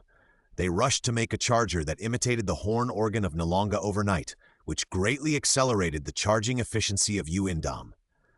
"Very good, Haruki. You go to drive Sevenger. Yoko, you get familiar with Uindam, and then quickly support Haruki." Gagula finally smiled when he heard this, and then gave the order. With the addition of Uindam, the armory has greatly increased its strength, and it will be able to deal with ordinary monsters in the future. If this continues, the Earth may really usher in a day when it does not need the protection of Ultra Warriors. That day is not far away. Understood. Haruki and Yoko stood still and saluted, then quickly turned around and left the command room. Xia Long was about to run away when he was stopped by Gagula. "Where are you going now?" "Captain, I just want to go to the bathroom." Xia Long slowly turned around and showed a harmless smile. "Oh? Are your kidneys not good either?" Gagula crossed his arms and mocked.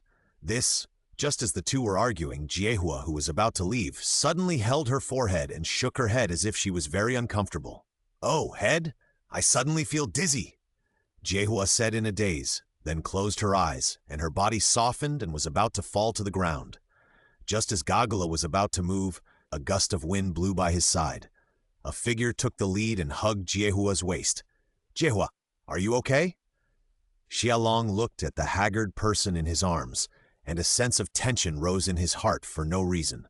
Don't worry, she must have fainted due to overwork, which caused her blood sugar to drop. She will be fine after a good rest. Gagula patted Xiaolong on the shoulder and gave him the latest task. Take good care of Jiehua. She is our scientific advisor. Don't let anything go wrong. After saying that, Gagula turned and left the command room. Yes? Xiaolong nodded, picked up Jiehua by the waist and laid her flat on the sofa, then took off his coat and covered her. Xiaolong looked at Jiehua, who was sleeping soundly with her eyes closed, and couldn't help but stretched out his hand to touch her nose. Yes, Xiaolong-san, don't do this. It's so uncomfortable. Who knew that Jiehua suddenly muttered something, almost scaring Xiaolong's brain to crash. Girl, don't talk nonsense. I obviously didn't do anything. If others hear you say this, won't my reputation be ruined? Xiaolong was uneasy, and after a closer look, he found that this girl was just talking in her sleep. After a sigh of relief, Xiaolong then got up and prepared to leave the command room. Just as he stood up, the system prompt suddenly sounded in his mind. Task name: Quiet World. Task content: defeat Teleston within half an hour. Task requirements: you only have one chance to go out. If you fail to kill Teleston, the task will be considered a failure.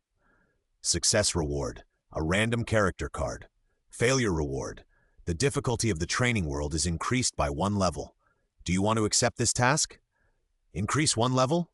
Are you going to impose restrictions on me, just like the challenge tower?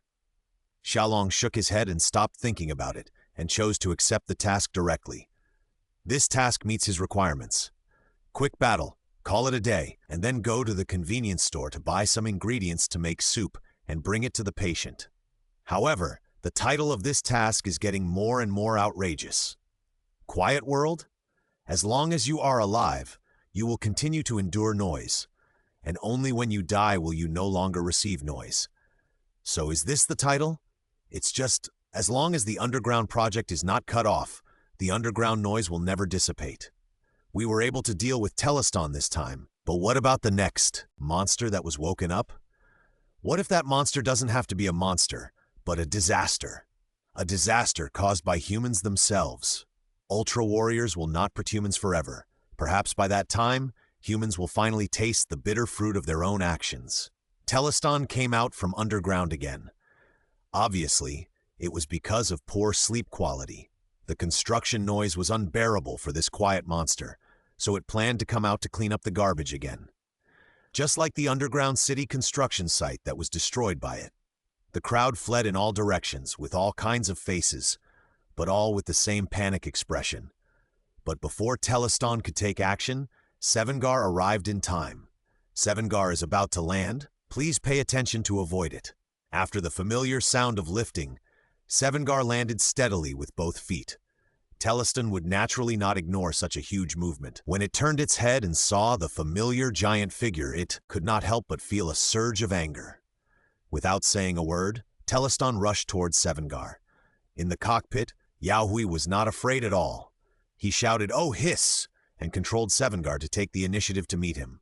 I don't know if this guy knows chicas. When they met, he headbutted Sevengar's chest with all his strength, as if he wanted to knock him to the ground with brute force. Sevengar grabbed Teleston's back with both hands and withstood the blow with his amazing weight. Then Sevengar exerted force with both hands, grabbed Teleston's head and lifted it up, then let go of his hands and clenched his right fist and smashed it hard at the opponent's head. Teleston flexibly deflected his head and dodged the blow. Sevengar used the same trick again and swung his left fist to hit Teleston, but the cunning monster took the opportunity to open his big mouth and bite his fist. Fortunately, Sevengar was made of steel and could not feel pain, so he immediately waved his right hand and forcibly pried open the guy's mouth. After his right fist was freed, Sevengar immediately clenched it and held it upright under Teleston's neck. "Hardcore Iron Fist Bullet, fire!" Haruki roared and pressed the launch button hard. The next second, Sevengar's right fist fell off and hit Teleston's head hard. There was only a loud bang. Teleston shook his head like he was drunk, his green pupils unconsciously rolling around, and he looked like he was knocked unconscious. But the previous attack did not fully exert the power of the hardcore Iron Fist bullet. When Haruki aimed, Teleston kept shaking his head, so that the Iron Fist only brushed its chin when it was fired. Besides, Teleston is much stronger than Sheikah's. Sure enough, in less than 10 seconds, Teleston returned to normal. After being hit hard, this guy's eyes were almost bursting with anger. In the cockpit, Haruki opened his mouth in shock, and he also felt that something was wrong. The hardcore Iron Fist bullet is Savinger's strongest weapon, and it is a killer move that will kill you if it fails. If you fail to knock the opponent down successfully, it will be even more difficult to resist the crazy enemy after losing your right fist. The next second, Teleston hit Savinger's chest with a headbutt, knocking this iron idiot to the ground. The furious look of not taking his own head seriously is simply terrifying. Dust flew, Haruki screamed and fell to the ground with Savinger. Maybe this experience has happened too many times. After Haruki regained consciousness, he took out the Zeta sublimator without saying a word and pressed it down heavily. Haruki, access is allowed.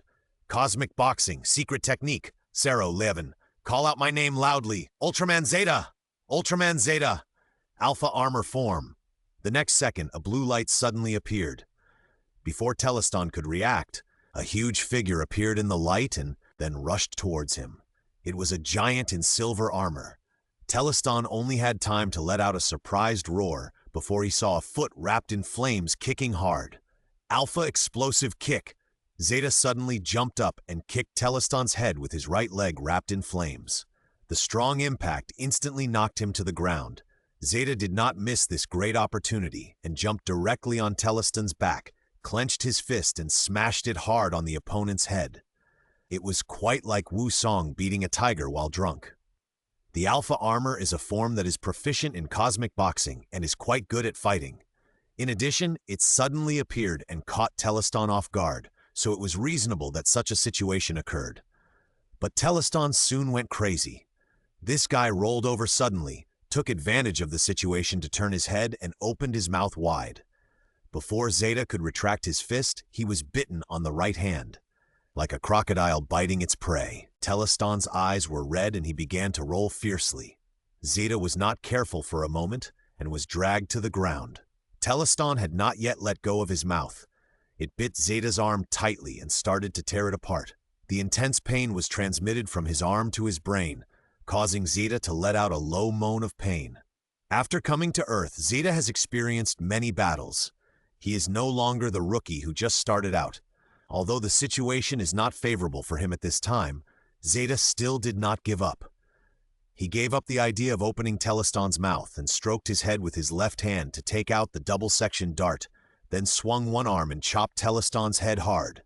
1, 2, 3. Sparks flew everywhere and Teleston finally couldn't bear the pain and let go of his big mouth. Zeta pulled back his right arm. He rolled back and distanced himself from Teleston. However, Zeta's right hand was already covered with scars after being torn so hard.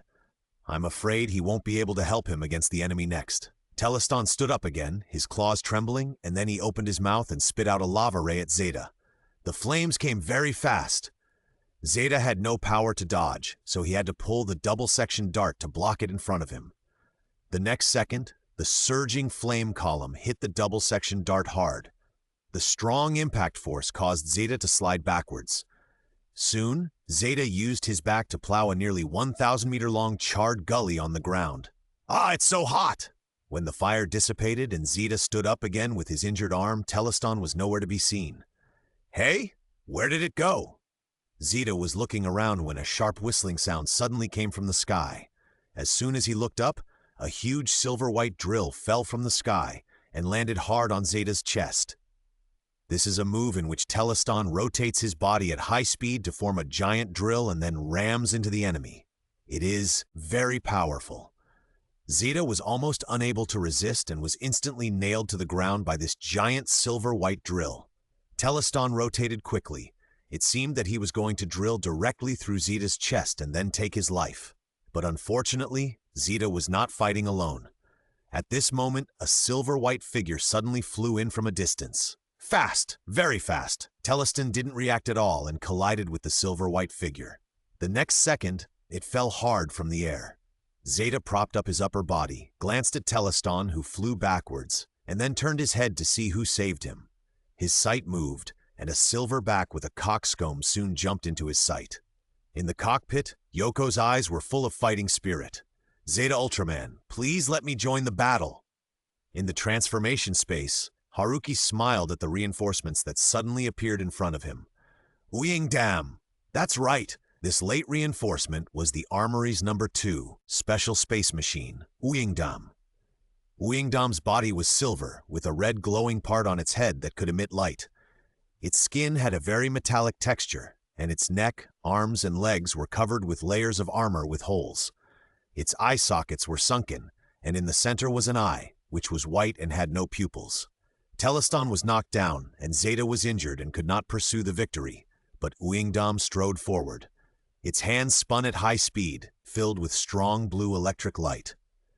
As soon as Teleston got up, he was knocked to the ground again by Dam's high-rotating hardcore iron fist. Then Dam raised his hands high, and a red laser beam shot out from his forehead and hit Teleston fiercely. After suffering continuous heavy blows, even though Teleston was thick-skinned and had no strength to fight again. Bang! Teleston fell to the ground fiercely like a golden mountain toppling a jade pillar. The huge body hit the ground with a dull, loud noise. A row of neatly arranged electric poles next to its head fell down in an orderly manner like dominoes. Dust flew all over the sky. In the armory, everyone who was watching the scene through the remote monitoring satellite cheered and jumped for joy. Some excited guys even scattered fireworks. The maintenance class, which used to be serious, instantly turned into a sea of change. That's amazing, Dam. Very good, my second son. Yehu looked at the screen and said happily. Gagra walked to the window and looked at the people below who were jumping for joy. He couldn't help but lean against the window with a smile on his face. Not bad, Mecha number 2. If things continue like this, Yoko and Zeta will be able to deal with Teleston without Xialong's help. But some people don't want to see everyone in the armory go so smoothly. Xialong was standing on the top of a nearby building. He put his hands in his pockets and looked down. The red dragon horse stopped beside him. He didn't look at Teleston, but at a man who walked out of the shadows slowly below. He was wearing a green uniform from the Biochemistry Research Department of the Monster Research Center, with a closed gas mask hanging around his waist. His hair was fluffy, and he was wearing a pair of very clean white shoes. He looked like a young man that was not annoying at all. But at this moment, this young man raised his left hand, and the corners of his mouth rose wildly, revealing an extremely uncomfortable smile. Cerebro finally came out to have fun. He strode towards the fallen Teleston and threw the Geelus metal in his palm into its big mouth. After Teleston swallowed the Geelus metal, its big green eyes kept turning around, and its huge body began to tremble, as if something was about to come out. Zeta also slowed down and walked in front of Dam and looked at him affectionately. It was less than 2 seconds. Teleston stood up suddenly as if nothing had happened. Zeta and Dam heard the noise and turned their heads to look. They saw Teleston shaking his head as if he had eaten Schwanmai and was a little abnormal, just wondering.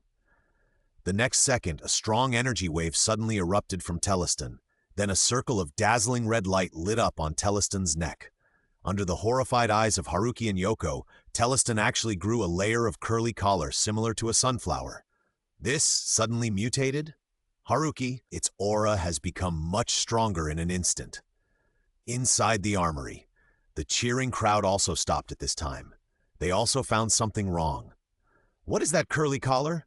Gugula looked at the abnormal organ on the neck of Teleston on the screen and frowned. Then he searched for information about a similar monster in his mind. Geelus, that curly collar? Isn't it the thing on the neck of the scarf dinosaur Geelus? Why did it grow on Teleston's neck? After swallowing the Geelus metal and evolving into the curly collar Teleston, this hot-tempered guy immediately used the curly collar on his neck to release an enhanced version of the lava ray. The enhanced version of the lava ray is much stronger than the original one in terms of attack range and power. Dam and Zeta were hit by the red light before they could react, and then they fell to the ground. Yoko screamed in the cockpit. Then a prompt sounded. Damage reaches 60%. Dam, stop running. What? At this juncture, Yoko gritted her teeth and whispered, shaking the joystick with both hands, But Wingdom still did not respond. After all, this is Wingdom's first combat. Some subtle parameter problems need to be better adjusted in actual combat. Stopping operation when the damage reaches 60% is also to protect the personal safety of the driver. Wingdom lost its combat effectiveness. Zeta can only fight alone. Damn it, Haruki! Use the Zestimu beam! Oh, hiss!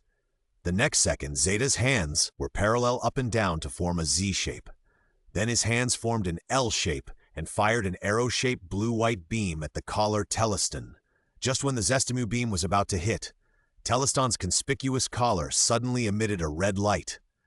The next second, the Zestim light beam froze in midair. Zeta looked up in astonishment and instantly found something wrong. In front of Teleston, a layer of air shield was condensed. It was this air shield that blocked the attack of Zestim light.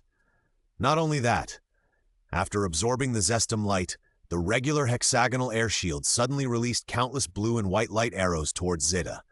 It actually bounced back the Zestim light. This process was too fast.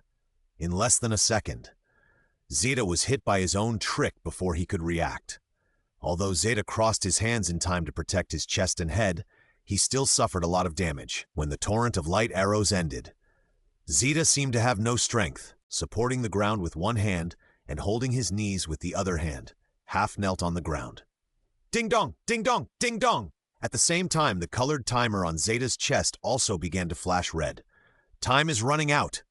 Not far away, Wingdom was also hit by an unexpected disaster. Lying on the ground, it was shot and the damage reached 75%. At this level, Yoko couldn't even force the Wingdom to start. There was no other way. Yoko could only climb out of the cockpit. This stubborn woman ignored the blood on her forehead and strode towards the curly-collared Teleston, who was walking towards Zeta. Asshole! You are not allowed to approach Zeta! Yoko yelled and pulled the trigger. The muzzle of the gun kept spewing fire and shooting at Teleston. Before evolution, Teleston could ignore the damage of firearms. After evolution, this little damage was not even a tickle. At most, it was just a handful of sand for the curly-collared Teleston. However, noise from the muzzle still attracted Teleston. This monster, who didn't like noise, took a look at the noisy ants at his feet and then stepped hard on the ground. Bang! Sand and stones flew up and the ground shook. Yoko lost her balance and fell to the ground. Ding! A crisp and pleasant sound rang out. It was a medal that fell out of Yoko's trouser pocket. Zeta had excellent eyesight and spotted the first-generation medal that rolled out at a glance. Hey, it's Ultraman's medal. Ultraman? Well, he's like our big brother, a super powerful person. After Zeta finished explaining, he suddenly said happily as if he realized something. With that medal, we should have the power to fight this guy. Anyway, Haruki, you have to get the medal back from her. But how do you want me to get it? After Haruki was excited, he immediately realized this key problem. At this time, the curly-collared Teleston opened his big mouth and was about to spray lava rays at Yoko. How? Could Zeta let it succeed? He suddenly stood up and jumped hard, and kicked Teleston's head heavily with his right foot burning with flames. Alpha explosive kick! Bang! Curled-collared Teleston was not careful for a moment, and was kicked hard by Zeta's powerful kick. He didn't get up for a long time. Taking advantage of this opportunity, Zeta ran to Yoko and performed the famous scene, Ultra Begging. Senior Yoko, give me that round thing! Zeta followed Haruki and made gestures, and the scene looked very funny. Yoko watched Zeta's actions, then turned her head and looked behind her with some confusion. She didn't understand Zeta's meaning immediately. Zeta had no choice but to point to the medal in her hand again, and then made a gesture to throw it to me.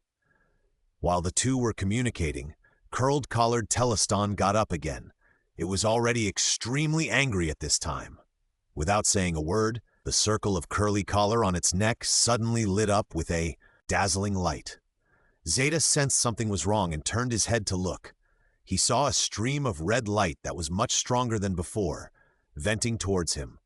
At this moment, Yoko was behind him. Zeta had no choice but to fight hard, but in his current physical condition, the outcome might be. At this moment, Xiaolong, who had transformed into Decade and had been watching the show for a long time, finally took action. The time has come. Xiaolong pulled out the card engraved with the vortex and inserted it into his belt. Magic card, Fusion. The next second, two card slots composed of golden light and shadow quickly appeared in front of him. Please choose two character cards to fuse. Xiaolong opened his hands, and the corners of his mouth rose wildly. In the card box, two character cards automatically flew out according to Xiaolong's mind. Of course this time, one card cast a red and silver humanoid phantom on Xiaolong's right side. Ultraman Ace, one card, cast a blue and white phantom on Xiaolong's left side. Kamen Rider Teppei. The next second, the fusion card collapsed into a huge black vortex, instantly sucking the two light shadows into it. Ultraman Ace Kamen Teppei Fusion Upgrade. Scorch the world with radiant light and eliminate darkness. Ultraman Ace, Aurora Bomber form. Just as the lava stream of Telestone was about to hit Zeta, a colorful beam of light suddenly rose up and blocked the center. The terrifying lava stream collided with the colorful beam of light, just like a bunch of small sparks hitting an iron wall, but it did not cause any impact. The stream of light stopped, and the colorful light slowly dissipated, revealing the figure inside. A thin figure, a red and silver body, a knife-like protrusion on the head, and a blue hollow armor wrapped around the chest. The shoulder armor was in the shape of a silver bullhorn, and behind it was a big red cloak with a blue bull emblem. Coldness of the machine was perfectly mixed with the tension of alien life. From a distance, a cold and murderous feeling of a killing machine came over. "Is this breath Brother Ace?" Zeta said in shock as he looked at the back. But he soon came to his senses. No, the person in front of him was not Ultraman Ace, but a warrior who was a mixture of Ace's brother and other powers. "Zeta Haruki, sorry to have kept you waiting for so long." The giant in front of him tilted his head slightly and waved his hand to greet him. "Senior? It's you." Haruki couldn't help but screamed when he heard the voice.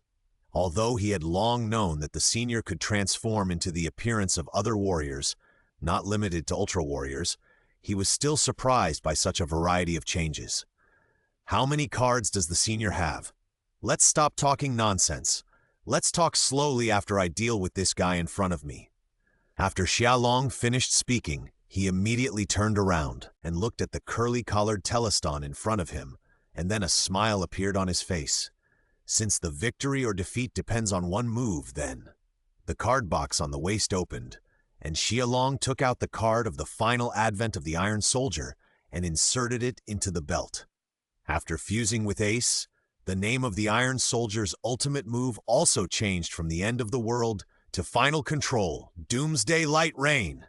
The next second, everyone saw that the armor on Ace's body seemed to come alive, and it opened up in a breath. The arms, shoulders, chest, all parts of the body opened up dense holes, and then all the holes began to fill with light. In just a moment, Ace was submerged in the colorful light.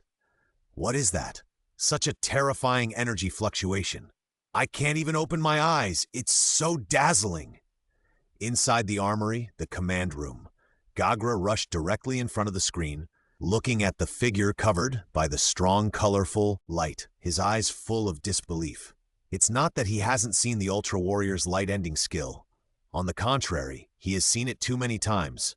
That's why he was moved and shocked. This strong energy fluctuation, even across half of the city, he can feel it. This guy, is he trying to destroy this city? A huge sense of crisis suddenly rose from the heart of the curly-collared Teleston. Can't win. There is no way he can be an opponent. In just a moment, the monster came to this conclusion. So without thinking, the curly-collared Teleston planned to run away. It used its flat beak like a bird's beak to break through the ground, and kept advancing like a drill, trying to dig a hole to escape. But it was useless. Want to run? Have you asked me? In the transformation space, Xiaolong smiled contemptuously, and the holes on his arms suddenly shot out hundreds of rays of light. That moment was so beautiful. Like a flash of ephemeral flower, in an instant, gorgeous fireworks. Everyone was attracted by the extremely beautiful arc. When they came back to their senses, they were surprised to find that the curly-collared Teleston had been tied up like a dumpling. The head, neck, limbs, torso, all parts were tied up by dense binding rays. This ferocious monster was like a poor insect trapped in a spiderweb trap, unable to make a sound. It could only watch and welcome the arrival of its final fate. Fortunately, this moment was not far away. The next second, Countless lasers burst out from Ace's body and flooded towards the collared teleston. What kind of attack was that? It was as continuous as a raging wind. It was as continuous as a rainstorm. Everywhere you looked, there was a gorgeous, colorful rain of light. At this moment, even the sun in the sky could not match its brilliance. Zeta turned around quickly and used his back to protect Yoko, who was completely in a state of confusion. The light was too terrifying. Although Zeta and Yaohui did not think that Xiaolong would hurt them, they still did it subconsciously. Bang! At that moment, it seemed that there were endless waves flooding in. It seemed that countless bombs were detonated. The light that burst out at that moment was strong, dazzling, and scorching. Then there was a deafening sound. People quickly covered their ears and closed their eyes. They were like baby birds hiding in a nest in a storm, trembling. Finally, everything stopped. When everyone opened their eyes, they were stunned by the scene in front of them. The curly-collared telestone had completely disappeared. Not even a trace of residue was left. Looking in the direction where the light rain had rushed before, the thick clouds in the sky had also dissipated. The golden light sprinkled on people's faces without any obstruction. It brought a long-lost, comfortable warmth to those pale and horrified faces. In the transformation space, Xiaolong stared at the scene in front of him blankly. Fortunately, he had used the binding light to hang up the curly-collared teleston before, and the light rain was basically shooting towards the sky. If he had aimed at the ground just now, I'm afraid, most of the city would have been directly wiped out by that move just now. This is the result of Xiaolong's retracting his strength. Ding-dong! Ding-dong! Ding-dong! Along with the sound of the colorful timer on the chest, there was also a system prompt sound for completing the task. Mission completed. Rewards have been sent to backpack. Please check. The power of this move is worthy of this title. Xiaolong said, slowly turned around, and saw Zeta still squatting on the ground. Hey, Zeta, let's go! Hey, Senior, is it over? Feeling a few pats on his shoulder, Zeta stood up. Nonsense, what else do you want to stay here for? Xiaolong said, raised his hands first and flew away. And soon his back disappeared in the distant sky. Zeta stood in place, and in the transformation space, Haruki was holding the first-generation medal he had just received, and he was still a little dazed. Haruki, it seems that Ultraman's medal can only be used next time. Oh, hiss. The sun sets in the armory. Jiehua and Mr. Yehu each hold a bowl of soup, looking at Uyingdam, who is undergoing maintenance, and can't help but smile. As long as we solve the problem of Uyingdam's power startup, our combat power will be guaranteed. Mr. Yehu, who was standing by, took a sip of the soup and looked at Uyingdam's tall silver body. He couldn't help but show a gratified expression. I plan to analyze Nalonga's organs and try to make a man-made one so that I can start him at any time in the future. This is a great idea. After drinking the soup, I will perform maintenance on my second son. The two were chatting, and Yaohui came over at this time and greeted them. Jiehua, are you feeling better? I took a rest for a while and slept for a while. It's okay. Wow, it smells so good. Is this the soup you made yourself? I didn't expect that, Jiehua, you can still make normal-tasting dishes occasionally. Yaohui sniffed it gently and then joked. What do you mean you can still make normal-tasting dishes occasionally? This is not made by me. Xiaolong made it for me. Jiehua couldn't help but hit Yaohui, then retracted her hand and said a little embarrassedly, What? What? Who made this soup? Yaohui's eyes widened with an expression of disbelief. Xiaolong, aren't you usually very close to Xiaolong? You should know him better than me, so why are you so surprised? Jiehua said with a puzzled look. Ahem, I've been together for so long and I never knew that my senior could cook. Yaohui scratched his head and looked a little embarrassed. Speaking of which, where is A Long? Mr. Yehu, who was standing next to him, asked a key question at this time. I don't know. The captain came here before, and then Xiaolong ran away. Jiehua shook her head and answered, This guy is very slippery. In such a large armory, only Ashi can suppress him. Mr. Yehu smiled and said, Ah, I know an idiom about this in Donglong country. Yaohui stretched out his finger and said excitedly, A two-part allegorical saying? Yes, it seems that a powerful dragon cannot defeat a local snake. In the command room, the incandescent light illuminated the table and also revealed the lonely back of Gagra. He held the Rubik's Cube in his hand and twisted it continuously, but his brows were getting tighter and tighter. Finally, bang! The Rubik's Cube was thrown casually on the table. Gagra turned his chair, supported his chin with one hand, and looked at the notebook on the table with lifeless eyes. It seems that I still have to get some other toys to play with.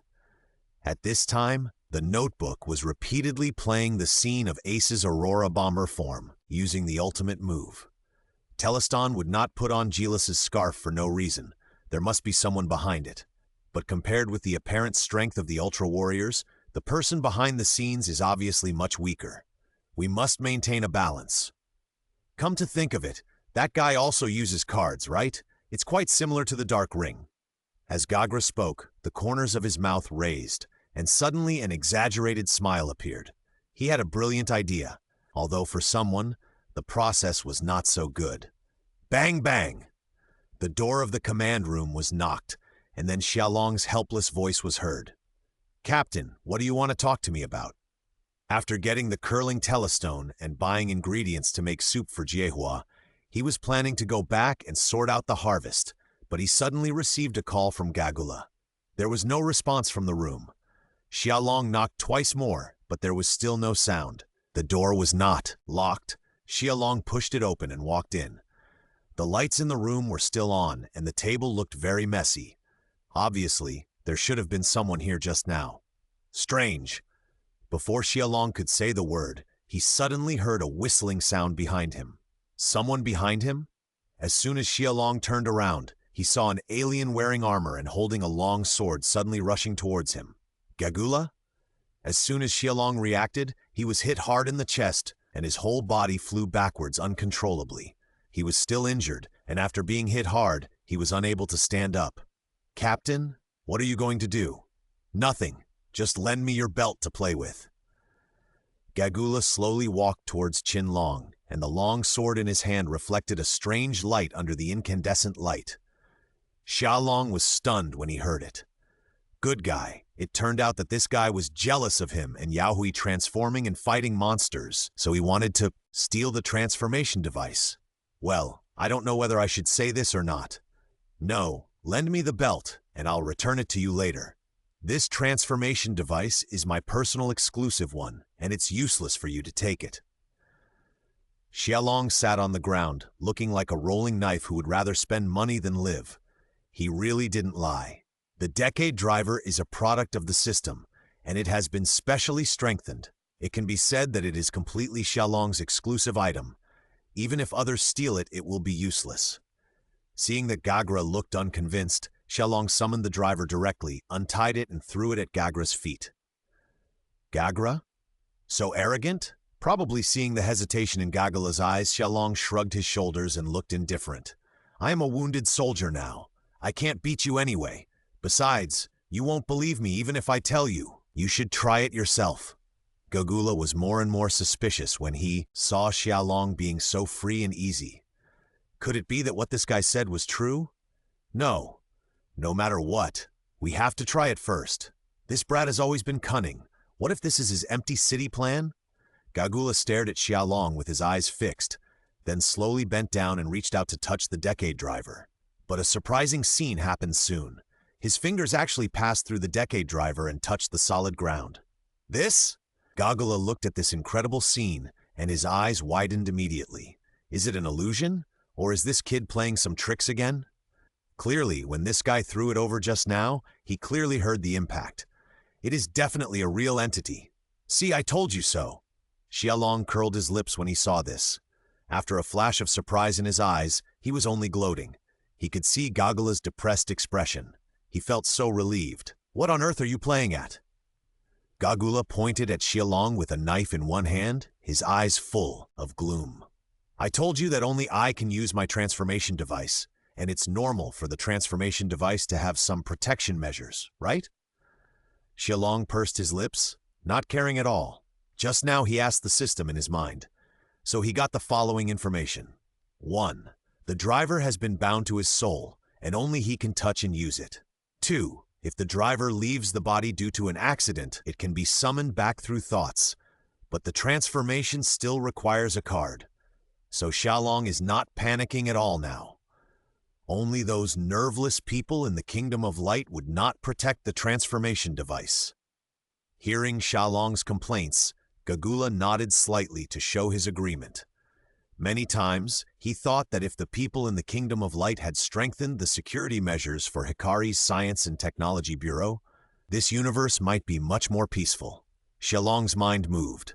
The Decade Driver disappeared under Gagula's surprised eyes and then reappeared on Xiaolong's waist. "Captain, stop it. Although I know you hate me, this is not a good place to fight." Xiaolong slowly stood up, then opened the card box and took out the Decade Transformation card. "Humph, you're lucky." Seeing this, Gagula also retracted the Snake Heart Sword. Then he released the demon form and turned around and left. Since there is no way to get the driver from this guy, there is no need to waste time. "Wait a minute, Captain." "What?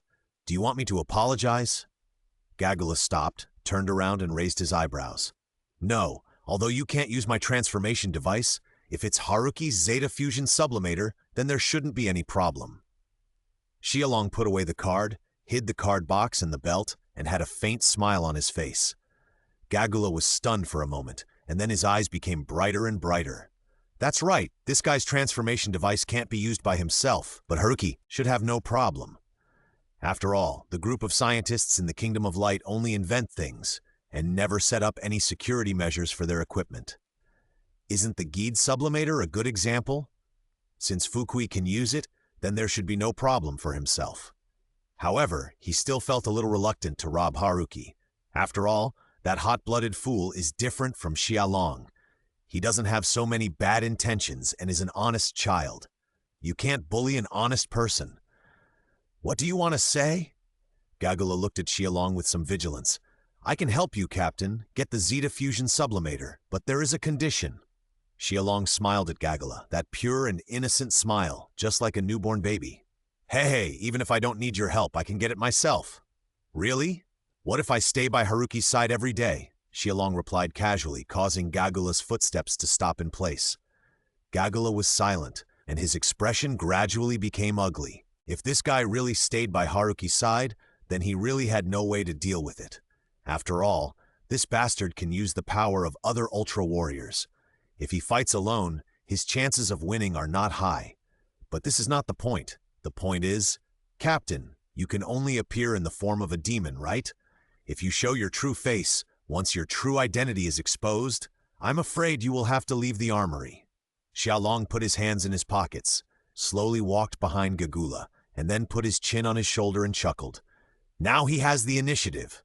If I'm exposed, I'll definitely drag you down with me." Gagula slowly turned his head, raised the corner of his mouth slightly, and issued a warning. "It seems that you have a deep misunderstanding of me, Captain. I am a genuine Earthling." Xiaolong said a little proudly, "Tell me your conditions. I hope you won't go too far." Gagula shook his shoulders and got rid of Xiaolong's entanglement. "I have a good relationship with Haruki. I can help you get the Zeta Sublimator easily, but as a price." Xiaolong took out a blank contract card from the card box and said loudly to Gagula, "Captain, sign a contract with me and become a magical girl." "Magical girl? The kind that wears Lolita and holds a fairy wand?"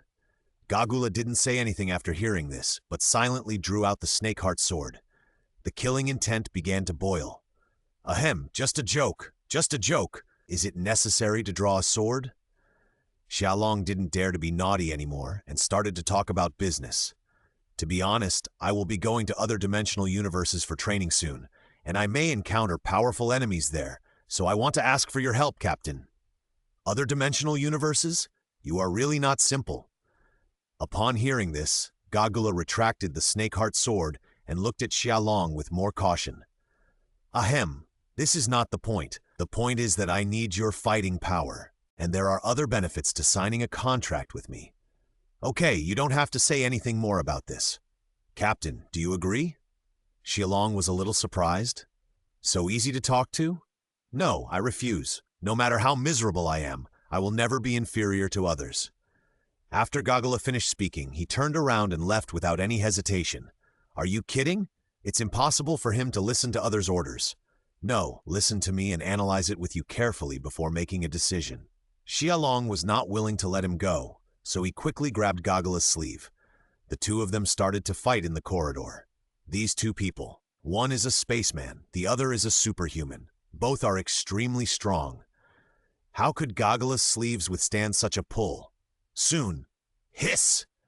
The sound of the sleeves tearing was so obvious in the quiet room. Sorry, I didn't mean it, Captain. How about I give you mine to wear? I think we are of similar body shapes, so it should be suitable.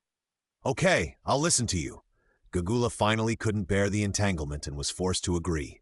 Ahem, first of all, I want to reiterate that this is an equal partner contract, not a master-servant contract.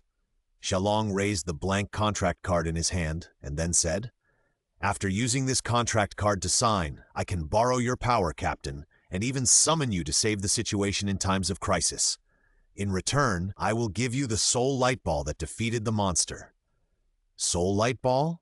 Gagula was stunned when he heard this word. Are you talking about what your dragon eats? Yes, the soul light ball is not only the food of the contracted beasts, but also the basis of their evolution. For you, Captain, it should be able to enhance your strength and even regain the ability to grow to giant size. Xiaolong explained slowly.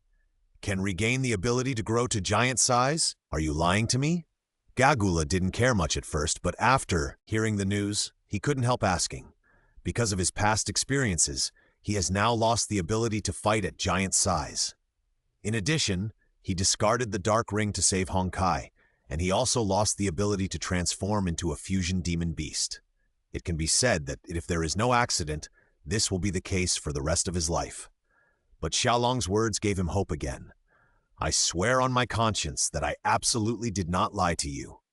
Xiaolong stretched out 5 fingers and said, looking quite well behaved. Besides, this contract is not a mandatory contract. If you are not satisfied, Captain, we can just cancel it. Ha! Gagula closed his eyes, took a deep breath, and then opened his eyes and looked at Xiaolong seriously. Okay, I can sign a contract with you, but we have to make 3 rules, otherwise there's no point in talking. Hehe, the conditions can be negotiated. We can negotiate. Xiaolong heard this and smiled. The monsters in X are not bad, and many of them are very tricky. For example, the monster cat Zeton, the molten iron monster Darksword Damaga, the Phantom Universe King, the undead Mord, and Gliza. What if I run into one of them as soon as I enter? Although the experience card states that you will automatically exit the dungeon world when you encounter life-threatening situations, but a training world is equivalent to an undeveloped treasure house. Looking at the treasure house, return empty-handed? This is not Xiaolong's style. After a long talk, the two finally reached an agreement and completed the contract. They each went back satisfied. Gagra's conditions were not many. 1. Do not summon him before you encounter danger that you cannot handle alone. 2. Do not summon him for boring things. 3. After summoning him, you cannot order him around. How he acts depends on his mood. 4. If Xiaolong violates any of the above, he has the right to terminate the contract on his own. Just these 4 points. Xiaolong agreed very readily. In any case, let's fool Gagra first. As for contracting other powerful monsters, Xiaolong has thought about it. But first, there is no suitable target, and second, powerful monsters are not so easy to deal with. After thinking about it, it is more appropriate to contract his most beloved captain. If it were a Pokemon game, it would probably appear like this now. Congratulations, you have successfully captured the wild alien. After returning to his room, Xiaolong began to sort out the harvest this time. 2 cards, a soul light ball. According to the system's appraisal, the strength rating of the Scroll Leader Telestone is a 3-star elite monster. Therefore, its soul light group can be used as one of the sacrifices to unlock the Blue Eyes White Dragon card. Next, as long as he kills 1 more elite monster, Xiaolong will be able to completely possess this 1-star high-level monster card. Xiaolong looked at the card of the Roll-Led Teleston in his hand, and his mind was full of thoughts. At present, he has enough equipment cards, and there are also many character cards. If he uses the forging conversion function, it will be useless to Xiaolong now, unless he draws some special cards. As for the melting and strengthening function, it is better to sacrifice. The experience of the 3rd floor of the Challenge Tower is still vivid. If he hadn't learned Gamora's super vibration wave, he would probably be played to death by Yao Kui in that challenge. Next, I will go to the training world. I don't know what kind of danger I will encounter. It's better to sacrifice and strengthen myself. This is safer. After making a decision, Xialong did not hesitate and directly sacrificed the 3-star elite monster card of the role-led Teleston. Under Xialong's gaze, the card in his hand slowly shattered and turned into a stream of red light that sank into his body. A feeling far stronger than the one when he sacrificed the Gomes card instantly emerged from his body. So hot. Why is it so hot? Xialong felt dizzy and almost couldn't stand. If he hadn't reached out and grabbed the chair beside him, he would have fallen down. It was very uncomfortable. This discomfort was not caused by pain, but by a feeling of suffocation in the body. After the red light flowed into his body, Xialong felt his whole body getting hot. First there was a brief pain, and then he lost all consciousness in his body. It was as if his internal organs, blood vessels, and bones were melted by the high temperature. They were all mixed up into a sticky mess. Even the trivial breathing on weekdays was so weak at this moment. The dizziness became stronger and stronger. Xialong felt dizzy. And then his eyes went black, and he fell to the ground. When he woke up, it was already midnight. All his clothes were gone, and there was a pile of conspicuous ashes on the ground. His whole body was pitch black, as if covered with a layer of mud. Then a strong stench reached Xialong's nose, making him want to vomit instantly. Without any hesitation, Xialong hurried to the bathroom, cleaned himself thoroughly, and then walked out. Standing in front of the mirror, Xialong looked at the handsome man in the mirror with a face as white as jade and spotless in disbelief. The skin is much more delicate and white, and the body feels a lot lighter. Is this the washing of the tendons and marrow in martial arts novels? Although he was very handsome before, he was still a mortal. Although his face and bones have not changed much, the inner things have completely changed. It's like rubble turning into jade. The layers are completely different. Xialong poured a glass of water, raised his head and drank it in one breath. Then he sat on the sofa and checked the last reward card. Character card. I hope I can draw a good card. Xialong looked at the card with a question mark engraved on the back in his backpack. He let out a long breath and clicked it decisively. System. Open my personal panel. Name Xialong, age 23, strength rating, BA+. Skills. Super vibration wave, underwater breathing, combat sword mastery, strengthened lava ray, air shield. Character cards, Tiga, Ace, Leo, first generation, Gagra. Special cards, Flash, Fusion, Undead, Card Beatlian, Training Card Equipment Cards. Light and Shadow Horse, Golden Eller King Armor, Gainiga Armor, Bio Entangler. The humanoid strength has been directly upgraded to the B level. There are also 2 good new skills. It is worthy of being a 3-star elite monster card. Xialong took a look and then closed the panel. A satisfied smile slowly appeared on his face. Now he has made all preparations. Tomorrow he will use the training card. After sorting out the harvest, Xialong made a meal casually, and then divided the soul of Golden Nalonga and put it into the fish tank as usual. The current Magikarp is completely different from its original appearance. With sharp teeth and golden body, its body has grown to about 1.2 meters. Fortunately, Xialong's fish tank is big enough, otherwise it would not be able to accommodate this big guy. Xialong can feel that the day of Magikarp's transformation is not far away. I hope this guy can get through the difficulties safely and complete the evolution. The next morning, Xialong got up early, took a shower and had breakfast. He felt refreshed. Today is his day off and he doesn't have to go to the armory to work. He has already said hello to Gagra. If Xialong doesn't go out for a long time, he must be heading the dimensional universe, and Gagra will help cover him. Well, it's time. Xialong opened the card box on his waist and took out the experience card that seemed to be made of crystal. System, I want to use the training card. The training world this time is Ultraman X TV. Please read the following precautions carefully, and you can start the training after confirming that they are correct. The precautions are as follows. 1. The duration of the training is not fixed. 2. You will not die if you receive fatal damage in the training world, but you will automatically exit the training world. 3. Random tasks may be triggered, and you can choose whether to accept them. Okay, let's go. Xiaolong took a quick look and then confirmed. As soon as the voice fell, the card in his hand shattered instantly. Then it turned into a door of light and stood in the room. Ha! Xiaolong took a deep breath. Without hesitation, he turned the handle and strode in. What was waiting for him inside? The soft sunlight poured down from the sky, shining warmly on his face. It made people want to take a rest. Xiaolong squinted his eyes. Looking at the large field in front of him, he was a little dazed. After using the experience card, he knew he would go to the world of Ultraman X. But the system didn't tell him which episode it was. He glanced at the billboards on the roadside. The font on it was very familiar, and it seemed to be in neon. The crisp chirping of birds rang in his ears, and it never stopped.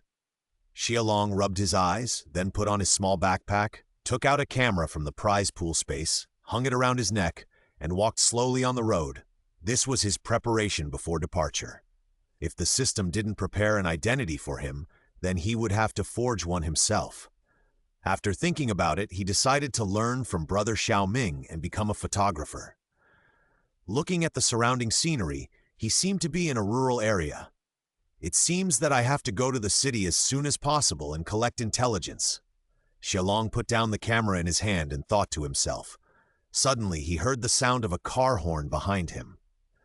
Turning his head, he saw a white van coming towards him. Long didn't hesitate and immediately opened his hands and shouted loudly.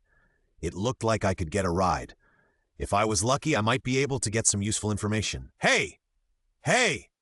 Seeing Xiaolong waving, the truck driver quickly stopped. Then two people came down. One was a middle-aged uncle with glasses and a bald head. The other was a young man wearing a red hat and a bit fat. The two looked similar and seemed to be father and son. Excuse me, who are you? Excuse me, I'm a cameraman. This time I came to the countryside to collect folk songs, but... Xiaolong forced a smile on his face, picked up the pink magenta camera hanging around his neck and explained.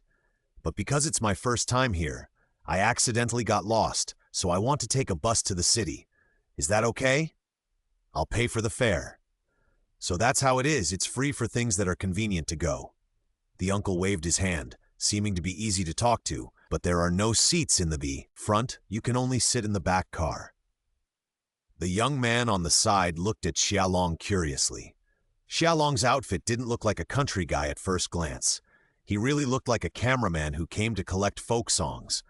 Therefore, neither of them had any doubts. It's okay. I'm very grateful that you are willing to give me a ride. Xiaolong responded with a smile, giving people a very comfortable feeling. Soon, when Xiaolong climbed onto the back of the truck continued to move forward. On the way, the three chatted casually, talking about all sorts of things. It wasn't boring. Speaking of which, Dad, I encountered a strange thing. The young man in the hat suddenly spoke up. Huh? Yesterday, after I finished mowing the grass, I went to the field and found that Mr. Yamada's house had fallen into our field. What are you talking about? The old man rolled his eyes at his silly son, a little speechless. A house is as big as it is, not a toy. Building block. How can it just fall into the field? I'm not lying to you. The apartment in front of the station and the iron tower on the back mountain also fell there. The young man pouted and retorted, seeming to be a little dissatisfied with his father's distrust. If you want to dream, go home and dream slowly. The old man turned his head and replied, not wanting to pay attention to him anymore. Did this guy drink secretly again when he went out? I'm telling the truth, the young man said a little madly. At this moment, the old man suddenly heard the voice of the guest from the back of the car. Uncle, it seems that the brother is right. If you don't believe me, look outside the car window. The uncle turned his head doubtfully and was immediately startled by the scene in front of him, and then quickly stepped on the brake. Then the two of them quickly unbuckled their seatbelts, opened the door, and got out. Xiaolong also jumped out of the car. The three stood in a row, all looking at the scene in front of them. Not far away is a large field. It should have been empty, but now it is full of various buildings. Towers, houses, apartments. The messy buildings, like the building blocks placed by naughty children, form a big circle. What is this? There are more things. The young man sighed as he looked at this scene, feeling a little uneasy. Well, do you think this pile of things in front of you looks a bit like a bird's nest? Xiaolong asked, touching his chin. Looking at the scene in front of him, he always felt a little familiar. After hearing what they said, the two looked at the messy buildings in front of them and nodded. It really looked like a bird's nest. However, it was hard to imagine how big a bird could live in such a huge bird's nest. But soon they knew the answer. Before Xiaolong could come up with anything, a large shadow suddenly fell in the sky. The three of them were stunned, and then they all raised their heads to look up at the sky. They saw a big bird swooping down towards them headfirst like an eagle that had found its prey. It had a huge beak, sharp claws on its limbs, and two giant red spherical poison sacs hanging on both sides of its head. Then the giant bird let out a sharp and piercing cry, which made people feel terrified. Xiaolong's eyes widened, a little surprised. Is this monster the volcanic bird Patton? Ah! Ah! The father and son screamed. They were both scared to death by the scene in front of them. Get back in the car! Xiaolong quickly warned, and then suddenly jumped to the side. The two quickly regained their composure after hearing this, and rolled and crawled back to the car, nervously waiting for their own fate. Then the father and son felt the car body shaking violently, and they were so scared that they quickly fastened their seatbelts. The vision in front of them was getting higher and higher. The truck seemed to be lifted up by the strange bird. What a terrifying, strange power! Although it is not a heavy truck specialized in transportation, this van weighs at least several tons, but it was still easily lifted by this guy. Xiaolong raised his head and looked at the truck that was taken away by Barton with a solemn look in his eyes. The volcanic monster bird Barton first appeared in the Tarot TV series. It lives in the Great Bear Volcano, is the natural enemy of Chemgula, and is a very ferocious monster. According to the setting, its flight speed can reach up to Mach 10, about 12,251 kilometers per hour, and it spews 40,000 degrees Celsius of flames. Some materials record it as 100,000 degrees. Its beak can easily pierce the skin of ultra warriors. The secret to improving killing efficiency is the poison secreted by the poison sacs on both sides of the beak. It once attacked Taro and killed him, and then Ultraman Zafy came. After blocking Ultraman Zafy's Z-ray, Barton attacked Zafy with flames. It set Zafy's head on fire and killed him with its beak. It can be said that it is the initiator of the Captain Flamehead. Looking at the vicious bird throwing the truck into the ruins, Xiaolong finally understood the timeline. Now should be the second episode of Ultraman X. If it can hold on to the fifth episode, then maybe Xiaolong can meet Tsuburaya's current son, Ultraman Zero. At this moment, the reminder of the mission sounded again in his mind. Side mission has been triggered. Mission name: Emergency Rescue. Mission content: Save the people trapped in Barton's bird's nest. Mission time limit: before sunset. Mission reward: a random card. The degree of value depends on the number of people rescued by the host. Note: there is no penalty for accepting the side mission, but if the host's intervention leads to heavy casualties among the hostages, then all rewards will be deducted and the difficulty of the dungeon will be increased. Do you want to accept the mission? Of course, I accepted it. Xiaolong answered without thinking. Even if the system does not issue the mission, he will not sit idly by. Especially the father and son who were willing to send him to the city just now. He must rescue them. Although Barton is difficult to deal with, Xiaolong is not afraid. The difficulty lies in how to rescue the trapped people safely. Barton has built a nest and will not leave easily unless there is an accident. In order to save the people trapped in the nest, the giant bird must be lured away and then rescued. Xiaolong cannot do this alone. He needs help. Xiaolong took out the card box and touched the transformation card, but after thinking it over, he gave up. Although he could transform into a dragon rider and summon the fiery dragon to help him achieve his goal, it was still somewhat unsafe. Although the fiery dragon had evolved, it was still not as big as Patton. The two were like an eagle and a snake. Moreover, Patton also had the fire attribute, and the fiery dragon's fire attack would probably not have much effect on Patton. It would probably not last long if the fiery dragon was used to contain him. Sure enough, we have to let the Shio Special Defense Team also attract firepower. Xiaolong put a smile on his face and put the card back into the card box. Speaking of which, as long as Patton was killed and his soul light ball was obtained, the fiery dragon should be able to usher in a new round of evolution. By then, this mirror monster would be able to stand on its own and become his good helper. I'm really looking forward to it. The base of the Unver Neon branch, Operation Base X. The correspondent Matsudo Chiaki looked at the screen, and a message suddenly popped up to sound an alarm. In the N2M3 area, a monster appeared in the Big Bear Mountain. It's in B form and is about 60 meters long. After receiving the prompt, Yamagishi, Takeshi, who was also a communicator, immediately responded, "Call up the screen immediately." Then everyone turned their eyes to the large screen in the center of the command room. Over the city, a ferocious-looking bird was holding an iron tower in its mouth and flying rapidly.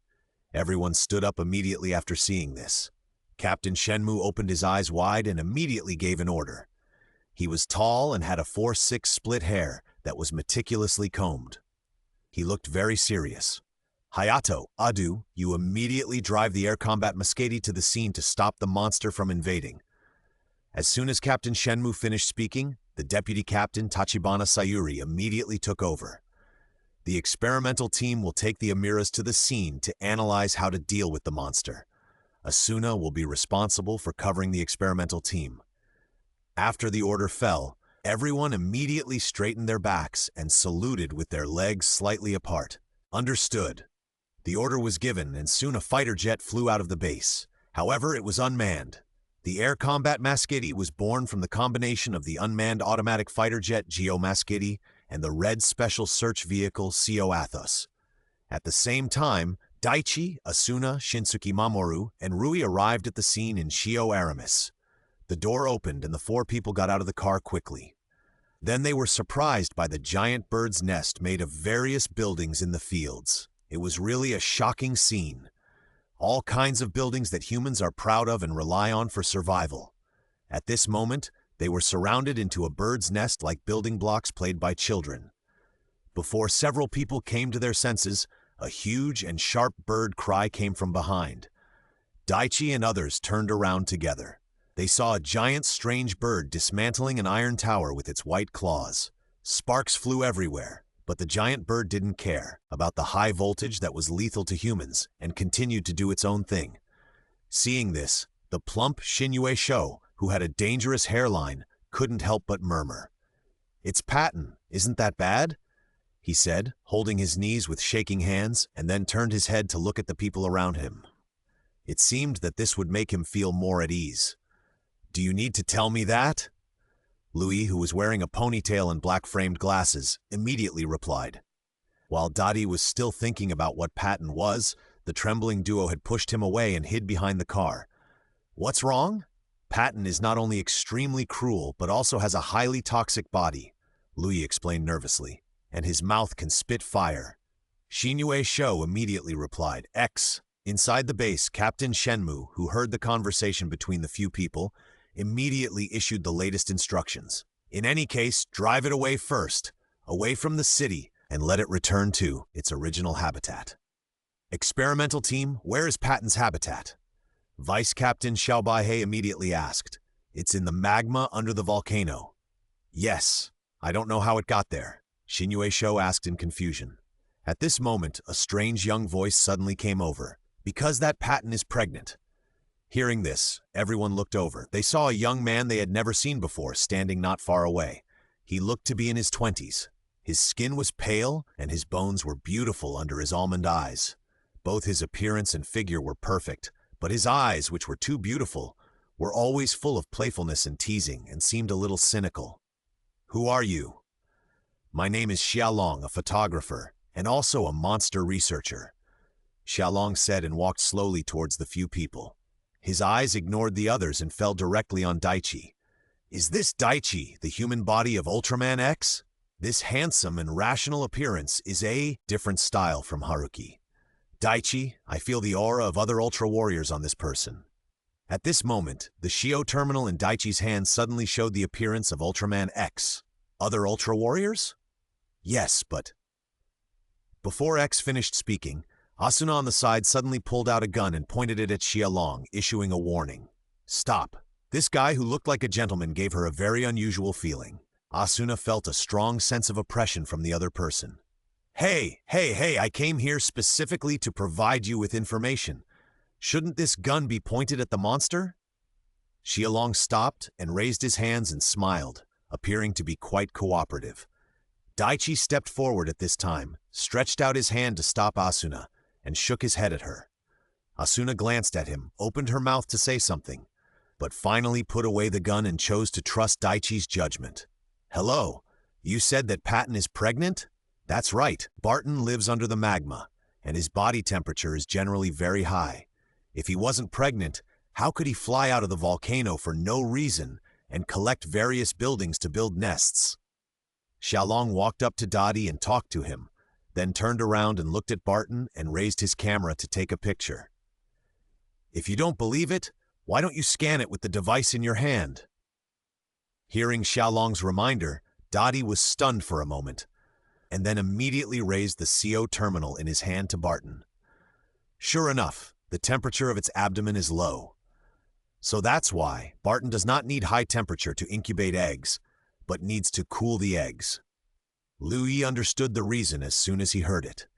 As expected of a monster research scholar, he can see the problem at a glance without the help of instruments. Xinyueisho beside him also nodded and felt sincere admiration for Xiaolong, who suddenly rushed out. Daichi and Asuna also looked at Xiaolong with a slightly softer look. Captain Shenmu also heard Xiaolong's words through the communicator.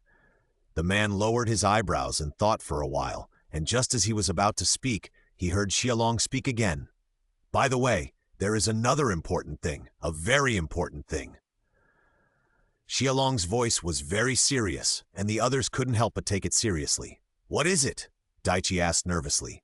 Xiaolong turned around suddenly and pointed to Patton's nest. There are still living people in those buildings and vehicles collected by Patton for nesting, and there are still many. What?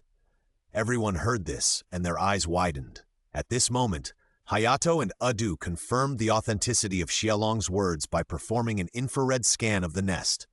Find a rescue method as soon as possible, Vice Captain Sayuri said immediately. Let's try to get closer.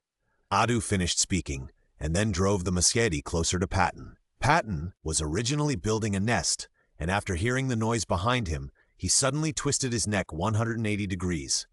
The bird's beak, as sharp as a spear, opened and sprayed blazing flames at the Moskdi. Fortunately, Hayato reacted in time and immediately controlled the plane to avoid it, otherwise they would have died heroically.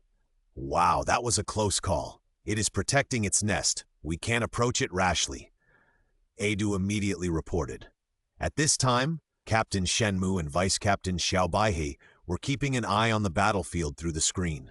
If we attack Patton, the trapped citizens will be in danger. Xiaobaihei stepped forward and said to Shenmu. Shenmu was silent, and for a moment he didn't know what to do. Now it seems to have reached a stalemate.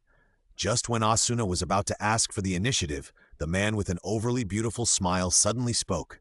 Let me try. Huh? You said you were going to lure Patton away? Daichi asked in surprise when he heard that. He doubted if he had heard it wrong. Yeah, what did you use to lure Patton away, your camera? Asuna was already a little annoyed. We are very grateful for the information you provided, but Patton is not a monster that an ordinary person like you can provoke. Liu Yi and Crescent Guard on the side nodded. Although they didn't say anything, judging by their expressions, they also didn't think Xiaolong could lure Patton away. Really? Then please watch my transformation.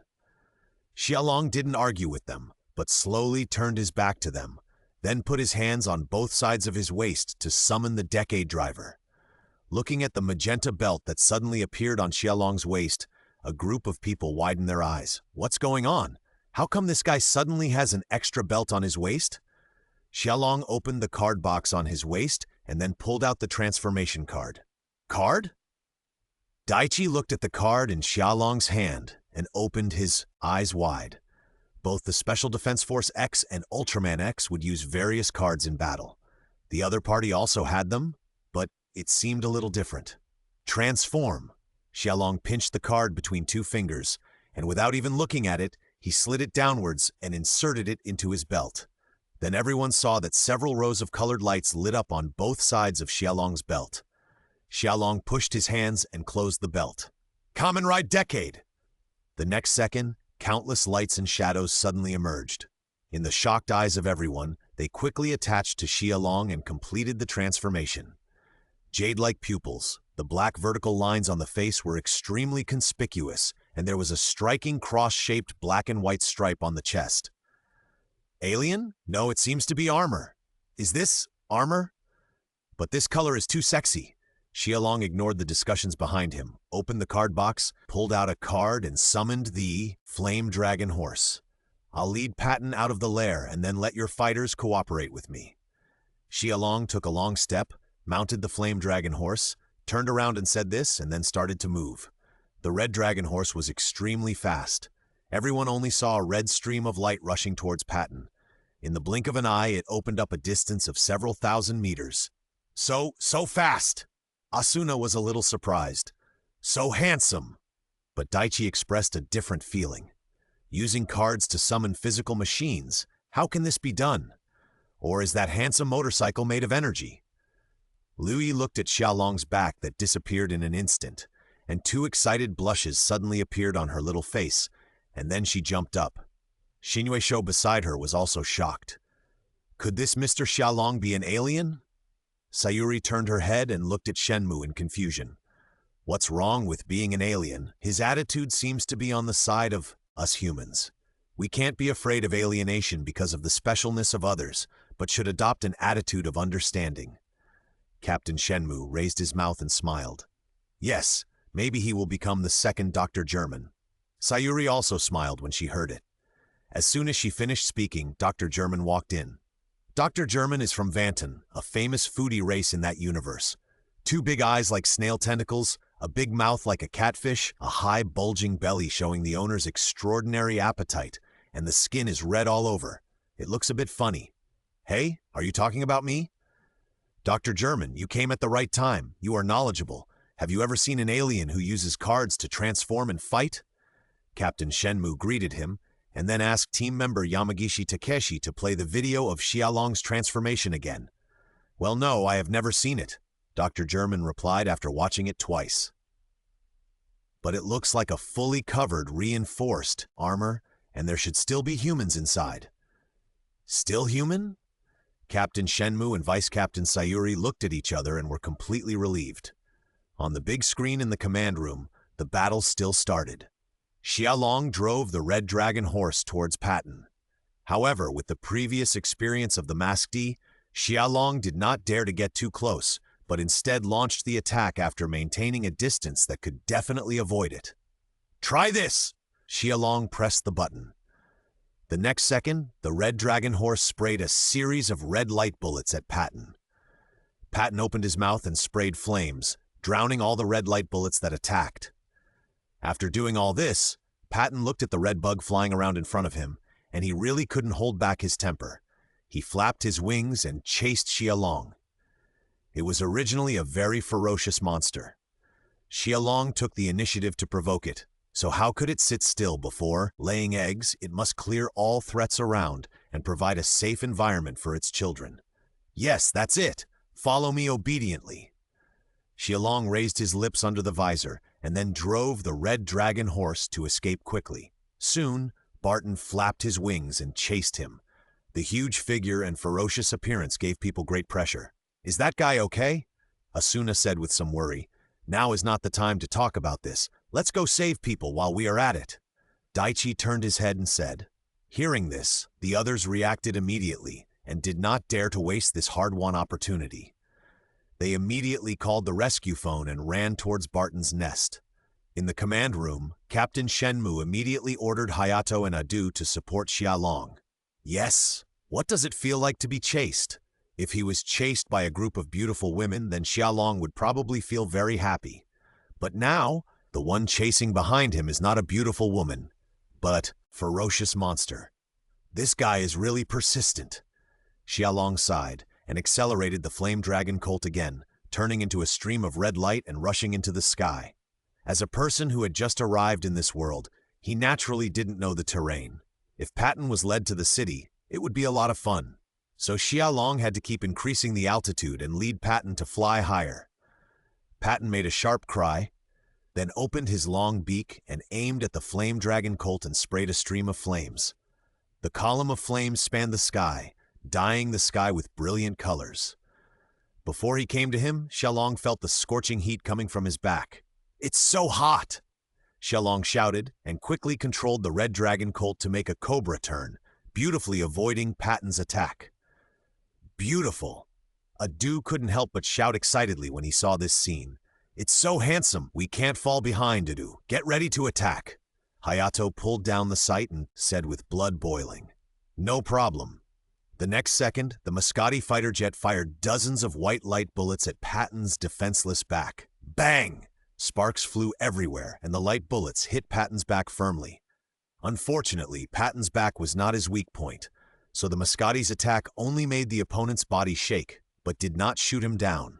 However, Xiaolong took this opportunity to finally get rid of the entanglement. Xiaolong looked at Patton, who was fighting with the Mascati, exhaled a long breath, and then suddenly remembered something.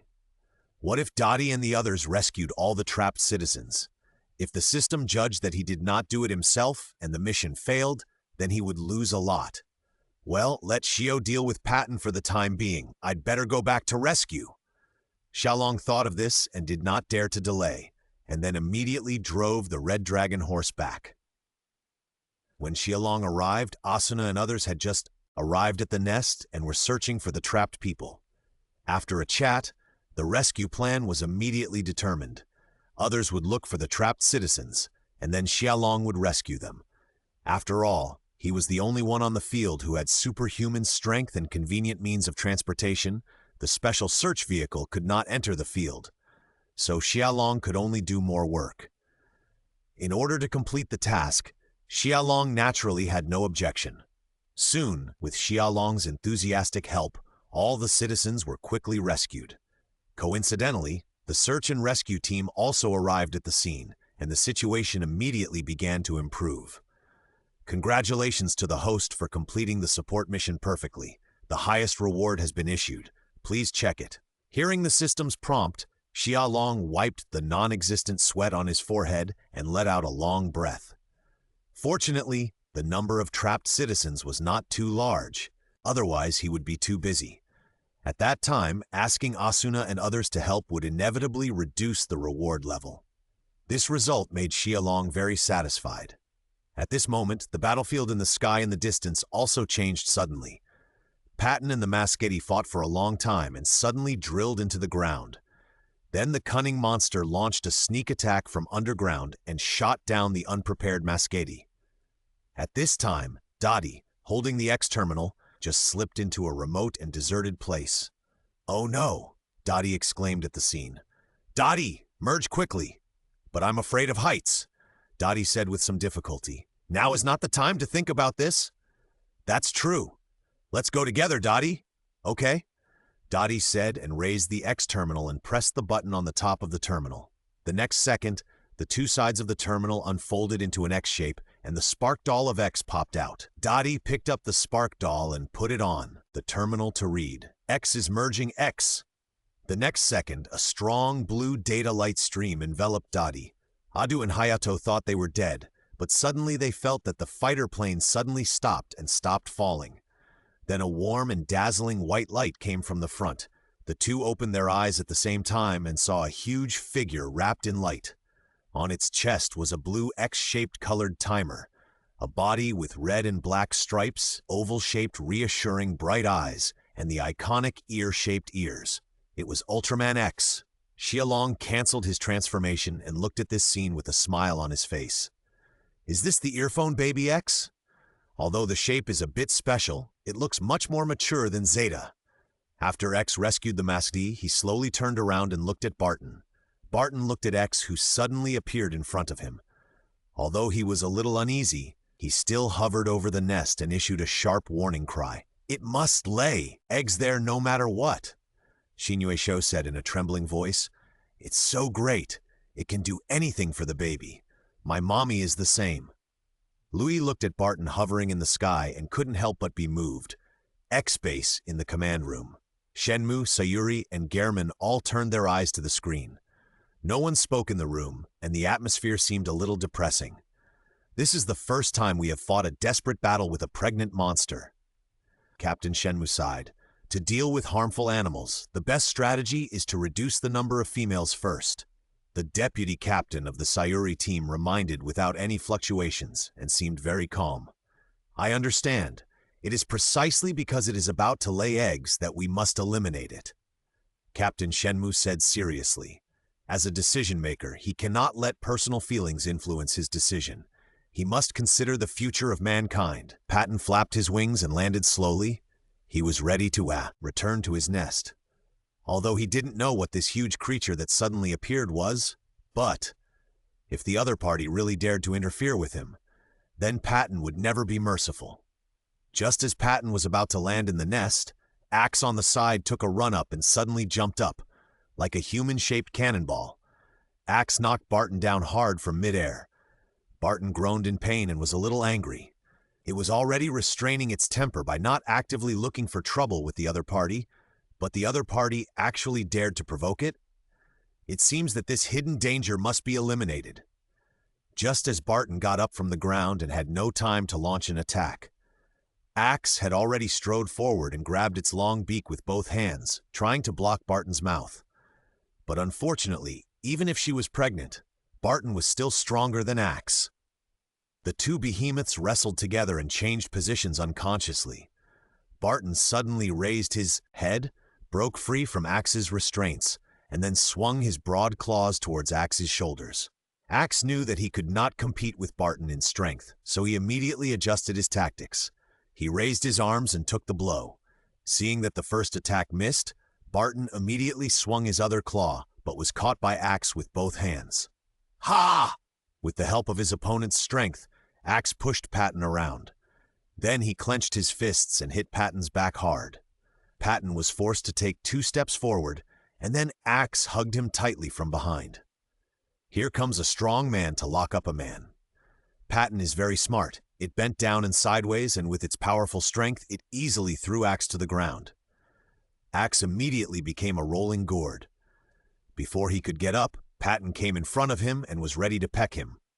Axe took advantage of the situation and raised his right leg and swept it suddenly, hitting Patton's head and forcing him back several steps. Beautiful!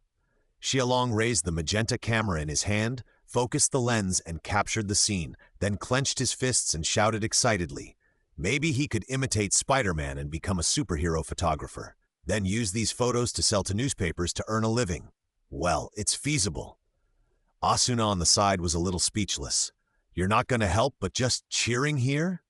What else? Xiaolong turned his head with a puzzled look. Transformation is very physically demanding. I just rescued the trapped citizens, and my physical strength has been almost exhausted. Hey, is that so? Sorry, I misunderstood you. Asuna was a little surprised and then apologized decisively. It's okay. It's okay. Xiaolong waved his hand, looking very generous. When he was in the armory, he often quarreled with Yoko, but he was used to it. Just as the two were talking, the situation on the field changed again. After the battle just now, Barton had understood. In terms of fighting skills alone, the opponent seemed to be much stronger than himself, so it immediately adjusted its tactics. Instead, it used its sharp long beak to peck at Axe. Barton's long beak was extremely sharp, and the bulging key pouches on both sides could also attach toxins to attack it, so it was extremely difficult to defend. Sure enough, under the continuous attack of Barton's long beak, Axe soon found it difficult to resist. Soon, his chest was pecked hard. Sparks flew everywhere. X's body was unstable, and he couldn't help but groan in pain, but he still pulled himself together and continued to fight. But everyone watching the battle knew that if X couldn't find a way to deal with Barton's beak, then defeat was a matter of time. Inside the X base, Vice Captain Sayuri frowned when she saw this scene. Then she turned around and looked at the tall and red Dr. German behind her and asked, "Doctor, is there any way to seal Barton's mouth?" "No," Dr. German answered without any hesitation, looking quite decisive. But soon he seemed to remember something and suddenly raised his finger. Wait, maybe there is a way. After saying that, Dr. German turned to the computer, connected to his own database, and called up the structural diagram of the electronic Gamora armor. If this card can be completed with the strong defense of the Gamora armor, it may really help Ultraman X turn defeat into victory. However, it will take time to debug the card immediately, and time is the most lacking thing now. Ultraman X, come on and hold on. By the way, since you are a monster researcher, you should also know Patton's weaknesses. Asuna looked at the tense situation on the field. She couldn't help but ask Xiaolong. As a member of CO, this girl has her own pride. She must not let CO fight alone. Of course, did you see those two balls on Patton's face? Ugh, they are red cheek pouches. Xiaolong pointed at Patton's face and said halfway, then immediately changed his words. It's better to say less such things in front of girls. Yeah, that's Patton's organ that stores venom. It's not protected by flesh and feathers, so it's quite fragile. As soon as Xiaolong finished speaking, Asuna immediately turned back to the special search vehicle. Then she took out a thick and long gun barrel that was almost half her height. It was a Sayo rocket launcher, a special large rocket launcher that can also be used for huge monsters. The petite Asuna carried it on her shoulders and ran forward quickly. The scene was really quite shocking. Distance 400 meters, northwest wind direction, wind speed 3 meters per second. Asuna opened the scope, reported the data, and then pressed the trigger while Patton was repelled by X. The next second, a blue flash bomb suddenly ejected from the barrel and flew rapidly towards Patton's cheek pouch. But at this moment, Patton's head suddenly turned 90 degrees, opened his mouth, and sprayed a lava ray towards the incoming light bomb. The surging flames instantly submerged the light bomb, and then the remaining force attacked the direction of Asuna. Asuna's eyes widened and realized that something was wrong. She was about to run away, but it was too late. At this moment, she saw a figure rushing towards her. Xiaolong kicked his feet, and the ground instantly sank into a big pit. The strong physical fitness that was not inferior to that of ordinary monsters suddenly broke out at this moment. The powerful force made him almost teleport in front of Asuna. The strong flames came. Xiaolong's vision was full of flames like waves. Before it even reached him, the terrifying high temperature made Xiaolong's hair charred. Xiaolong immediately raised his palm, and his 5 fingers instantly burst into a dazzling red light. The next second, the flames surged. Asuna! Mr. Shou and Lu Yi in the distance saw this scene and all widened their eyes. Captain Shenmue and several others who were always observing the battlefield in the base couldn't help but feel a little suffocated. The two of them, they won't die. But soon, everyone found something wrong. The flames stopped halfway. A huge hexagonal white shield blocked Xiaolong and Asuna, blocking all the surging flames outside. The skill obtained from the scroll leader Telestun, Air Shield. Xiaolong stood sideways in front of Asuna, raised one hand to block the surging river of flames, and the violent air waves fluttered his hair. This picture looked particularly shocking. Everyone was stunned. This is not something that ordinary people can do, right? That man can use such incredible abilities without wearing that strange full-body armor? Give me, go back!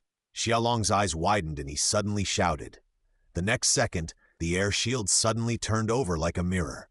All the surging flames absorbed were transformed into countless flame bullets, which were shot at Patton like a rainstorm. Bang, bang, bang, bang! In an instant, countless fireworks seemed to burst out from Patton. The ferocious monster was instantly knocked to the ground and was directly stunned. This sudden scene surprised Axe. This is too awesome, isn't it? Axe, now is not the time to talk about this. Let's take advantage of the victory. No problem. Dottie's words made Axie suddenly come back to his senses, and then he rushed towards Patton again.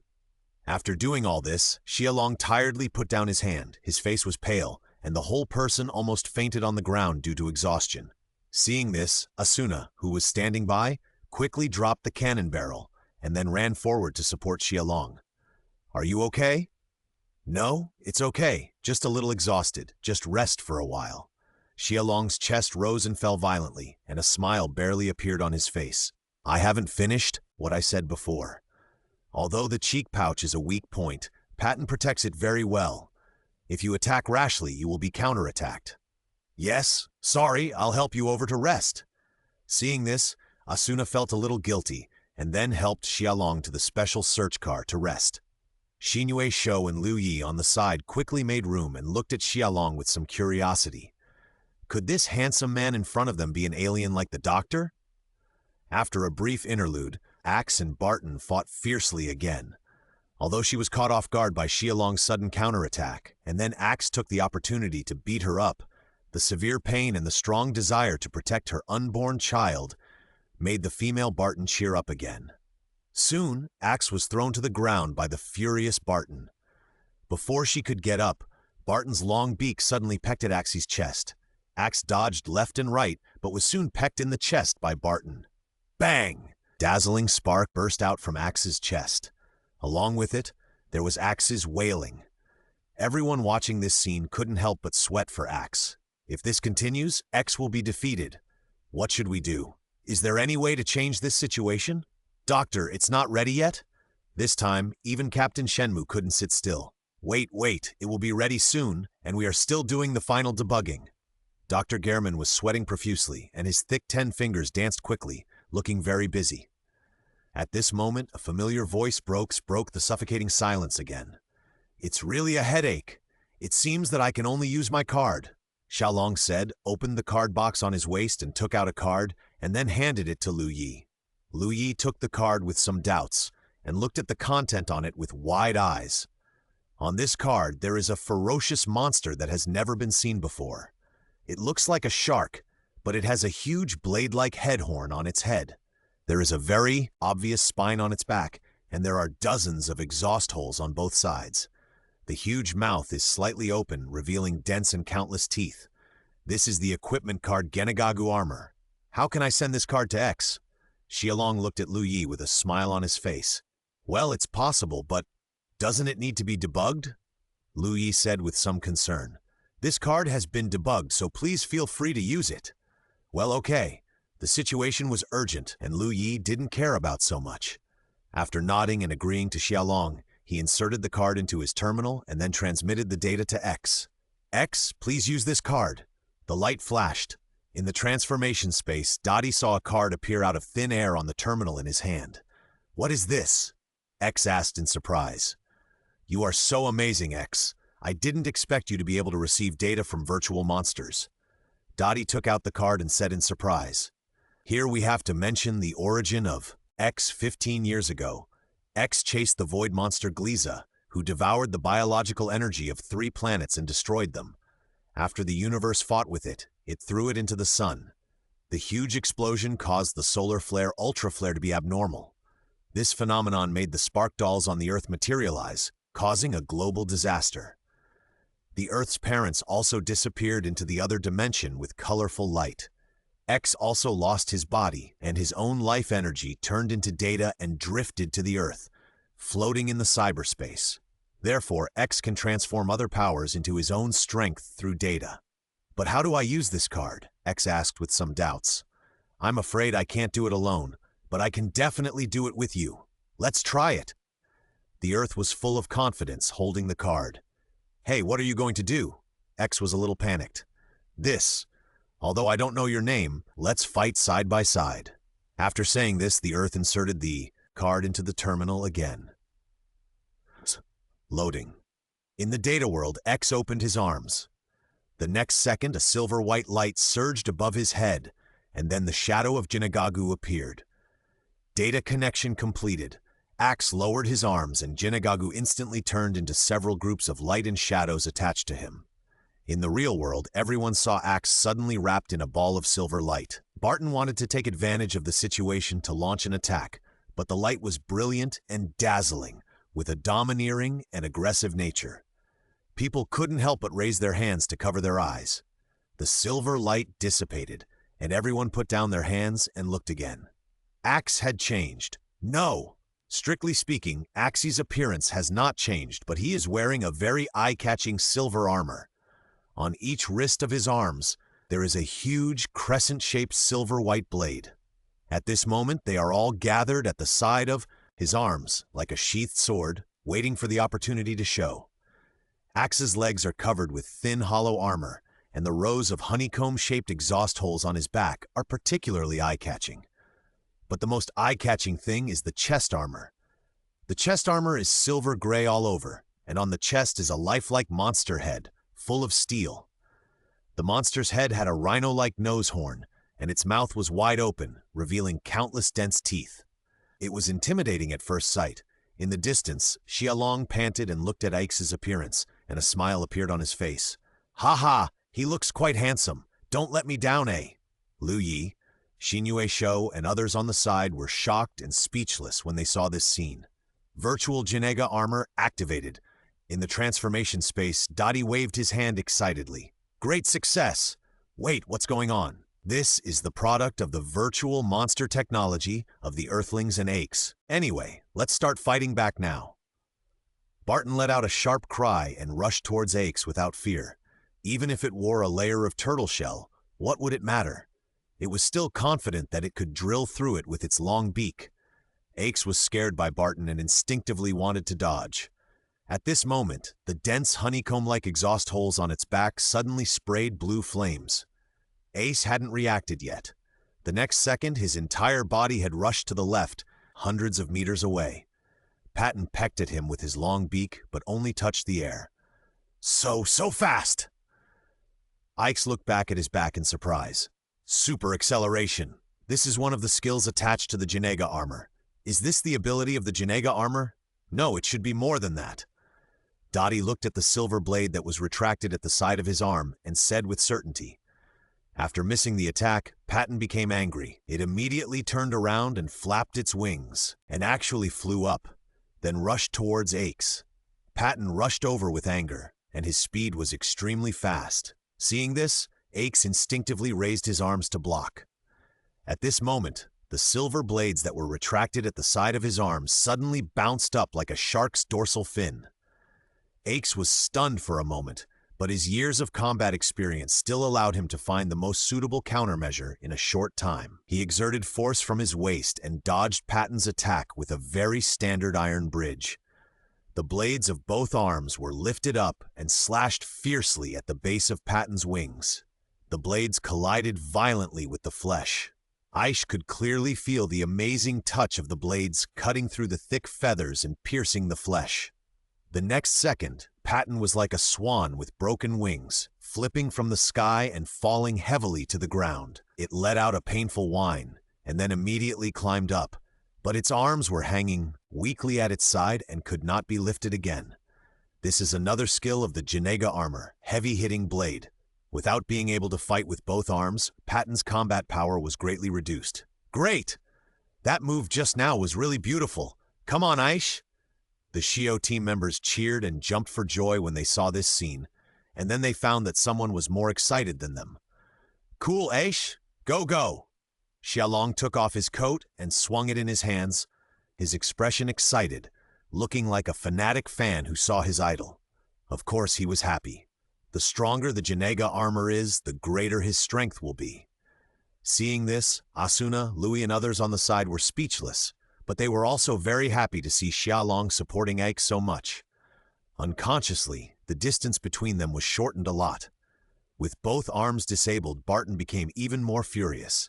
It opened its spear-like beak and aimed at Ike with a flame jet. This is Barton's special move. Not only is the firing speed extremely fast, but the power is amazing. The Muscati and Asuna almost fell under this trick. Aches was about to raise his hand to resist, but the head on his chest that seemed to be a decoration moved on its own. "Hey, hey, hey!" Before Aches could move, he saw the head armor of the Genega on his chest suddenly opened its mouth. The scene was really a bit scary. Barton's flame rays came, but they were all swallowed by the hideous head with scarlet eyes. It didn't work at all. Patton's flame was swallowed? This armor is too powerful. Seeing this, everyone couldn't help but stare at it with wide eyes. Ix was stunned, and at the same time, a feeling came into his mind. It's not the end yet. Sure enough, after swallowing Patton's flame ray, Genegagu opened his mouth again and returned the flame intact. This move is swallowing counterattack. The surging flames rolled in. Patton's arms were injured and he couldn't raise them to block. He only had time to make a panic cry before he was swallowed.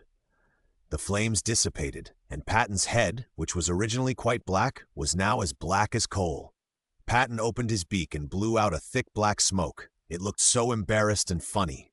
But this ferocious monster still didn't give up the attack. In order to give birth smoothly, it must eliminate all safety hazards around the nest. Ix is very strong, but it also has reasons not to retreat. Soon, Patton pointed his long beak at Ix again and launched the final charge. In the transformation space, Dottie looked at Patton with reluctance. But then he opened his mouth and said to Ix, "Hey, let's make a quick decision." "Okay." Ix nodded in agreement, then reached out to remove the head armor on his chest and installed it on his right hand, forming a heavy artillery mode. The head armor opened its big mouth, and countless scarlet light particles gathered crazily. Ix aimed the Ganagagu heavy artillery in his hand at Patton. The dazzling red light, like a long accumulated crater, erupted instantly. The ultimate move, the violent ray. Patton was hit by the scarlet beam in the middle of the charge. The flames rolled and expanded. Then a blue data light stream flashed, and Patton had disappeared without a trace. Ox slowly withdrew his hand, and the Ganagagu armor on his body suddenly collapsed into a ball of light and shadow, returning to its original appearance. At this time, the X-shaped timer on his chest also happened to flash red. Without any hesitation, Ox raised his hands high and flew into the sky, and soon disappeared. Everyone was silent as they watched Axe leave. Inside the X-base, Captain Shenmue looked at the screen and spoke slowly. "The operation is over. Pack up and return to the base immediately. By the way, remember to invite Mr. Xialong to come to the base. If he doesn't want to, after giving the order..." Captain Shenmue turned and left. Dr. German looked at the Gamora armor that had just been debugged in his hand, shook his head and sighed, and then turned and left. Isn't this a waste of time? Near Barton's nest, the experimental team has not left yet. Although Barton has disappeared, the piled-up buildings must be recycled and processed. They are contacting the construction team to come. I believe that it won't be long before this field will return to tranquility again. I'll go recycle Barton. Daichi turned his head and said to Asuna, then turned and left. He was about to look around but saw Xialong walking over with a doll in his hand. In Axe's worldview, monsters will turn into shining dolls after being defeated and continue to survive. However, this does not affect Xialong's ability to use the card-grabbing ability. Although he failed to get the Soul Light Ball, he was a little regretful, but a 3-star Elite Monster card is enough. Are you looking for this? Thank you. By the way, I'll give it back to you. Dottie stretched out his hand halfway, and then immediately retracted it as if he had thought of something. Then he took out the Janega equipment card from his trouser pocket and handed it to Xialong. Thank you very much this time. You're welcome. It's just a small favor. There will be many opportunities for us to cooperate in the future. Xialong handed Patton's flash doll to Dottie, and then put the card away. Cooperation? Dottie was stunned for a moment. Before he could ask in detail, the voice of X sounded on the terminal in his hand. I feel the breath of other Ultra Warriors on you. What's going on? Hey X, didn't you say not to reveal your identity casually? Oh, you finally can't help but speak? Xialong looked at the figure of X that appeared on the terminal, and couldn't help but reach out and click with some curiosity. Hey, don't poke me with your finger. It's very rude. Sorry. Xialong said this, but there was no apology on his face. Now to answer your previous question, the reason why you can feel the breath of other Ultra Warriors on me is because I have the cards that store their power. Xialong said, then opened the card box and took out Tiga's card. That's Tiga-senpai's card, Axe said in surprise. Tiga-senpai? Dottie held the terminal with a confused expression like an old man on the subway looking at his phone. He is the warrior of light from Orion. He has appeared many times to help us and solved many difficult problems, Axe explained. The two and the Ultraman were about to continue chatting, but Asuna waved her hand and shouted in the distance. Hey, how long are you going to chat? Let's go. We'll come. Dottie waved his hand in response. We? Xialong was stunned and pointed at his nose and asked, Well, our captain wants to see you. Of course, you can come if you don't want to. Xialong raised the camera hanging around his neck, took a picture of the defenseless Dottie, and then turned and walked over. Hey, let's go. I just want to see what the food is like in Shio.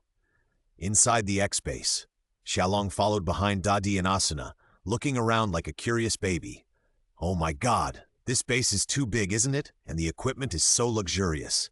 Compared with Sayo, the armory is so poor except for the special air equipment. Along the way, Dadi was very kind to act as a tour guide, introducing Xiaolong to each place. However, because he had to go to the command room, he didn't see many things.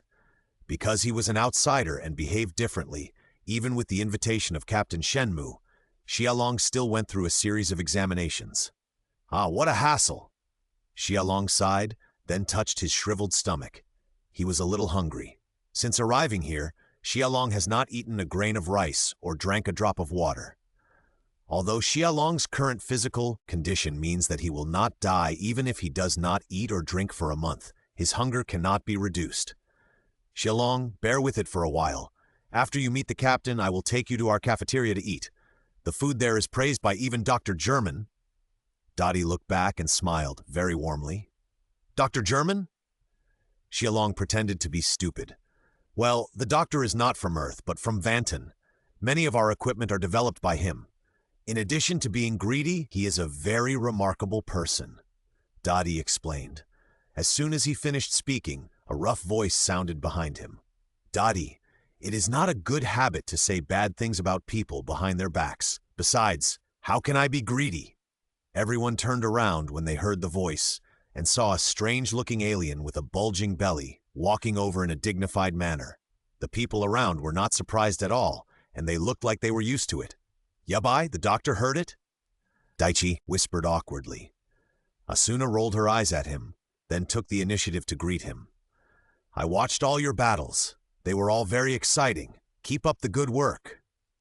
After Dr. German finished speaking, he turned his eyes to Xiaolong. Although I have seen Xiaolong on the screen in the command room before, meeting him in person is a little different. Although the young man in front of me looks free and easy, and his eyes often have a bit of uncomfortable teasing, it is just a disguise. Before settling on Earth, Dr. German had traveled a lot for many years and met many different kinds of aliens. Therefore, he is very accurate in judging people. This guy is clearly a smiling tiger. You are Xiaolong, right? Nice to meet you. I will take you to the cafeteria for dinner after your meeting. Okay, then I will be respectful. Xiaolong took the initiative to extend his hand to shake hands with Dr. German, with some curiosity in his eyes. Is this the Vanton star? I always feel that if I look at that big mouth for too long, I will be swallowed by it. After saying goodbye to Dr. German, several people arrived at the command room. After a brief greeting, Daichi, Asuna, and others were all driven out, as if they wanted to have a private conversation with Xiaolong. The group of people were a little surprised. But soon Xiaolong came out again, but with an armband with the CO logo on his right arm. What is this? Dadi looked at Xiaolong's armband in surprise. Xiaolong straightened his collar, raised his voice, and was about to speak. The door opened, and Captain Shenmue and Vice Captain Sayuri walked out side by side, with smiles on their faces. Everyone, now I'm announcing something. Xiaolong-san will be the special commissioner of our CO experimental team from now on. He will fight side by side with us and protect the Earth together. As soon as this news was announced, the crowd exploded in an instant. It's a lie? It's a lie, right? Hayato widened his eyes and said in disbelief, Isn't this good? Xiaolong-san is very capable. With him joining us, we will have a lot easier in the future. Adu patted his partner's shoulder and said, But this guy is totally unknown. No matter what, he saved Asuna and helped us rescue the trapped citizens, which is enough to explain a lot of things. Daichi then stood up and defended Xiaolong. Yes, I believe him too. Asuna also chimed in. Although I was very unhappy with Xiaolong's careless attitude, but this guy really did a lot of good things. This is an irrefutable fact. Captain Shenmue glanced at the team members. Then he said seriously, We have had in-depth communication with Mr. Xiaolong. I hope that everyone can accept him like accepting Dr. German. Don't take an attitude of rejection just because of his specialness. Doing so is too narrow-minded. Understood? The others heard this and immediately stood at attention and answered, Well, there's no need to be so serious. This is the first time we meet. It's normal that it's hard to have a sense of trust. Shalong patted Captain Shenmue on the shoulder and said with a smile, "But I believe that as long as we get along for a long time, everyone will definitely discover the truth, goodness and beauty in my heart and accept me." Everyone was speechless after hearing this. Can't this guy be more serious? Soon, Captain Shenmue announced the disbandment. Xiaolong walked side by side with Dottie. The two chatted enthusiastically. There is no doubt that Dottie is a genius. Otherwise, he would not have developed virtual monster armor. As for Xiaolong, he majored in psychology in college. After graduation, he quickly returned all his knowledge to his teacher. The reason why the two could chat together is that they both have a strong interest in monsters. Since Xiaolong could walk, the first TV he watched was the first generation of Ultraman. Naturally, his understanding of monsters is incomparable to that of ordinary people. If they talked about this, Xiaolong would not panic at all. Let me tell you, there is a four-dimensional monster called Bruton, which looks like a ball, with holes all over its body, and can also extend nose hairs from it, cilia to attack the enemy. Really? How amazing! Dottie's eyes glowed. Asuna, who was standing by, looked at the two people who had almost completely forgotten about her existence and inexplicably had the illusion that she was the light bulb. I'm so annoyed with you guys. What's wrong with her? Daichi looked at Asuna's back as she stomped her feet and left angrily and asked in confusion. Well, who knows? Maybe her period has come. Xiaolong spread his hands and pursed his lips. Women always have a bad temper for a few days. Although he majored in psychology, to be honest, he still couldn't figure out the minds of girls. His roommate in the same dormitory at that time had a pond full of fish, but he was still a single noble. As for the other half, he has always been very casual. It's fine if it feels like it, and it's not forced if it doesn't come. At such a young age, I can't even support myself, so why should I experience the bitterness of love? Is that so? Daichi scratched his head in confusion, but soon stopped thinking about it.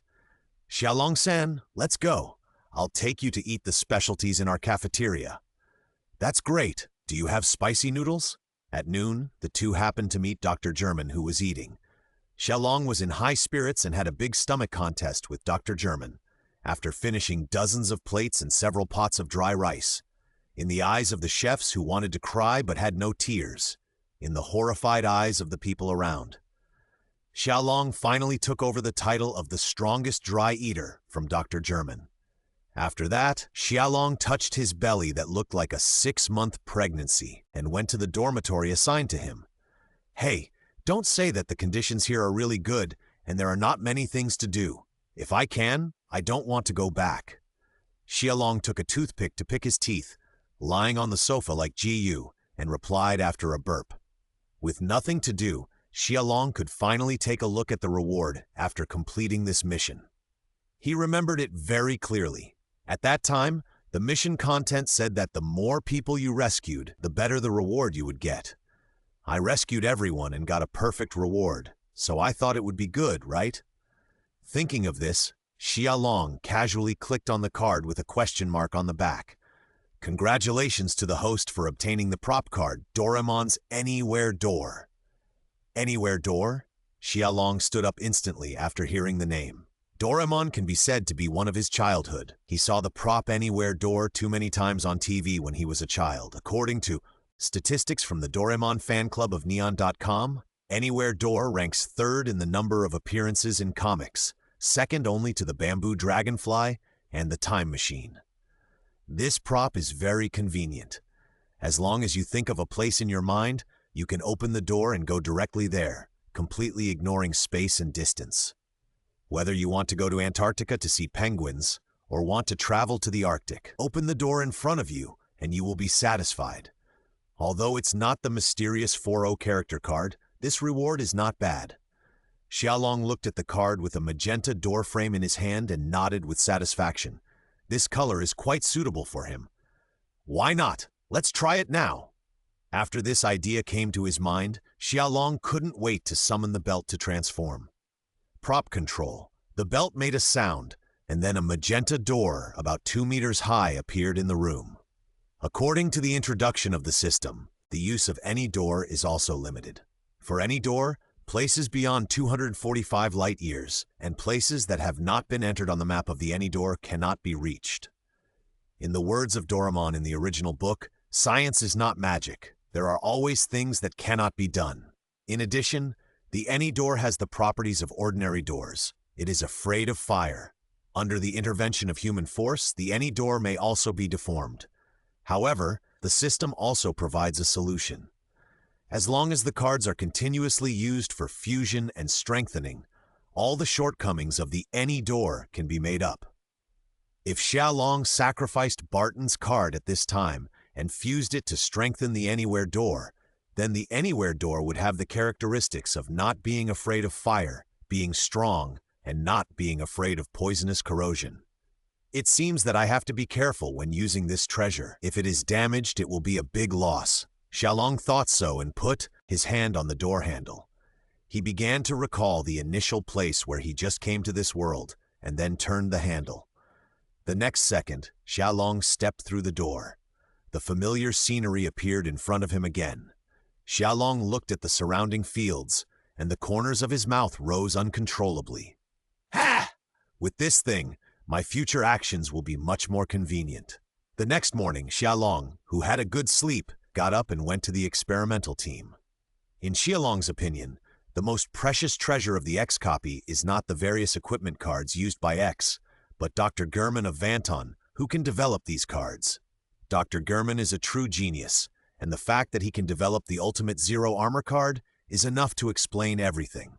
Compared with this achievement, the powerful Ultra-Ray pistol and other inventions are not on the table. Xiaolong's ability to seize cards, as long as he can kill, defeat, or touch the opponent, he can plunder his ability and even form, and use it as a card. But Dr. German doesn't need to go to such lengths. As long as the data calculation is accurate enough, he can create cards with various abilities. If I give the Ultra card in my hand to the doctor for analysis, then I can get a lot of equipment cards for free. Xiaolong touched his chin and imagined the picture of the trend card box opening and a stack of equipment cards in his hand. Ace Armor, Tiga Armor, First Generation Armor. Not only that, Dr. German might be able to copy some special cards in large quantities through analysis. For example, the one-time special card obtained from the Three Kingdoms Killing, Flash, with the effect of an absolute dodge attack. If Dr. German can really analyze and copy it, then Xiaolong will make a fortune. This is the most powerful treasure in the H experience world. Thinking of this, Xiaolong's pace quickened a lot. When he came to the laboratory, Dr. German seemed to be debugging something. Dr. German, good morning. What are you doing? Xiaolong walked over and greeted him in a familiar manner. Oh, it's Xiaolong. I'm upgrading the beam gun of Team CO.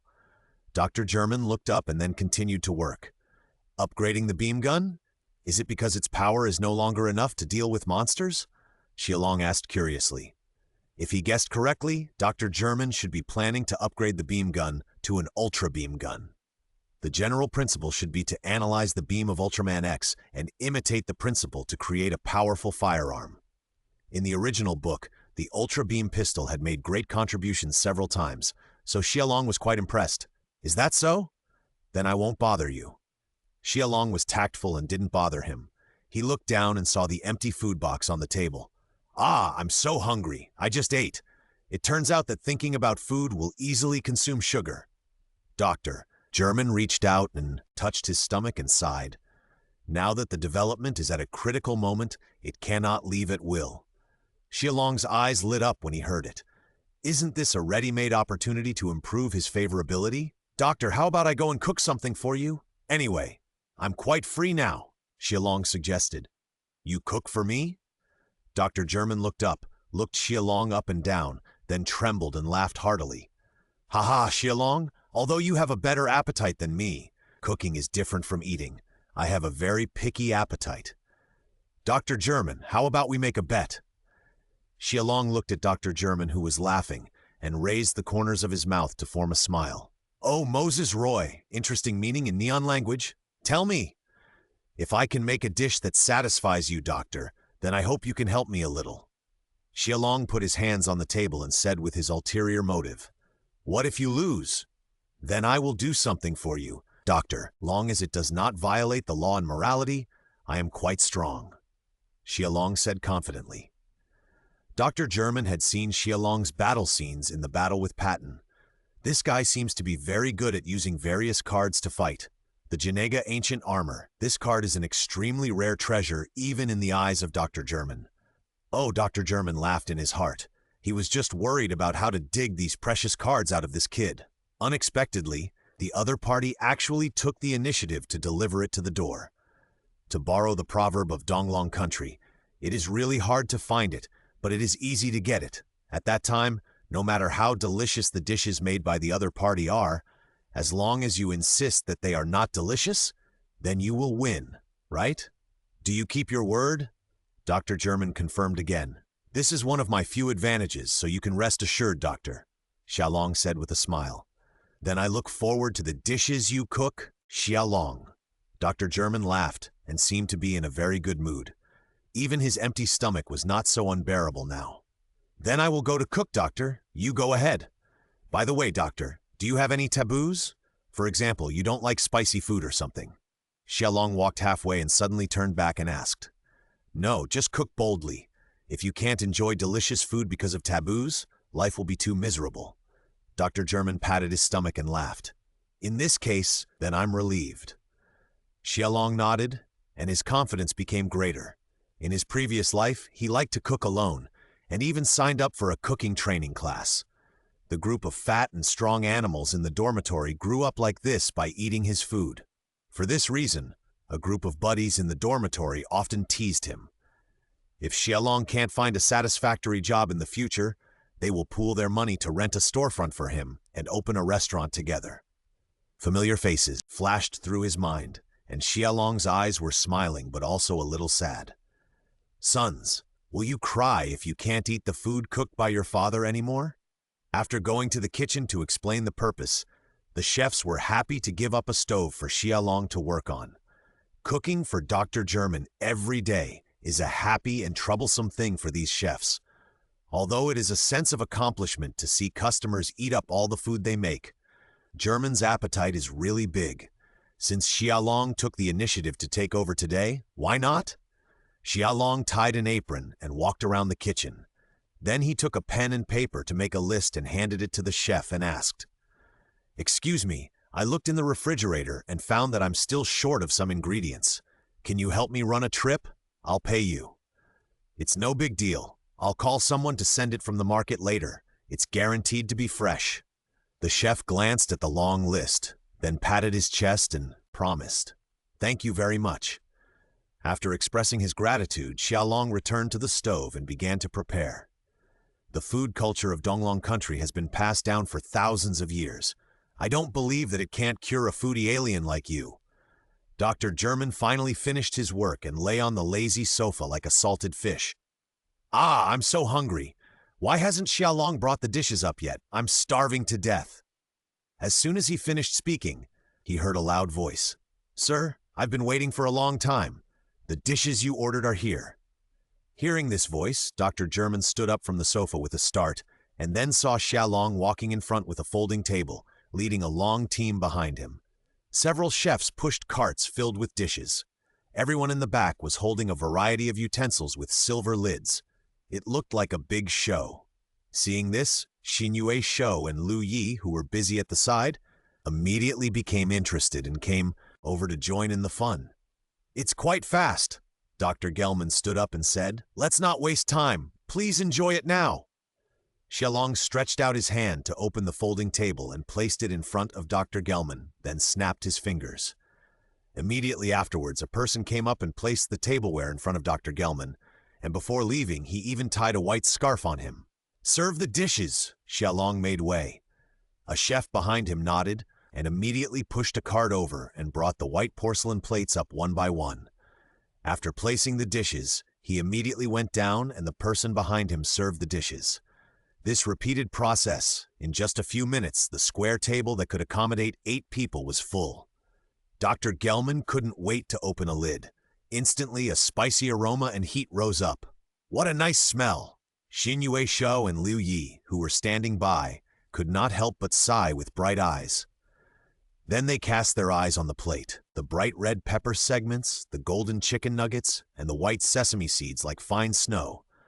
The combination of the extremely impactful colors and the strong aroma made people salivate. Dr. Gelman could not wait to pick up the chopsticks and taste it. The next second, the eyes of this foodie spaceman suddenly widened and the whole person froze. "Doctor, what's wrong with you? Is it delicious?" Shinue asked anxiously. "Yes, how does it taste, doctor? Please tell me something," Liu Yi asked with a pout. "If you don't mind, you two can try it. Anyway, there are a lot of them." Xiaolong moved 2 chairs to the table and invited them. With these two as referees, it would be useless even if the doctor denied it. "Hey, is it really okay? Then let's try it." Shinue and Liu Yi were stunned for a moment. Then they stopped being reserved. Each took a pair of chopsticks and sat down, then picked up a piece and put it in their mouths. "It's delicious!" "Mr. Xiaolong, what's the name of this dish? It's a little spicy, but it's delicious." "This is spicy chicken cubes, a home-cooked dish in Donglong country." Xiaolong crossed his arms and smiled. "What about this?" Shinue opened the lid and looked at the 4 fragrant meatballs on the plate and asked curiously, "This is 4 joy meatballs, a famous Huaiyang dish in Donglong country." "What about this? What about this?" Liu Yi also opened a lid and asked, "This is squirrel mandarin fish." "Amazing. Did you make all these by yourself, Mr. Xiaolong?" The conversation of the 3 people finally brought Dr. Gurman back to his senses. "Ah, these are all mine. You are not allowed to snatch them from me." Dr. Gurman yelled, stretched out his hand to grab a plate and poured it into his big mouth. His wild appearance scared many people. "Ah, I haven't eaten that dish yet, doctor. You're so cunning." "That's right. Good things taste good only when we eat together." At the table, the 3 people started to scramble for the food like starving ghosts. Half an hour later, the 3 patted their slightly bulging stomachs and leaned back in their chairs with satisfaction. "Ah, this is the first time in my life that I feel sorry for my small appetite." Shinue burped and said, "Me too, most of it went into the doctor's stomach." Liu Yi sighed. "Doctor, how is it? Are you satisfied with the food?" Xiaolong took off the apron around his waist and asked with a smile. "Well?" Dr. German only then remembered the bet with Xiaolong. Looking at the empty dish on the table that made the mouse cry, it really couldn't say the words "not delicious." "Well, I am quite satisfied with this meal. You won the bet, but I promised in advance that I will not help you do bad things. Don't worry, doctor, I just want you to help analyze some cards." Xiaolong looked at Dr. German with a strange smile, as if he was looking at a treasure chest. "What? A good tool man? We must not let him go. After all, no one knows whether there will be a chance to enter this training world again in the future." Although Dr. German agreed to Xiaolong's request, because he had just eaten too much, he had to take a nap before listening to Xiaolong's request. Xiaolong was not in a hurry and left leisurely with his hands behind his back. On the way back, he happened to meet Hayato and Adu, who came to see the doctor. Xiaolong reminded him in a friendly way that the doctor had fallen asleep. "What does it matter? Can't you just wake him up?" Adu said with some doubts. "Stupid, the Vantan people usually take a nap after eating a full meal, and you can't wake them up no matter what," Hayato said with his hands folded on his chest. "Huh? How could such a thing happen?" Adu said, ignoring Xiaolong's warning, and walked quickly to the laboratory. "Hey, wait for me." Xiaolong looked at the 2 people's backs, shrugged, and then leisurely reported to the command room. This is one of the tasks he has to do every day. Although he rescued the trapped citizens in Asuna and helped Axe defeat Patton, his origin is unknown. If he wants to truly gain the trust of all the members of the Shio team, there is still a long way to go. "Everyone, good afternoon." Xiaolong pushed open the door, put one hand on his waist and the other on the doorframe, and posed. Unfortunately, the people in the room didn't quite understand his humor. In addition to Captain Shenmue, Vice Captain Sayuri, and 2 communicators, Daichi and Asuna, were also there. At this time, everyone was looking at the large screen in the center and seemed to have a headache. "Mr. Xiaolong, what happened?" Xiaolong straightened his collar and walked over slowly. "Come and take a look." Captain Shenmue took the initiative to make way, and Xiaolong was not polite and took the initiative to move over. On the big screen, a topographic map of a certain city was displayed. At this time, various red dots were marked on it. What is this? Xiaolong pointed at the screen and asked in confusion. It's a local earthquake in this area, and the epicenter is marked. Vice Captain Sayuri answered. Local earthquake? Isn't that too much? Xiaolong complained. Yes, that's why I asked Daichi to ask him what he thinks about it. Vice Captain Sayuri said and turned away. Daichi took 2 steps forward, looked at the screen, and said his guess. It may be caused by the abnormality of the ionosphere.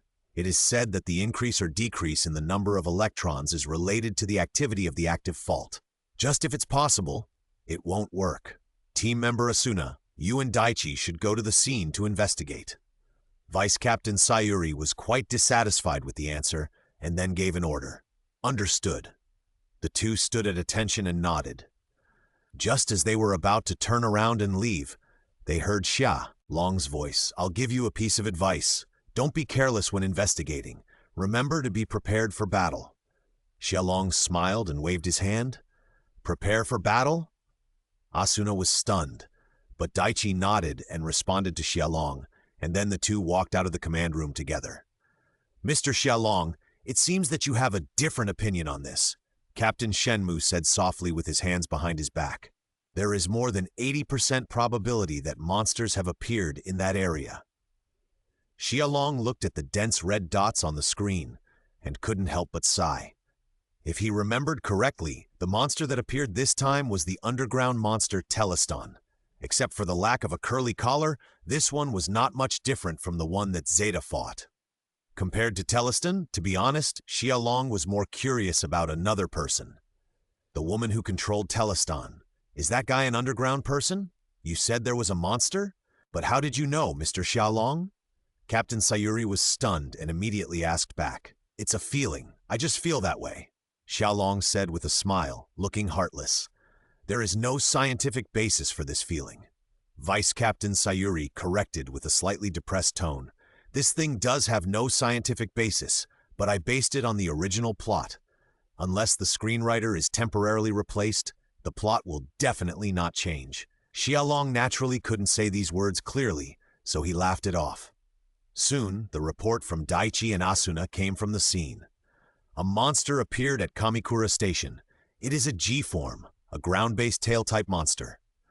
On the big screen, the picture flashed and immediately switched to the scene at Kamikura Station. The earth trembled, and a huge figure slowly walked out from behind the building covered with gorgeous neon lights. It looked like a lizard walking upright on 2 feet with a pointed mouth and thick, rock-colored skin. At this time, the monster opened its mouth and let out a sharp hiss, waving its slightly shorter claws quickly like paddling, and seemed to be in a state of rage. It was the underground monster Telestone. That guy actually said it right. Captain Sayuri looked at the screen and slowly widened her eyes, somewhat incredulous. Captain Shenmue on the side had already quickly issued an order. Level 4 alert state, issue a city defense order. Team member Asuna, you go drive the Shio bolster to stop the monster from moving, and the Shio Mascati is dispatched. Vice Captain Sayuri quickly came to her senses after hearing this, and quickly made arrangements. On the screen, the tall building was quickly pushed down by the furious Telestone, who looked like he was going to beat 10 of them. The subsequent development was the same as the original. Asuna and Daichi drove the land battle Mascati and fought Telestone on equal terms. Although Telestone attacked by drilling underground and bit the land battle Mascati. But in the end, Asuna and the others took advantage of the opponent's fear of light and released flash bombs to force Telestone back.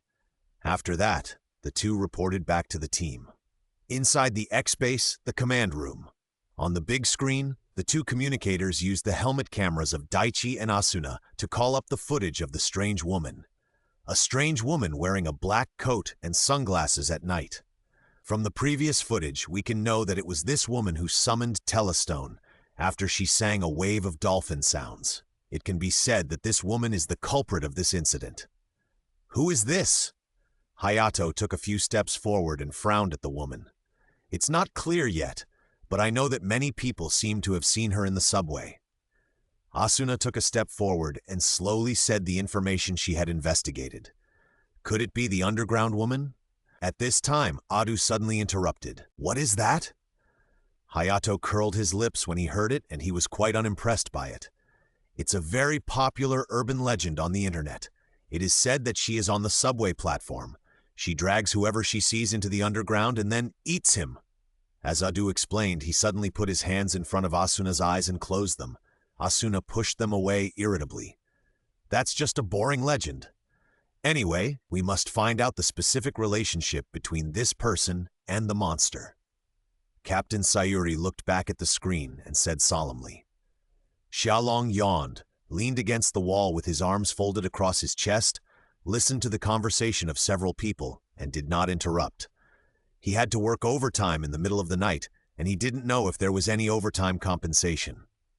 At this moment, a familiar prompt sounded in Xiaolong's mind. "Aid quest has been triggered. Task name, reveal the truth. Task content, independently find out the truth of the underground woman urban legend.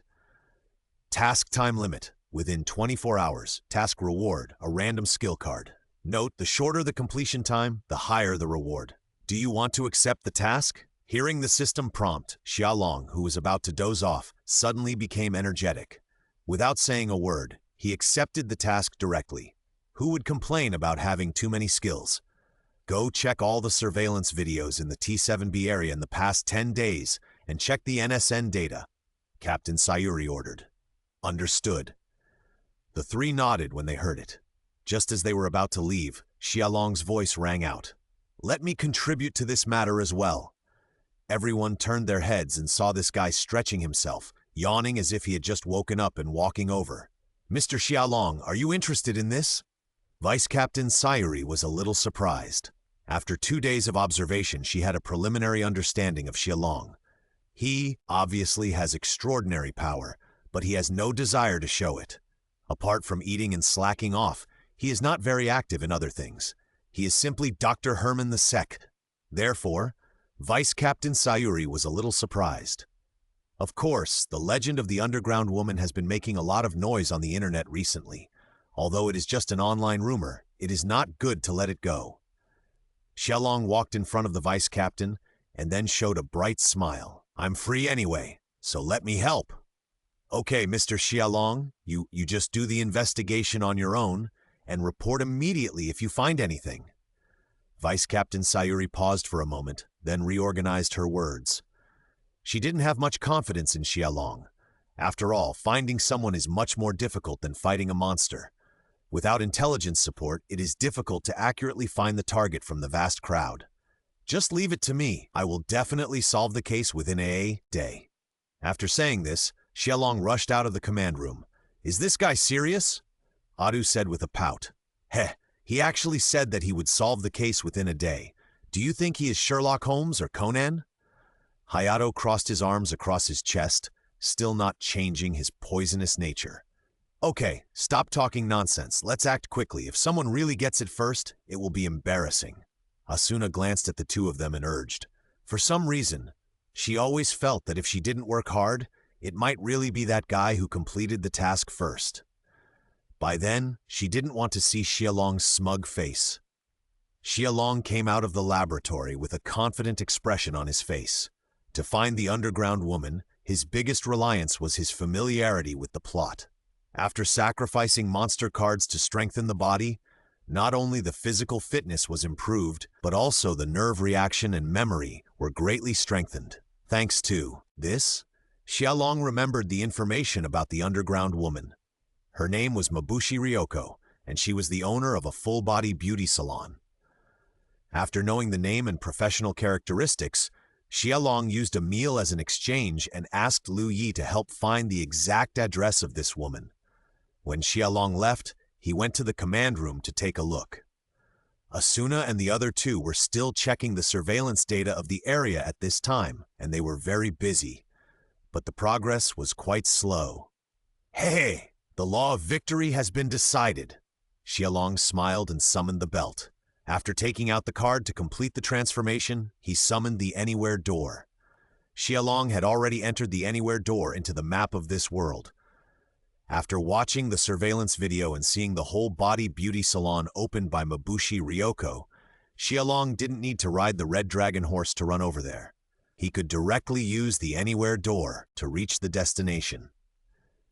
It took Xiaolong less than 5 minutes to complete all this. At this time, it was 8:30 in the evening. There was a faint light coming out from the window of the whole-body beauty salon. It was obviously still working. Xiaolong straightened his collar, turned the camera hanging on his neck to the camera mode, and then reached out and knocked on the door in front of him.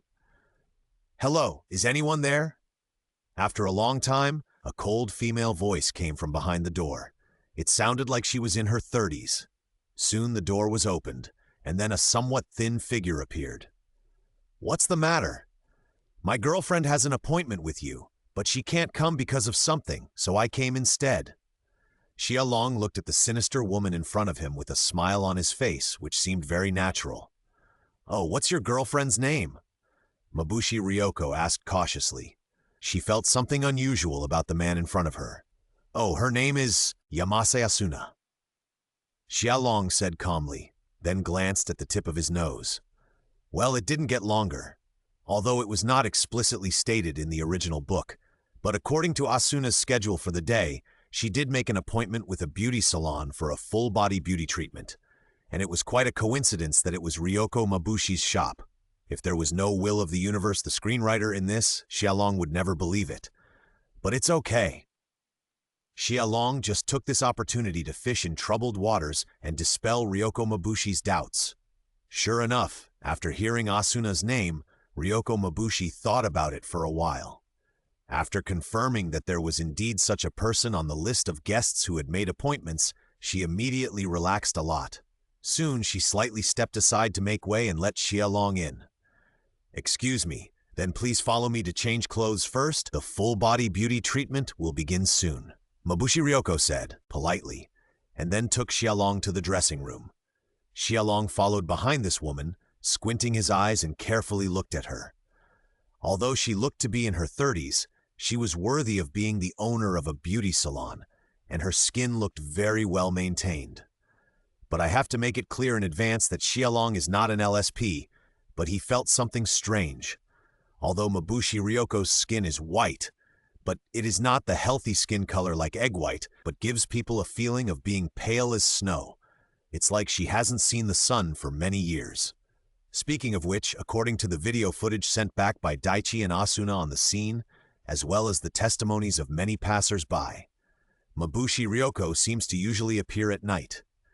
Tsk, is this woman really someone who lives underground? If this is true, then how do they survive? Why haven't humans discovered them for so many years?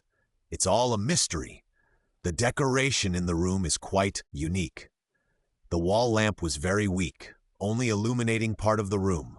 Long purple, black, and beige gauze curtains were hung on the beams and walls. There seemed to be incense burning in the room. Xiaolong sniffed it lightly and felt calmer. After Jianfu Ryoko took Xiaolong to the dressing room, she left. The design of the room here is also very unique. On the left is the dressing room, and on the right next door is the room for full-body beauty treatments. Xiaolong put on a white bathrobe and switched the camera to video mode. He then placed it in a more private angle that could capture the entire room and sat back on the sofa. It was fine during the day, but the layout of the room became more and more gloomy at night. If you stay there for too long, you always feel that some monster will pop up at any time.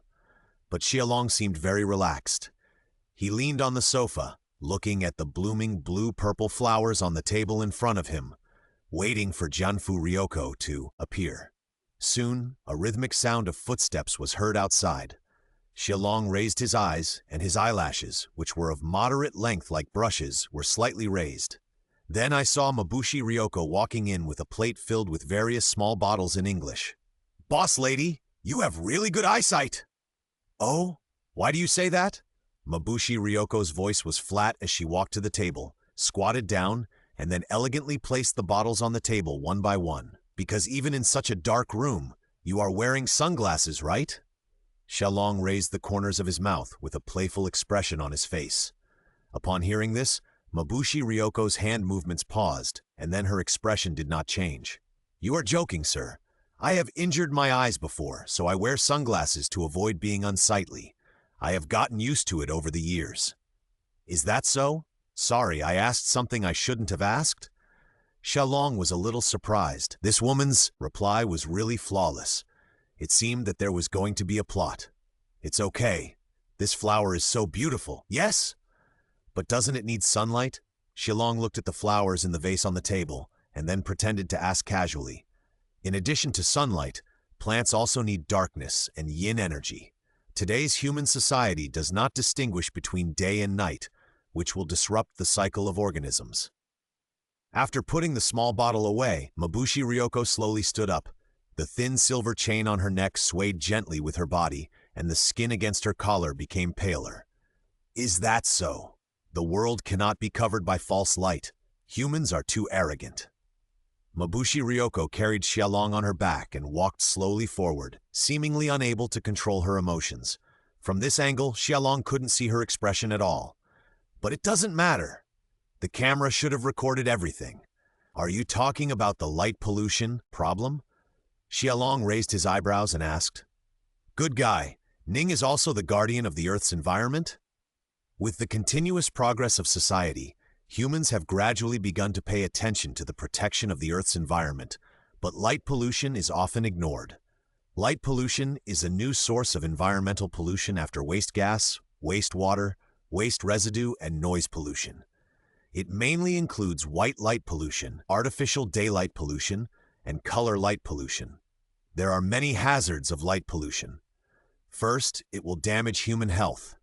Scientific research has found that the frequent flashing of fluorescent lamps will force the pupil to zoom frequently, causing eye fatigue. If stimulated by strong light for a long time, it will cause retinal edema and blur, and in severe cases, it will damage the photoreceptor cells on the retina and even affect vision. The stronger the light and the longer the time, the greater the stimulation to the eyes. Second, it can induce cancer. The more serious the light pollution is, the greater the chance of women suffering from breast cancer. Third, it will produce adverse emotions. Light pollution may cause headaches, fatigue, decreased sexual ability, increased stress and anxiety. Fourth, light pollution will also affect the ecological balance. Light pollution affects the natural life patterns of animals. The affected animals cannot distinguish between day and night, which makes their ability to move problematic. Insects, plants, and some nocturnal animals, night frogs and salamanders, are all deeply affected. Wait, speaking of which, isn't Teleston like a salamander? Xiaolong's eyes lit up, and he thought of a key question. Salamanders are nocturnal animals. They will move when there is no light, but light pollution delays their activity time, shortening their activity and mating time. In this case, Teleston's rage is reasonable. The light pollution created by humans has seriously endangered their survival. You can also understand it this way.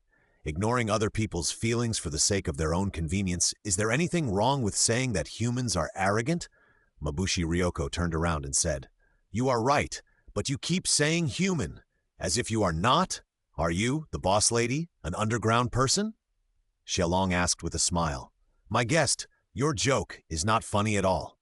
Mabushi Ryoko looked at Xiaolong, and her expression instantly became cold. This man, as expected, can't be allowed to walk out alive. I'm not kidding. According to the information I have investigated, the owner of this beauty salon, the real Miss Mabushi Ryoko, died 2 months ago. So who are you? Xiaolong leaned forward, crossed his hands, and sneered at the woman in front of him. You don't need to know who I am, because you are going to die soon. Mabushi Ryoko looked at Xiaolong and suddenly raised the corner of her mouth. She took out a pistol from somewhere with her right hand, and then suddenly shot a black beam of light at Xiaolong. Tsk, you pull out a gun when you don't agree with me. No one will like you with such a cruel personality. Xiaolong suddenly turned his head to easily avoid the attack, and then stood up suddenly. In order not to attract attention, Xiaolong did not choose to transform, but took the initiative to rush towards Mabushi Ryoko. His legs pushed against the ground, and his muscles were as tight as steel cables. Like a cheetah aiming at its prey, Xiaolong suddenly jumped up, and the distance between the two sides quickly closed. Mabushi Ryoko's pupils under her sunglasses were a little surprised. What is going on with this unusual explosive power? Just as she was about to release the black energy that made people sleepy, Xiaolong had already arrived in front of her and punched out with his right fist.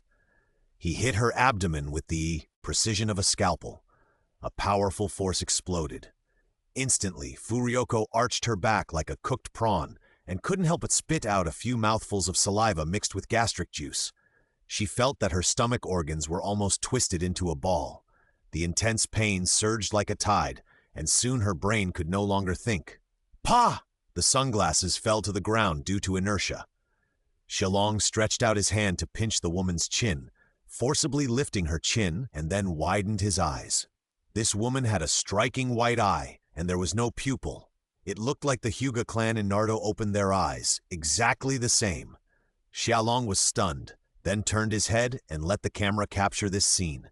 This is quite strong evidence, and it must not be missed. Can we have a good chat now? You are not human.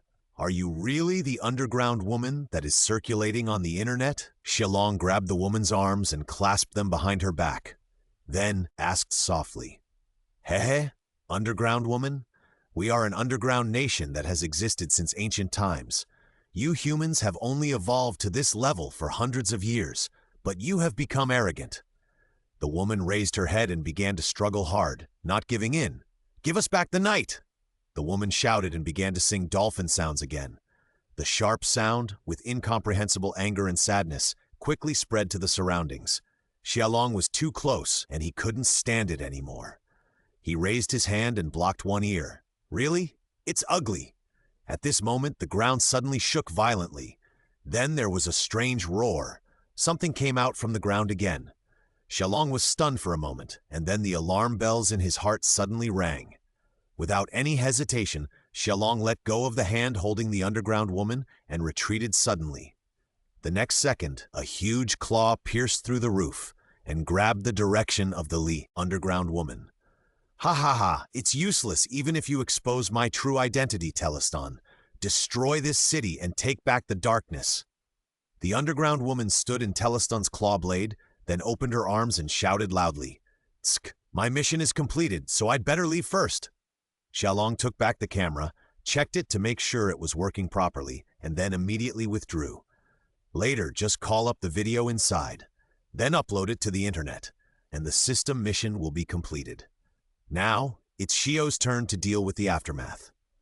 Xiaolong originally planned to do so, but unfortunately someone was unwilling to let it go. Kill him, Teleston! The underground woman stood in Teleston's palm, opened her arms and gave orders. The next second, Teleston shook his head, opened his sharp mouth and spit out a lava ray at Xiaolong. The red pillar of flame instantly crossed the sky and rushed towards Teleston. Xiaolong hurriedly opened the air shield to block the attack. What? This guy actually has such ability?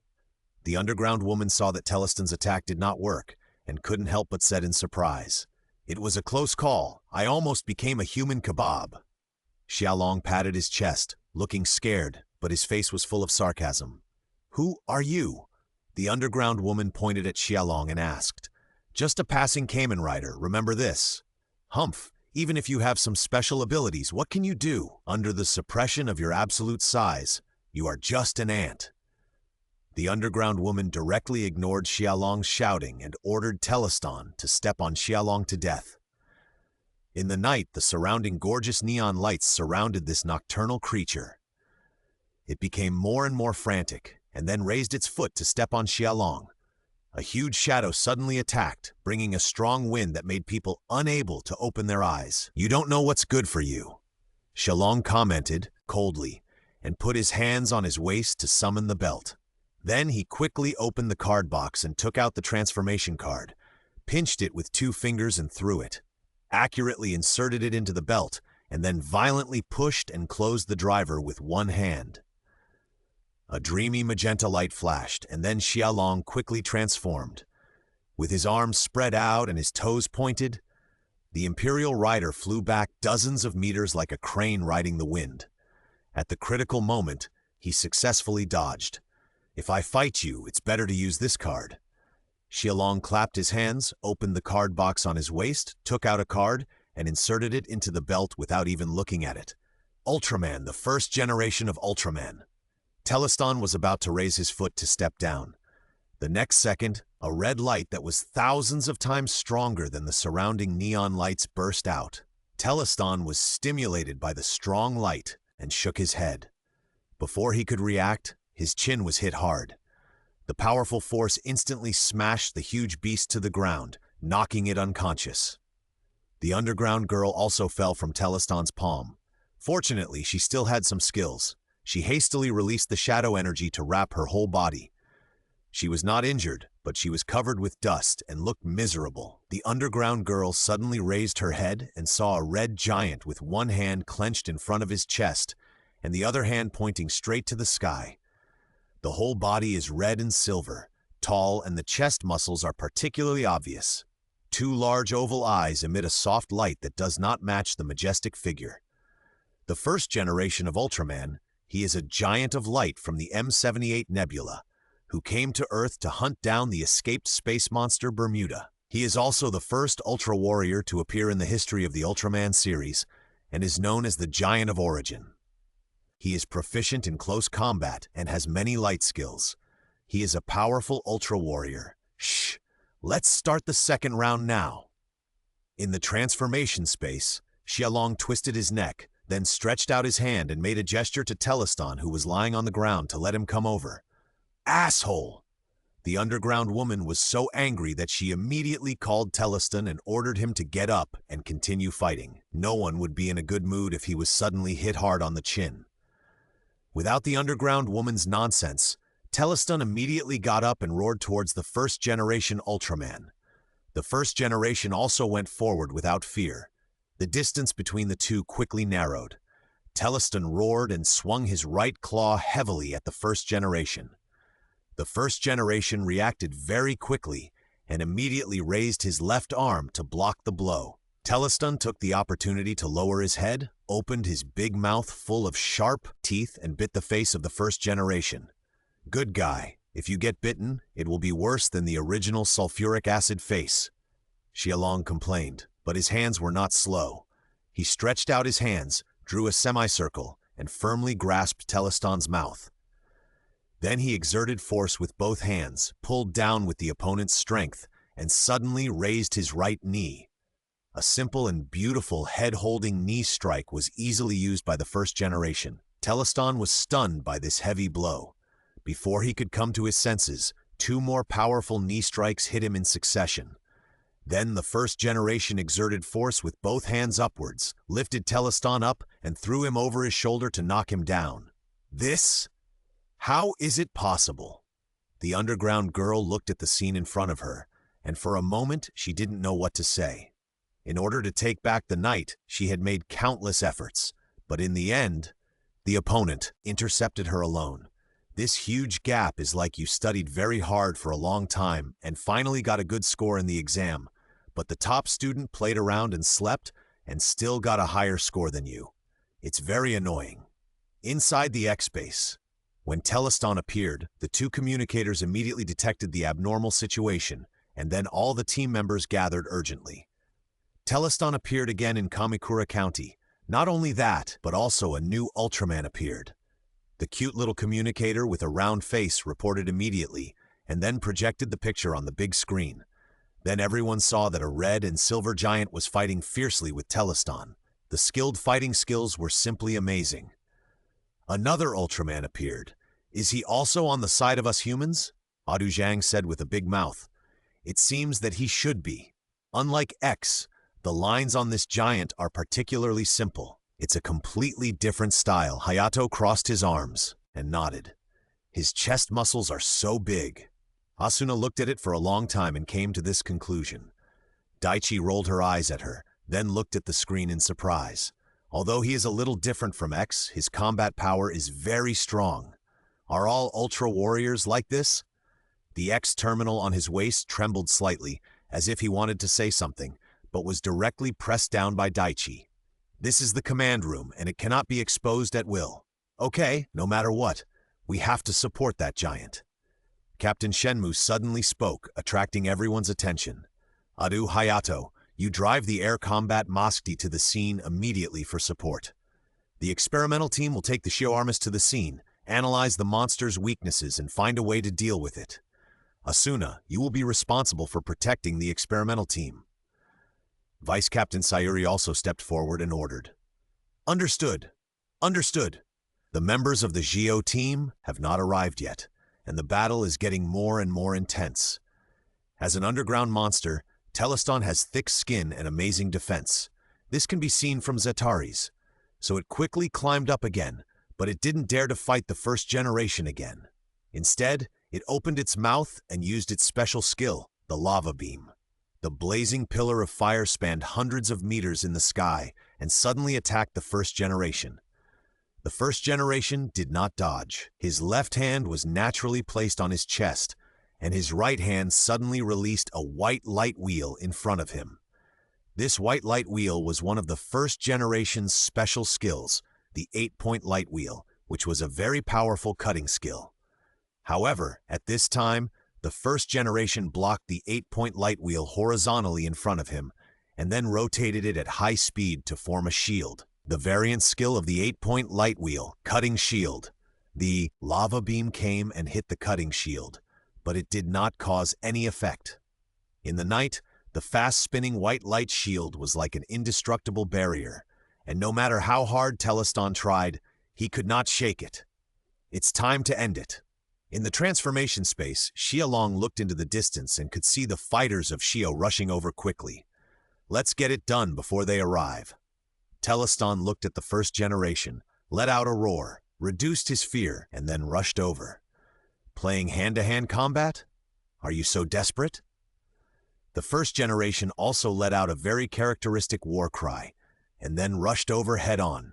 The earth trembled under the two behemoths, and the surrounding neon lights reflected a dazzling light on them. When the two came into contact, the first generation did not fight with its strong body as before, but raised its hands to fight against Teleston's claws. Then immediately put it on his shoulders, grabbed Teleston's body, and took advantage of the momentum to fall back, while extending his right foot to press against its abdomen. The next second, Teleston was thrown out by the first generation. The first generation's iconic fighting skill, Otba Throw. Before Teleston landed, the first generation immediately climbed up. Then he formed his hands into a cross shape and released a blazing white light towards Teleston, who was in the air and could not dodge.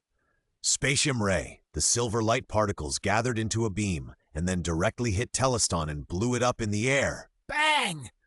People looked up blankly, looking at the red fireworks that exploded in the sky. The scene was really shocking.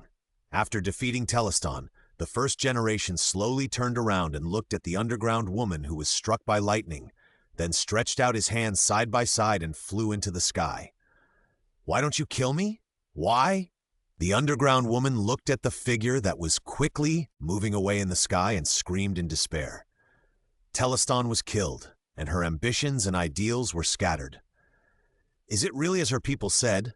There is no place for people like them in this world, and they can only migrate continuously? But the reproduction rate of human beings is so fast, even if the migration gathering place can get a temporary peace. What about the future? As human technology becomes more and more advanced, the underground will also be included in engineering development in the future. What will they do then? The underground woman could not think of a solution, and the distraught war saint left.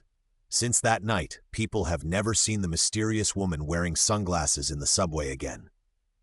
In the X-base, in the eyes of others in disbelief, Xiaolong handed the evidence video to Captain Shenmue. This guy, he actually completed it? It's less than half an hour. How did he do it? Does he have his own source of information? Ignoring the discussions of the team members, Xiaolong smiled and spread his hands. Is this difficult? It seems quite ordinary to me. Is it necessary to make such a fuss? The others watched him pretending to be cool, and they did not speak in tacit understanding. This guy, his expression is too exaggerated, isn't it? After showing off for a while, Xiaolong accepted the performance and promised bonus from Captain Shenmue, and then leisurely left the command room. At the same time, the system prompt sounded. Congratulations to the host for completing the task. The skill card has been issued. Please check it. After returning to the dormitory, Xiaolong couldn't wait to lie down on his small sofa. Without saying a word, He opened the system backpack and opened the skill card with a question mark on the back. The card slowly turned over, and then a strong light burst out. Wow, Golden Legend! Xialong opened his mouth and dubbed with an extremely exaggerated, then the light dissipated, revealing a cover card with two hands pressed together, releasing a strong blue-white light wave. Congratulations to the host for obtaining the advanced skill card, Kamehameha, a special move often used by the protagonist Son Goku in the anime Dragon Ball. This special move was created by Master Roshi. It is a special move that can gather all the energy in the body and release it together. Action. Use both hands to form a calyx shape. Place the calyx hand on the waist and gather a ball of light in the palms of both hands. When it is fired, it is a blue light bullet, usually with a tail, like a meteor. I didn't expect it to be this move. It seems that I'm lucky this time. Xialong was stunned for a moment, and then an uncontrollable smile appeared on his face. Kamehameha can be said to be one of the iconic special moves of the anime Dragon Ball. The protagonist Son Goku often relies on this move to turn defeat into victory. Xialong directly crushed the card in his hand. The golden card instantly shattered into a ball of light and shadow, slowly sinking into Xialong's body. Soon, the release method of Kamehameha was deeply engraved in Xialong's mind. Unlike Gamora's shockwave, lava beam, and air shield, Kamehameha is a more sophisticated move. Although it takes a little time to start, the burst and power are quite impressive. What kind of power can be exerted depends on the user's own level. There are many variations of Kamehameha. Maybe I can create my own unique trick. Xialong smiled and then stopped thinking about it. He just fought a big battle. Although it was not difficult to win, he also felt a little tired. Transforming into the first generation, Ace, Leo, and other old Ao, Xialong felt completely different. Although he could not switch forms to target different types of enemies, his well-honed fighting skills and rich light skills made up for this shortcoming. In actual battles, if a monster or alien underestimates the opponent because the opponent is old Ao, then he will definitely die miserably. Perhaps using a fusion card can bring more surprises. Xialong smiled, then washed up and rolled into the bedroom to sleep. The next morning, Xialong, who had a good sleep, had breakfast and came to the command room to show his presence. Good morning, everyone. Good morning, Mr. Xialong. Good morning. Have you had breakfast? It's Oriental food that I made myself. In the command room, everyone stopped their work, looked up, and greeted with a smile. After the last underground woman incident, most of the team members recognized Xialong. People with outstanding abilities are welcomed everywhere, which is one of the iron laws since the development of society. Of course, if Xialong could be less out of tune, everyone would probably accept him faster. Xialong smiled and responded one by one and then asked a key question. Do you know where Dr. German is? I have something to ask him. Dr. German? Now he should be in the internal staff cafeteria. Hayato was stunned for a moment, then raised his chin and answered. Internal staff cafeteria? Okay, thank you. Xialong nodded in response, then turned and left the command room. As expected of him, he is still eating at this time. When Xialong rushed to the cafeteria, he heard Dr. Herman's voice from a distance. Your cooking skills are really getting worse and worse. I will starve to death if you continue like this. Doctor, but this is already the 13th dish you have eaten. The chef on the side said weakly. Huh? Is that so? Never mind, give me another dish. My stomach is so full. Soon, Dr. Herman came out with his slightly bulging belly. Oh, I am really embarrassed. I can't even do such a simple thing as eating 14 dishes in one breath. But, if Xialong cooked the dishes, I think I can eat even 24 dishes. Doctor, good morning. Recognized those cards. He was still shocked by the powerful aura they contained. Start the research. I'm already getting excited. Remember to make more desserts for me. My brain needs a lot of sugar. Before Xialong could speak, Dr. German took the initiative to speak, and then pounced on Xialong like a starving ghost seeing a feast, and directly snatched a handful of cards from Xialong's hand. Doctor, be careful. These cards are very precious. I will be heartbroken if I lose them. Xialong warned, Don't worry, it's okay. This is the interior of the X-base. Xialong gave the doctor 6 cards for analysis, 4 character cards, Tiga, Ace, Leo, and Iron Soldier, 1 one-time special consumption card, Flash, One monster card, Volcano Bird Barton. After the doctor took the cards, he immediately called Xinyu Shou and Lu Yi to help with the research. Xiaolong did not take out the first-generation card that appeared yesterday for the sake of confidentiality, so as not to expose his identity. It will take some time for Dr. German's research to produce results. Xiaolong made a few dishes at random. Then he walked out of the laboratory and wandered around the base. Unexpectedly, he met the members of Xiao on the road. "Good morning, everyone. What are you going to do?" Xiaolong greeted and walked over. "Oh, it's Xiaolong-san. We are going to the training room for confrontation training."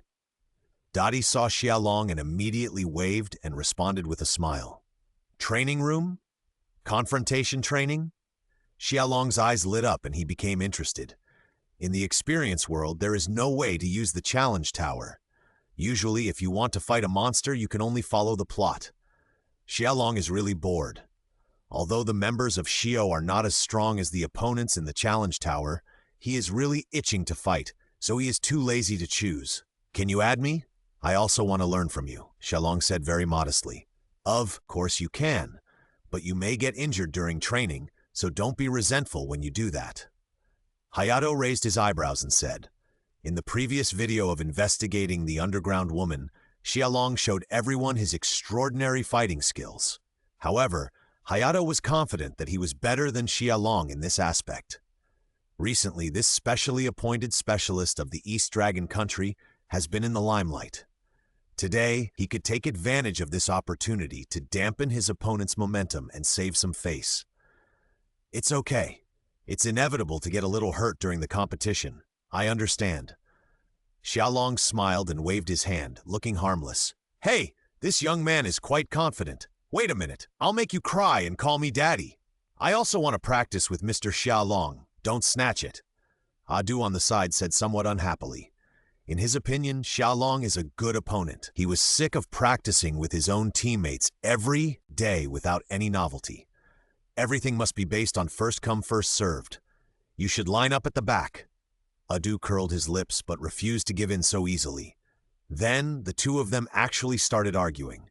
It seemed that Xiaolong was a piece of meat that could be manipulated at will. "Hey, you two, pay attention to your influence and don't quarrel here." Asuna sighed helplessly, then stepped forward and forcefully separated the two guys. After the two regained their composure, their faces were a little unnatural, and then they walked in first in silence. Daichi, Asuna, and Xiaolong followed. After changing into convenient clothes, they walked into the training room together. The training room was quite large. The floor was a shiny wooden floor. There were also soft cushions on the floor to prevent falls. Several men were sweating and panting, fighting against each other.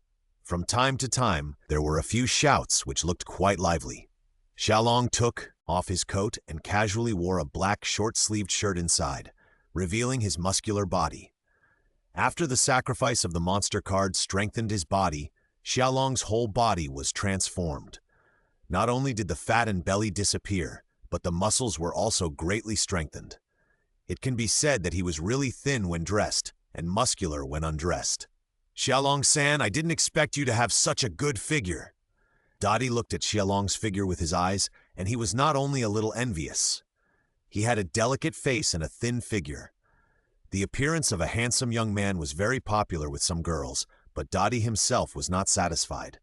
He longed for Xiaolong's figure with beautiful muscle lines like a cheetah. He looked very masculine. "Keep exercising. You can also have it. Come on, young man." Xiaolong patted Dottie on the shoulder and encouraged. At this time, Asuna also changed her clothes and came over. She was wearing a red sports vest and black shorts and walked slowly. Although Asuna was petite, her legs were in great proportion. Looking up, the two slender white legs were particularly eye-catching. "Come on, Dottie. Let's train as usual in pairs." "Hey, I want to. Okay," Dottie said halfway, but when he saw Asuna's eyes suddenly sharpened, he knew what to do and didn't refuse. Xiaolong did not interrupt them, but watched the two people sparring with his hands folded with interest.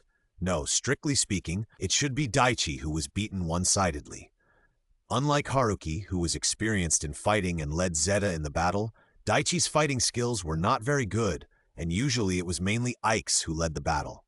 Daichi attacked twice in a row, but Asuna easily dodged and then hit him back twice. But as they fought, Xialong found something wrong. He always felt that the two people were not fighting, but more like playing between lovers. Good guy, even if you come to practice, you are still shown off? Xialong shook his head and turned away quickly. Without women in your heart, you will transform into a natural god. Daichi, this is the secret to becoming stronger.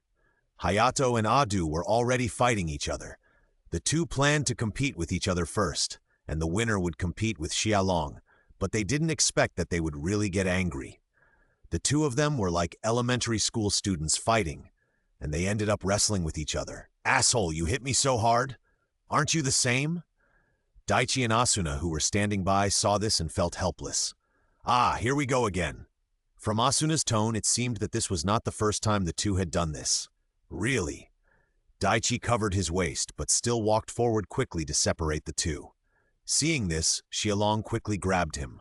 I'll go. If you go, you might get hurt by mistake. Huh? Xialong twisted his neck and then walked towards the two. And Hayato were fighting vigorously when they were gently patted on the shoulders. Get out of the way. Don't disturb us. Wow, you still have a temper, but it's a pity that it doesn't work well in front of your brother Long. Xialong laughed and then threw one in each hand 4 or 5 meters away. There were 2 sounds of hitting the ground, which sounded at the same time. Then Adu and Hayato lay on the ground grinning and were stunned on the spot. Who am I? Where am I? What happened? Asuna and Daichi, who were standing by, opened their mouths into an O shape when they saw this scene. Is Xialong still so powerful even when he doesn't transform? Asshole, stop looking down on me. Adu got up with his teeth bared, wiped the corner of his mouth that was bleeding, and then rushed towards Xialong like a bull.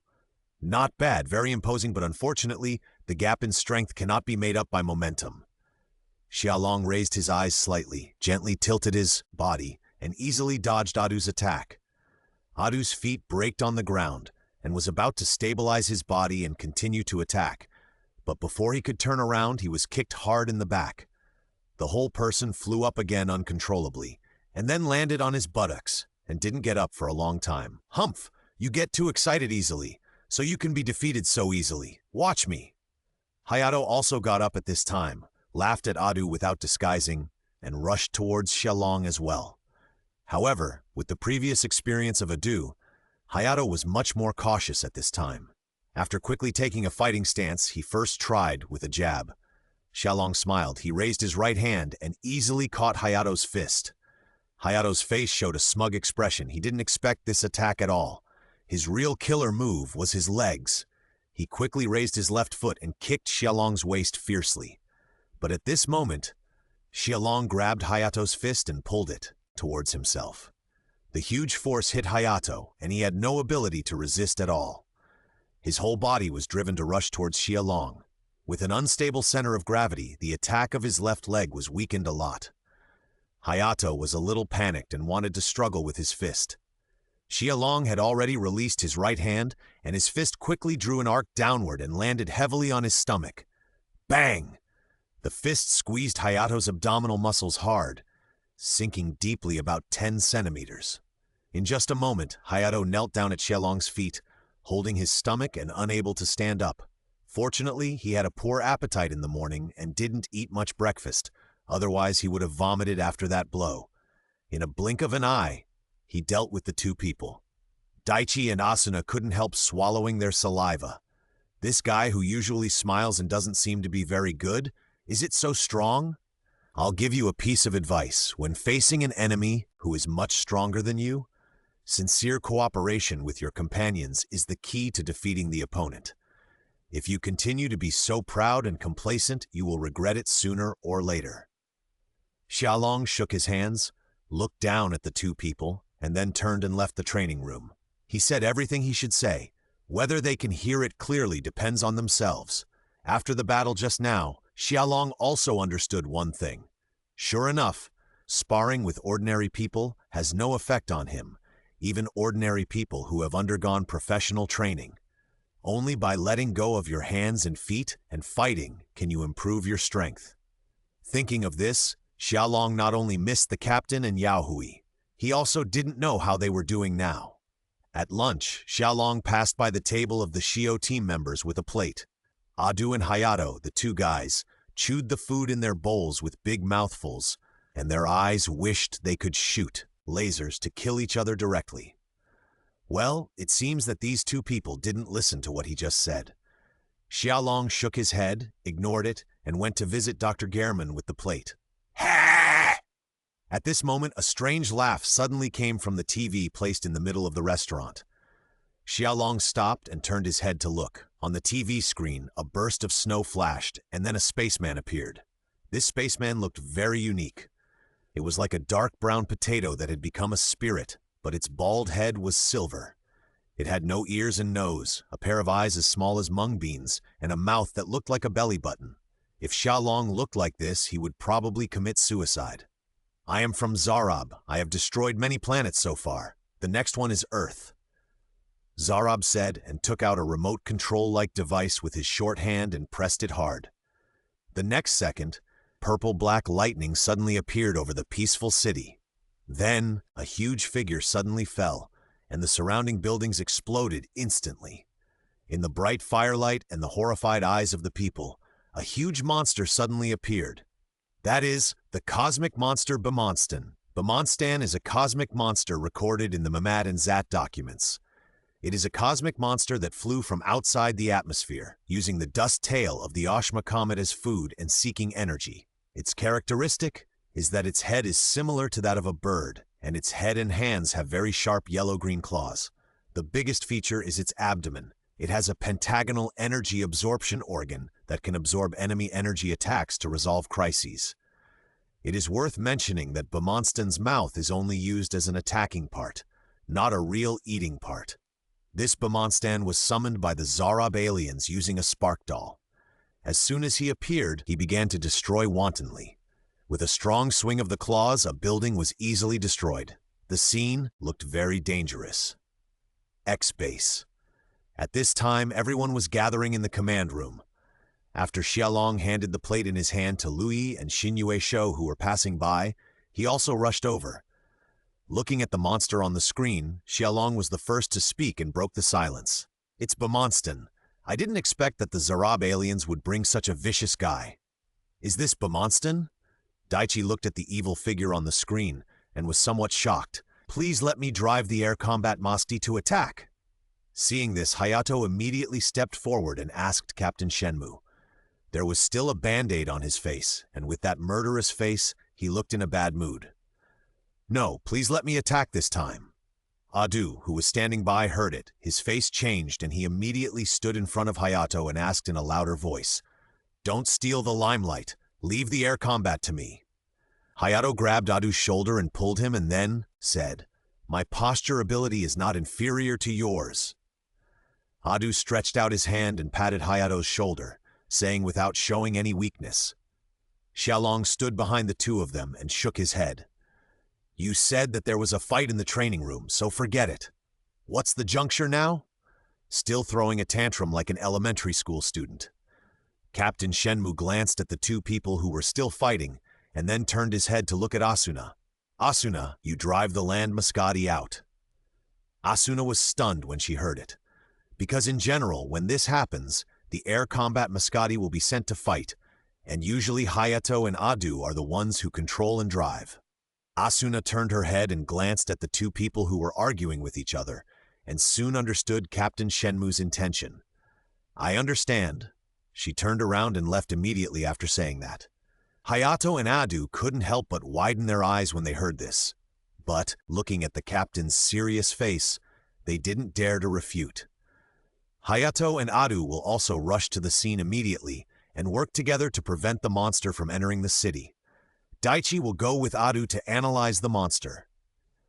Captain Shenmue then looked at the other team members and issued combat instructions. I understand. I understand.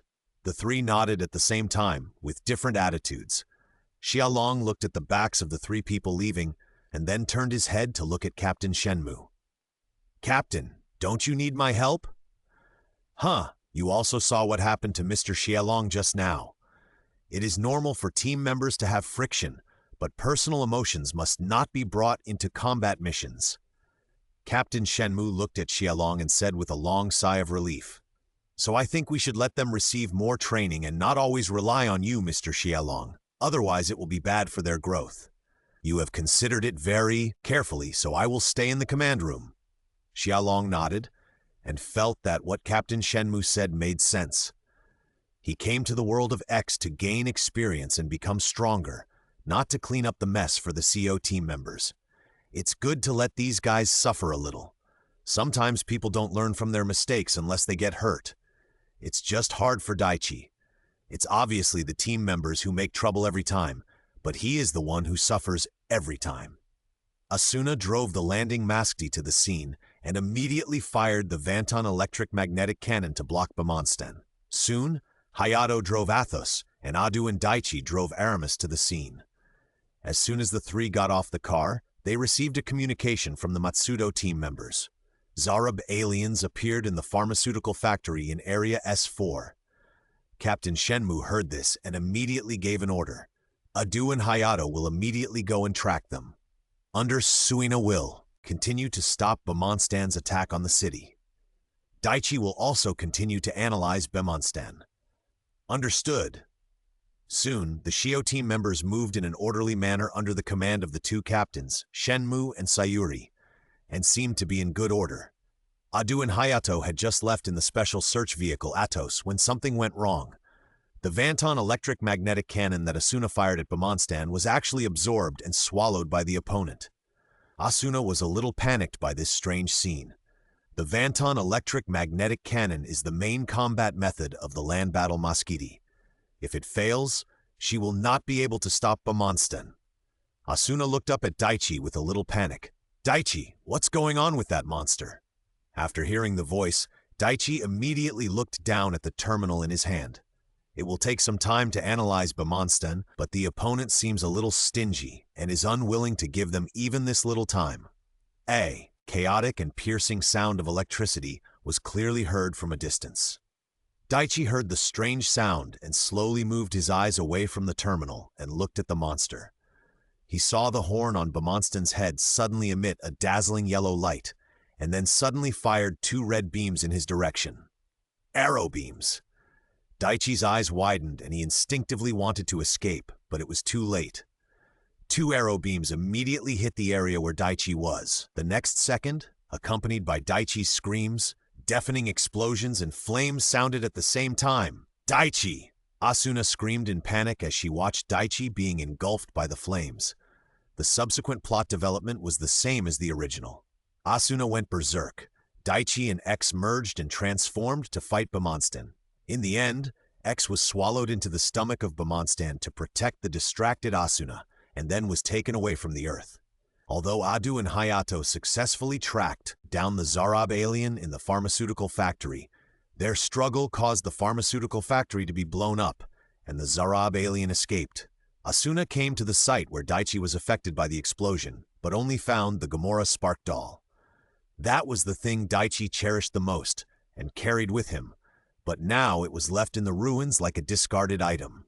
Inside the X-base, the air was as heavy as a lead block. After the Yamagishi communicator saw the results displayed by the detector, his face suddenly became solemn.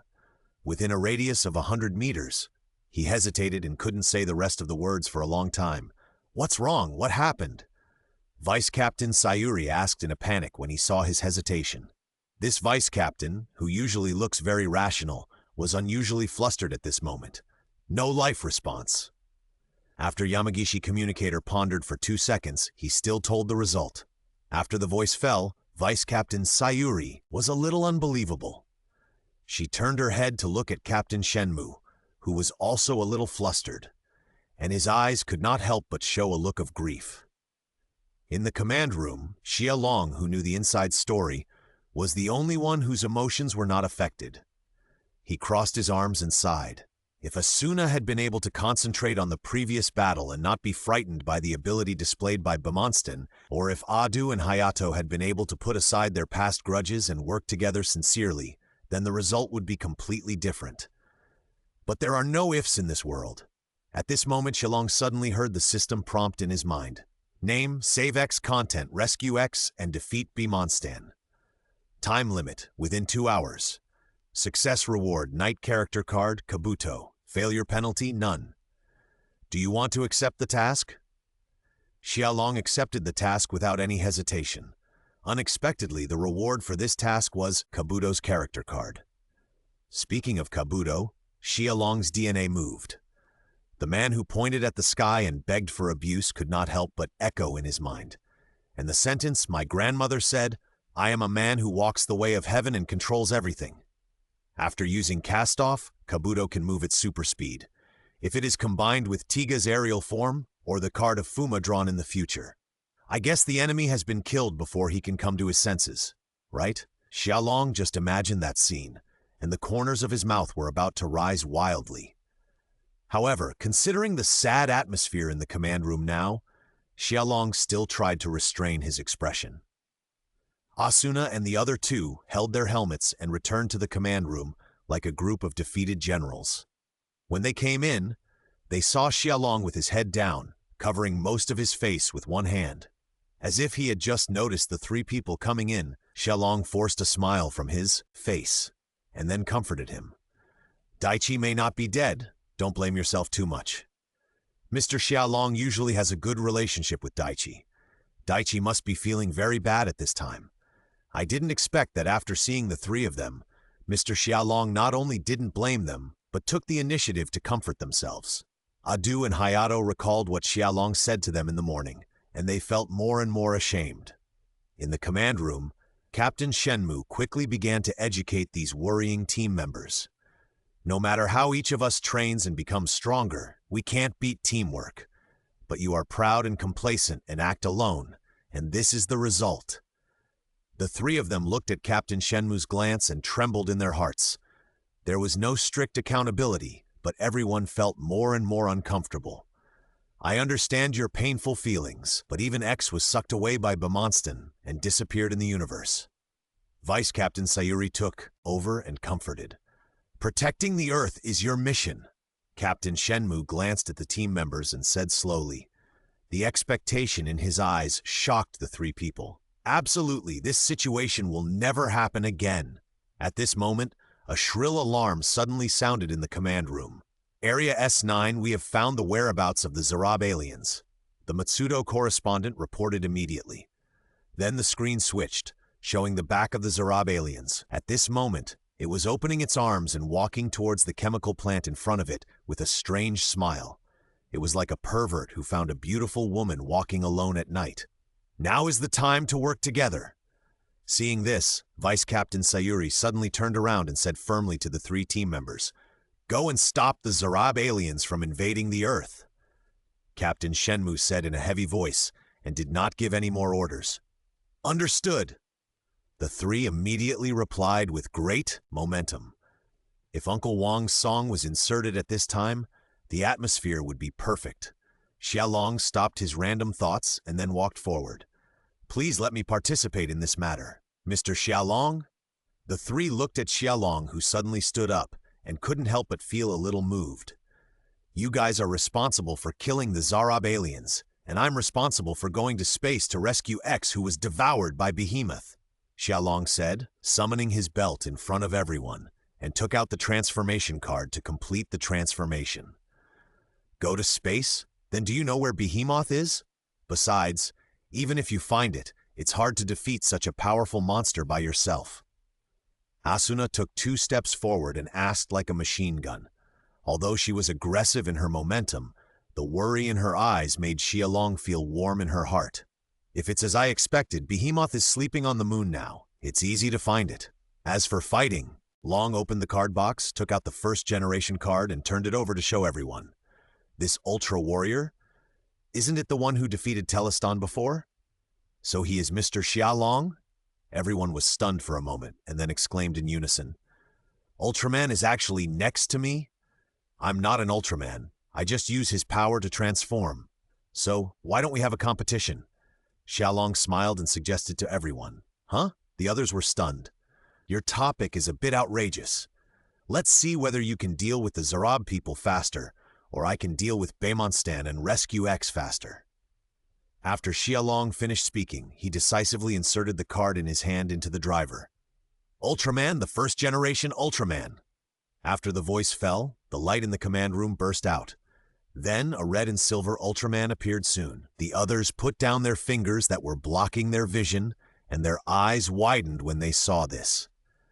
Although they knew that Xiaolong could transform into an Ultraman, it was still quite shocking to see this scene with their own eyes. The first generation raised his hand and gave a thumbs up to encourage the three people. Then he clenched his hands into fists, crossed them in front of his eyes, and then suddenly dropped them on both sides of his body. A circle of blue and white light suddenly appeared and quickly enveloped the first generation. The next second, everyone was surprised to find that the first generation Ultraman had disappeared. Instant teleportation. This is the superpower of the first generation Ultraman. As long as you concentrate your mind and release energy with your hands, you can move to any space you want in an instant.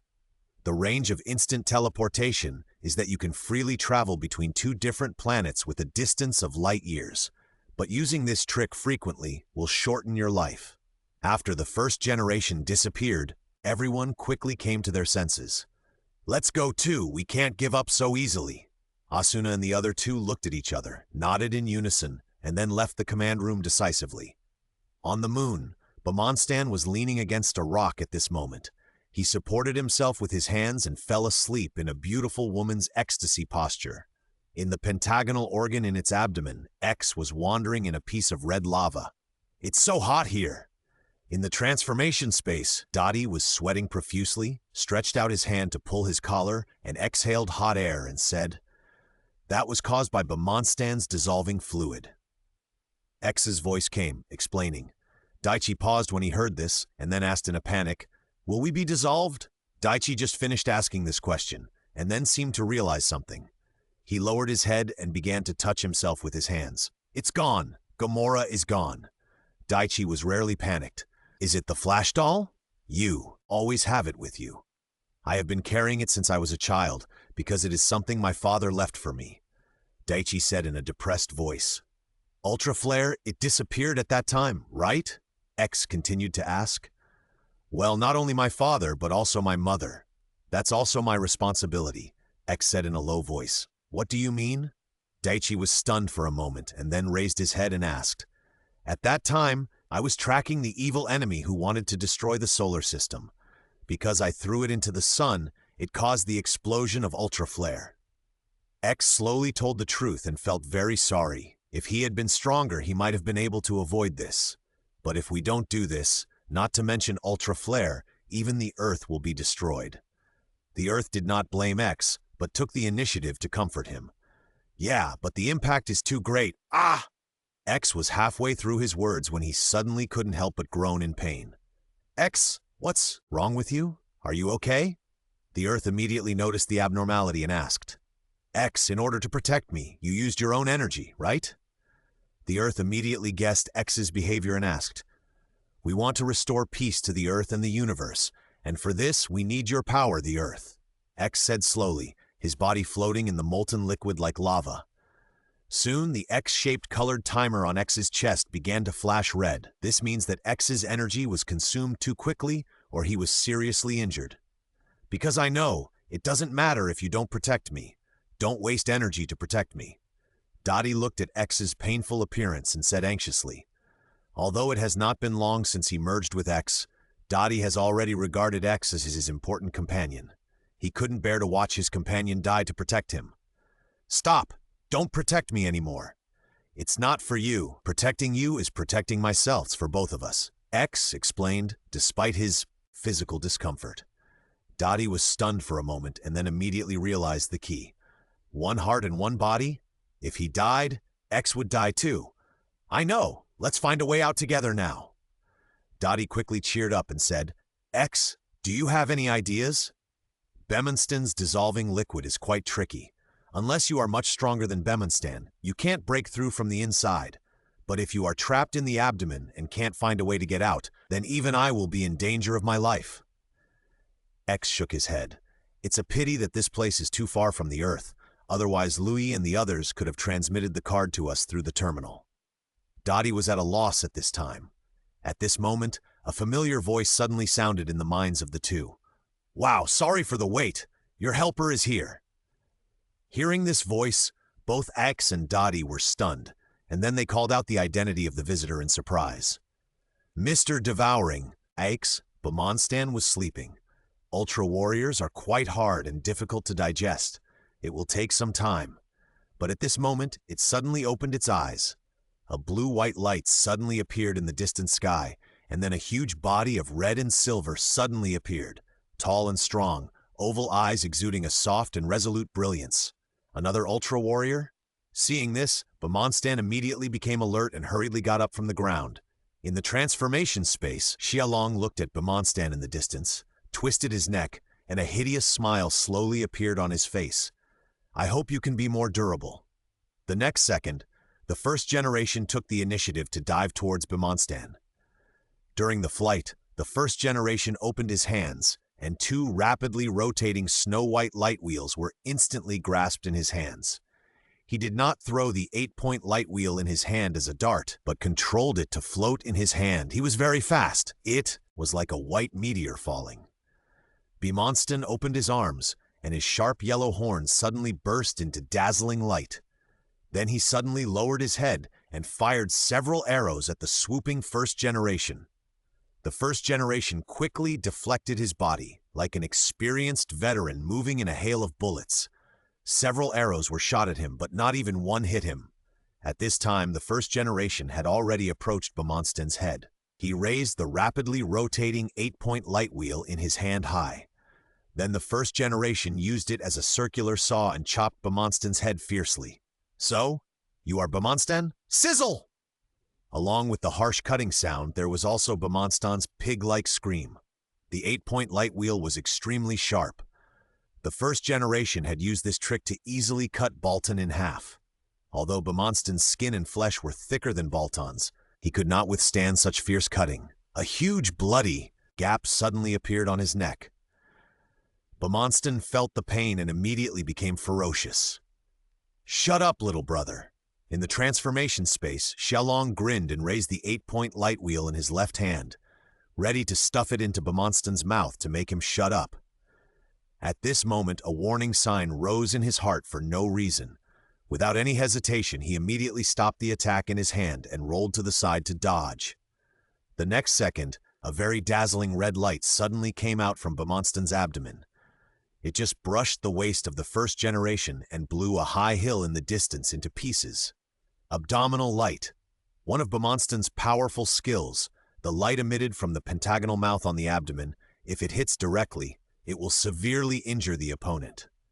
"It's a close call. It would be troublesome if I was hit." Xiaolong let out a long sigh. His heartbeat was very violent, and then his eyes were full of fighting spirit. Sure enough, it's still fun to fight with such a powerful guy. At this time, Bamonstan had already fallen into a state of rage. This ferocious monster ignored the narrow wound on its neck and strode towards the first generation. During the charge, Bammonstan's head and horns glowed, but he gathered the arrow light and did not release it. The distance between the light gathered on his head could no longer be controlled, and it flew around aimlessly. A flying arrow light attacked. The first generation immediately put his hands on his hips, stood up straight, and used his solid pectoral muscles as a shield to move forward. The arrow beam hit the first generation's pectoral muscles firmly. The next second, under Bammonstan's incredulous gaze, it was bounced off like a children's toy bow, an arrow hitting a thick iron shield. "Damn, your pectoral muscles are too hard, right? Even the beam can't hit it?" In the transformation space, Xiaolong was about to continue to beat the opponent, and the voice of X sounded in his mind. "Mr. Xiaolong, don't hit me first. Save me. I don't have much energy." "Ah, sorry, I forgot about the main thing when I was hitting my head." Xiaolong scratched the back of his head in embarrassment, then raised his hand and aimed at Bammonstan's abdomen to release a red beam. Lava Ray! According to the original play, the new Moon Guard said that even if this beam was absorbed by Bamonstan, it would cause a chemical reaction with the harmful substances in his body, causing it to explode through the reverse effect. Bemonstan didn't think much about it, and took the initiative to open his arms and the pentagonal organs in his abdomen to absorb the lava rays emitted by the first generation into his stomach. Heh, a greedy guy. Xiaolong saw this, and crossed his arms and waited quietly. Sure enough, soon, Bemonstan covered his stomach and screamed in pain.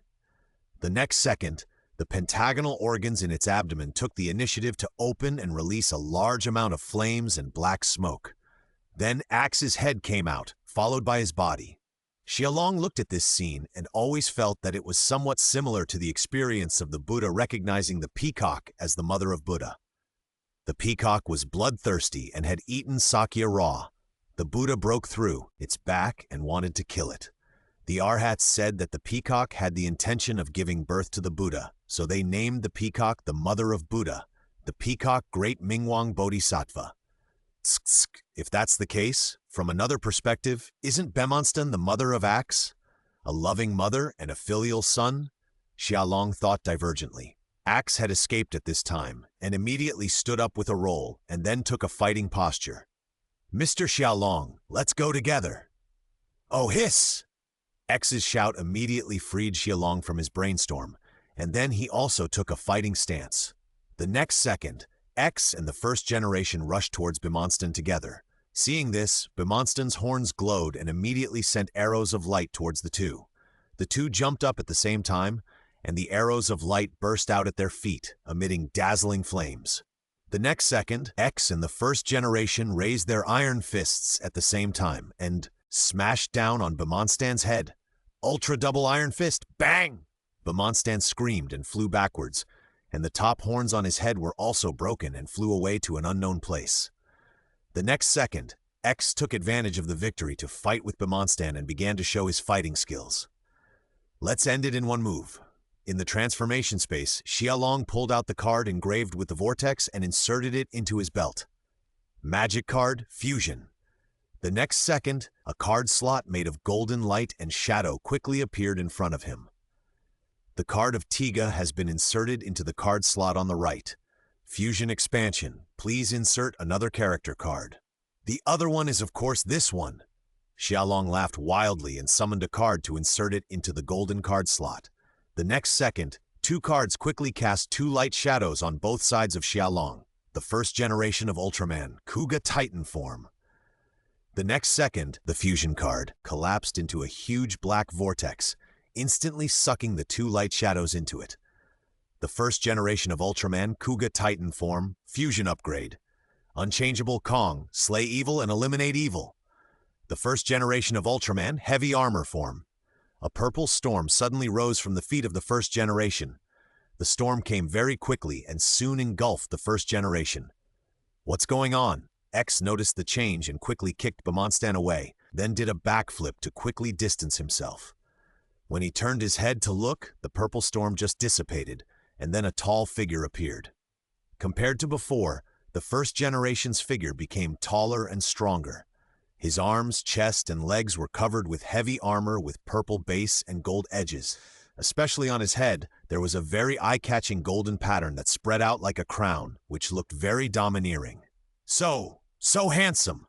Aix looked at the first generation, whose appearance had changed drastically, and suddenly said after a moment of stunned. In the transformation space, Xiaolong closed his eyes and felt the boiling power in his body like a river. The strength and defense have been greatly enhanced, but the speed has been weakened a lot. Is this the power of the first generation's heavy armored assault form? It's really a perfect warrior template. Xiaolong sighed and then his eyes condensed slightly. However, this form is not without disadvantages. Like the Kuga Titan form, this form also has high attack and defense, but low speed. If you encounter an enemy with strong mobility, you may be consumed by the kite and defeated. Or after seriously injuring the enemy, there is no way to pursue and you can only watch the enemy escape. But it's not that there is no solution. The first generation looked at Bemonstan, then raised his foot and walked slowly over. Under the terrifying weight of the heavy armor form, every step the first generation took would cause the ground to sink several meters. The first generation walked over, leaving a row of clear and heavy footprints behind him. Before he even approached, the powerful momentum made people breathless. Bemonstan looked at the first generation whose aura was becoming more and more terrifying, and once again recalled the control he had previously been dominated by the circular saw version of the 8-point light wheel, and the humiliation of having his light bounced off the opponent's chest muscles. This time, he must take revenge. Bemonstan ignored X and turned to look at the first-generation Ultraman. After the ferocious monster let out a sharp hiss, it suddenly opened its arms. The next second, its special pentagonal organ in the abdomen suddenly emitted a beam of light with extremely strong energy fluctuations. No, that scale can no longer be called a beam, but a light column. Bemonstan's strongest light skill, abdominal, beam. Previously, the first generation was agile and could dodge this fierce attack, but now that he has switched forms, his speed has greatly decreased, and he can't dodge this attack at all. Bemonstan noticed this and continued to fight. This time, let's see how you can use your pectoralis major to block it for me. Mr. Xiaolong, be careful. Seeing this, Ix on the side hurriedly reminded him. The red light column came very fast. In just a blink of an eye, it arrived in front of the first generation. At this distance, the first generation had no way to dodge, but Xiaolong didn't intend to dodge. Why do people avoid enemy attacks in battle? That's because the enemy's attacks are strong enough and it hurts enough to hit the body.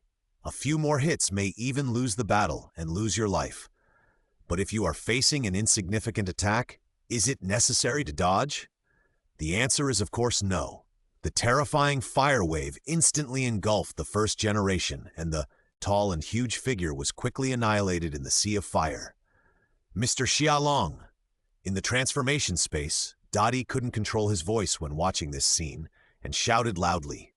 Bemonstan saw this scene and was so happy that he quickly waved his arms and patted his abdomen.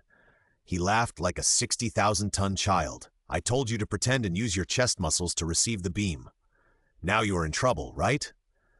Dottie, calm down, Mr. Diddity. Xiaolong's breath has not dissipated. He should still be alive. Still alive? Dottie stopped feeling sad after hearing this, and leaned his head over to continue to see what happened. Soon a tall figure walked out from the fire and smoke. Although the first generation walked slowly, it was particularly firm. He took the abdominal beam of Bemonstan head-on, and it didn't seem to cause him much damage. You actually blocked it? Axe couldn't help but be moved when he saw this. Axe, can you do it? Dottie asked curiously when he saw this. If I don't use the electronic armor card, I can block it, but I will definitely get hurt. I can't be as calm as Mr. Xiaolong. X shook his head and explained. Is that so? So it seems that Mr. Xiaolong's defense in this form is too strong, right? Hearing this, Daichi looked at the first generation with sparkling eyes. As expected of Mr. Xiaolong, he easily did what I and X couldn't do. However, Xiaolong, who was worshipped by Daichi at this time, was not as calm as he looked on the outside. In the transformation space, Xiaolong's eyes were wide open and his fists were clenched. Sweat was on his forehead, and he gritted his teeth and said nothing. Although he didn't suffer many injuries, why did it hurt so much? Could it be because of the setting that Kuga's armor is actually a body tissue? If X hadn't been watching, Xiaolong didn't want to be so embarrassed, and he would probably scream on the spot. Bemonstan saw the first generation come out unscathed, and he panicked immediately. He flapped his wings and prepared to run away. It is very fast. Its speed in the Earth's atmosphere can reach Mach 10, and it can be even faster in space. If it were to take off, the slow-moving first generation and the injured X would not be able to catch it. Oh no, this guy is going to run away! X was about to get up and chase him when he heard Xiaolong's voice. Leave it to me, this guy can't run away! After Xiaolong said that, he opened the card box on his waist and took out a card. The card depicted the first generation heavy assault armor holding a big sword. Xiaolong pinched the card with 2 fingers, swung it down and inserted it accurately into his belt. Final attack control. Bemonstan had already taken off and turned to escape. At this moment, the anxious X saw the first generation suddenly stretch out his right hand. The next second, a thick sword wrapped in purple and gold light appeared out of thin air and was firmly held in the hand of the first generation. Ultra Titan Light Sword. The first generation held the Ultra Titan lightsaber tightly with both hands, held it upright in front of his right shoulder, and then injected energy into it. X's eyes widened. He watched the Ultra Titan lightsaber in the first generation's hand suddenly glow and grow larger. In an instant, it soared about 300 meters. In the center of the lightsaber, the ultra-ancient characters engraved on it were all lit up at this moment, releasing a dazzling white light. The next second, the first generation held the sword with both hands and chopped it down heavily at the fleeing Bamonstan. The ultimate move. Spatium light slash! Swish! X raised his head. He watched the silver-white lightsaber of astonishing length quickly pass over his head, and then chopped heavily on Bamonstan. The giant cosmic monster was chopped up by the lightsaber on the spot just after it flew out 200 meters. Bang! Along with the deafening explosion, the voice of the system also rang in Xiaolong's mind. Congratulations to the host for completing the task. The reward has been sent to the backpack space. Please check it carefully. Congratulations to the host for obtaining the 4-star elite monster card, Bemonstan. It's a perfect ending. In the transformation space, Xiaolong let out a long sigh and then canceled the heavy armor form. Axe looked at Bemonstan, who had turned back into a flashing doll and calmed down after a long time. Thank you, Mr. Xiaolong. It's nothing. You don't have much energy. You should cancel the transformation quickly. Xiaolong clapped his hands and also canceled the transformation, returning to the appearance of Decade. But if the transformation is canceled, Dottie can't survive in space, Axe asked with some doubts. This is what I need now. Xiaolong opened the card box, pulled out a card with a magenta gate printed on it, and inserted it into his belt. Tool control, any door. The next second, Axe and Dottie were surprised to find that a magenta gate about 2 meters high suddenly appeared in front of Xiaolong. This is the anywhere door. Just hold the handle and imagine where you want to go, and you'll get there. Xiaolong extended his hand to introduce. After the chest was hit by Bemonstan's abdominal beam, it still hurts. It's too troublesome to fly back, so it's more convenient to use this. No wonder you completed the task of arresting the underground girl so quickly last time, Xiaolong-san. It turns out there is such a convenient prop. Dottie suddenly realized. Okay, stop talking nonsense. Let's go back quickly. Now everyone thinks you're dead. All we have to do is hold a memorial service for you, Xiaolong said while enduring the pain. It hurts. It hurts, it hurts. Damn it. I really hope I can draw a healing skill next time, or a character card that's a nanny. Hey, you head, go back and explain it to me. X separated a beam of energy to wrap Dottie. Then Xiaolong and Dottie, who was holding the Bemonstan flash doll, passed through the anywhere door and returned to Earth again. In order not to attract too much attention, Xiaolong set the place to go back to where Dottie was affected by the explosion before. As soon as the two of them went out, they saw the air combat Masked fighting with the giant Zarab alien. Mr. Xiaolong, why don't we go to help too? Dottie said and raised his foot to leave. Xiaolong sighed, grabbed this guy with one hand and pressed him in place. It will take some time for X's energy to recover. What can you do if you go? Believe in your teammates, they are not as weak as you think. Dottie heard this, thought about it, and it was indeed true, so he did not insist. You stay here. I have something to do and I have to go first. Xiaolong saw that the battle over there was about to end, hurriedly told Dottie, and then turned the handle of the arbitrary door and disappeared again. Zarab aliens will probably be finished soon. Although this guy is not strong, a mosquito leg is still meat. Adu stood on the building, holding Dr. German's newly upgraded ultra-ray pistol tightly in his hand.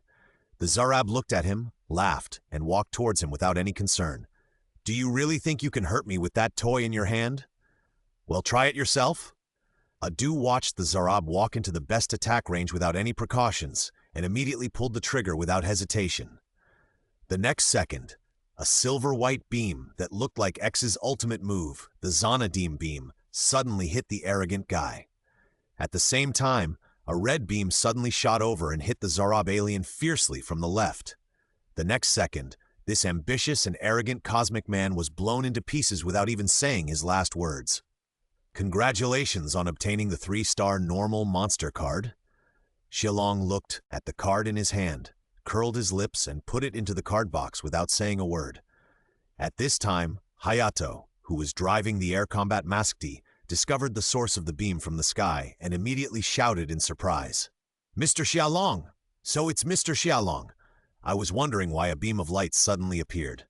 In that case, doesn't it mean that Mr. Xiaolong has already dealt with it and we lost?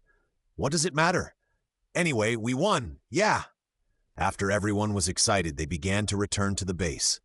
Asuna took Athos and returned to the place where Daichi was caught in the explosion. She took out the Gamora Spark doll and placed it on her chest. She didn't say anything but felt sad. X was rescued and the Zarab people were also destroyed, but it was a pity that Daichi would never see all of this again. A breeze blew, blowing Asuna's hair. At this time, a familiar voice sounded from behind her. "Thank you for helping me find it." Asuna heard this voice and turned her head in disbelief. She saw Daichi suddenly walked out from the side of the ruins, looking at her with a gentle smile. "That? I was blown away, and then I lost consciousness." Daichi looked at Asuna's haggard face, and finally lowered his head and whispered an apology.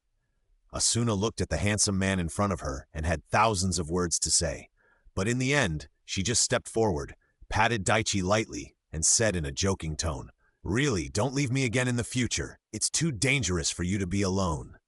Asuna said. She handed the Gamora Spark doll to Daichi. "That's too much." Daichi took it and made a joke. Xiaolong, who was hiding in the dark, heard the conversation between the two and felt like he had eaten a ton of lemons. "Asuna, do you really believe Daichi's excuse? What kind of wind can blow Daichi away 100 meters and still walk back unscathed? You didn't notice such an obvious problem?" Shook his head, turned around and disappeared in the wind. Sure enough, the IQ of a woman in love will decrease. In the X-Base, everyone prepared to hold a celebration party in the evening. As a great hero, Xiaolong naturally could not be absent. However, there was one thing that made him very unhappy. Why was he cooking again? Although his own cooking was delicious, he came to Shio to be a specially hired specialist, not a cook. Having said that, Xiaolong was finally willing to be the cook. Because Dr. German had just sent a message that some cards had been analyzed and studied, and experimental cards had been produced. As long as the banquet was over, Xiaolong could go to the laboratory to get the goods. It was called a banquet, but in fact it was just a small gathering in the command room. It was impossible to touch the evil liquid that paralyzed the nerves and affected judgment, such as alcohol, so the team members drank drinks, ate food, and chatted. I didn't expect Mr. Xiaolong to be the Ultraman warrior. He was really hiding it. Adu hooked Xiaolong's neck, took a can of Coke and clinked it with the wahaha in Xiaolong's hand, and then smiled brightly. In this case, with Mr. Xiaolong here, our future tasks will be much easier. Hayato also said with a smile. Asuna rolled her eyes at him and swallowed the meatball in her mouth. Then he said unhappily, "Even if Mr. Xiaolong is here, we can't relax our training. Asuna is right. In future operations, I won't let Mr. Xiaolong help unless it is absolutely necessary. As a member of the Shio team, we must always be vigilant and never relax." Captain Shenmue put down the cup and said slowly, "Xiaolong's joining has indeed greatly increased the combat power of Shio, but this does not mean that all the battles will be handed over to Xiaolong. He and Vice Captain Sayuri had talked to Xiaolong before. Xiaolong had made it clear that he would not stay in this world for a long time and might leave one day. So Captain Shenmue didn't want other team members to rely too much on Xiaolong. Otherwise, when Xiaolong leaves and the monsters come, can the team members still maintain their peak condition to fight? Don't worry, Captain. We are just talking. How can the responsibility of protecting the Earth be handed over to Mr. Xiaolong?" Hayato said with a wry smile. "Even if you want to give it to me, you can't. I've said that I'm not an Ultra Warrior, but I use their power to transform, so there are many restrictions." Xiaolong broke Adu's hand on his neck, then put down the bowl and chopsticks in his hand and said, "Oh, what restrictions?" Dottie asked curiously. Hearing this, the others also gathered their eyes curiously. "First of all, my transformation time limit is only 3 minutes. Secondly, after using an Ultra card, you must wait for it to be fully charged before you can use it again, which usually takes 3 days. Xiaolong said slowly and then raised a finger. "Finally, If the card is lost or stolen, then I can't transform. It sounds like a battery, Adu said after hearing it. It turns out that there are quite a lot of restrictions, so you'd better not put all your hopes on me. I'm not omnipotent. Xialong spread his hands and pursed his lips and said, the news he just said was half true and half false. Even Dottie and X definitely couldn't tell the truth from the false. Are you kidding? Working in the armory every day and being oppressed by an unscrupulous captain is fine. Do I have to work overtime to fight monsters when I come to Xio? Haha, not happening. The only way to go is to slack off. Haha, although Mr. Xiaolong can transform into an Ultraman, there are many restrictions. It seems that we, Xio, still have to rely on us in sustained combat. Adu patted Xiaolong on the shoulder and laughed. That's right, we don't have a 3-minute limit. Hayato crossed his arms and raised the corners of his mouth, looking at Xiaolong's smug expression of winning back a game, wondering what he was thinking. Xiaolong was confused. Am I unable to transform? Or are you guys too proud? You actually said 3 minutes for me. Xiaolong ignored the two of them and suddenly turned his head to look at Captain Shenmue. Captain, can you please grant me something? Oh, please go ahead. I see that the members of Xio also have confrontational training, but if they always compete with their teammates, their progress will be too slow, so I want to join the training. Xiaolong stood up while speaking and then hugged Adu and Hayato with one hand each and smiled more and more kindly in the increasingly terrified eyes of the two. I think Adu and Hayato are very talented in this area, but they lack guidance, so I want the captain to hand them over to me, and I will train them well. When Xiaolong mentioned the word training, he deliberately raised his voice and the two people beside him trembled all over. This, don't need it? Haha. Adu's forehead was sweating and his smile was very forced. Yes, we usually train very well, and we will not be used to Mr. Xiaolong suddenly joining us. Hayato also broke out in cold sweat on his back and quickly looked at the captain and said, Receive training under Mr. Xiaolong? What a joke, isn't this asking for abuse? It's okay. You'll get used to it after a long time together. People's adaptability is quite strong. Besides, jade can't be made into a useful tool without being polished. How can you grow without some pressure? Then I'll leave it to Mr. Xiaolong. I believe that with Mr. Xiaolong's joining, the team members' strength will improve quite quickly. Captain Shenmue smiled and nodded in response. He had seen Xiaolong's skills, and he was naturally looking forward to it. As for the look of help from the team members, Captain Shenmue simply ignored it. As a member of the Xio team, he actually had those lax thoughts. It's time to hone more. Ah, how could this be?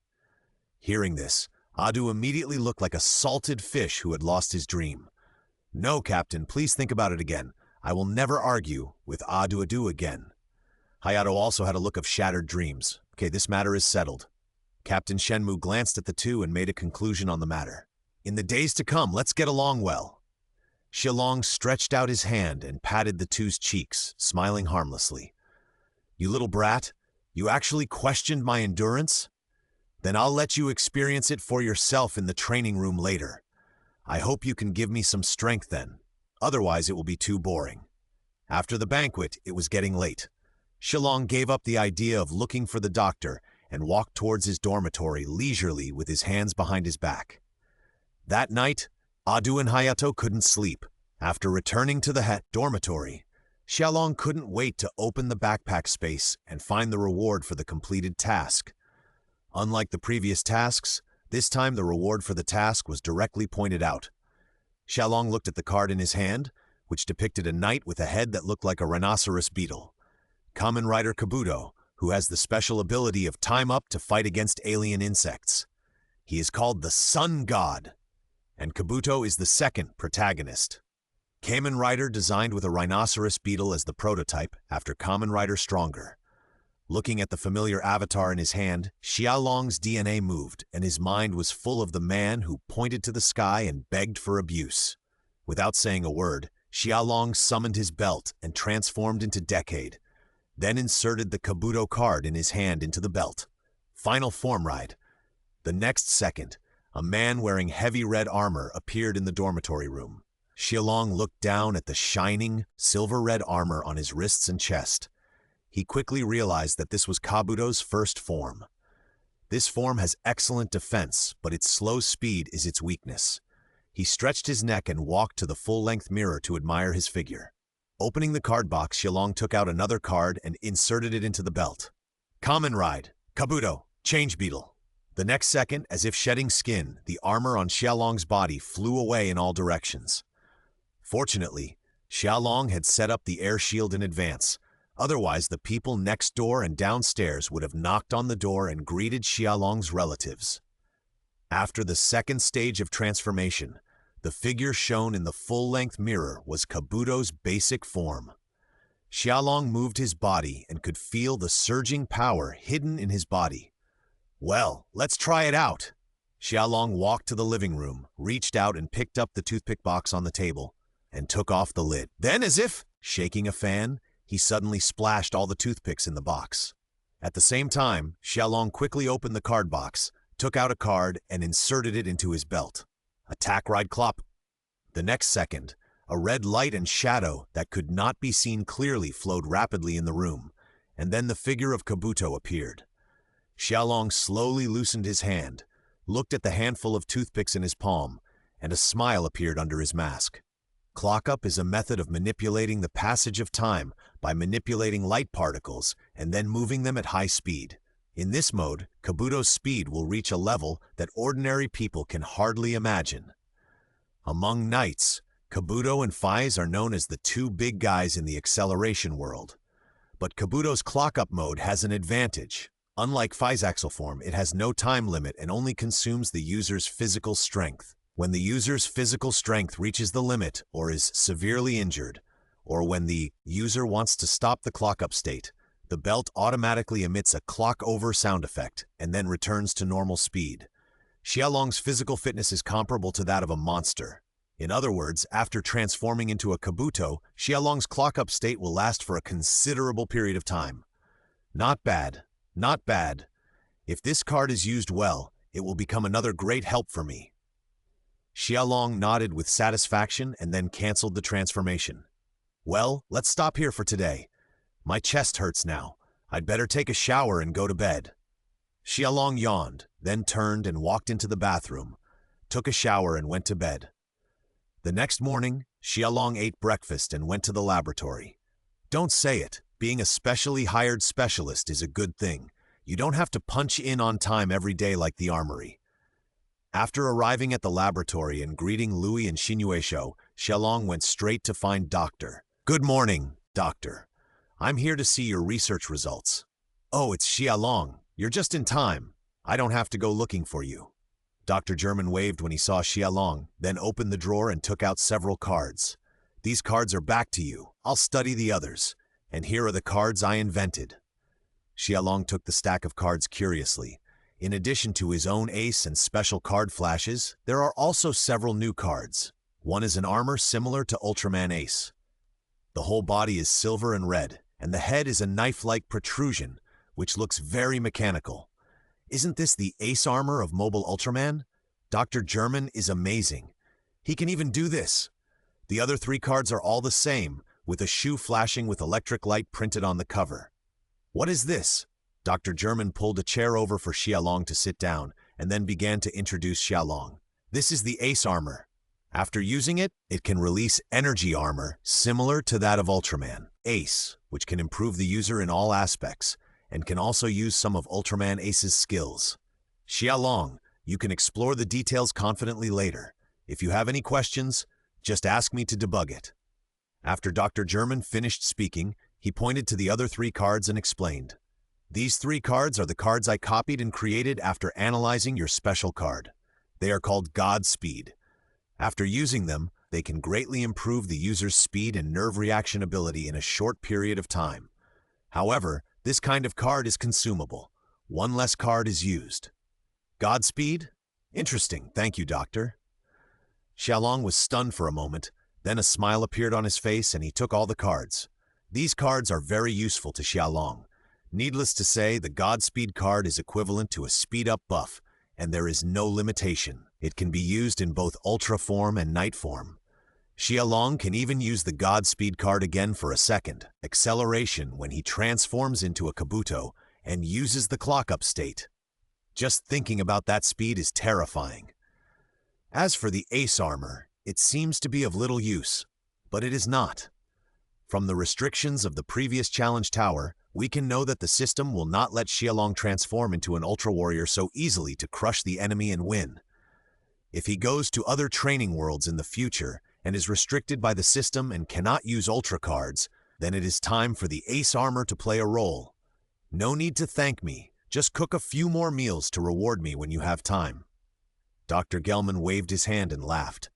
Xiaolong's card also opened his eyes and provided many ideas for future inventions and research.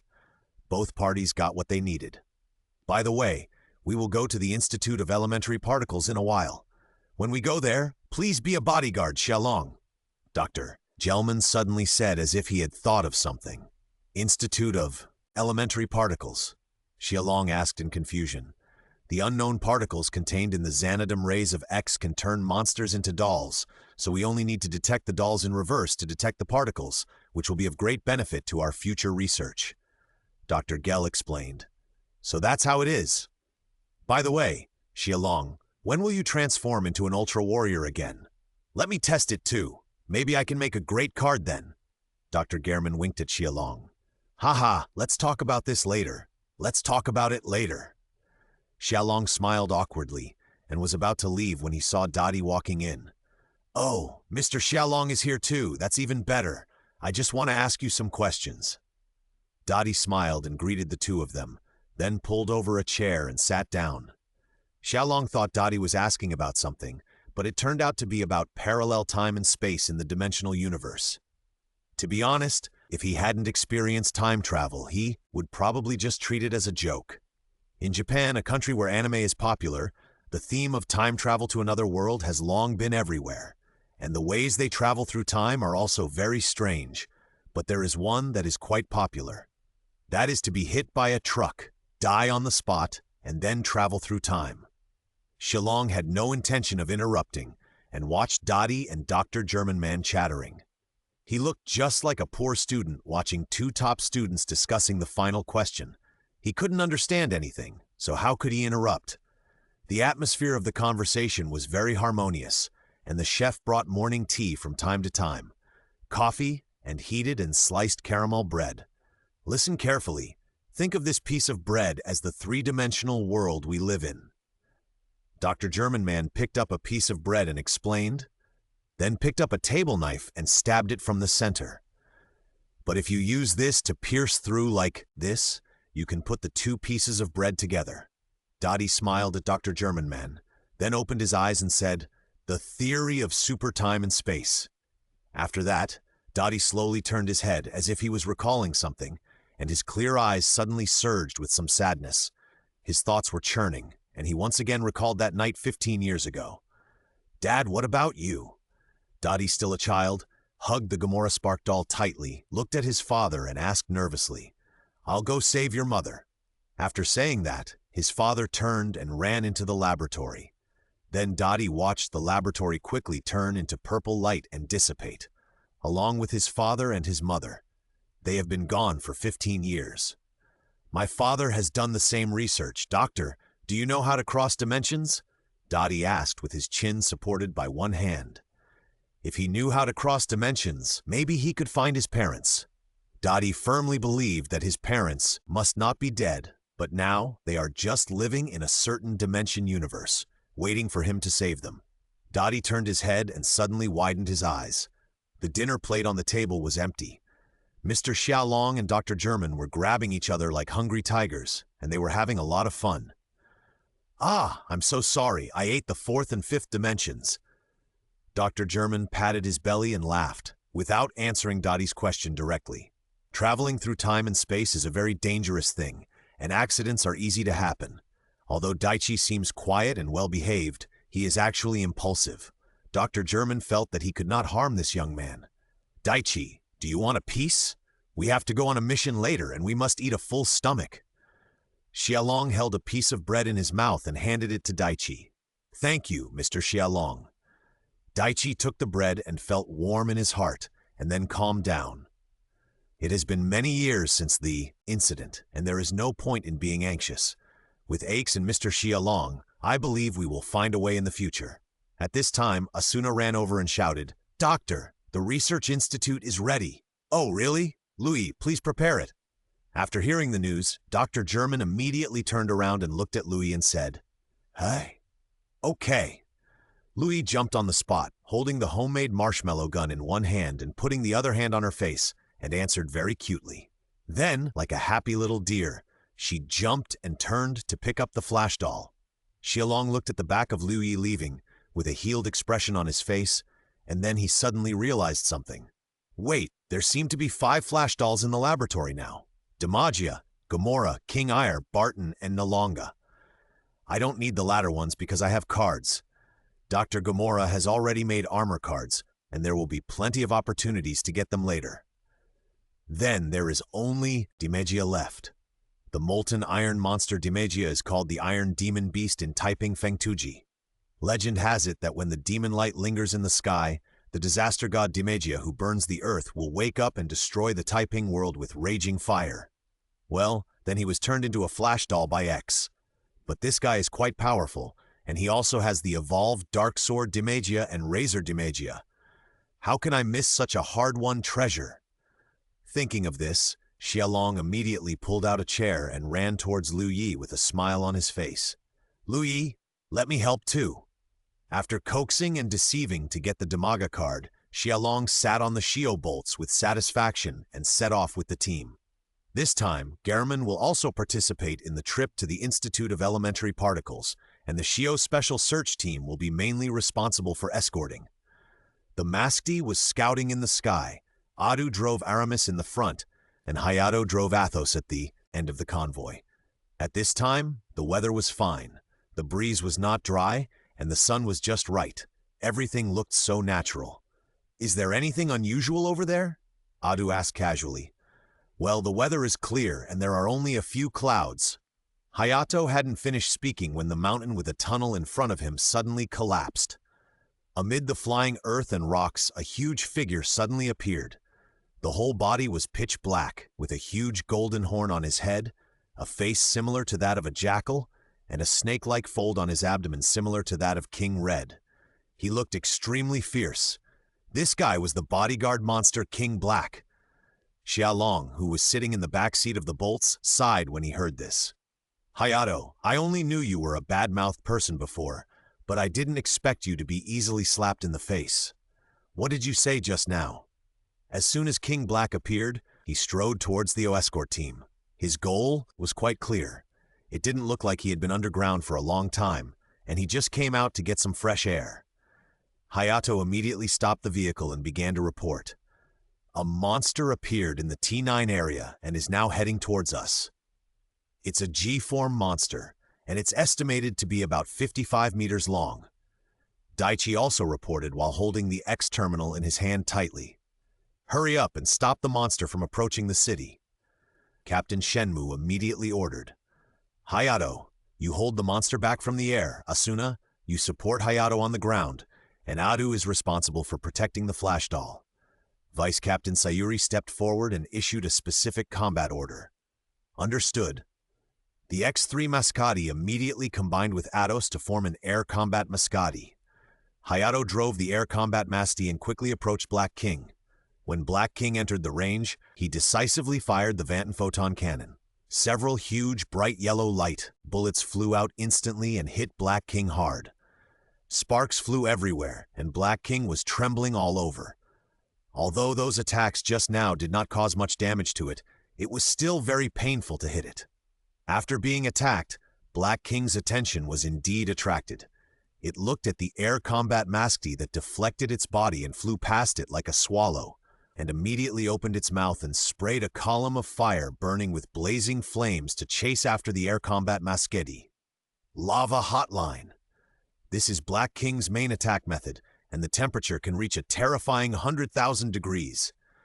Hayato quickly turned the steering wheel and controlled the air combat Maskedi to fall rapidly, barely avoiding this dangerous attack.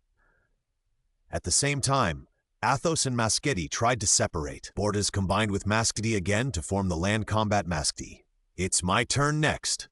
Asuna turned on the attack mode, and the land warfare Masketti quickly unfolded, its huge and long gun barrel, and at the same time turned on the magnetic levitation mode to fly at a low altitude. Vanton electromagnetic cannon, fire! The land warfare Masketti rushed towards King Black and continuously fired green energy beams. King Black's chest was attacked, and he became more and more furious. His long and tough tail suddenly whipped towards the mountain beside him. The hill over 20 meters high was immediately torn into pieces. Huge rocks kept hitting the land warfare Masketti like dumplings.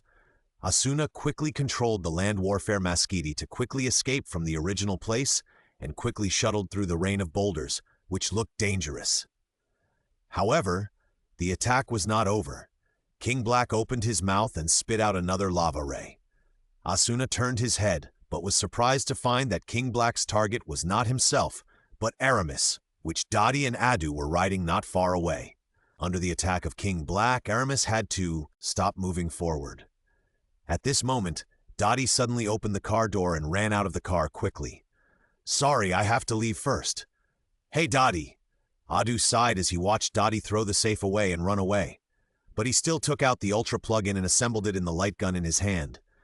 Starting Ultra pistol mode. Injection completed. Fire! Adu yelled and pulled the trigger, his shoulders shaking uncontrollably due to the huge backlash. The next second, a silver light suddenly shot out from the muzzle. Like a pouring galaxy. The light instantly crossed a distance of 1,000 meters and shot towards King Black's chest. King Black reacted very quickly and quickly crossed his claws to block his chest, blocking the blazing white light firmly. Then, in Adu's unbelievable eyes, the big guy suddenly swung his claws to tear the light apart. "What? This monster is too strong," Adu said with wide eyes. The attack of the Ultra pistol could kill the huge Zarab in an instant, but I didn't expect that I would be helpless against this monster. Sitting in the back seat, Louis held Xiaolong's arm tightly with both hands, and her little face was full of panic. "Mr. Xiaolong, you must protect me." "Don't be afraid. Don't be afraid. It's just a Black King. They can handle it." Xiaolong reached out and touched Louis's little head to comfort her, and then looked through the car window at the raging giant figure. The bodyguard monster Black King. This guy's strength is undoubtedly among the best, even among elite monsters. And this guy never goes out alone, and his appearance often means that another cunning and shameless alien will come. "Knuckles Starman?"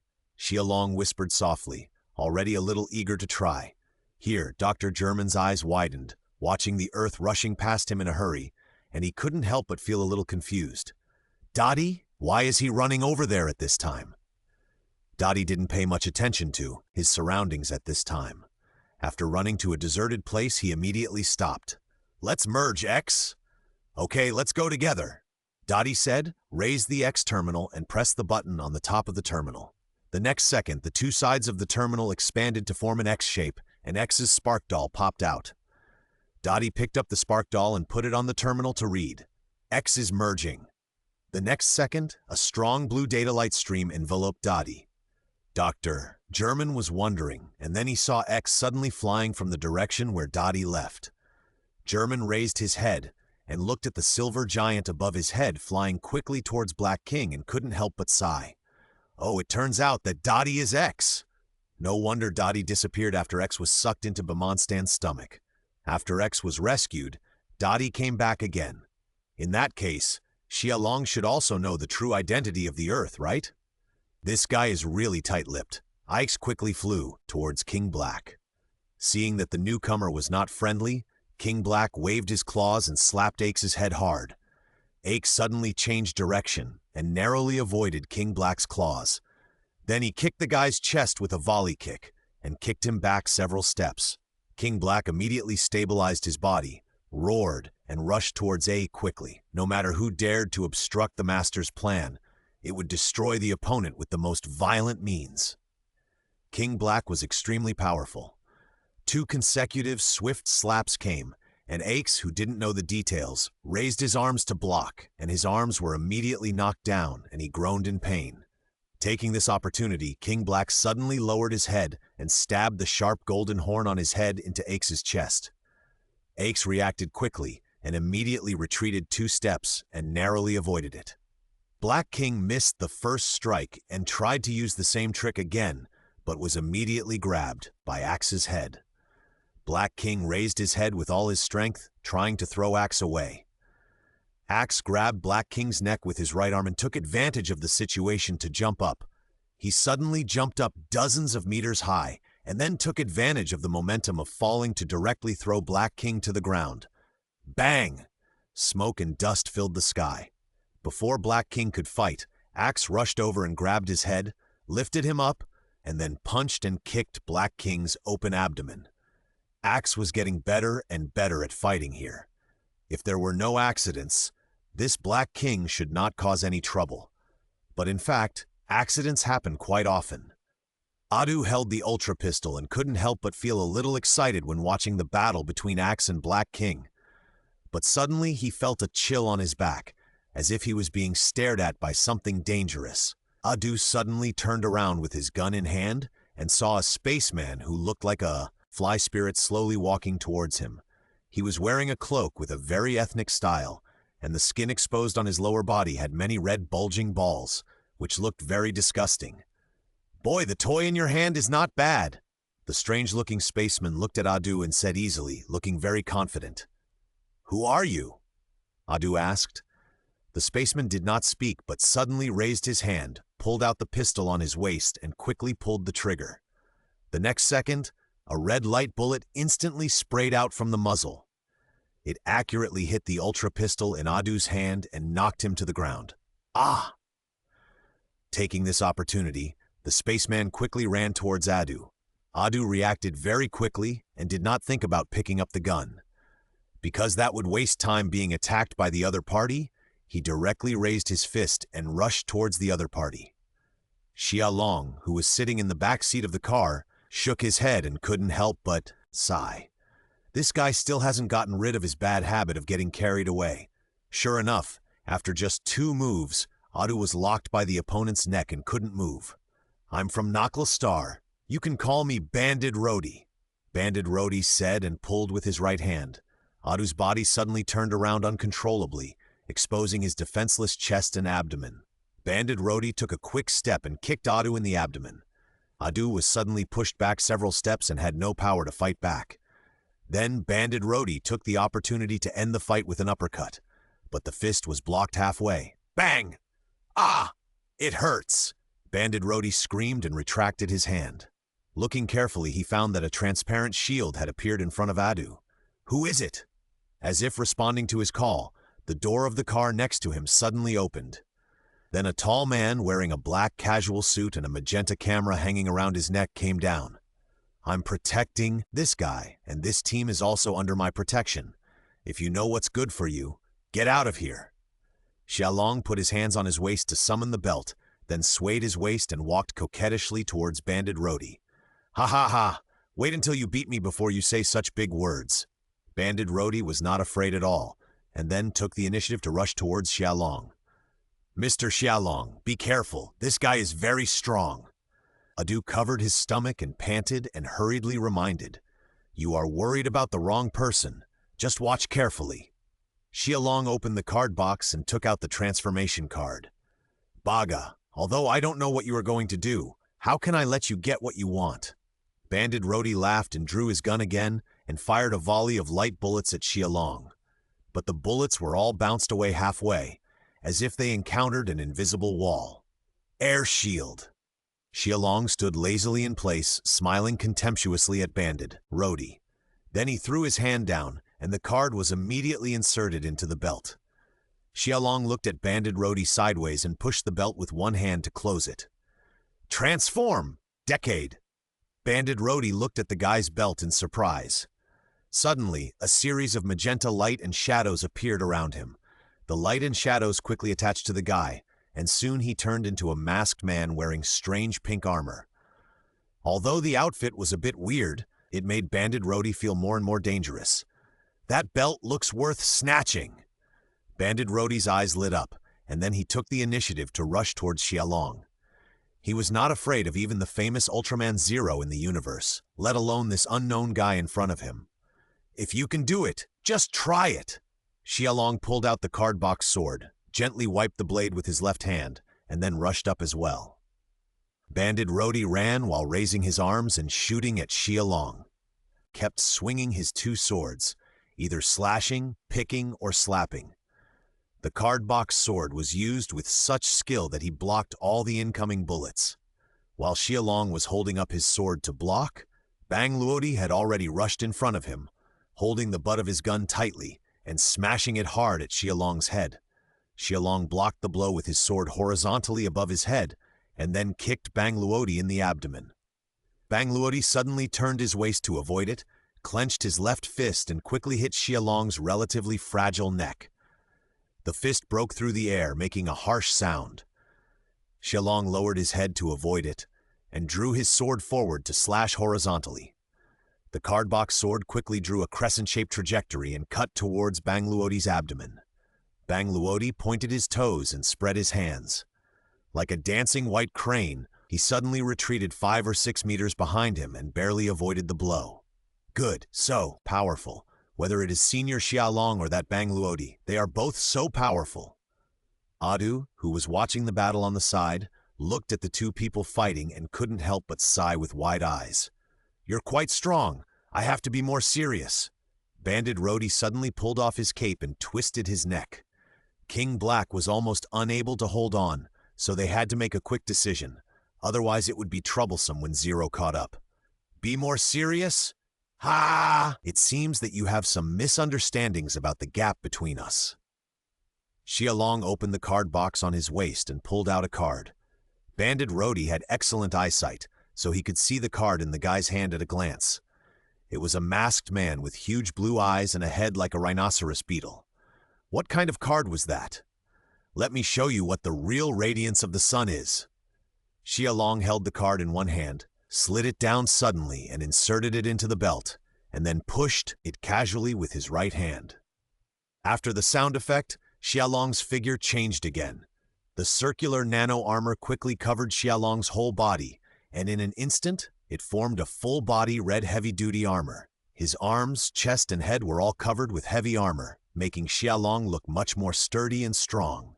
Kabuto mask form. What?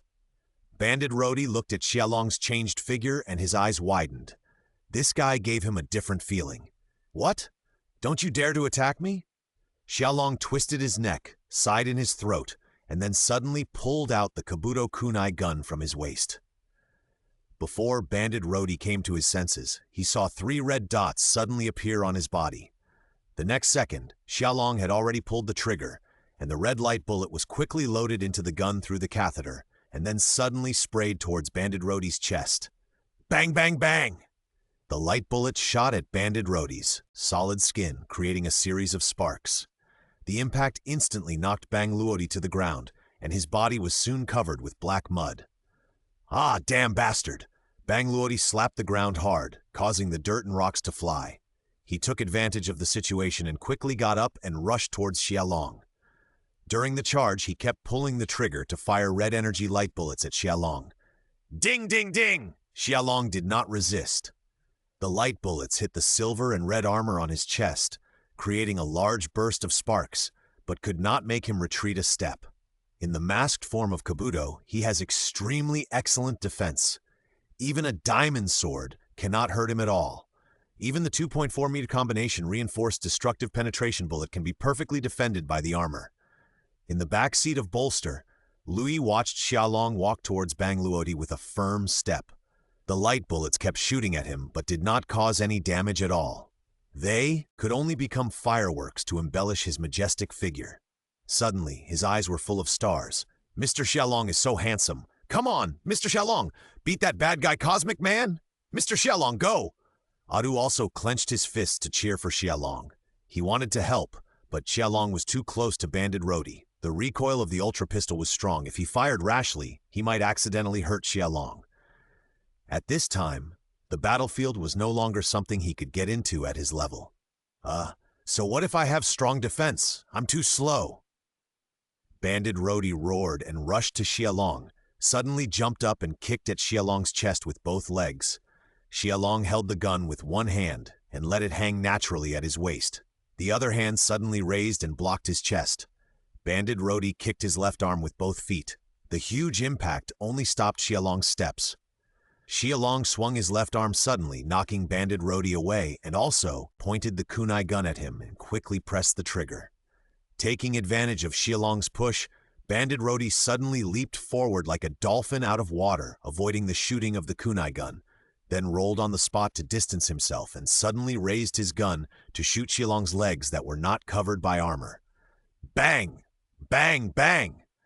The light bullets hit Xialong's legs, making him tremble all over, and then his knees softened and he half knelt on the ground. Banded Rhodey did not miss this opportunity and threw Xialong to the ground with a flying pounce. The two of them were entangled and rolled quickly on the ground. Although the armor in the masked form has strong defensive power, it is also heavy and not flexible. Soon Xialong was pressed under Banded Rhodey. Haha, this armor has good defensive power, but the speed is too slow. It is still easy to deal with as long as you find the weakness. Banded Rhodey laughed, then raised his gun to Xialong's head and was about to pull the trigger. Oh, really? Xialong chuckled, then suddenly raised his right leg and hit Banded Rhodey's defenseless back. Bang! The huge force knocked Banded Rhodey back 5 or 6 meters. Xialong also took this opportunity to stand up. He opened the card box on his waist and pulled out a card. I just want to see how long I can last in this form. Don't get me wrong. You keep talking tough, your weakness has been found, and you are doomed to fail. Banded Rhodey quickly stood up and rushed towards Xialong again. Just when he rushed 5 meters in front of Xialong, he saw Xialong suddenly insert the card in his hand into his belt, and then the strange sound effect sounded again. Come and ride, Kabuto, change beetle. The next second, it was like shedding skin. The heavy armor on Xialong's arms, chest, and helmet quickly emitted blue plasma sparks, and then suddenly collapsed in all directions. The armor fragments formed a storm and spread indiscriminately around. Banded Rhodey was caught off guard and was immediately hit by several pieces of armor, and immediately fell to the ground like a rolling gourd. What's going on? Banded Rhodey had no time to get up, and he suddenly looked up from his half-kneeling position. He saw Xialong appear in front of everyone in a brand new look under the shining sun. The bright red armor wrapped around his chest, his huge blue crystal-like eyes, and the large horns on his head that looked like rhinoceros beetles were particularly eye-catching. After shedding his heavy shell, Xialong now gave people a more agile and sensitive feeling, as well as a strong sense of oppression that could not be described in words. Is this the second stage of transformation? Liu Yi said with wide eyes, and her mouth opened into an O shape, then quickly took out her terminal and started to shoot crazily. So handsome, so handsome. Ah, how can Mr. Xialong be so handsome, Mommy? I'm in love. Come on, let's continue. Don't let me down, Banded Rhodey. Xialong raised his finger and hooked it at Banded Rhodey, with undisguised sarcasm in his tone. Asshole, I'm going to kill you! Tide Rhodey yelled in exasperation and rushed towards Xialong with his gun. Xialong suddenly pulled out the kunai gun on his waist, shook it lightly, and turned it into a kunai sword and held it in his hand. The dense gunfire sounded again. Xialong quickly swung the kunai sword, picking up all the incoming light bullets, and took the initiative to meet it. Tide Rhodey raised his fist and hit Xialong in the face. Xialong suddenly turned his head to easily avoid it, and then slashed the kunai sword heavily on Tide Rhodey with his backhand. Ah! Ah! Tide Rhodey was completely crazy, regardless of the injury on his chest, and raised his fist again to hit Xialong's chest. Xialong deflected his body to avoid it, and took the opportunity to swing his right leg, hitting Tide Rhodey's abdomen like a whip. Tide Rhodey immediately covered his abdomen in pain. Xialong's attack continued, and he hit Tide Rhodey's waist with a whip kick, knocking him to the ground completely. You have lost your mind and your moves are completely unplanned. It's really disappointing.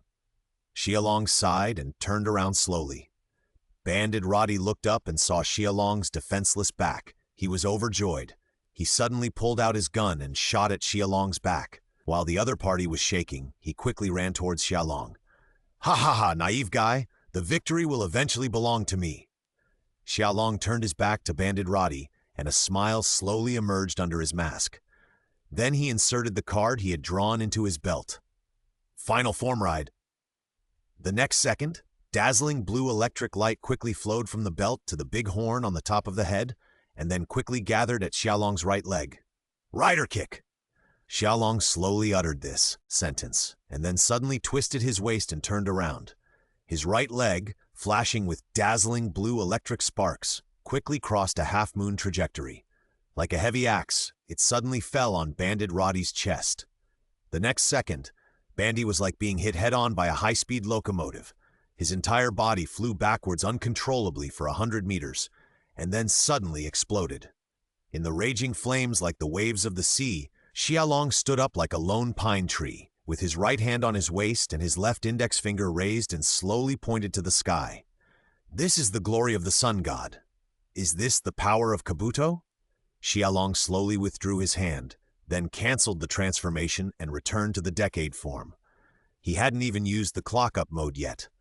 Otherwise, with full firepower, Xiaolong conservatively estimated that he could have killed Bandy within a second. And this card still has room for evolution. If it can evolve into a transcendent form, that would be truly amazing. Xiaolong's mind was churning, and he recalled the information about the transcendent Kabuto. The transcendent form of Kabuto is the final form after the supermolting, and it is also the undefeated third form. In this form, you can even combine the power of all insect instruments to exert special attacks that exceed the level. The defense is twice that of the night form, and the super clock-up is dozens of times that of the clock-up mode. In this form, the Super Kabuto can sense the chaotic timeline and see the past and future time and space. The fingers can easily crush and tear steel blocks, and can move in space. The Hyperblade during the special move can crush all matter within a maximum circle of 100 meters. Speaking of which, Xiaolong has obtained a lot of Knight cards, but until now he has not known how to obtain the final forms of the Knights. Dragon Knight Survival Dragon Knight, Kuga's Ultimate Dark Eye form, Kabuto's Super Kabuto. As long as any card can evolve into the final form, Xiaolong's strength can be doubled. Speaking of which, hasn't that guy climbed up yet? Xiaolong slowly turned around and saw a huge figure climbing up from the broken rocks in the distance. A fly-like head and a white cotton-padded jacket on the lower body. Who else is it if not the Knuckle Star Bandrodi? But at this moment, Bandrodi doesn't look very good. Looking over, one can clearly see a very clear burnt footprint on his chest. It was Xiaolong's kick just now. Inside the X-base, Vice Captain Sayuri was about to breathe a sigh of relief, but immediately raised her voice again when she saw this. That alien is not dead? If this continues, won't Mr. Xiaolong be in danger? Sayuri turned her head to look at Shenmue beside her, asking as if she needed his answer. Shenmue didn't say anything, staring at the screen without blinking, his face full of seriousness. Xiaolong should still have a lot of cards in his hand, and he won't die so easily. Asshole, you have successfully angered me. Now bear my anger. After saying this, Banded Roddy quickly ran towards Xiaolong. The ground shook, and Xiaolong did not turn around and run away, but looked at him expectantly. This was part of the plan. The knight's kick just now was much more powerful, otherwise Banded Roddy would have been killed by him in an instant, and there would be no time to giantize to reduce the damage. The reason why Xiaolong withdrew his strength was naturally not because he cared about the life and death of Banded Roddy. What he cared about was the Infinite Zero armor card. According to the original plot, Banded Roddy would join forces with King Black to defeat Aches. After that, when Zero arrived, he directly snatched the Ataste car containing the Flash doll and Louis. In order to rescue Louis, Dr. German created the Infinite Zero armor with his own ingenuity and handed it to the Earth. In this way, the Earth and Aches could successfully cross the dimensional universe to find Louis. So for the Infinite Zero armor card, Banded Roddy can't die. At least not now. Mr. Xiaolong. Edu and Louis looked wide-eyed and panicked. But in the end, they could only watch Xiaolong turn into a magenta meteor, kicked hundreds of meters away by Banded Roddy, and disappeared into the distant rocks. No matter how powerful your armor is, it's useless. I'll just kick you to pieces after I've grown huge. Banded Roddy looked at the pile of rocks submerged by Xiaolong with contempt, and then immediately covered the footprints on his chest with his hands and screamed in pain. He was able to force me to this point. That arrogant guy was quite capable. But now... Banded Roddy strode towards the pile of rocks that submerged Xialong, and then raised his foot and stomped on it.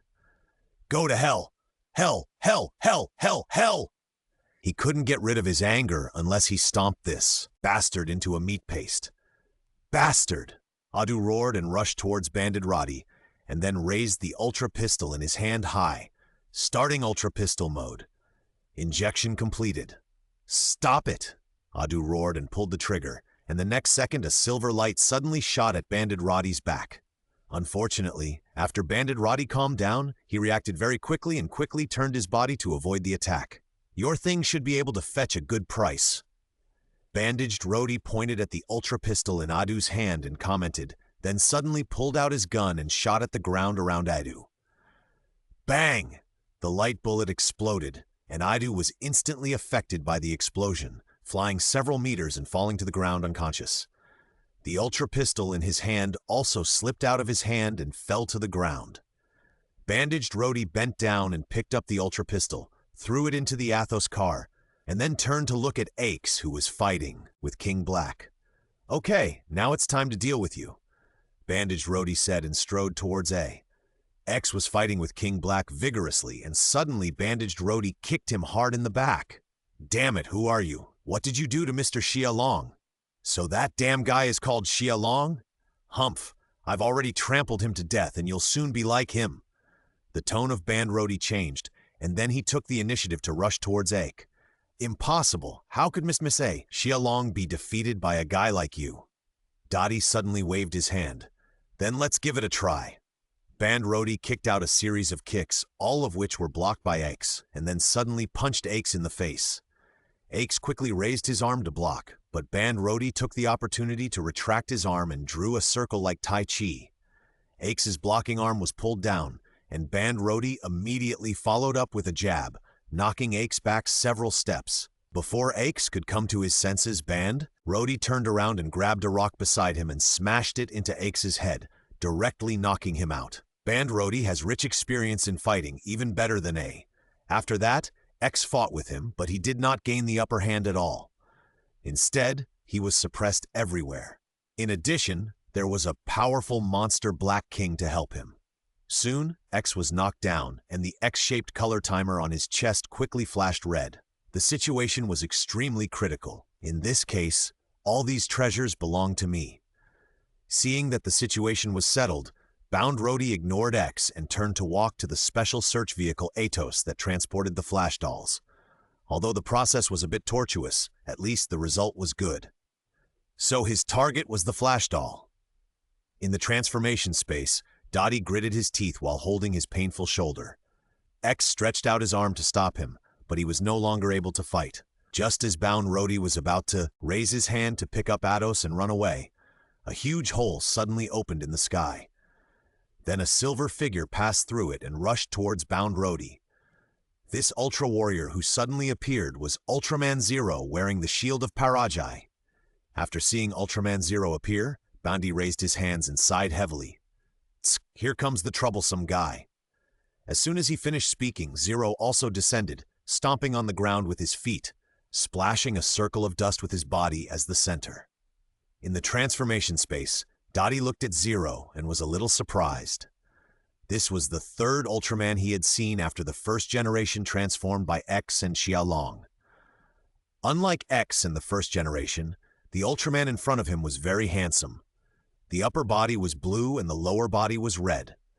The two completely different colors were perfectly combined on this Ultra Warrior. There were also two symmetrical blade-like things on his head. He was also wearing an inverted triangle silver armor, and his right hand was equipped with a silver sword-like weapon inlaid with blue crystals, which looked quite extraordinary. The smoke and dust dissipated, and Zero slowly stood up and released the ultimate Zero form, then slightly sideways glanced at Bandaged. Knuckle Star Bandaged Roddy, I finally found you. Inside the X-base, the communicator Miss Matsudo immediately raised her head to report. Another A-form giant appeared. Vice Captain Sayuri looked at Shenmue after hearing this. Shenmue remained silent and looked at Ultraman Zero on the screen in shock. Dr. Gehrman looked at the suddenly appearing Ultraman Zero and couldn't help but sigh. Is he the legendary Ultraman Zero? King Black, kill him! Bandrodi didn't want to get entangled anymore and immediately commanded King Black to stride towards Ultraman Zero.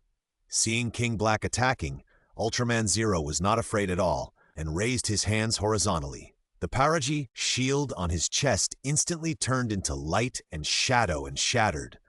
And then 2 Ultraman Zero head darts automatically flew into his hands and were tightly held in his palms. Ultraman Zero took the initiative to rush towards King Black and suddenly jumped up when they were about to collide with each other, and then used the momentum of falling to swing the Ultraman Zero head dart in his hand. King Black immediately raised his hard claws to block the attack and then swung his claws towards Zero's chest. Zero quickly raised his arm to easily take King Black's claw attack, and then quickly swung the head dart in his hand to cut into King Black's chest. Several very clear collision sounds overlapped, accompanied by dazzling sparks that burst out almost at the same time. King Black's eyes were red, and he punched Zero in the face with all his strength. But Zero quickly bent down and lowered his head to avoid it, and then took the opportunity to chop with the head dart a few more times. Good. So powerful, it's so easy to suppress that monster. Dottie widened his eyes and couldn't help but sigh at Zero, who was in full advantage. Zero suddenly raised his legs, and with a quick step, he kicked King Black in the abdomen and forced him back, then suddenly bent his knees to lower his center of gravity, and then suddenly jumped to a height of nearly 1,000 meters. The next second, Zero's right leg was suddenly wrapped in raging flames, and with the momentum of falling, he launched a fierce kick at King Black. Zero's flying kick. Everyone looked up and saw the agile Ultraman warrior falling from the sky like lightning. The right foot wrapped in flames easily kicked off the golden horn on King Black's head from the root. Bang! The broken golden horn quickly rolled several times in the air and then stuck in the ground like an inverted mountain. The scene looked quite shocking.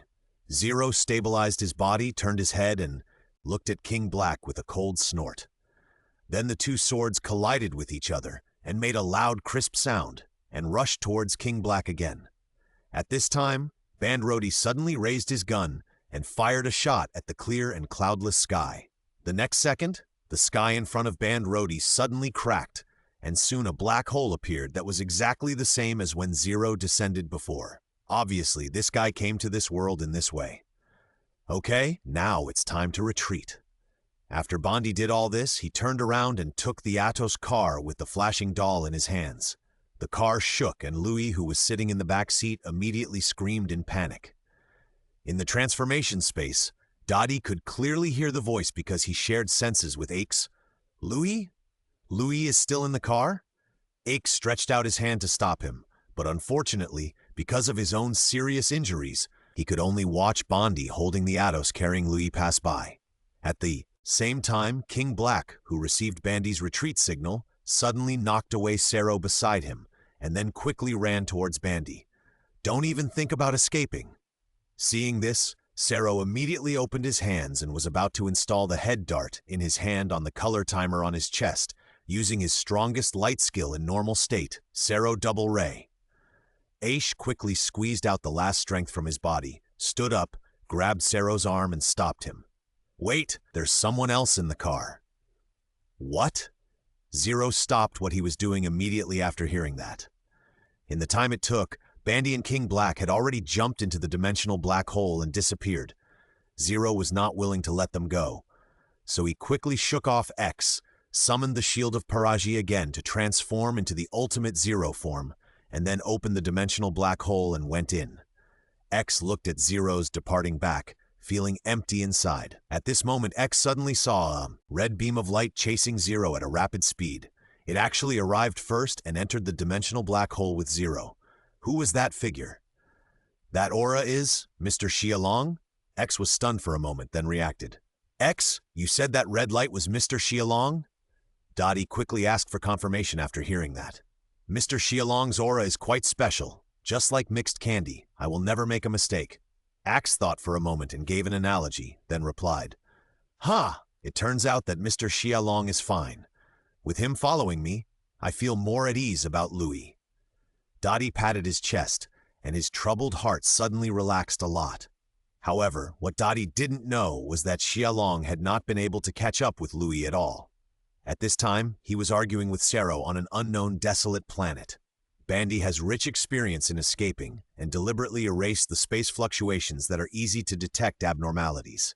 When Sero opened the black hole to chase him, he could only lock the approximate area. In order to accurately search for the place where Bandy is hiding, he needs to search one by one again. Damn guy! He let him escape again! Sero looked at the vast universe in front of him and couldn't help but waved his fist in anger. At this moment, a strange male voice with a lazy voice suddenly sounded from behind Sero. Maybe I can help. Who? Zero turned around abruptly, and the head dart flew out automatically and landed in his hand, and he quickly entered combat status. Then, he saw a man riding a strange motorcycle and wearing strange full-body armor.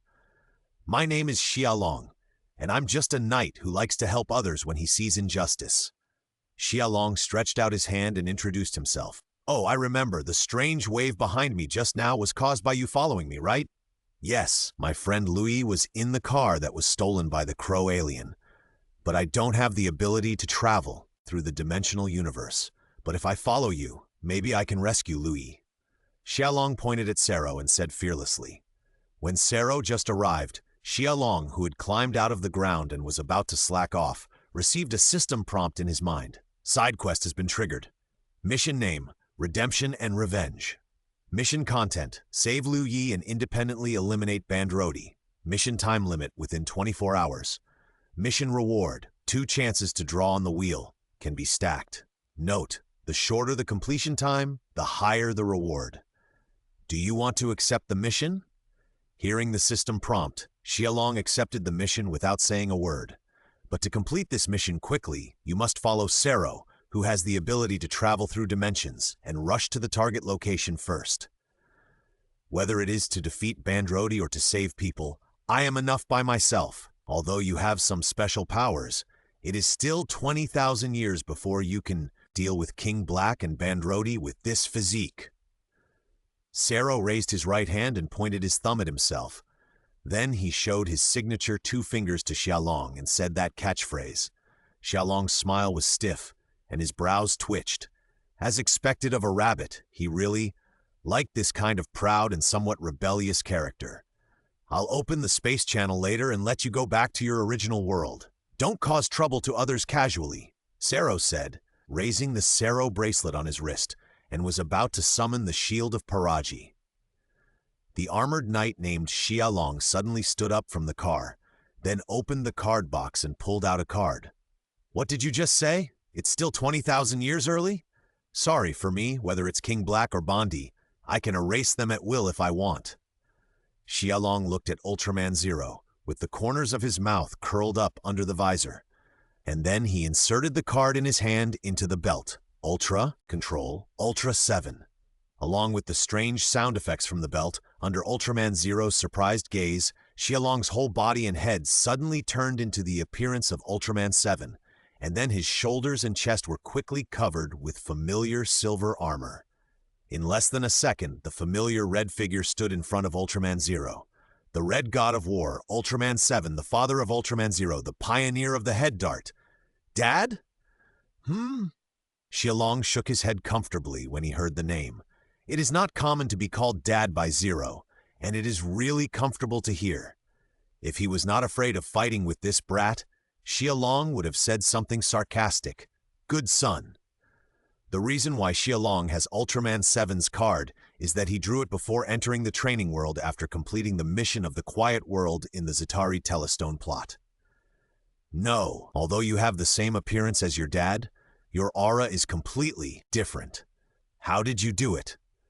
Zero reacted quickly, then raised his hands and looked at the red figure in front of him as if facing a great enemy. Don't be nervous. I just borrowed the card with your father's power to transform, and you can't do anything to this face, right? Then when I have the opportunity to meet Senior 7 in the future, I will have to have a good talk with him. Xiaolong stroked his chin with one hand, looking like he was thinking seriously. However, he said such words with Seven's body, which always made Zero feel very uncomfortable. Okay, I know, I will take you to find your friends, but the guy who tied Roddy is very cunning, and I can't find the exact location of that guy now. Zero immediately raised his hands in surrender when he heard it. Although he was not forgiving in words, this kid was actually quite afraid of his father. Don't worry about this. X and Daichi will help. Xiaolong raised his hand and gave a thumbs up and smiled. X and Daichi? Is it the Ultraman with headphones and his human body that we saw before? Zero asked with his hands folded on his chest. Yes, although Louis was kidnapped by Roddy, she will definitely find a way to contact Daichi and the others. At that time, as long as we find the signal and find the source, we should be able to detect Roddy's hiding place. Xiaolong looked at Zero and confirmed. Of course! Zero reached out and wiped his nose proudly. On an unknown, desolate planet, King Black squatted honestly in the same place, and an unknown machine was repairing its broken horn. A thin, yellow sponge-like light shone through the car window onto Louis's face. Louis's long eyelashes brushed lightly, and then she slowly opened her eyes. A strange sound was heard outside the car window, followed by a familiar voice. It was the band roadie who claimed to be from the Neckel Star. Well, it's a treasure I discovered by accident, and it can be used as a monster weapon. Louis slowly climbed on the car window, then carefully poked his head out. He saw that guy still wearing the ethnic-style cloak, holding a communicator in his hand and talking to someone. How about 15,000 Nakels? Well, brand new boss, I'm the most trustworthy weapons dealer in the galaxy. Louis's eyes penetrated the car window and saw at a glance the silver suitcase with the Geo logo and the shining dolls. At this time, the box was opened and placed on the ground not far away. There were also some boxes with unknown things scattered around. It seems that they should be the things that this guy has stolen. That guy plans to sell the shining dolls to other people as monster weapons? He is a weapons dealer? Lu Yi climbed on the car window with both hands, and her little brain immediately started to work. In any case, the shining dolls cannot be handed over to that guy. You must think of a way to break the dilemma in front of you. She has seen the means of tying Rhodey. The fighting ability is very outstanding. He can easily deal with Adu, and he can fight in a giant form. In order to win, he can use despicable means without hesitation. He can never win in close combat. Weapons must be used to make up for this disadvantage. Lu Yi glanced around. Soon he found something that could change the situation, the Ultra Pistol. At this time, the pistol that was taken as a trophy by the tied Rhodey was lying not far from the box. The guy was on the phone now and didn't think that he was in the car. This is a golden opportunity. Lu Yi quickly made an action plan. Even so, she couldn't help but feel fear in her heart. If the plan failed, what would happen to her? Would she be sold like those weapons? Come on, Louis, you can do it. You must not give the flash doll to that kind of guy.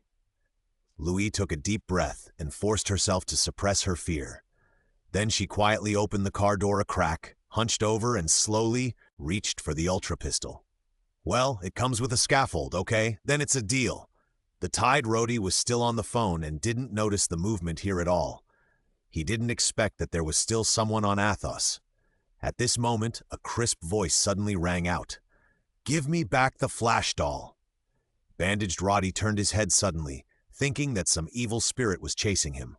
As a result, he saw a little human girl holding a gun in both hands, trembling and pointing it at him. It turned out to be just a little human girl. Look at those slender limbs and smart big eyes. She has no fighting ability at all. Even if such a weak creature gets a gun, what threat can it pose to him? Louis tried to steady her hands and tried to pretend to be indifferent when looking at bandaged Roddy. But her trembling, slender legs showed that her mood at the moment was not calm as it seemed on the surface. "What's wrong? Little girl, why are you shaking? Can you hit me? Like this?" Bandaged Roddy walked towards Lu Yi fearlessly. "Of course," Lu Yi answered without hesitation, and then started the Ultra Pistol. Starting Ultra Pistol mode? "Because the person who made this gun is me," Lu Yi said and pulled the trigger without hesitation. But what she didn't expect was that the recoil of the Ultra pistol was amazing. She had no shooting experience and could only hold the pistol tightly, but she couldn't control the direction. The strong white light was like a headless fly, sweeping everywhere in front of it, out of control. The earth was easily cut, and the rocks in the distance were easily shattered. The harsh explosion and the flames sounded at the same time, which looked quite fiery. Bandit Roddy looked at the irregular shaking of the silver light, and his heart was also panicked, and he quickly hid behind a huge rock. How to stop it? Liu Yi was also panicked and actually asked Bandit Roddy for, "How should I know? It's so hot!"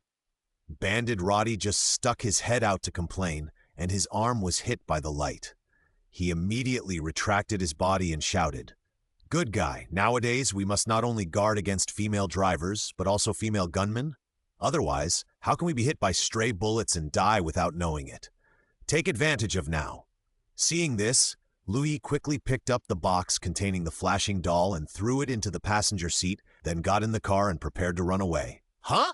Stop right there!" Seeing this, Bandit Roddy immediately chased after him. Unfortunately, Louis reversed the car quickly and knocked him 4 or 5 meters away. Then, in Bandit Roddy's furious eyes, he quickly drove away. "How dare you steal my things, you thief! Give them back to me!" Bandit Roddy waved his hands and shouted, but unfortunately, he could only watch the back of Atos's car go away quickly. Inside the base, the communicator, Matsuyama Kishitake, suddenly received Louis' signal. "Can you hear me? I'm Louis, can you hear me?" Hearing the familiar voice, the anxiously waiting people on the side quickly ran over. "Louis, how are you? Are you okay?" Asuna asked quickly. "I don't seem to be in a good condition now." "Where are you? Are you safe now?" Hayato asked quickly. "I don't know. There are 3 suns here. It doesn't look like the Earth." Louis looked up at the sky and then replied with some frustration. "The nearest triple star is 6.4 light-years away from the Earth," Dr. German said immediately after hearing this. "In this case, Louis, won't you be able to come back?" Crescent Guardian said with wide eyes after hearing this. The others were all silent after hearing this, not knowing what to say. "Woo! I want to go back. I don't want to stay here." Louis' soft sobbing came from the other end of the communicator. Daichi immediately stepped forward and comforted him. "Don't be afraid, Louis. I saw Mr. Xiaolong and the Ultra Warrior who suddenly appeared chased after them. They should come to rescue you soon." "Mr. Xiaolong? Wasn't he kicked away by that bad guy alien?" Louis stopped crying and asked after hearing this. "Mr. Xiaolong is not that easy to die. Don't forget that he has the ability to make air shields." Daichi nodded. "We know the source of the signal. It's in the T9 area." At this time, the communicator Matsudo Chiaki suddenly spoke up. "Why isn't it at the other end of the universe?" Adu was a little disappointed when he heard this. In this case, don't they still not know the exact location of Louis? "The T9 area is..." Daichi repeated the location, and then his eyes lit up. As if he had thought of something, he immediately turned around and ran away. Only the others were left looking at his receding back with a puzzled look on their faces. T9 area. Daichi stood on the empty ground, looking around with a look of emotion. "Where is this?" Axe asked. "This is the location of my mother's research institute. Why are Louis' radio waves coming from here?" Daichi reached out and touched the ground under his feet, trying to find out the reason. Perhaps this is one of the special places that connect the 3-dimensional universe and the parallel world. Axe guessed. The source of the signal appeared in the T9 area. It may mean that Louis' radio waves were transmitted through the space node here. Then can we save Louis from here? Unfortunately, Dadi, we don't have the ability to cross dimensions. Hearing this, Dadi stood up with an ugly face. Can he only watch the situation develop and be powerless to do anything? "Why are you two so frustrated?" At this moment, a familiar voice sounded. Then Dadi heard Axe's panicked voice. Wait a minute, what are you going to do?" Dadi suddenly lowered his head and was surprised to find that Axe in the terminal suddenly flashed a few times and disappeared, and then a figure in familiar armor appeared on the screen. "It's the powerful Ultraman from before. We're waiting for you in the stratosphere. Come here." After saying this, Zero's voice disappeared. The stratosphere, also known as the isosphere, is a layer in the Earth's atmosphere that is hot on top and cold on the bottom.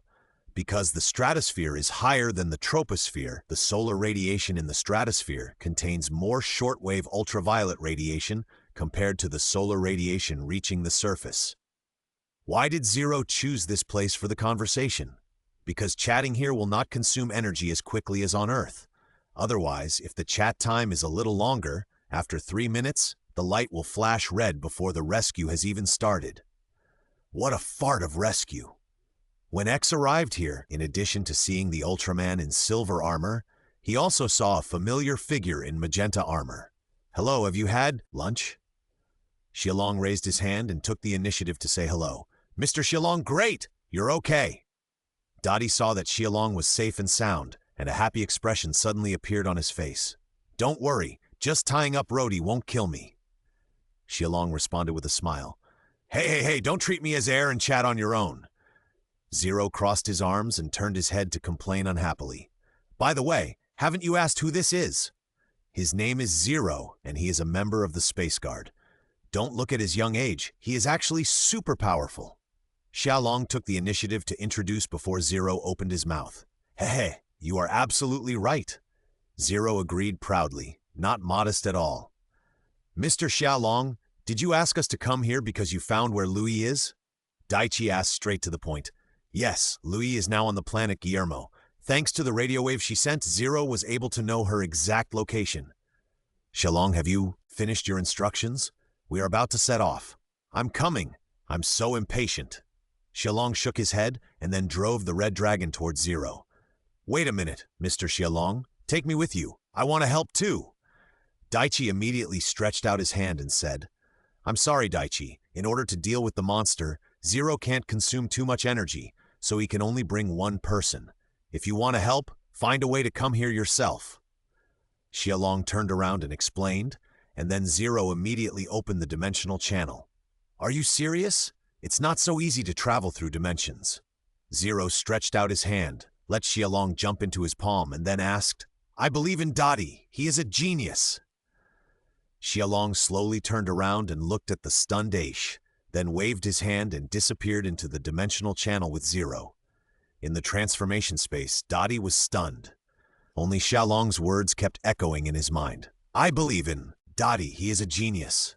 Mr. Xialong!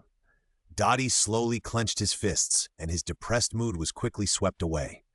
In terms of fighting, Mr. Xialong is better than himself and Ike's, and is indeed the most suitable person to go to the rescue with Zero. However, I will not admit defeat. Aches, let's go back. I want to make a Zero card with the doctor to track the radio waves emitted by Louis and break through the dimensional hole. Dottie said firmly. Okay. Seeing that Dottie was in high spirits, Ike's also cheered up. On the desolate planet, Louis stood upright and looked up at the 3 suns in the sky that seemed to never fall. I really want to eat the cherry pie baked by Mommy, Louis said slowly, lowering her head. From the time she was abducted to now, she had not eaten anything, not even a drop of water. On this strange planet, she knew no one except the cunning arms dealer, Bandlodi. Hunger, loneliness, fear of the unknown. These negative emotions were like weeds in a wasteland after rain, and they emerged from Louis's heart uncontrollably. You are very talented. Bandlodi's voice suddenly sounded. Louis heard the voice and quickly took out the ultra pistol from her bag, then looked up. On a rock not far in front of her, Bandlodi was sitting there leisurely with a gun in his hand. I don't know when he appeared. You are very talented in making weapons, Bandlodi explained. I don't make weapons, Louis immediately retorted loudly. She made the ultra pistol to resist the aliens who invaded the Earth and protect the humans persecuted by monsters, not to make these props for killing. Listen carefully, little girl. In this universe, the scarier things are, the more they can be sold. Only the strong can survive. Bandit Roddy suddenly stood up and turned around to look at Louis and said. Louis lowered her head sadly, then slowly raised it. The so-called strong may not be the final winner. What did you say? Even weak lives will. Try all kinds of ways to survive. As long as you don't give up hope and keep working hard, you will definitely win in the end. Louis met Bandit Roddy's gaze without fear. In this world, even the weak have their own way of survival. You are too naive to say that power is everything. Be polite to you. You are so proud of yourself. Bandit Roddy was furious and strode towards Louis. Louis quickly pulled the trigger, but the ultra pistol in her hand did not release anything. The energy is used up. I knew that gun couldn't fire many rounds. Bandit Roddy laughed and stretched out his hand to hit Louis in the face. Louis closed her eyes in despair. No matter how many of her fought, she would not be a match for Bandit Roddy. At this moment, a huge crack suddenly appeared in the sky, and then a black light fell from the sky like lightning. Bandit Roddy suddenly retracted his hand and saw a familiar long sword inserted in front of him, separating him from the little girl. You actually bullied a little girl. It seems that your strong argument is just pure violence. You are really uncultured, Bandit Roddy. A familiar voice came from the sky, and Louis looked up suddenly. She saw a huge figure quickly appearing from the black hole. In the palm of the handsome giant, a knight in magenta armor looked down coldly. Mr. Xiaolong? Sorry, Louis, I kept you waiting for a long time. Xiaolong looked at Louis, showing a warm smile under his mask, and then suddenly jumped from Zero's palm. Bang! With smoke and dust filling the sky, Xiaolong slowly stood up from the cracked ground, then drew out the card-box sword and blocked in front of Lu Yi. Asshole, you are not dead yet, King Black. Kill them for me! Bandit Roddy yelled in exasperation, and then summoned King Black. Zero, leave Bandit Roddy to me. King Black is yours to trouble. Asshole Xiaolong, don't order me around. Zero said stubbornly, but still flew and knocked King Black to the ground. Two huge figures entangled and rolled on the ground, and soon this side was vacant. Lu Yi, find a place to hide. Leave this place to me. Okay, I know. Lu Yi obediently found a rock to hide, and then stuck her head out to look at Xiaolong's back and couldn't help but feel her heart beating. Mr. Xiaolong is a handsome knight who descended from the sky to resolve the crisis at the critical moment. He is so handsome. Asshole, even if your armor is powerful, what's the use? You can't be my opponent if you can't grow to be huge. After saying this, Bandy grew to be huge, giving up the idea of fighting Xiaolong. Who told you that I can't grow to be huge? Xiaolong said sarcastically. Then he opened the card box on his waist and took out a card, quickly inserted it into his belt, and pushed it closed with one hand. Ultraman Leo. The next second, a dazzling red light suddenly lit up. The light was so bright that Lu Yi couldn't help but stretch out his hand to block it. When the light dissipated, Xiaolong had disappeared, and an Ultraman warrior who had never been seen before stood in the field. His whole body was red like fire, with a crown like silver horn on his head, symmetrical silver stripes on his chest, and a strange character in the center of his abdomen. Although he had never seen him before, Lu Yi could feel the fighting spirit from him like a raging fire. The Flame Warrior from the 177th star of Leo, the Showa Fighting King, Ultraman Leo. Master, you actually have a card that can transform into my master? Zero, who was not far away, could not help but be surprised.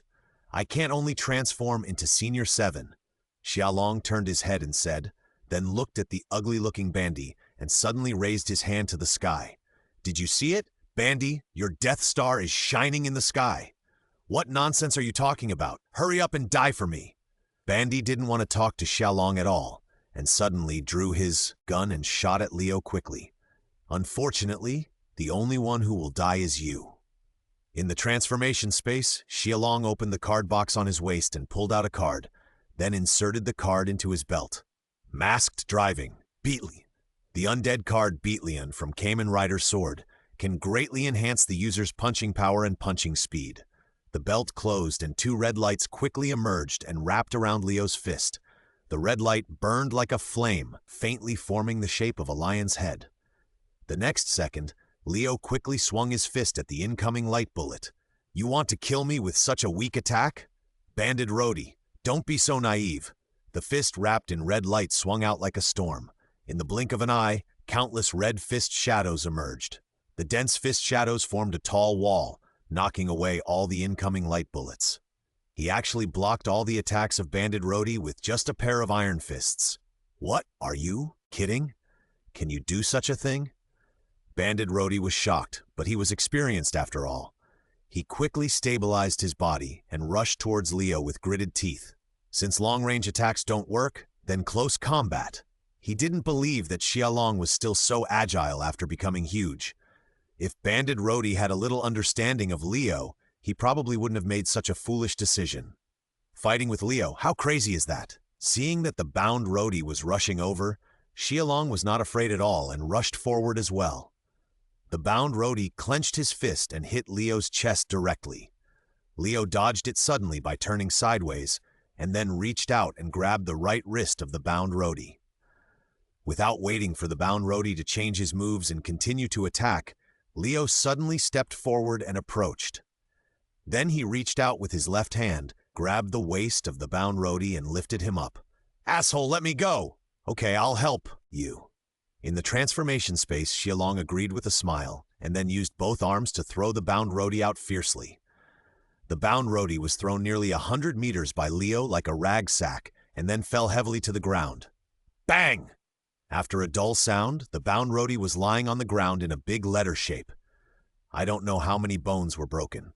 "What? Is that all? Where's your momentum?" Xiaolong looked down at Banded Rhodey and mocked him unscrupulously. Then he stretched out his hand and hooked his palm, signaling him to get up and fight again. "Asshole, you dare to look down on me." Banded Rhodey quickly got up from the ground, and then his voice was filled with anger that was hard to hide. The two of them took fighting stances at the same time, and then they looked at each other with a fierce look. Although he didn't want to admit it, Xiaolong was indeed better than himself in close combat. He must find a chance to turn the situation around, otherwise he might have to die here today. Banded Rhodey thought so in his heart, and unconsciously the pressure increased a lot. "What? Don't dare to attack me? Then I'll do it." Xiaolong smiled, and then took the initiative to rush towards Banded Rhodey. He was very fast, and when he rushed to Banded Rhodey, he immediately jumped up and kicked Banded Rhodey's head with his right foot wrapped in flames. This kick was powerful and heavy, like a sword swung out with force. There was a sharp sound of breaking air in the air. Bound Rhodey didn't dare to take it head-on, and quickly dodged. Leo was relentless, twisting his waist and turning around, and then pulling his left leg forward. This kick was as fast as thunder. Bound Rhodey didn't have time to react at all, and was hit hard in the chest, and his whole body was beaten back repeatedly. Leo stabilized his body, flicked his right hand, and then suddenly stepped forward to chase. Bound Rhodey quickly rolled on the spot, distanced himself from Leo, and then raised his gun to shoot at Leo's legs. Leo suddenly pulled his legs and swept in a half-moon shape, suddenly shooting down the incoming light bullet. In the transformation space, Xiaolong turned his head and took the time to look at Zero. Strong Corona form. Zero instantly switched forms, transforming into a red figure with greater strength and more suitable for close combat. Then he wrapped his fists in flames and shot left and right at King Black's head. He beat the opponent so hard that he couldn't find his way. Zero took this opportunity to approach. He held Black King's head tightly with both hands and then turned his body. He used Ultra Tornado to blow Black King into the sky. Black King was not light, so he received great damage after landing. After a while, he stood up. "Where are you looking at?" The roar of Bandy sounded, and then suddenly pulled the trigger at Leo's head. Leo quickly turned his head and easily dodged the attack, then turned around and looked at him. "I'm tired of playing. Are you ready for the end of the world?" In the transformation space, Xiaolong quickly pulled out a card. He pinched it with 2 fingers and threw it, and quickly inserted it into the belt. Magic Card Fusion. The next second, a card slot composed of golden light and shadow quickly appeared in front of him. Leo's card has been inserted into the card slot on the right. Fusion unfolds. Please insert another character card. Of course, the other one must be this one. Xia chuckled and summoned a card to insert it into the golden card slot. The next second, 2 cards quickly cast 2 lights and shadows on both sides of Xiaolong. Ultraman Leo, Kamen Rider Ryuki. The next second, the fusion card shattered into a huge black vortex, instantly sucking the 2 lights and shadows into it. Ultraman Leo, Ryuki Fusion Upgrade. Red flames burn the world. Flying Winged Lion. Dragon Armor Lion Form. After the exciting sound effects, Banded Rhodey was surprised to see a huge red circular rune array suddenly appear under Leo's feet. Oh! A shocking lion roar suddenly exploded in this world. The next second, A flaming lion wearing red armor and wings on its back roared and jumped out. It quickly ran towards Leo, and its movements were full of a masculine beauty of power. "Don't even think about succeeding," Banded Rhodey roared, raising his hand to pull the trigger. Seeing this, the flying winged lion suddenly turned its head and opened its mouth, aiming at Bandy and spewing a series of exploding fireballs. Bandy didn't dare to take it head-on, so he quickly jumped to the left and finally avoided it. The red fireball hit the ground. It broke, bloomed, and then exploded. In the brilliant firelight, Bandy, Zero, and the hiding Louie stared with wide eyes, watching the flaming lion pounce on Leo. Leo did not dodge or evade, but instead spread his arms as if to embrace it. In the shocked eyes of everyone, when the flying winged lion was about to touch Leo, it turned into a red light and sank into the color timer on Leo's chest. The next second, a tsunami-like fire wave suddenly rose from Leo's feet. The dazzling red firelight was so dazzling that people couldn't open their eyes. The tsunami-like fire wave turned and soared in the sky as if it had self-awareness, and soon formed a majestic and ferocious giant fire dragon. That was Dragon Rider's contracted partner, the evolution of Wushuang Dragon, Fiery Dragon. Fiery Dragon had completely shed its flesh body at this moment, and turned into a flame spirit that circled in the sky and then plunged down. Soon the flames dissipated, and a tall ultra warrior wearing red armor and a silver mask appeared in front of everyone. Flame-like exaggerated lines extended from his feet to his chest. The bright silver chest armor with dragon-shaped lines was held up high by muscles, and the shoulder armors on both shoulders were flying dragon wings. Compared to before, Leo's figure was more sturdy and powerful.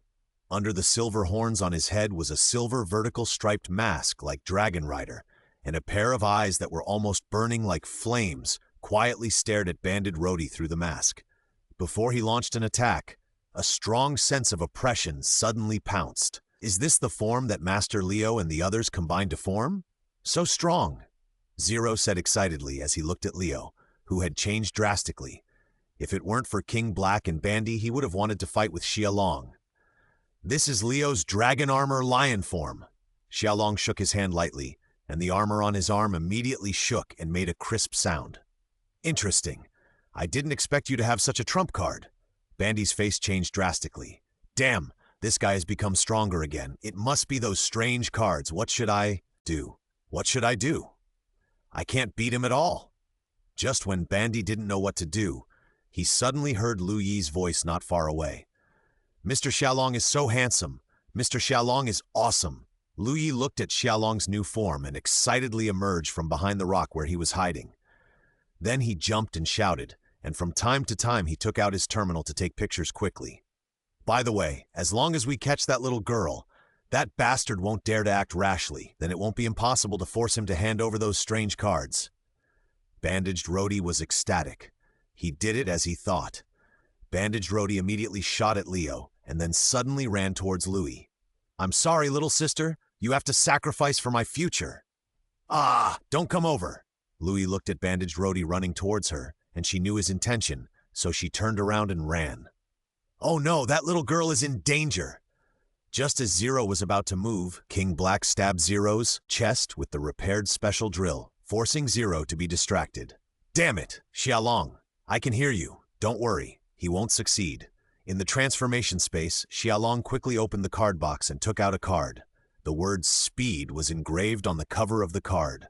Xiaolong inserted the card into his belt and quickly closed it. "Attack Ride, Speedy Wind." After the sound, 2 green hurricanes quickly wrapped around Leo's feet. The next second, Leo moved. Banded Rhodey ran towards Louie with a grin, and the ground trembled under his feet. Louie accidentally fell to the ground and immediately looked at Banded Rhodey approaching with a horrified face. At this moment, she suddenly saw a red figure running towards her quickly. The speed was so fast that only a series of afterimages could be seen. Banded Rhodey was about to reach out and grab Louie, but suddenly his eyes blurred and he saw a familiar red figure appear in front of him. "Mr." Louie looked at the figure standing tall in front of her and felt a sense of security in her heart. She immediately let out a surprised cry. "What? How come you're so fast?" "I don't like what you said." Leo stretched out his finger to make a gesture, then suddenly kicked out and hit the bound roadie in the chest. Ah!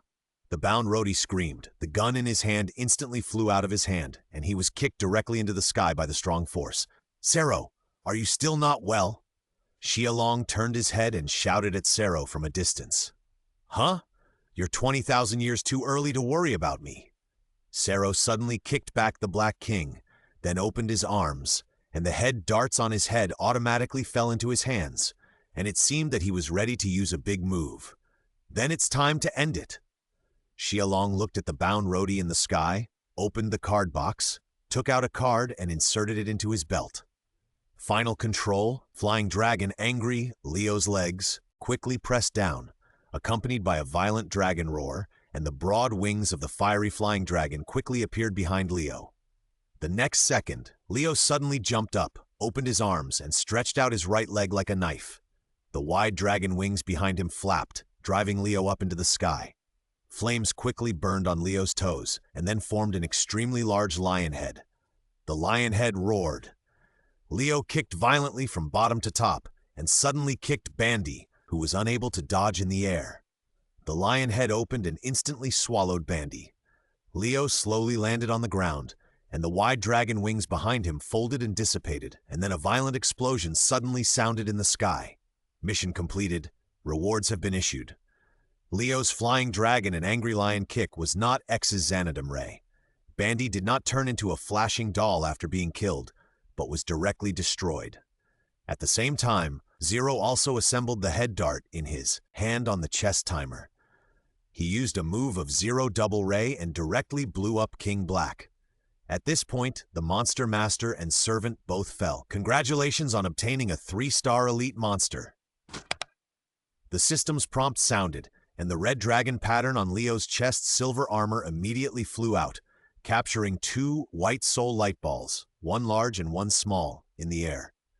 Leave Bind Roadie's soul to me for great use and give you the one from King Black, which happens to be a fire attribute that suits you. Xialong immediately ordered.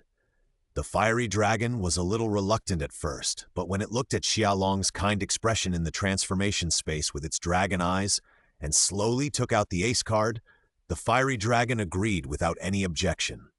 Xialong breathed a sigh of relief. After entering the ace copy, he had the soul light ball of the scroll leader Teleston in his hand. Together with Bind Roadies, he just collected 2 soul light balls to sacrifice and unlock the Blue Eyes White Dragon. Well done, Zero. Xialong walked to Zero's side, patted him on the shoulder and said, Of course, and please don't say such things to my master's face, okay? I'm not used to it. Zero crossed his arms and said proudly, then suddenly realized and pointed at Xialong and said dissatisfiedly, Oh, can I regard this sentence as a provocation to Senior Leo? It seems that Zero still wants to wear the training armor. Xialong turned his head and said without any fear, I don't mean that. You guys don't use my master to pressure me. Zero trembled all over when he heard it, and then he became a little angry. Okay. At this moment, a big hole suddenly appeared in the sky. Then a familiar figure wearing Zero's infinite armor came through. Zero, Mr. Xialong, I've kept you waiting for a long time. Where are Bound Roadie and King Black? I'm here to help. X shouted and then rushed over suddenly. Hey, isn't that my armor? Zero looked up and looked at the silver armor worn by X for a moment.